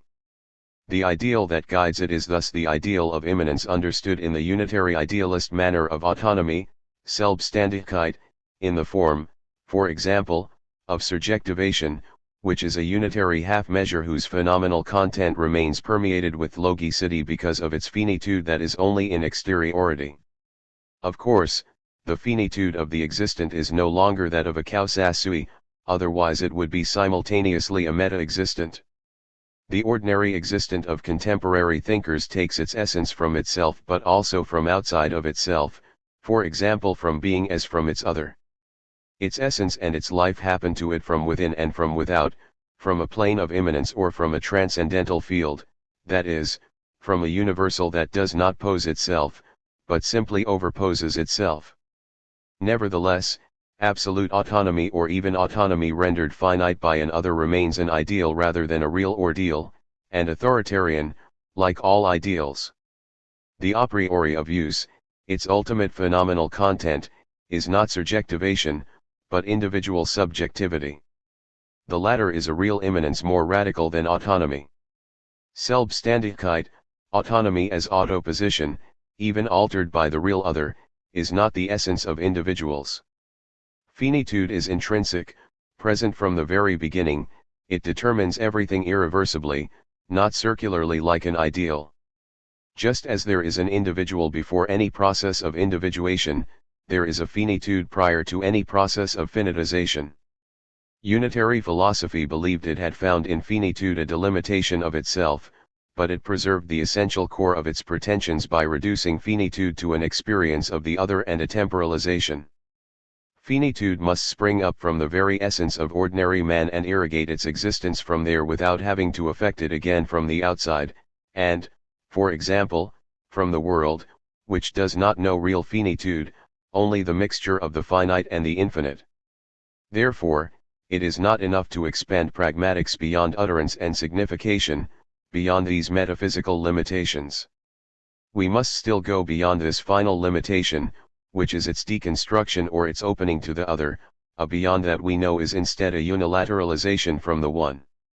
Unitarily, the procedure consists in alienating use in its occasional operating conditions, language, games of power, signification, techniques, and machines, etc., then of balancing this alienation with the tendency to autonomy or revolution, to return, reversion, etc. of the subject to its essence, sometimes across the greatest distance, that of the other that tolerates one final proximity. Autonomy, it hardly matters whether finite or infinite, is the reflected, unitary image of the individual finitude that is the essence of man. Use is an unreflective, a nonthetic, of, itself acting, which neither poses nor overposes itself in order to be itself and reach itself. The individual phenomenality of use explains that there is no need for metapragmatics or even for overpragmatics, those, for example, of Nietzsche, Heidegger, and Wittgenstein. The force of ordinary use is that it draws its truth from itself and does not receive it from the materials, ends, and techniques of the world. Only the individual finitude of use can tear pragmatics from its unitary context. Use is fulfilled in itself or remains itself without being alienated or semi-alienated in linguistic or technological relations. We must understand, experience in its rigorous phenomenal content, a simple or unreflective activity devoid of the structure of towards a transcendence, that of autoposition or subjectivation. Pragmatics has generally made do with the unitary equation, activity equals reflected activity, not just activity equals self-consciousness of activity but activity equals overposition, of, activity. Unitary acting is always a concept, a theory, a reflection, or an overposition of acting, always a use reflected in logos. The authentic ordinary pragmatics intends to substitute action for the representation of action, to split the mixture of theory and practice, the first finding its real core of absolute science, mystical or contemplative, and the second its real core of absolute practice or without logos, without representation of the world. Ordinary acting is an immediate finite given, the world can be its material but not one of its constitutive ingredients. Theorem 114. The immediate imbrication, identical to the test of its essence, of pragmatics, and of individual finitude, allows not only for use to be extracted from its unitary context, but also for practice to be inscribed in the real itself, thus rendering it sterile from the point of view of effectivity. Individual finitude is the authentic reduction, the one that would itself be reduced to its transcendental truth and rendered useless in its transcendence by actual finitude. It is this essential finitude of really ordinary use that we oppose to philosophico-linguistic hubris. Use is thus intrinsically finite, through a nonthetic inherence, to itself.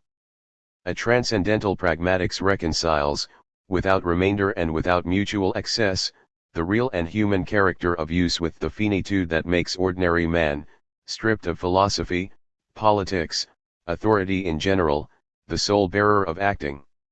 It is the ordinary individual himself who, through his mere existence, acts or uses the world by displacing it absolutely, non-reciprocally, and no more topologically than its mystical unilateralization. The subject absolutely precedes use, but use does not extend beyond the subject. The world is not the other finitizing use from the outside, and use, which by no means exhausts the essence of the subject, does not extend beyond it. The world is not necessary to the essence of pragmatics, and pragmatics is not necessary to the essence of the ordinary individual. These are all active phenomena of transcendence between man and the world, which are thus excluded from ordinary practice. For example, acts, or activities, linguistic or otherwise, are not necessarily mixtures of activity and passivity. Pragmatic acting is an activity that is not posed as such in opposition to a passivity. It has no counterpart precisely because its essence is passivity or the real. A passive use or acting should be no more of a surprise than the passive syntheses in which Husserl sought the secret of the constitution of the sensible. But it is something different from this mixture. Activity is passive through and through, and yet it is nevertheless an activity, though devoid of transcendence in the world, which renders such an affirmation actually unintelligible. This immanent constitution of practice, its real passive content, renders acting as static and uncreated as anything that touches the real or individuals. The effect of practice must be considered as passively inscribed in the real, in the relations of the real and the effective world. Use, therefore, is not an operation of transformation on a raw material, a change of forms. In virtue of its finitude or its passive essence, it is straightway identical to a new sort of unilaterality, which is its effect, of the world and of authorities. It is real use that passes on its finitude, their dearth of finitude, to games. Finitude does not come to use from games and their logico-linguistic authorities, which are merely worldly data or the occasional, worldly conditions of use, but not that which determines use in return. Therefore, pragmatics will indeed produce something, meaning, but without effectively transforming the world. As absolute science with a mystical foundation, absolute practice remains as passive as the real itself and is not a mode of intervention into the world, of which it would otherwise be a relative part. Minoritarian or finite acting is not an effective transformation of effectivity, it is neither a nature nor an industry nor their synthesis. Just as there is no absolute science that is not sterile when measured against the criteria of a transcendent knowledge, and above all of philosophical knowledge, there is no ordinary practice that is not itself also sterile when it comes to the world. The production of the nonthetic other or nonthetic meaning has effective sterility for its absolute condition. Theorem 115. Finite pragmatics breaks the originally Greco-linguistic parallelism pragmatia/pragmata in which philosophers of pragmatics have remained trapped. Along with Wittgenstein, the two great philosophers of pragmatics are Nietzsche and Heidegger. The first for his critique, his transvaluation of vital pragmatism, his reduction of use to its authentic or real phenomenal content, which nevertheless remains the sort of logico-real immanence proper to the play of differences of force and to the will to power. The second for his description of the immanent phenomenological givens of workhood and of the continuum of reference tools, but also for his delimitation, from this phenomenological point of view, of an unlimited and rational pragmatics through the accentuation of the phenomena of failure, breakdown, and catastrophe erupting into use. These two solutions, even that of Heidegger, who still relates use to its other or to a non-metaphysical transcendence more radically than Nietzsche, remain within the limits of the unitary paradigm and merely copy, excepting the other, the correlation pragmatia pragmata conveyed by the Greco-unitary model of the relations of being to being, or of relations of force, in both cases a model of an objective or at least, this is a part of their originality, surjective relation. In relation to such a schema, characteristic of contemporary deconstructive thought, we must introduce a double modification. 1. Use is no longer conduct, synthetic behavior, Verhalten. This remains a mode of ontological grasping, begriffen, ejection that is no longer merely conceptual but which is already finitized by its object. In all of these cases, behavior is detained la tenue est detenu by that which it possesses and which possesses it.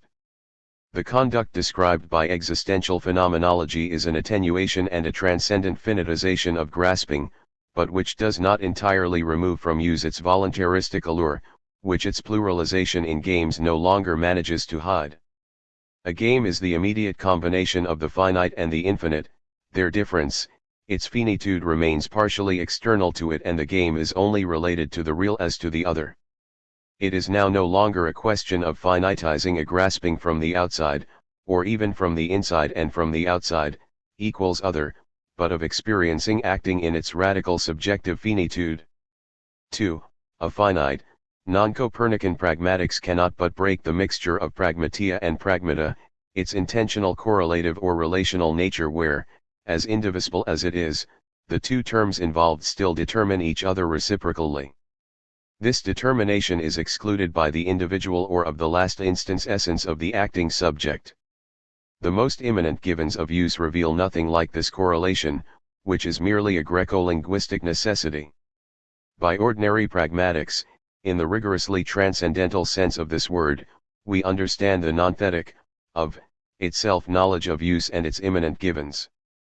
Use must be understood in a broad sense, as use of symbols, of bodies, of things, etc. But these objects are taken from the world itself and from authorities, of which they are the ultimate structure. This is a still worldly unitary extension of use. Instead, we seek its finite essence. This is no longer use co-determined by its linguistic object or any other object or objective rules, but use that has for simple material rather than for object the world or mixtures, possibly the things of the world or authoritarian phenomena considered under the angle of their constitution as mixtures, which, as we know, are no longer, for the finite subject, objects. The relation of acting in the world au monde is thus no longer what we seek in finite practice. Ordinary acting is perhaps not a relation to rapport à, or a transcendence toward / as the world. What, then, does acting reveal, if not objects? It is a revelation of the other, of transcendence, but as it is or nonthetic, a manifestation that does not proceed through an aim that is itself transcendent. Philosophy confuses the material of acting, the world, with its transcendental correlate, the other, which precedes any logical and even linguistic economy of pragmatics. Acting has no essential reference, in the sense in which reference implies a transcendence toward / as. The parallelism pragmatia/pragmata is here broken. Theorem 116. The operating conditions or the worldly data of pragmatics must be excluded from its essence. On its own, pragmatics is neither a transformation, nor one of the four forms of causality, nor a signifying and continuous intentionality. For use to be finite means that it does not transcend towards its worldly operating conditions, that acting is not a way for the subject to spread itself out or surpass itself, to alienate itself as well, as the world and beyond objects. Ordinary acting is not a transcendence in general. In the midst of transcendence it is necessary to place the material and technical transformation of matter and nature. We do not eliminate production of the ontological type, through eidos or telos, from the essence of acting so as to conserve in it the efficient cause in one form or another.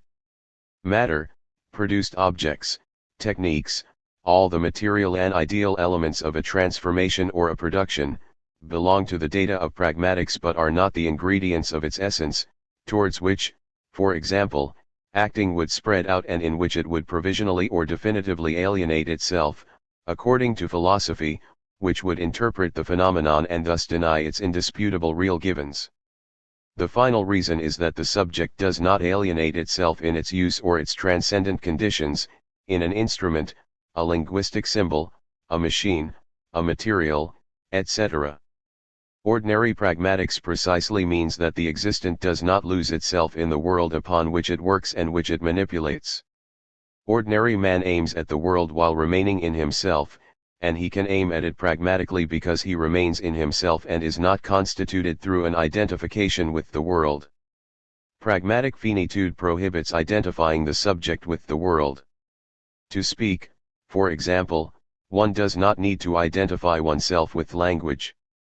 Language games still presume a partial identification with the comprehension or understanding of phrases and significations, a philosophical inhibition of language. The distinction between mechanical causality and causality through motivation, characteristic of human activities of signification and understanding, is of no use here. Ordinary acting in the pragmatic mode is perhaps a practical intentionality, but lacking an end or a motive, which are always transcendent and taken from the world and authorities. In human signifying activities, symbolic or not, use is animated by an intention that links or synthesizes the set of inert givens, signs or symbols, objects, rules, qualitatively determined intentional acts, etc., upon which it imprints a unity at once structural and intentional. Therefore, at least in its unitary essence or phenomenal content, beyond any variations in its qualities and data, intention is an ideal continuum, an intentional continuity, that is, an ideal immanence capable of transcending or surpassing itself as an intention of. Elaborated by phenomenological techniques or left to the arbitrariness of anti-philosophical empiricism and anti-logical savagery, either way acting is reduced to an ideal or logico-real intention. Use is understood as a combination or a mixture which Husserl gave its definitive, but entirely traditional, formula, transcendence in immanence. It is in relation to this formula of the composition of use in the unitary regime that we must describe ordinary or human acting. Not only reaching its internal essence beyond the heterogeneity of bits and pieces taken from the givens of experience and out of which it is claimed to be reconstituted in a voluntaristic and unitary manner, but also distinguishing its real essence from its philosophical images or interpretations, as we set out to do in the preceding section.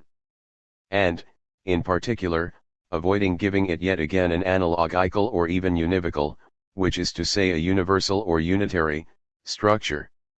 Theorem 117. The operativity of use is not obscure or unconscious, except for the unitary ideal. It is an unreflective knowledge, of, itself whose unitary negative is the unconscious. Philosophy is ignorant of the specificity of practice and the positivity of acting, not only of technical operativity but of operativity in general. It appeals to practice, of course, but only under difficult conditions, as to a last instance that allows it to escape the ordinary aporias of logos or of theory. Or it wants to honor practice, reducing it to practical reason, to representation, or logos in the broad sense in which we have understood this word, in a sense reducing it to theory in its transcendent form, for example to intuition, sometimes intellectual, sometimes more sensible, even to consciousness and all the unitary ontological presuppositions. Or else it forgoes the sublimation of practice and makes it into an obscure and crude activity, permeated by the unconscious, sometimes an imagination that is formative but secret and hidden in the depths of the human soul, sometimes a primary or unconscious process. One of the most profound unitary prejudices about use and operativity in general is thus that it is either semi-obscure, a limit of consciousness, or fundamentally obscure, an unconscious, or an other of representation. This prejudice is part and parcel of the transcendent interpretation of use, with a limited test of its immanence, acquired through the subtractions of the most external forms of transcendence. This ostensibly constitutive or real capacity is only a residual opacity, the correlate of a philosophical operation of reduction of logic, powerless by definition as to the real. Here again the same unitary argumentation must be denounced, the argumentation that would rather falsify and denigrate the real than give up the only image its powerlessness can give of it. It consists of transforming the unitary or logico-real incapacity to think the unreflective essence of activity into an obscurity of activity, which is opposed to the transcendent phenomenality of consciousness or of being as a fundamental unintelligibility. But the alleged obscurity of acting, its irrationality, its nature as a primary process or, if need be, its intuitiveness, are only the logical negative of an essential obscurity, of a nonthetic but perfectly positive essence of thought. The phenomenality of acting is of the same sort as the phenomenality of the mystical, which is its essence. It is prior to the disjunction of visibility and invisibility, each inherent to the other. It is, so to speak, a finite parousia that can be formulated in terms of night and invisibility, but only if the opposite of unitary or transcendent phenomenality is not projected into them, transparent night, without distance from itself, devoid of the distant light of being. Acting is knowledge or experience, of itself, nonthetic experience, completely devoid of the fascinating brutality of the primary process or the mute efficacy of technical operativity. It is perfectly accessible, if not to the philosopher then at least to ordinary man, who by his very existence is straight away or immediately this practice. The subject is not given exclusively in the experience of acting, it is already given, to itself in its non-positional inherence, of itself prior to any acting. But it is indeed the subject and nothing but the subject in its existence, not an unconscious fragment of the world surreptitiously included in the subject, which is given, to itself in the pragmatic experience. Although occasionally induced by the world, pragmatics remains ordinary or individual, it does not exceed the subject, just as the subject does not alienate itself in it. The drive of acting is an additional determination to the essence of the subject strictly speaking, and this is existence. But neither existence nor the existent are anything but modes of this essence and do not transform it. The non-one, which they elucidate and of which they are concrete modes, has the one for essence, and the former introduces no alienation into the latter. The subject experiences itself actually in topics as well as in pragmatics, which it imposes upon authorities. Between the two there is only the growing taking into account of the autonomy of the world and the specificity of the unitary claim. Use is a concrete a priori because it is finite, identical to the unreflective experience of use. 34 The essence of pragmatics. 1. The finite drive. Theorem 118. Ordinary pragmatics is an acting that must reach the world without transcending or surpassing itself towards it. The conditions for resolving the problem are extremely limiting: how to conceive of an acting that indeed relates to the world, but does so not as to a global object towards which it would surpass itself and as which it would alienate itself in order to realize and return to itself? On the one hand, practice must confirm the existence of the world, without which it would have no necessity because topical causality is here insufficient. On the other hand, practice must not alienate or go out of itself, but rather must reach the world without any self-scission or self-cutting, which are precisely worldly processes. The causality that specifically addresses the world as it is or as a finite totality cannot be taken from the world. This is an unavoidable requirement. Such a causality remains finite or in itself but nevertheless can act upon the world. The only way to resolve this paradox is to suspend traditional or philosophical unitary interpretations of practice as metaphysical causality or practical reason. Generally, practical reason, with its content laid out, means that acting is structured like a unifying size Zion, the unity of contraries, or transcendence. Sometimes self-scission is the essential condition of acting, sometimes it is immediately identical to acting itself, and not only the condition of a continuous causality on the thing. But whatever the degree of exclusion of the generalities, consciousness, being, economy, relations of production, etc., that mediate the unity of size Zion and of the unfolding over. The power over. The unitary paradigm posits the unity of action and of size Zion. Real givens of action, however, do not contain any sort of size Zion or cut. Therefore, action, for its part, is also not a universal unfolding, a continuous flux, a power over, extending itself continuously into the acted upon thing. Theorem 119. The subjective finite side of pragmatics is a drive on the world but inherent, to, itself. What is acting, and what does the subject who can say agito rather than cogito do? Reduced to its indisputable phenomenal content, acting is pushing. Action is first of all a drive before it is a transformation or a production. The minimal active core is the pushing that is indivisible, but a lived indivision received immediately through itself. The drive is the only displacement, the only movement the subject can make without going out of itself. At least here, the drive is not yet a transcendence, it is the immediate given of movement before its universal inscription, for example geometric, but also psychological, psychic, etc. In the world, a rigorous immediate given inasmuch as it is not dissimulated and does not require a practice or a method of philosophical analysis and cutting up, as is still the case for the immediate givens of the Bergsonian duration. Ordinary acting, before any constitutive philosophical intervention, is a completely original kind of intentionality, not an intentional continuity, but a pushing that does not leave itself. Acting on the world, the subject does not split itself, does not become a part of the world, a part of its machine. It reaches the world in a movement without extension or continuation, in a mere pushing rather than a power over. The affection of the world by this drive would only appear unintelligible if we project worldly forms of causality onto it instead of transcendentally legitimating it from the non-one and the world as is. This legitimation is enough to impose this drive and its specific intentionality on the world, to guarantee that the finite subject reaches the world in a real experience and through a mode that no longer borrows the means of traditional causality. The drive is drive on the world. The on indicates an intentionality, but devoid of any transcendence and positionality. Acting is not posing action, not a position or a mode of the position altered into deposition or overposition and rendered absolute as autoposition. The finite drive is devoid of negativity and even of nihilation.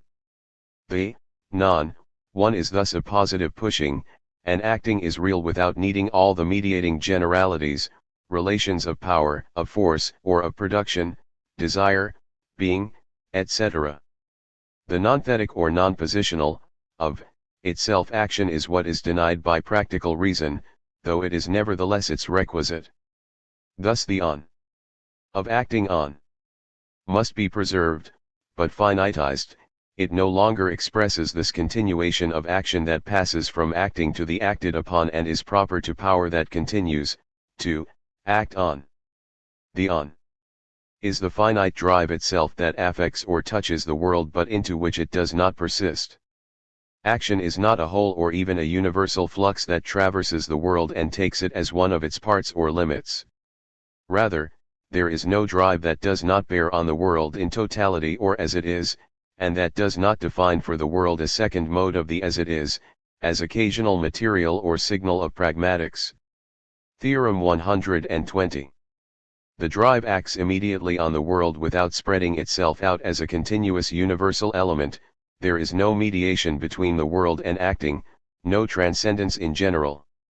What distinguishes the phenomenal truth proper to the drive from the truth proper to power, desire, and the will, the three traditional forms of activity in the unitary sense, is its inherence to itself, without which there would be no transcendental pushing but only a miraculous transfer, an exchange that would remain incomprehensible without a mediating milieu or continuous conductive element between cause and effect.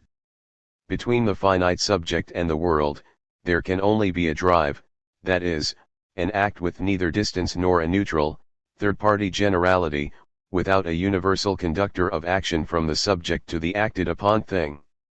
The drive is the positive experience that renders actio in distance useless. The unitary theory of causality and practice is a permanent miracle that is resolved or suppressed only by the mediation of the universal continuous element that serves as vehicle or support for action, an element that extends the miracle by giving to action the infinite as condition of existence. Between the individual subject and the world, there is nothing, not even a gap or a difference, which are still unitary and would serve as the final residual mediation for acting. Here as elsewhere, the unitary paradigm merely requisitions and functionalizes activity, placing it in the service of reason, of the will, of authorities, assuming that the undivided, undecidable unity that is the transfer of action on the acted upon thing is an absolute, positive, and actual given. In reality, this transfer, this continuum of action on, presumes in turn an absolute and actual experience, that of this indivision itself as it is, that is, of the driving moment that is enclosed in the continuity or continuation of acting, but which is not reduced to it. Freed from its representations based in its operating conditions, the drive is only the irreducible transcendental remainder of all activity, that is, of any passage, any transition from one term to another. Philosophers know that the most fundamental Greco-Occidental matrix, that of the unity of contraries, is the practical essence par excellence of thought, and that the ultimate core of any thought is an acting of becoming or of passage from one contrary to another, historial acting of being, practical essence of pure reason, primary process of the unconscious, etc.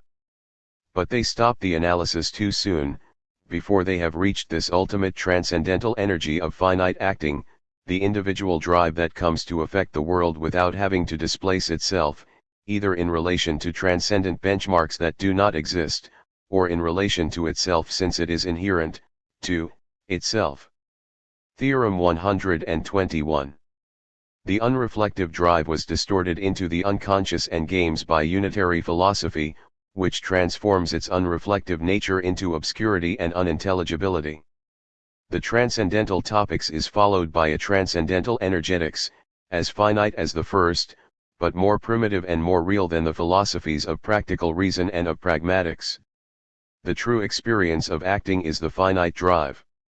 It has been captured twice, first by philosophy and its agonistic Greek ideal, a second time by psychoanalysis, which diverted the drive and made it an obscure or unconscious activity towards transcendence, the forgetting of the essence of the drive. Philosophy discovers practice only in order to immediately sink it into the matrix of reason, or else of difference, mechanical production, or else of relations of production.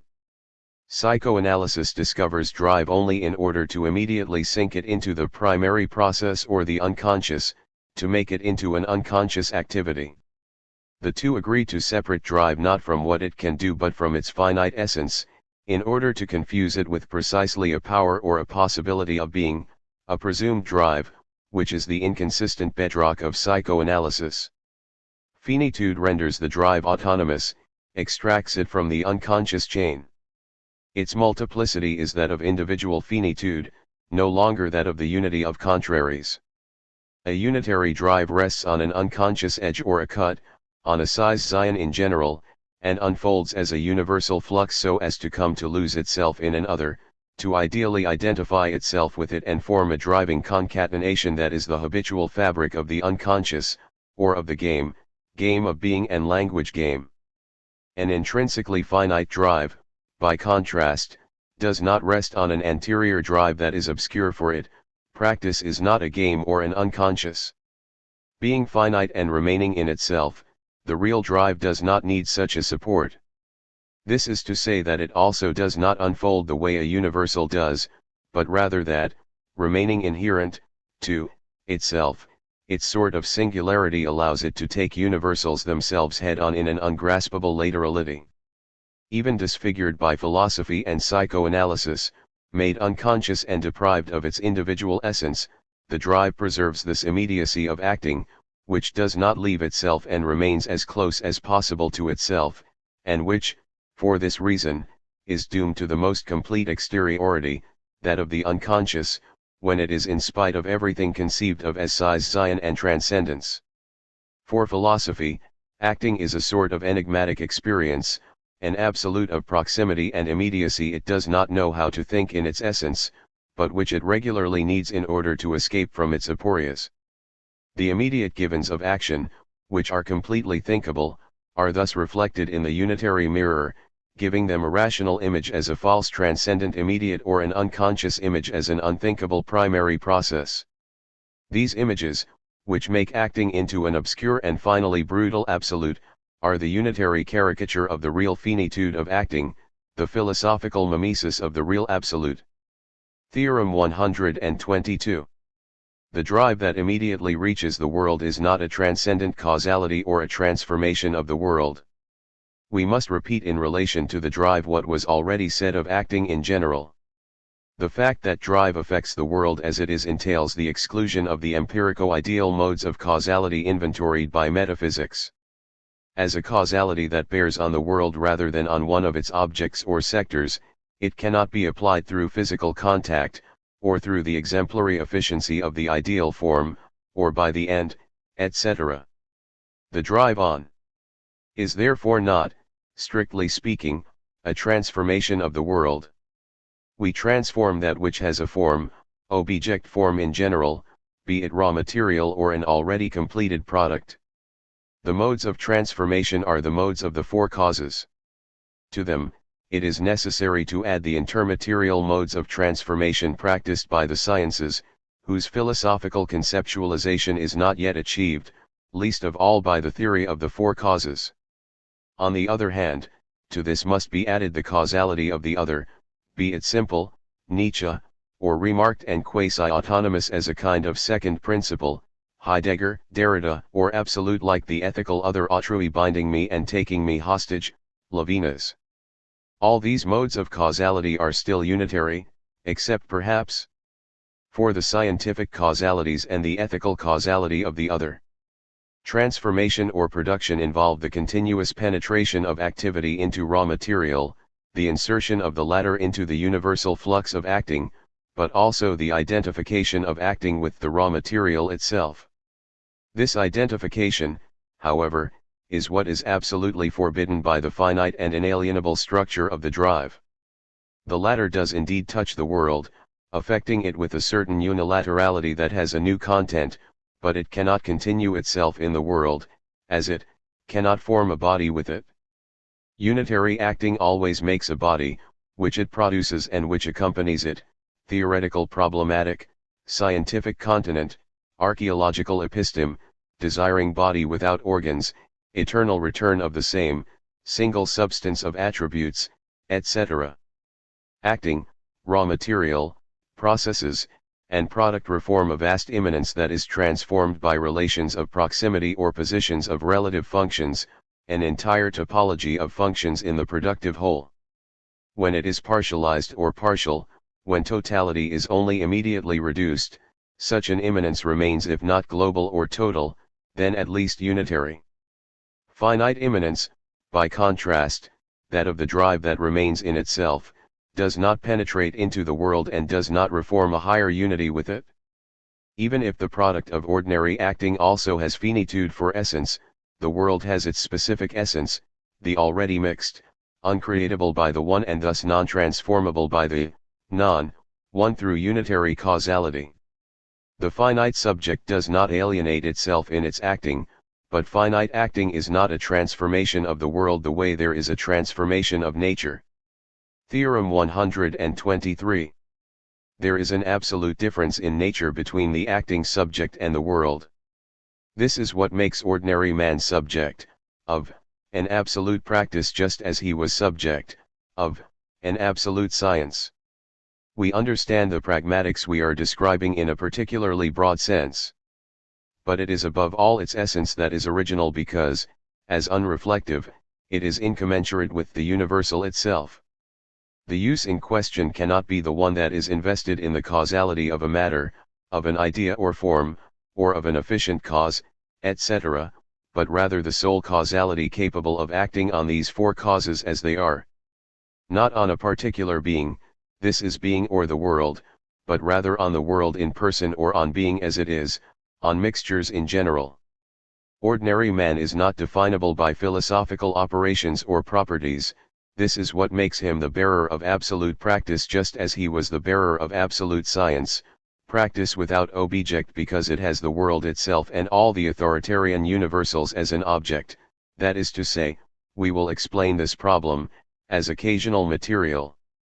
Instead of leaving practice in the world and defining it circularly once again, as the circle of its raw material, of its action unfolding universally, of its effect, here we experience a practice that has the world itself as an object or raw material and that is thus really distinct from the world. Absolute practice has the same conditions as absolute science, with one qualification: its object cannot be, the way raw material still is in spite of everything, a part of itself or of the practical subject. Otherwise the practical subject would transform it, but through a completely relative practice, affecting no more than a part of the world devoid of its unitary properties and alienating itself in its acting. To the contrary, we seek a practice that bears on the final unitary structures themselves, on the world or authorities, one that bears not on a given social, political, or physical, that is, empirico-ideal, phenomenon, to the exclusion of empirico-ideal difference, but on that difference itself. More generally, finite man is the key to an acting capable of affecting the highest Greco-Occidental experience of acting, the unity of contraries, the unitary amphibology in general. An absolute practice is non-Copernican or non-worldly, it bears on the world as it is, on revolution, etc. Ordinary man is not stronger, more powerful than revolution, whatever that word might mean. Through his finitude, he is really distinct from any revolution, and thus is able to act upon it, instead of allowing himself be compromised, seduced, carried away by its fluxes and whirlwinds. The relation of the individual to the world is not a matter of different degrees of power, of intensity, but of absolute difference of nature in their respective constitutions. This is what grounds a practice of transformation that is unique because it bears on unitary mixtures as such, on authorities, that is, on the a prioris of political phenomena rather than on the phenomena themselves, on the state as politological difference itself rather than particularly and exclusively on such and such a phenomenon that would be one of its modes, but whose practical transformation would leave its essence intact. With finite topics and then finite pragmatics, ordinary man possesses a science and a practice of worldly and authoritarian essences as they are. Not only of the highest experiences philosophy could imagine, from which it would have to deduct itself, in this way failing to be their absolute science and practice, but also of this deduction or withdrawal itself. Non-philosophical, absolute science of this relative absolute science that philosophy will have been. 35. The essence of pragmatics. 2. The immediate givenness of the other. Theorem 124. The correlate of the drive, that which corresponds to its effect or to pragmata as their real phenomenal content, is an other, but non-positional, a nonthetic transcendence, of itself, entity.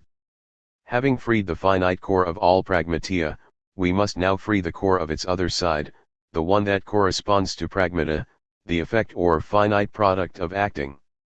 What exactly does ordinary man produce when he is busy with his affairs in general, and when he transforms neither nature nor produces use values, consumable objects in general. What is the finite transcendental remainder of what we call in mechanics, as in metaphysics, an effect? The effect must here be distinguished from affectivity, which is the mixture. It is extracted from affectivity under the drive of acting and therefore no longer has the essence of mixture, but rather that of finitude. What is present in the mixture and can be extracted from it that is not the one itself or acting? Just as the one corresponds to unity, but as not included in the already mixed, and only corresponds to it in this form of mixture, which is the whole second principle and its autonomy, its uncreatable essence, it is nonthetic transcendence or the nonthetic other, equals NTT, that correspond to the thetic form of the other present in the mixture of the world. This is what acting extracts from it, but here too it only corresponds to it in the form of the almost already mixed.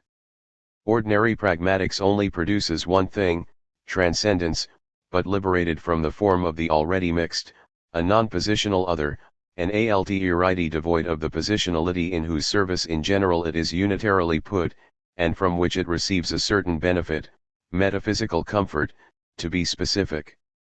Theorem 125. The other, the immanent phenomenal givens of NTT, has a real essence, though it is regularly denied by unitary thought, which settles for fashioning an other from common experience and requisitioning it against metaphysics.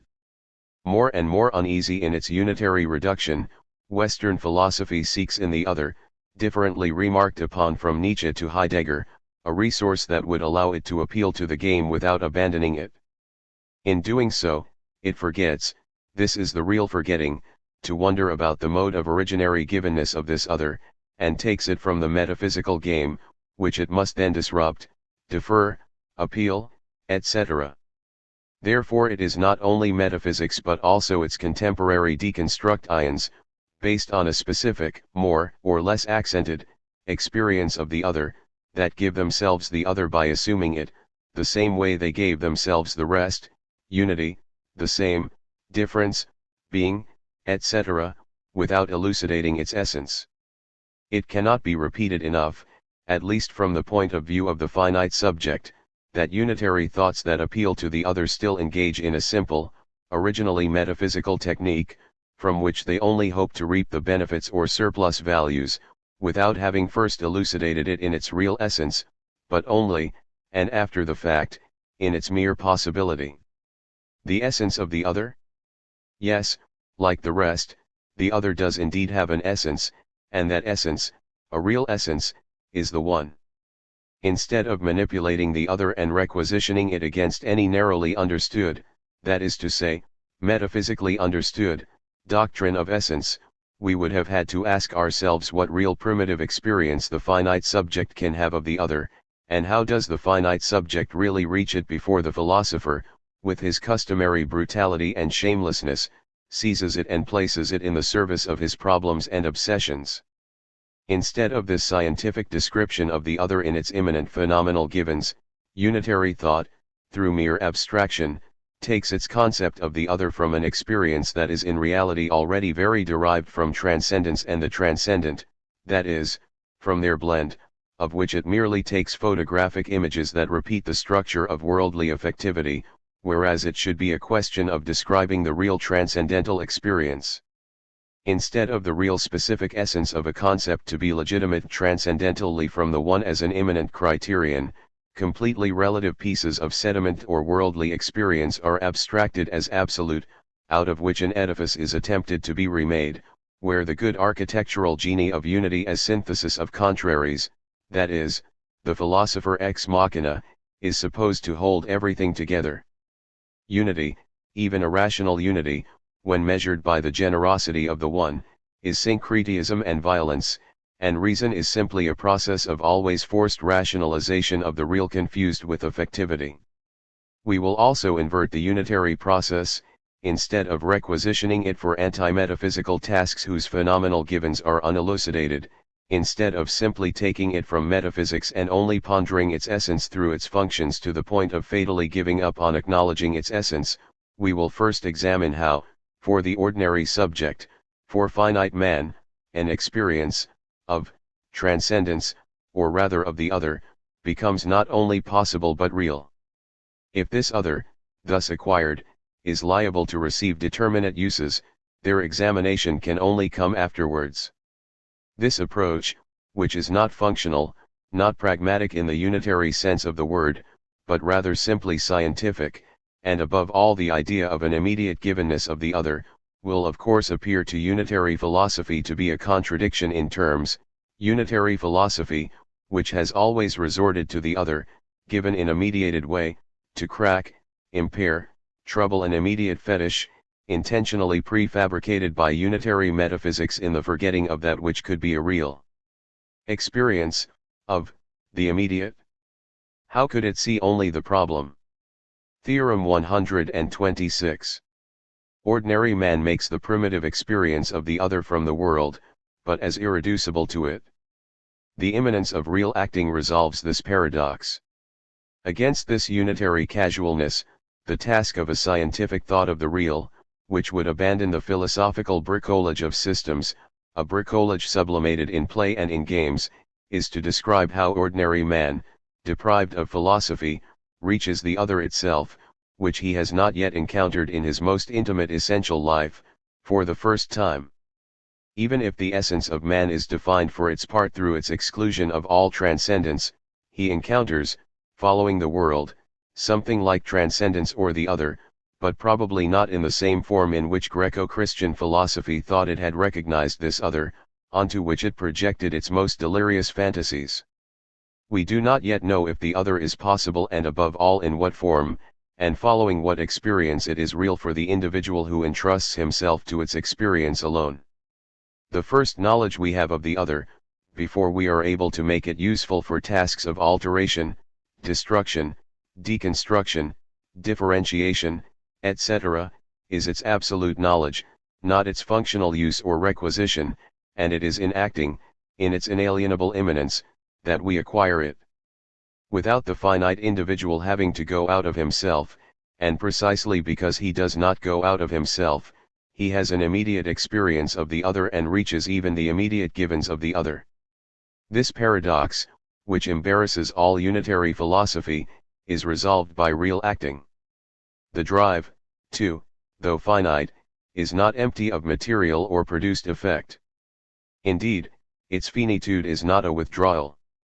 Far from withdrawing from the world or the universal processes of production, this positivity that precedes them or this precedence does not prevent it, quite to the contrary, from being a drive on, and from revealing a specific sphere of reality. Paradoxically, it is its finitude that warrants it being filled. Nothing, no unity, no mediation, unifies use and the other, or meaning, yet the drive that innervates use nevertheless possesses a correlate of transcendence. Here, as before, we must learn to think without the aid of mediation, without an intermediary, without representing and representation. Finite acting does not continue in its effect, but makes that effect arise ex mundo in an absolute emergence that does not therefore take the form of a continuous production. Theorem 127. The paradox of an immediate givenness of the other is unintelligible from the unitary point of view, which straightway moves in the mixture of the transcendent and transcendence. Generally speaking, we assume that to reach something as a transcendent, a transcendence, an other, the subject must identify with it, at least partially, must go out of itself and alienate itself. Of course, this is a completely vicious and crude argument of the sort that is customary with unitary philosophy. It begins by surreptitiously presuming the existence of the other, and then constructing access to this other. Though supposedly originary or primitive, this access is obviously nothing of the sort. The unitary process, often denounced under this form but rarely expelled in a radical manner, phenomenology, by definition, cannot overcome it as it would like, consists of amphibologically doubling existence, admitted beforehand and thus already transcendent, through the knowledge of this in itself. The other is thus a reflected, doubled, transcendence, a cut enclosed in a unitary horizon. The transcendent and its transcendence, that is, its cut, size Zion, or separation, form a mixture, and thus a sort of redoubling or duplication of the one by the other. If the criterion of finite phenomenality, that is, of immediate givenness, is not satisfied, then in fact we have to dogmatically assume a transcendence that is already given towards which the subject must surpass itself, in reality coming back to it, appropriating it, but also uselessly redoubling it. The alienation of the subject in the experience of the other becomes inevitable unless we recognize that it entails imposing an external and always somewhat onto-theological transcendence on the subject, and in so doing missing a rigorous transcendental genesis of the other. Acquired in this circular and non-rigorous way, the other enters into the mythology of philosophical marionettes in the role of the malicious one du méchant, who so entertains the big Greek children we have remained, and with which we identify more and more extensively in the naive hope of disrupting the traditional game. Unitary thought cannot escape the mixture of transcendent and transcendence in order to experience a givenness of the former that does not pass through the latter. It requires finite or ordinary acting. The nonthetic other is no more a cut deprived of horizon than a unity deprived of size Zion. Nonthetic transcendence, NTT, is not taken from unitary structures, but is rather extracted from them as an autonomous material. Theorem 128. The finite drive reveals a transcendent without transcendence, a transcendent that was never a thing or an object. It manifests the other in a primitive and non-posing manner. In reality, there is no longer a paradox once the unitary amphibology of the other and its tricks are dispelled by finitude, which is a simplification of this situation. The paradox of an immediate givenness of the other is resolved in the transcendental condition of reality this givenness brings with it. The drive is givenness without, unreflective, transcendence of the transcendent. Here, the other is given in an unreflective way, which is to say, as it is. It is the immediate experience of transcendence, but which is not reflected in itself and does not redouble itself so as to be able to give itself. The drive acts without passing through an identification, be it global, specific, or even partial. It reveals its effect, NTT, without surpassing itself towards it, without being indivisible with it or forming a difference with it. Unitary acting, which only acts by surpassing itself, does not reach the other unless it is its other and unless it is identifiable with acting. When it is not the idea, the mechanical cause, or the end, all universals, it is the difference between acting and the other, its effect, which serves as the ultimate, though most immediate, mediation. Conceiving of an immediation of transcendence cannot but appear contradictory.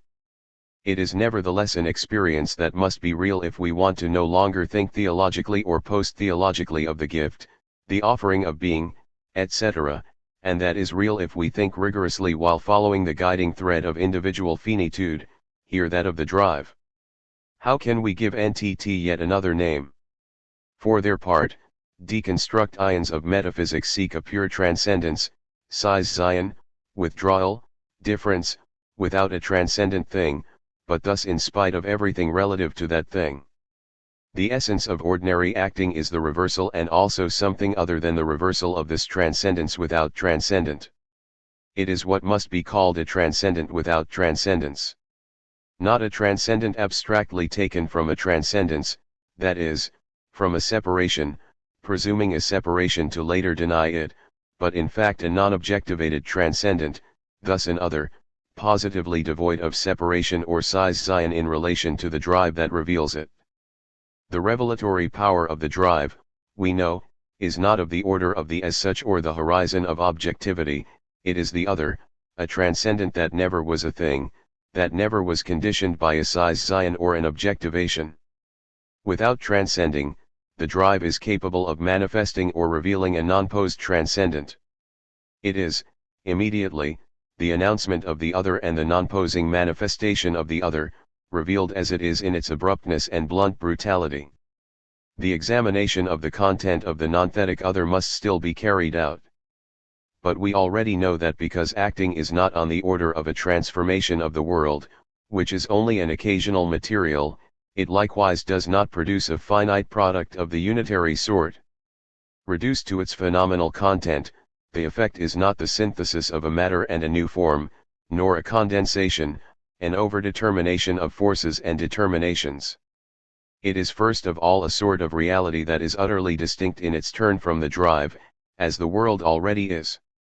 No dimension of pragmatics is continuous, the product is indeed finite, but in the sense that there is a difference in nature between it and acting, and in the sense that it is not, any more than the world, a part or a limit of acting. The other or meaning thus revealed is not a limit of a process that it restarts, but an absolute completion. Furthermore, it is the same immediacy without transcendence, the same lack of a gap between the drive and the other as between the drive and the world. It reveals the other immediately, without having to surpass itself towards it or persist in it. Acting does not continue or complete itself in the perfection of its product, it reveals it immediately through a sort of spontaneous extraction outside of mixtures, ex mundo. We must return to the problem of the other, but henceforth in its relation to the world and to authorities, and define the reality of a minoritarian resistance with a pragmatic rather than an immediately political nature. 36. The essence of pragmatics. 3. The other, the signal, and the pragmatic foundation of communication. Theorem 129. A science of the relations of individuals to authorities must elaborate an a priori concept of the other and of resistances that is non-empirical and sufficiently determined in its essence, an individual concept. We cannot, as in contemporary deconstructions, settle for resorting to an insufficiently determined experience of the other. The scraps, remainders, margins, symptoms, etc., all the unitary forms of the other, are presumed resistances whose essence of resistance has not yet been elucidated or evaluated. Such transcendent resistances, authoritarian in their own way, are all difference in general and politological difference in particular manage to produce, and through them they confirm a bit more the illusion of an authoritarian hold over individuals. The other, transcendence in general, must be examined in its real essence and not only in its mere possibility. The dual rather than the unitary problematic can recognize the right and above all the reality of anti-authoritarian resistances in general. Only it can reduce them to their finite essence in ordinary subjects without trying to empiricalogically, that is, hypothetically and merely possibly, induce the continuities of resistance, lines, parties, political or other strategies, etc., whose authentic, that is, non-worldly, non-authoritarian, reality is merely presumed but not proven. For minoritarian resistances are not only qualitatively different than the presumed resistances tolerated by authorities, to which they give rein and which are necessary to their nature, which is to function. What would authorities be without possible or presumed resistances? They are first of all real. The immanent phenomenal givens of resistances, political or ecological for example, are enclosed and hidden by the unitary illusion. But they alone can rigorously ground, these are examples, a transcendental politics or ecology not understood from the outset by that against which they must struggle, not taken from transcendent phenomena, but which would be the immediate correlates of acting itself or would find their sources directly in the immanent necessity of finite pragmatics. Here, the radical subjective point of view is the only rule, it grounds an eco-pragmatics, for example, more real, less phantasmatic than ecology. To reach real human resistances, we have to begin with the finite individual and his acting rather than from what authorities tolerate. A minoritarian concept of minoritarian resistance requires that we are put back into the individual structures of use and that we acquire the concept of a strictly a priori resistance, at least in its essence and finite cause, and even that this be the resistance to the world of which the transcendental or real a priori is capable. Theorem 130. The nonthetic other is neither the continuity nor the unity of phenomena of resistance to the world or of the margin of authorities. It is an a priori resistance and is immediately given to ordinary acting, of which it is the correlate. Here, the other is not the continuity of phenomena that would wrongly return to the sphere of authorities and break or fracture a putative authoritarian closure. It is not the collection of phenomena of alterity that authorities allow to escape. Authorities do not allow anything to escape, because they have the infinity of time and history to reappropriate it. What is required instead is an acting that is already really distinct from the world so as to tear from it an ungraspable other, irreversible in its own way and not relative to that of which it is the other. It is the originary correlate of pragmatics, not the recollection of local facts of resistance, catastrophe, failure, which could affect authorities and out of which it would have to be constituted. The other is produced a priori by ordinary acting, it is not constituted starting from the world, sexuality, language, writing, games of power, it is no more an unconscious than finite operativity was.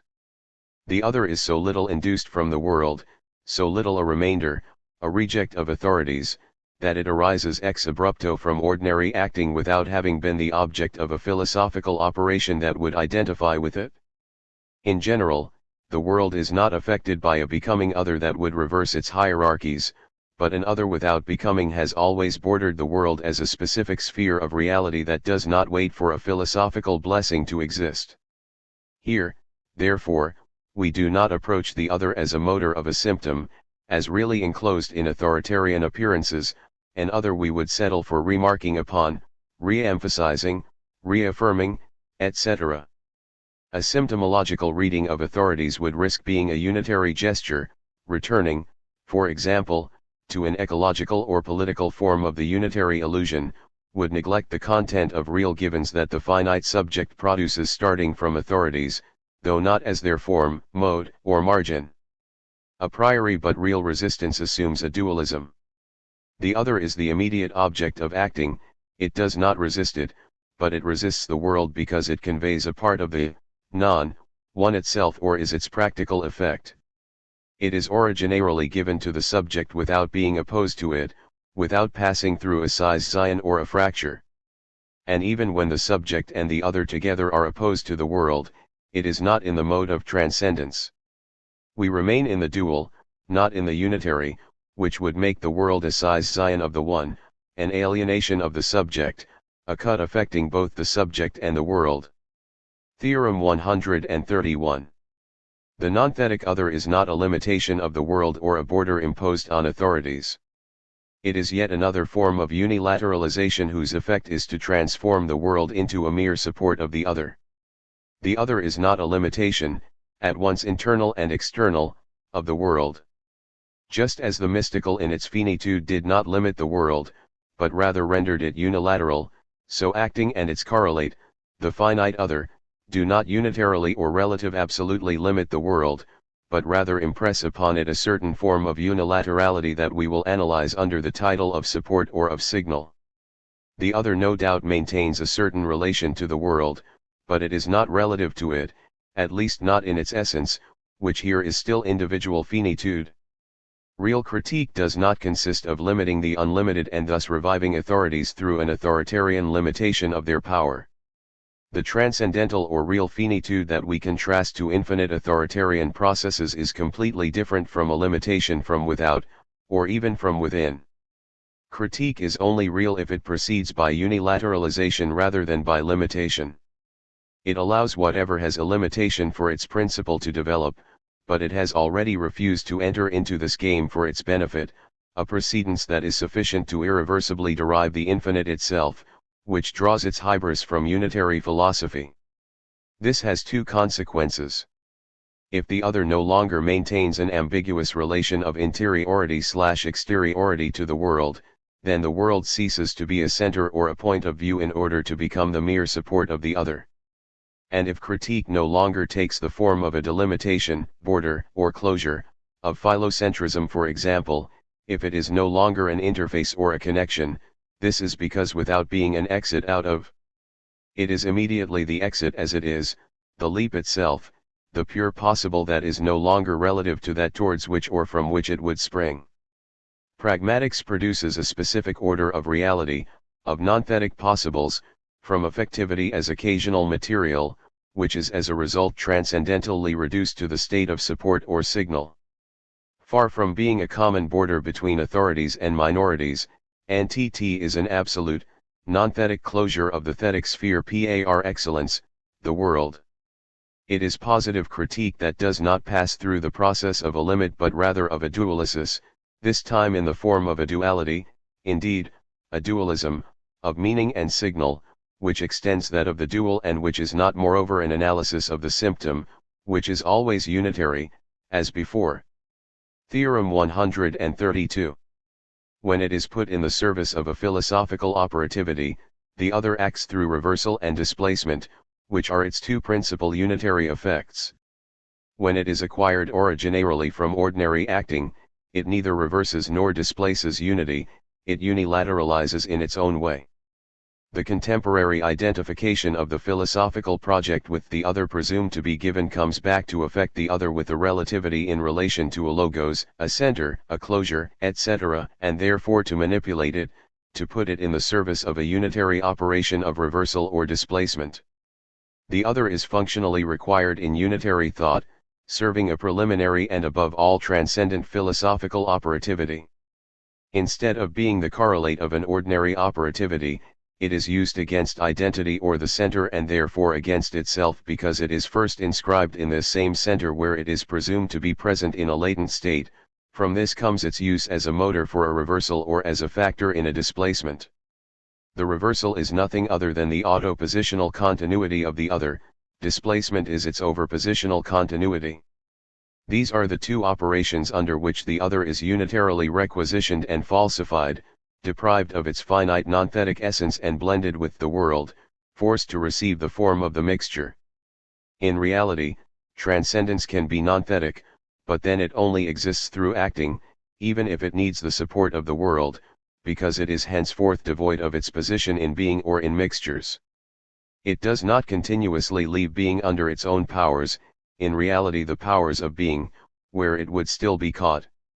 The nonthetic other, being no longer relative to the world or to unity and no longer the object of a position, can thus no longer announce itself in the form of a reversal of this unity, logocentric, for example, which would preserve positionality and remain a continuous unfolding from hierarchy or from already reversed unity, the mixture auto/hetero affecting itself and working on itself.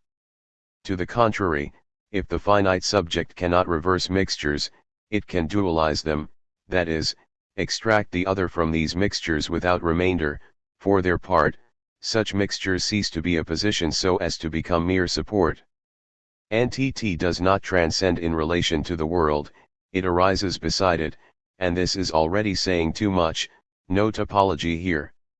The other is directly extracted from authorities as a specific instance of reality that no longer maintains a relation of seats or positions in the world, but finds in the latter a mere support or signal. It leaves it absolutely without proceeding by a cut on unity or a transcendence in relation to it, it is straight away this non-redoubled transcendence. Dualysis is not an analysis, it is the dual absolution of the lysis, the only operation still possible on mixtures as they are. The other thus unilateralizes the world in a certain way, without reversing it in any way, and even, properly speaking, without displacing it. And this is not an operating that assumes the cooperation of the philosophical will, it is the real itself. The finite other is the way to measure the world against the real, by still taking as real the need the world has to be evaluated and measured. Theorem 133. Ordinary practice transforms the world into a mere support or signal for the other, a remainder of authorities necessary to the other. It is a form of unilateralization, not an operation of natural or industrial transformation, it grounds the reality of human communication. Finite pragmatics does not concern nature or matter, but rather the world, its mixtures, and its authorities. It is a dualizable material whose final finite product is double, entity or the possibles, on the one hand, what we will soon call meaning, and on the other, the signal or support function. Entity is produced simultaneously with the practical transformation of the world into signal or support on the basis of the affection of the subject by the world. It is this second aspect of pragmatics that must now be described, once it is substituted for the unitary operations of reversal and displacement, with the system of nonthetic signal/meaning, the individual possesses the real phenomenal givens of any possible communication. The mixture thus becomes support or signal for entity. It is what remains of the mixture for entity, and from the point of view of entity, it is that by which the mixture is necessary for it. It is not, strictly speaking, broken or dissolved. The extraction of the other, of meaning or its real experience, leaves it in some sense intact, at least in its intimate constitution. It is not broken up equals analyzed as mixture, separated into two sides according to length. Instead, it becomes a signal for meaning, and from this angle it is no longer an auto-reflective mixture and self-mastery. Its essence is also unreflective and devoid of positionality. Individuality absolutely and everywhere suppresses, as non-one, of the one, thetic or positional characteristics. It is the same thing as dualisis. It volatilizes the unitary illusion and restores the terms back to their solitude. It is not a natural and/or industrial transformation. The one projects its immediate, non, on the world, stripping it, at least for the finite individual, of its form as mixture more than a merely presumed other would do. This is also something different from a suspension, annihilation, or even an alteration, which remain unitary operations. It is also not a topological displacement, unless we understand that between the other and its signal or support there is a transcendental remainder of any possible topological neighborhood. The signal is the first appearance of the condition of reversibility in an experience of pure irreversibility, or at least in an experience that has its essence in pure irreversibility. For this reason, it is the first and minimal limitation of unilateralization, the possibility of communication. The transformation of the world into a support, a practical form of acting, is not as radical as its mystical form, less irreversible than that of the one itself. It is still a matter of a setting aside, in the form of a reduction to the functions of signal support that come to determine the already emplaced world. But that the world is finally recognized as occasional material of NTT indicates a limitation of its unilateralization, even across distance without return and a distancing without proximity that affect it. It can nevertheless act as a signal and thereby give rise to the first communication. Nevertheless, it does not serve as a signal for the determination of the finite subject itself in its essence, but only for its acting and the effect of that acting. Further, the functions of occasional material, and then of support signal, still do not amount to a reciprocal determination of the other, forever precluded by the finitude of the other, but rather to a specific contingency of pragmatics, that is, of a mode of the non-one that is only activated according to the world and for it. Finally, authorities in general intervene in three ways and three times in a minoritarian thought, as affection of man in an authoritarian mode, simultaneously internal and external, immanent and transcendent. This is the irreducible given, without which unitary philosophy would not have been able to constitute itself and deploy its illusion. Then, as givens in the Kura, in the mode of unilaterality of which ordinary mysticism is capable. And finally, as signal for ordinary pragmatics, a signal that develops out of the preceding state of quasi-suspending of authorities, and that explains that authorities induce a minoritarian action against themselves. But the reduction of authorities as support or signal of NTT returns to recognize in them, for the finite individual himself, a real function and a necessary intervention. Theorem 134. The non-thetic, other and the world, support, no longer maintain unitary relations, that is to say, relations.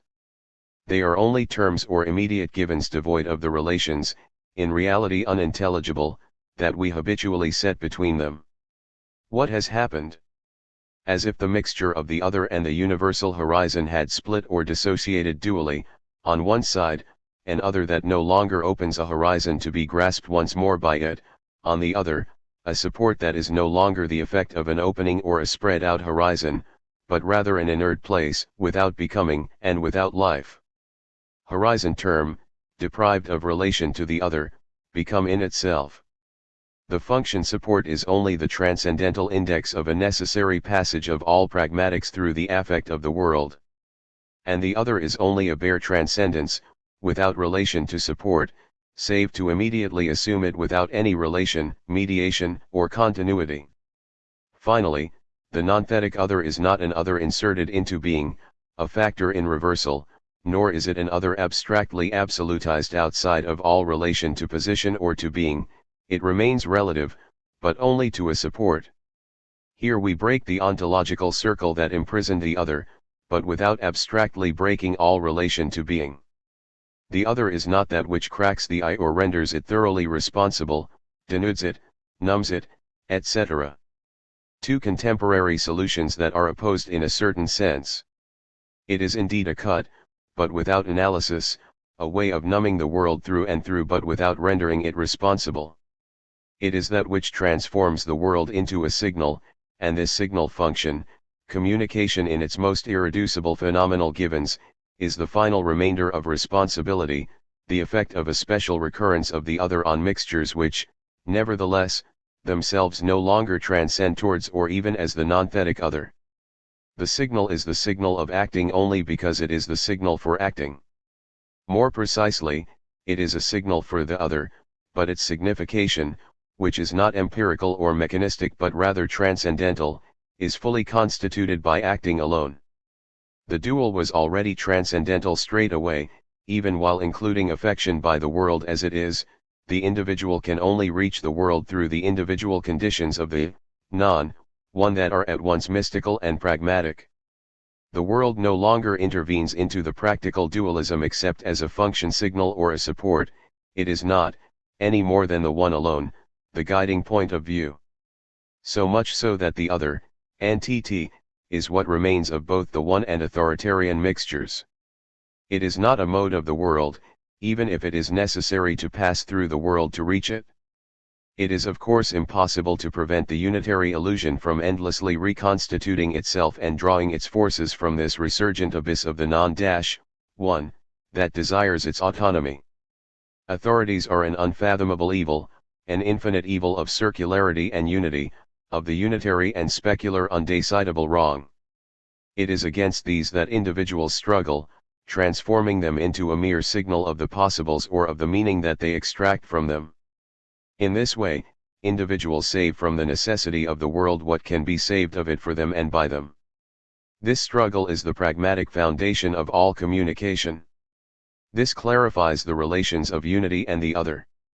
The other has no foothold in being or in the world, which contest it, but their contestation of the other makes a system with it from their point of view alone. There are no longer these unintelligible relations contemporary thinkers place between unity and the other, unintelligible because the other is not grounded in its essence but simply requisitioned. The finite individual acts on the world by producing the other. This is how their duality is respected. The mere heterocritique of unity by the other in unity, their interminable games, are eliminated by the real or individual crisis.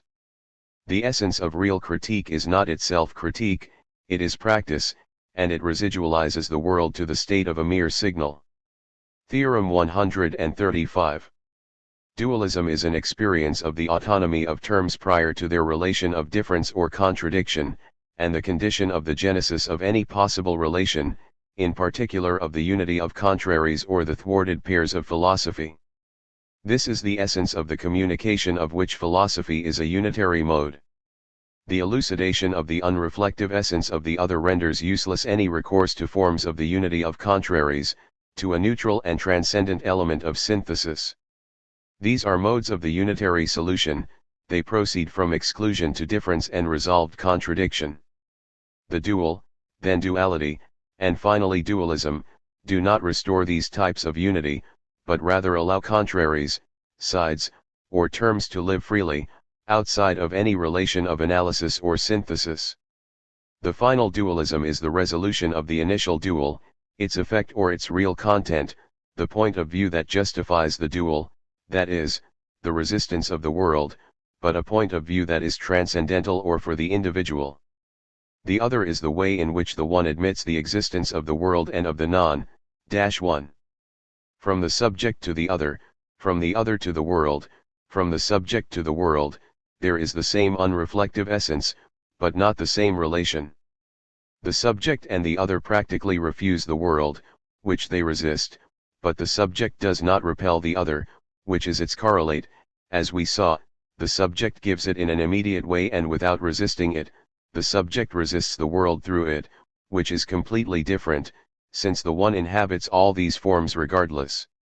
The non-one and the non-one are not forces in equilibrium in the other, they do not share a single field of reality or even maintain relations of difference.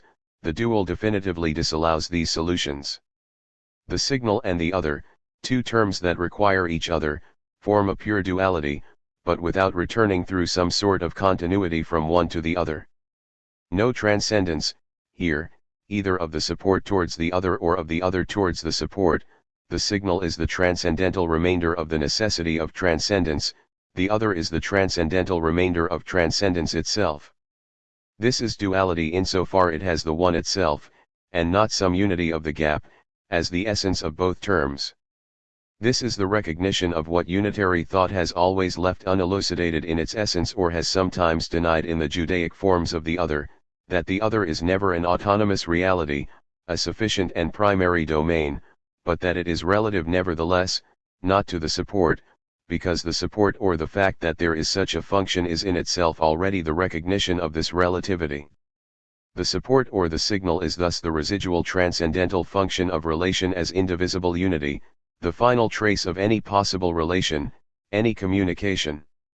When we strip the relation of its ontological flesh, it does not remain difference, at which contemporary thinkers stop, but rather the support signal, purged by the one and the acting that ensues from it of all its metaphysical determinations, circular and unitary.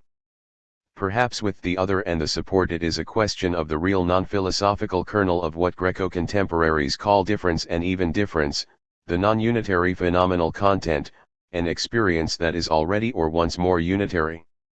However positive it might be, difference is in fact still a negative or quasi-negative interpretation of indivisible duality.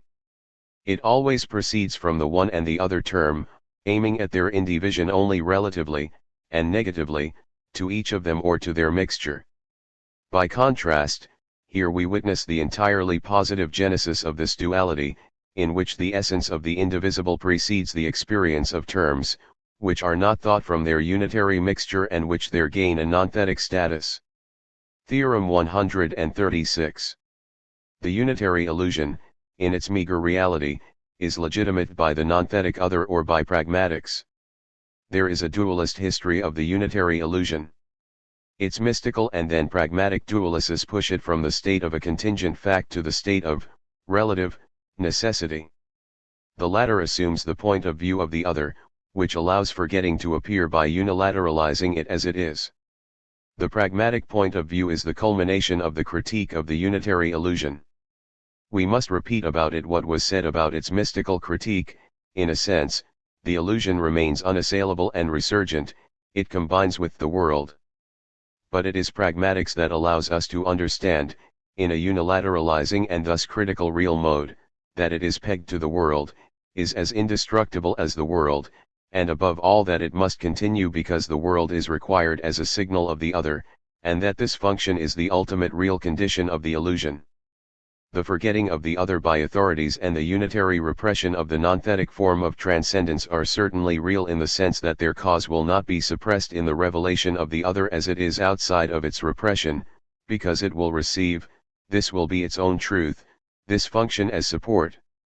The world is not only the occasional material of ordinary practice, it is also that for which the latter acquires a necessity, even if its essence comes to it from elsewhere, that is, from the one, and therefore becomes a support of the other. This was not the case in the first mode of the non-one, for which the world was a mere occasion and no more, and did not become a support of the finite place. If there is a reality of the non-one, or of the authoritarian denial of the one, a reality different from that of the one, it is the reality that the other makes comprehensible. It is NTT, which is really repressed by the non-one, and which legitimates after the fact the unitary illusion, or at least the meager reality of this illusion. Theorem 137. Even partially legitimate by practice, the unitary illusion is not constituent of the other in the sense of a unitary conditioning. The nonthetic other is not an unconscious and does not result in symptoms. However real the unitary illusion is here in relation to its hallucinatory vacuity that is denounced by the one, it is not yet and never will be the unitary reality of symptom. The pragmatic as it is, the signal function, appears to be somewhat similar to a deferred action because it assumes in its prior conditions the occasional material of the world, to which it retroactively gives meaning and truth, but it does not have its reality, it is not a symptom to be analyzed. Repression is not simply denounced as an empty misunderstanding of reality and of the object, it is indeed as repression and illusion that it is unilateralized, that is, recognized in its positive reality, but strictly insofar as a dualism allows. Instead, there is a reduction of the unitary illusion itself as regards the other, both its destruction, insofar as it negates the nonthetic form of transcendence and ordinary acting in general, interpreting them as an unconscious, and its reduction to its core of truth, which is the mere support. The world does not acquire this reality when the other is already produced and as extracted from it, rather, it is the practical production of the other outside of the world, as of its material, that makes it clear in the deferred action to which practical unilateralization is susceptible that there was indeed an illusion that misrecognized itself as such. The function of signal, elucidated in its truth, does not indicate a reconstitution of unity.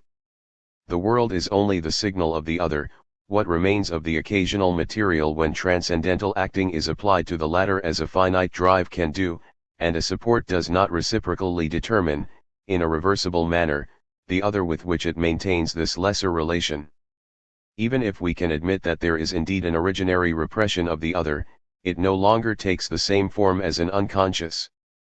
The other is unreflective, it is a finite transcendence and not a biological unconscious, nor even a logical or logico-linguistic one, as in certain contemporary thinkers in whose work it therefore remains reflected and gives way to a reversal, a displacement, etc. Accordingly, the worldly support of the other cannot claim to co-constitute the other in its essence as is necessarily the case, in spite of appearances, in the relations of consciousness and the biological unconscious, a position of the problem, which, deployed in its real phenomenal content, still implies a unitary reciprocity and not the heterogeneity and irreversibility of the other and the world support. 37 Meaning and the rigorous science of the unitary structures of the world. Theorem 138. The parallelism of meaning and logico-linguistic signification is broken by meaning as nonthetic correlate of use, the symbolic is grounded in the pragmatic rather than the inverse. Is meaning the use of a word or thing, their insertion within the calculation of determinate rules, their continuation and their unity of slippage?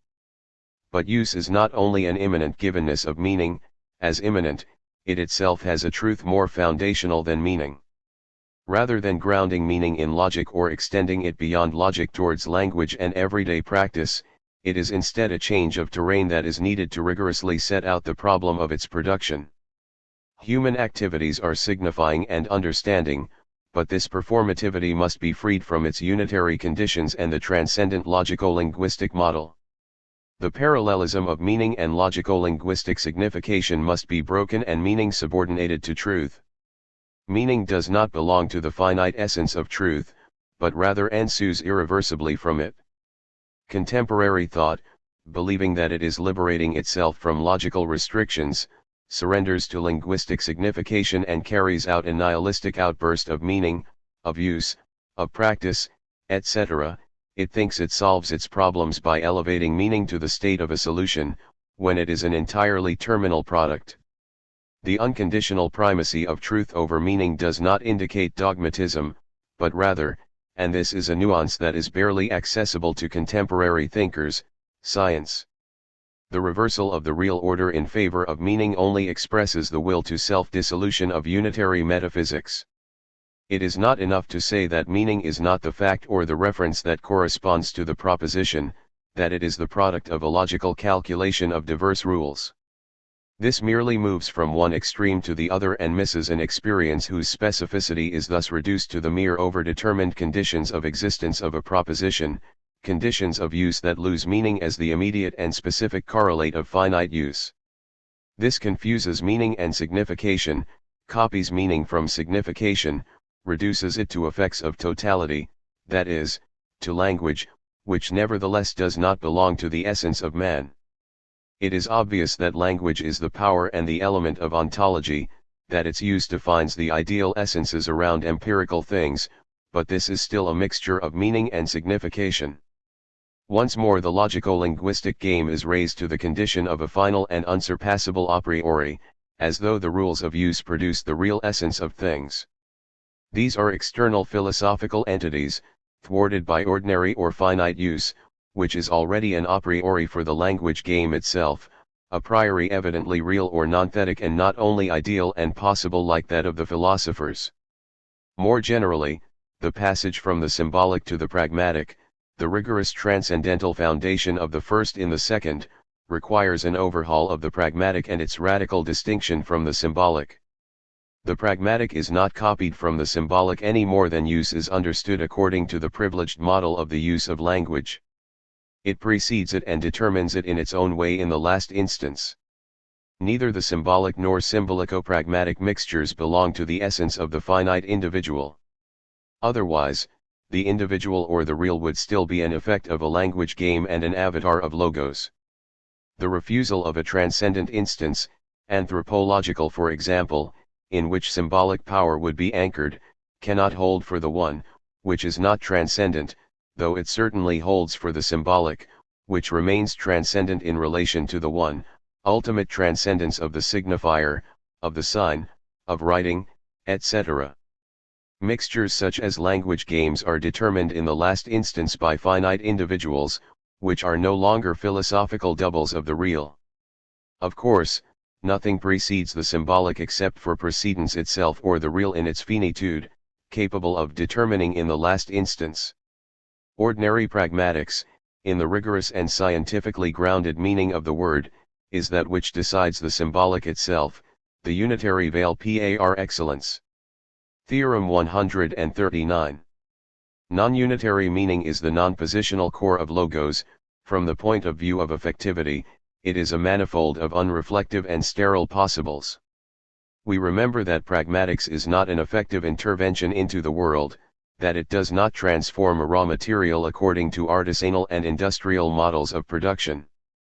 Instead, it produces a specific order of reality, the other or meaning, that leaves effectivity unaltered except for its transformation as support. The laying out of the essence of theoria leads to the laying out of the essence of praxis and meaning.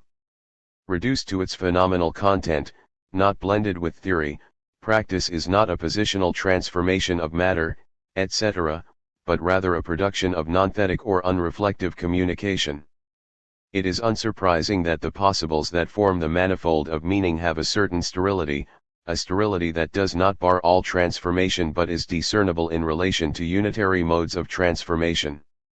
Just as the production of the nonthetic other in general was not at all a metaphysical or technological transformation, putting into play a causality other than that of the last instance, so also meaning is not a refined form of signification, continuous with it, the finite product of an idealizing linguistic operation. Ordinary man does indeed produce meaning and the possibles, but he is not a transformer of nature, a worker or a producer, homo faber, technician, engineer, inventor, consumer, etc. These are subjects of the four metaphysical causes and their combinations, already projects of the world, which are deployed in the veil of the unitary illusion, at least insofar as these figures claim to exhaust the essence of the individual. If use does not produce meaning directly or continuously, and if meaning does not extend a transformation of raw material, then what is it? It is the result of the sort of contradiction that exists between the non-one and the non-one because the uncontrollable resistance of the non-one, despite the illusory character of this resistance as regards the one itself, ends in the emergence of pragmatics, then of the correlate of pragmatics, its effect, which must retroactively legitimate both authoritarian resistance and the resistance of the finite subject to it. If it therefore nevertheless registers unitary logos, at least under the name of support signal, then finite meaning will be the nonthetic form of logos, logos in an unreflective or non-positional state, the non-objective correlate of pragmatics. The performativity of unitary logos, position and its contemporary modes of critique, has its condition of real possibility in a non-thetic performativity that produces meaning outside position, a non-positional logos, as it were. Pragmatics straight away dissolves the mixture of the logic of meaning. Meaning is the other of the world, and this non-thetic meaning forms a veritable genetic code for authorities in general, for universal attributes, and for the world. Through it, all thought, beyond its essence however, is thought, of, the other and is animated around non-thetic possibles devoid of effectivity. Theorem 140. Non-thetic meaning or the real a priori is the rigorous scientific, and not philosophical circular, point of view on the world and authorities. The unitary as it is the object of a science when that science is no longer itself unitary, but rather expanded to non-positional or illogical a prioris.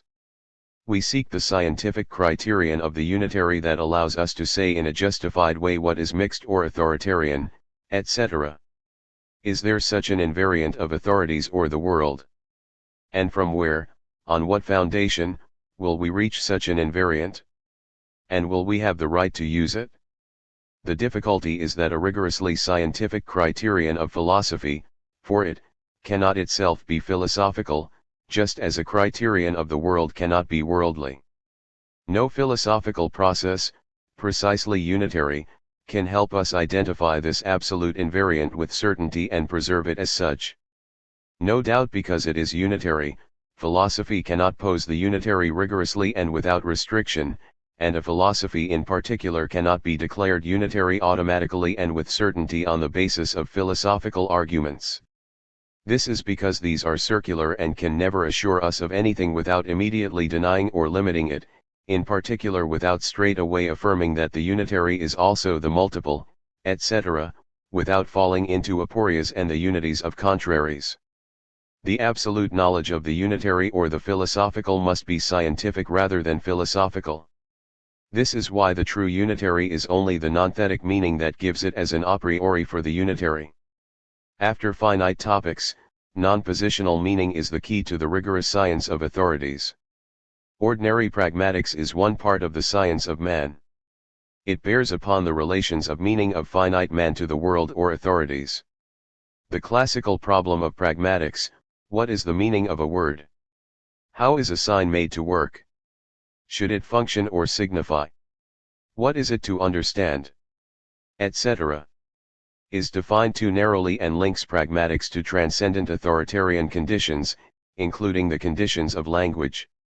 An expanded pragmatics applies to all phenomena of existence as soon as they relate to the world as it is, which is not the correlate of use but its occasional material. It frees from it the real a priori as non-thetic other, that is to say, meaning. But the expansion of the world to language and to unitary philosophy, to being, to difference, etc., entails that meaning be no longer an authoritarian universal, the internal relation to a totality, but rather the non-universal, though a priori, relation of the finite individual to universals. This relation is only possible if meaning itself ceases to be a unitary universal so as to become what we call expanded, which it becomes by being non-thetic or positively illogical. Meaning or the expanded point of view does not in its turn unify a manifold. It is meaning for the manifold unity of the world, of philosophies, for example, and for all philosophical aporias, without for this reason being unitary in its turn and surveying a field of authorities. The expanded is reduced from the universal to its singular or finite essence, anterior to that mixture of the universal and singular which is the unitary universal in person. As soon as it is elucidated in its own condition of possibility, essence, rather than a language game, is an unreflective transcendental experience.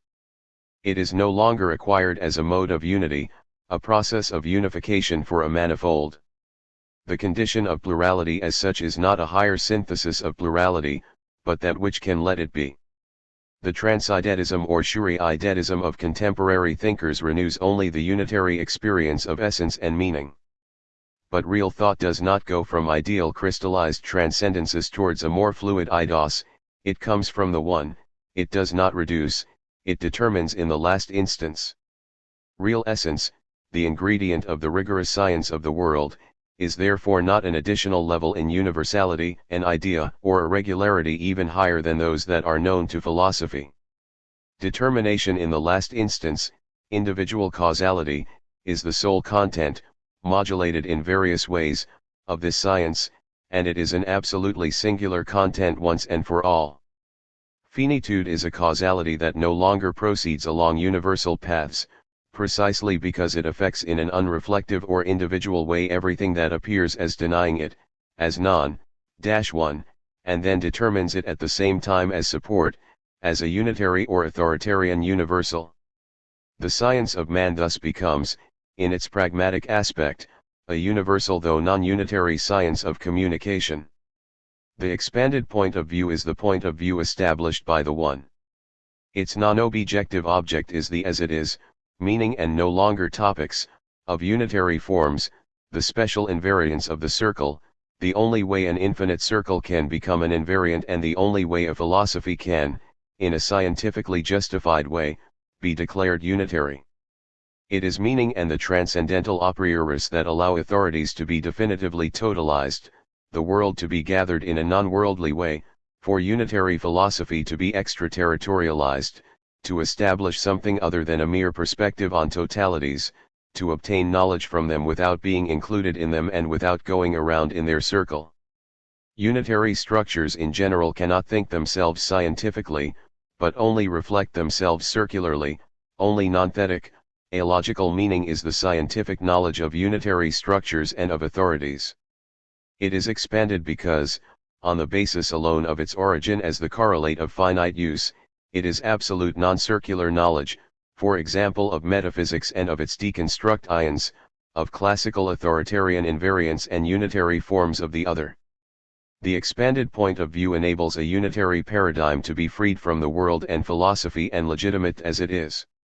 Left to itself, it dissolves, is constrained, and sinks into the nothingness of a bad empirical plurality as soon as it wants to think itself as unitary, because its reflection can only oscillate from its affirmation to its impossibility, from unity to multiplicity, of philosophy or of the world.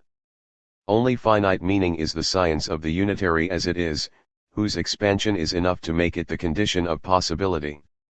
We cannot exceed the unitary while preserving it as it is, without dissolving it in its own inconsistency, its circles, its thetic operations, except through the expanded or meaning as real a priori. Only this allows us to speak in a justified and rigorous way about the unitary, and to discern in rational logos more than an event, even an ideal one, more than an a priori fact, a term in an irreducible duality. The world and authorities, language, economy, politics, sexuality, etc., are thus legitimate as objects of a rigorous science of man.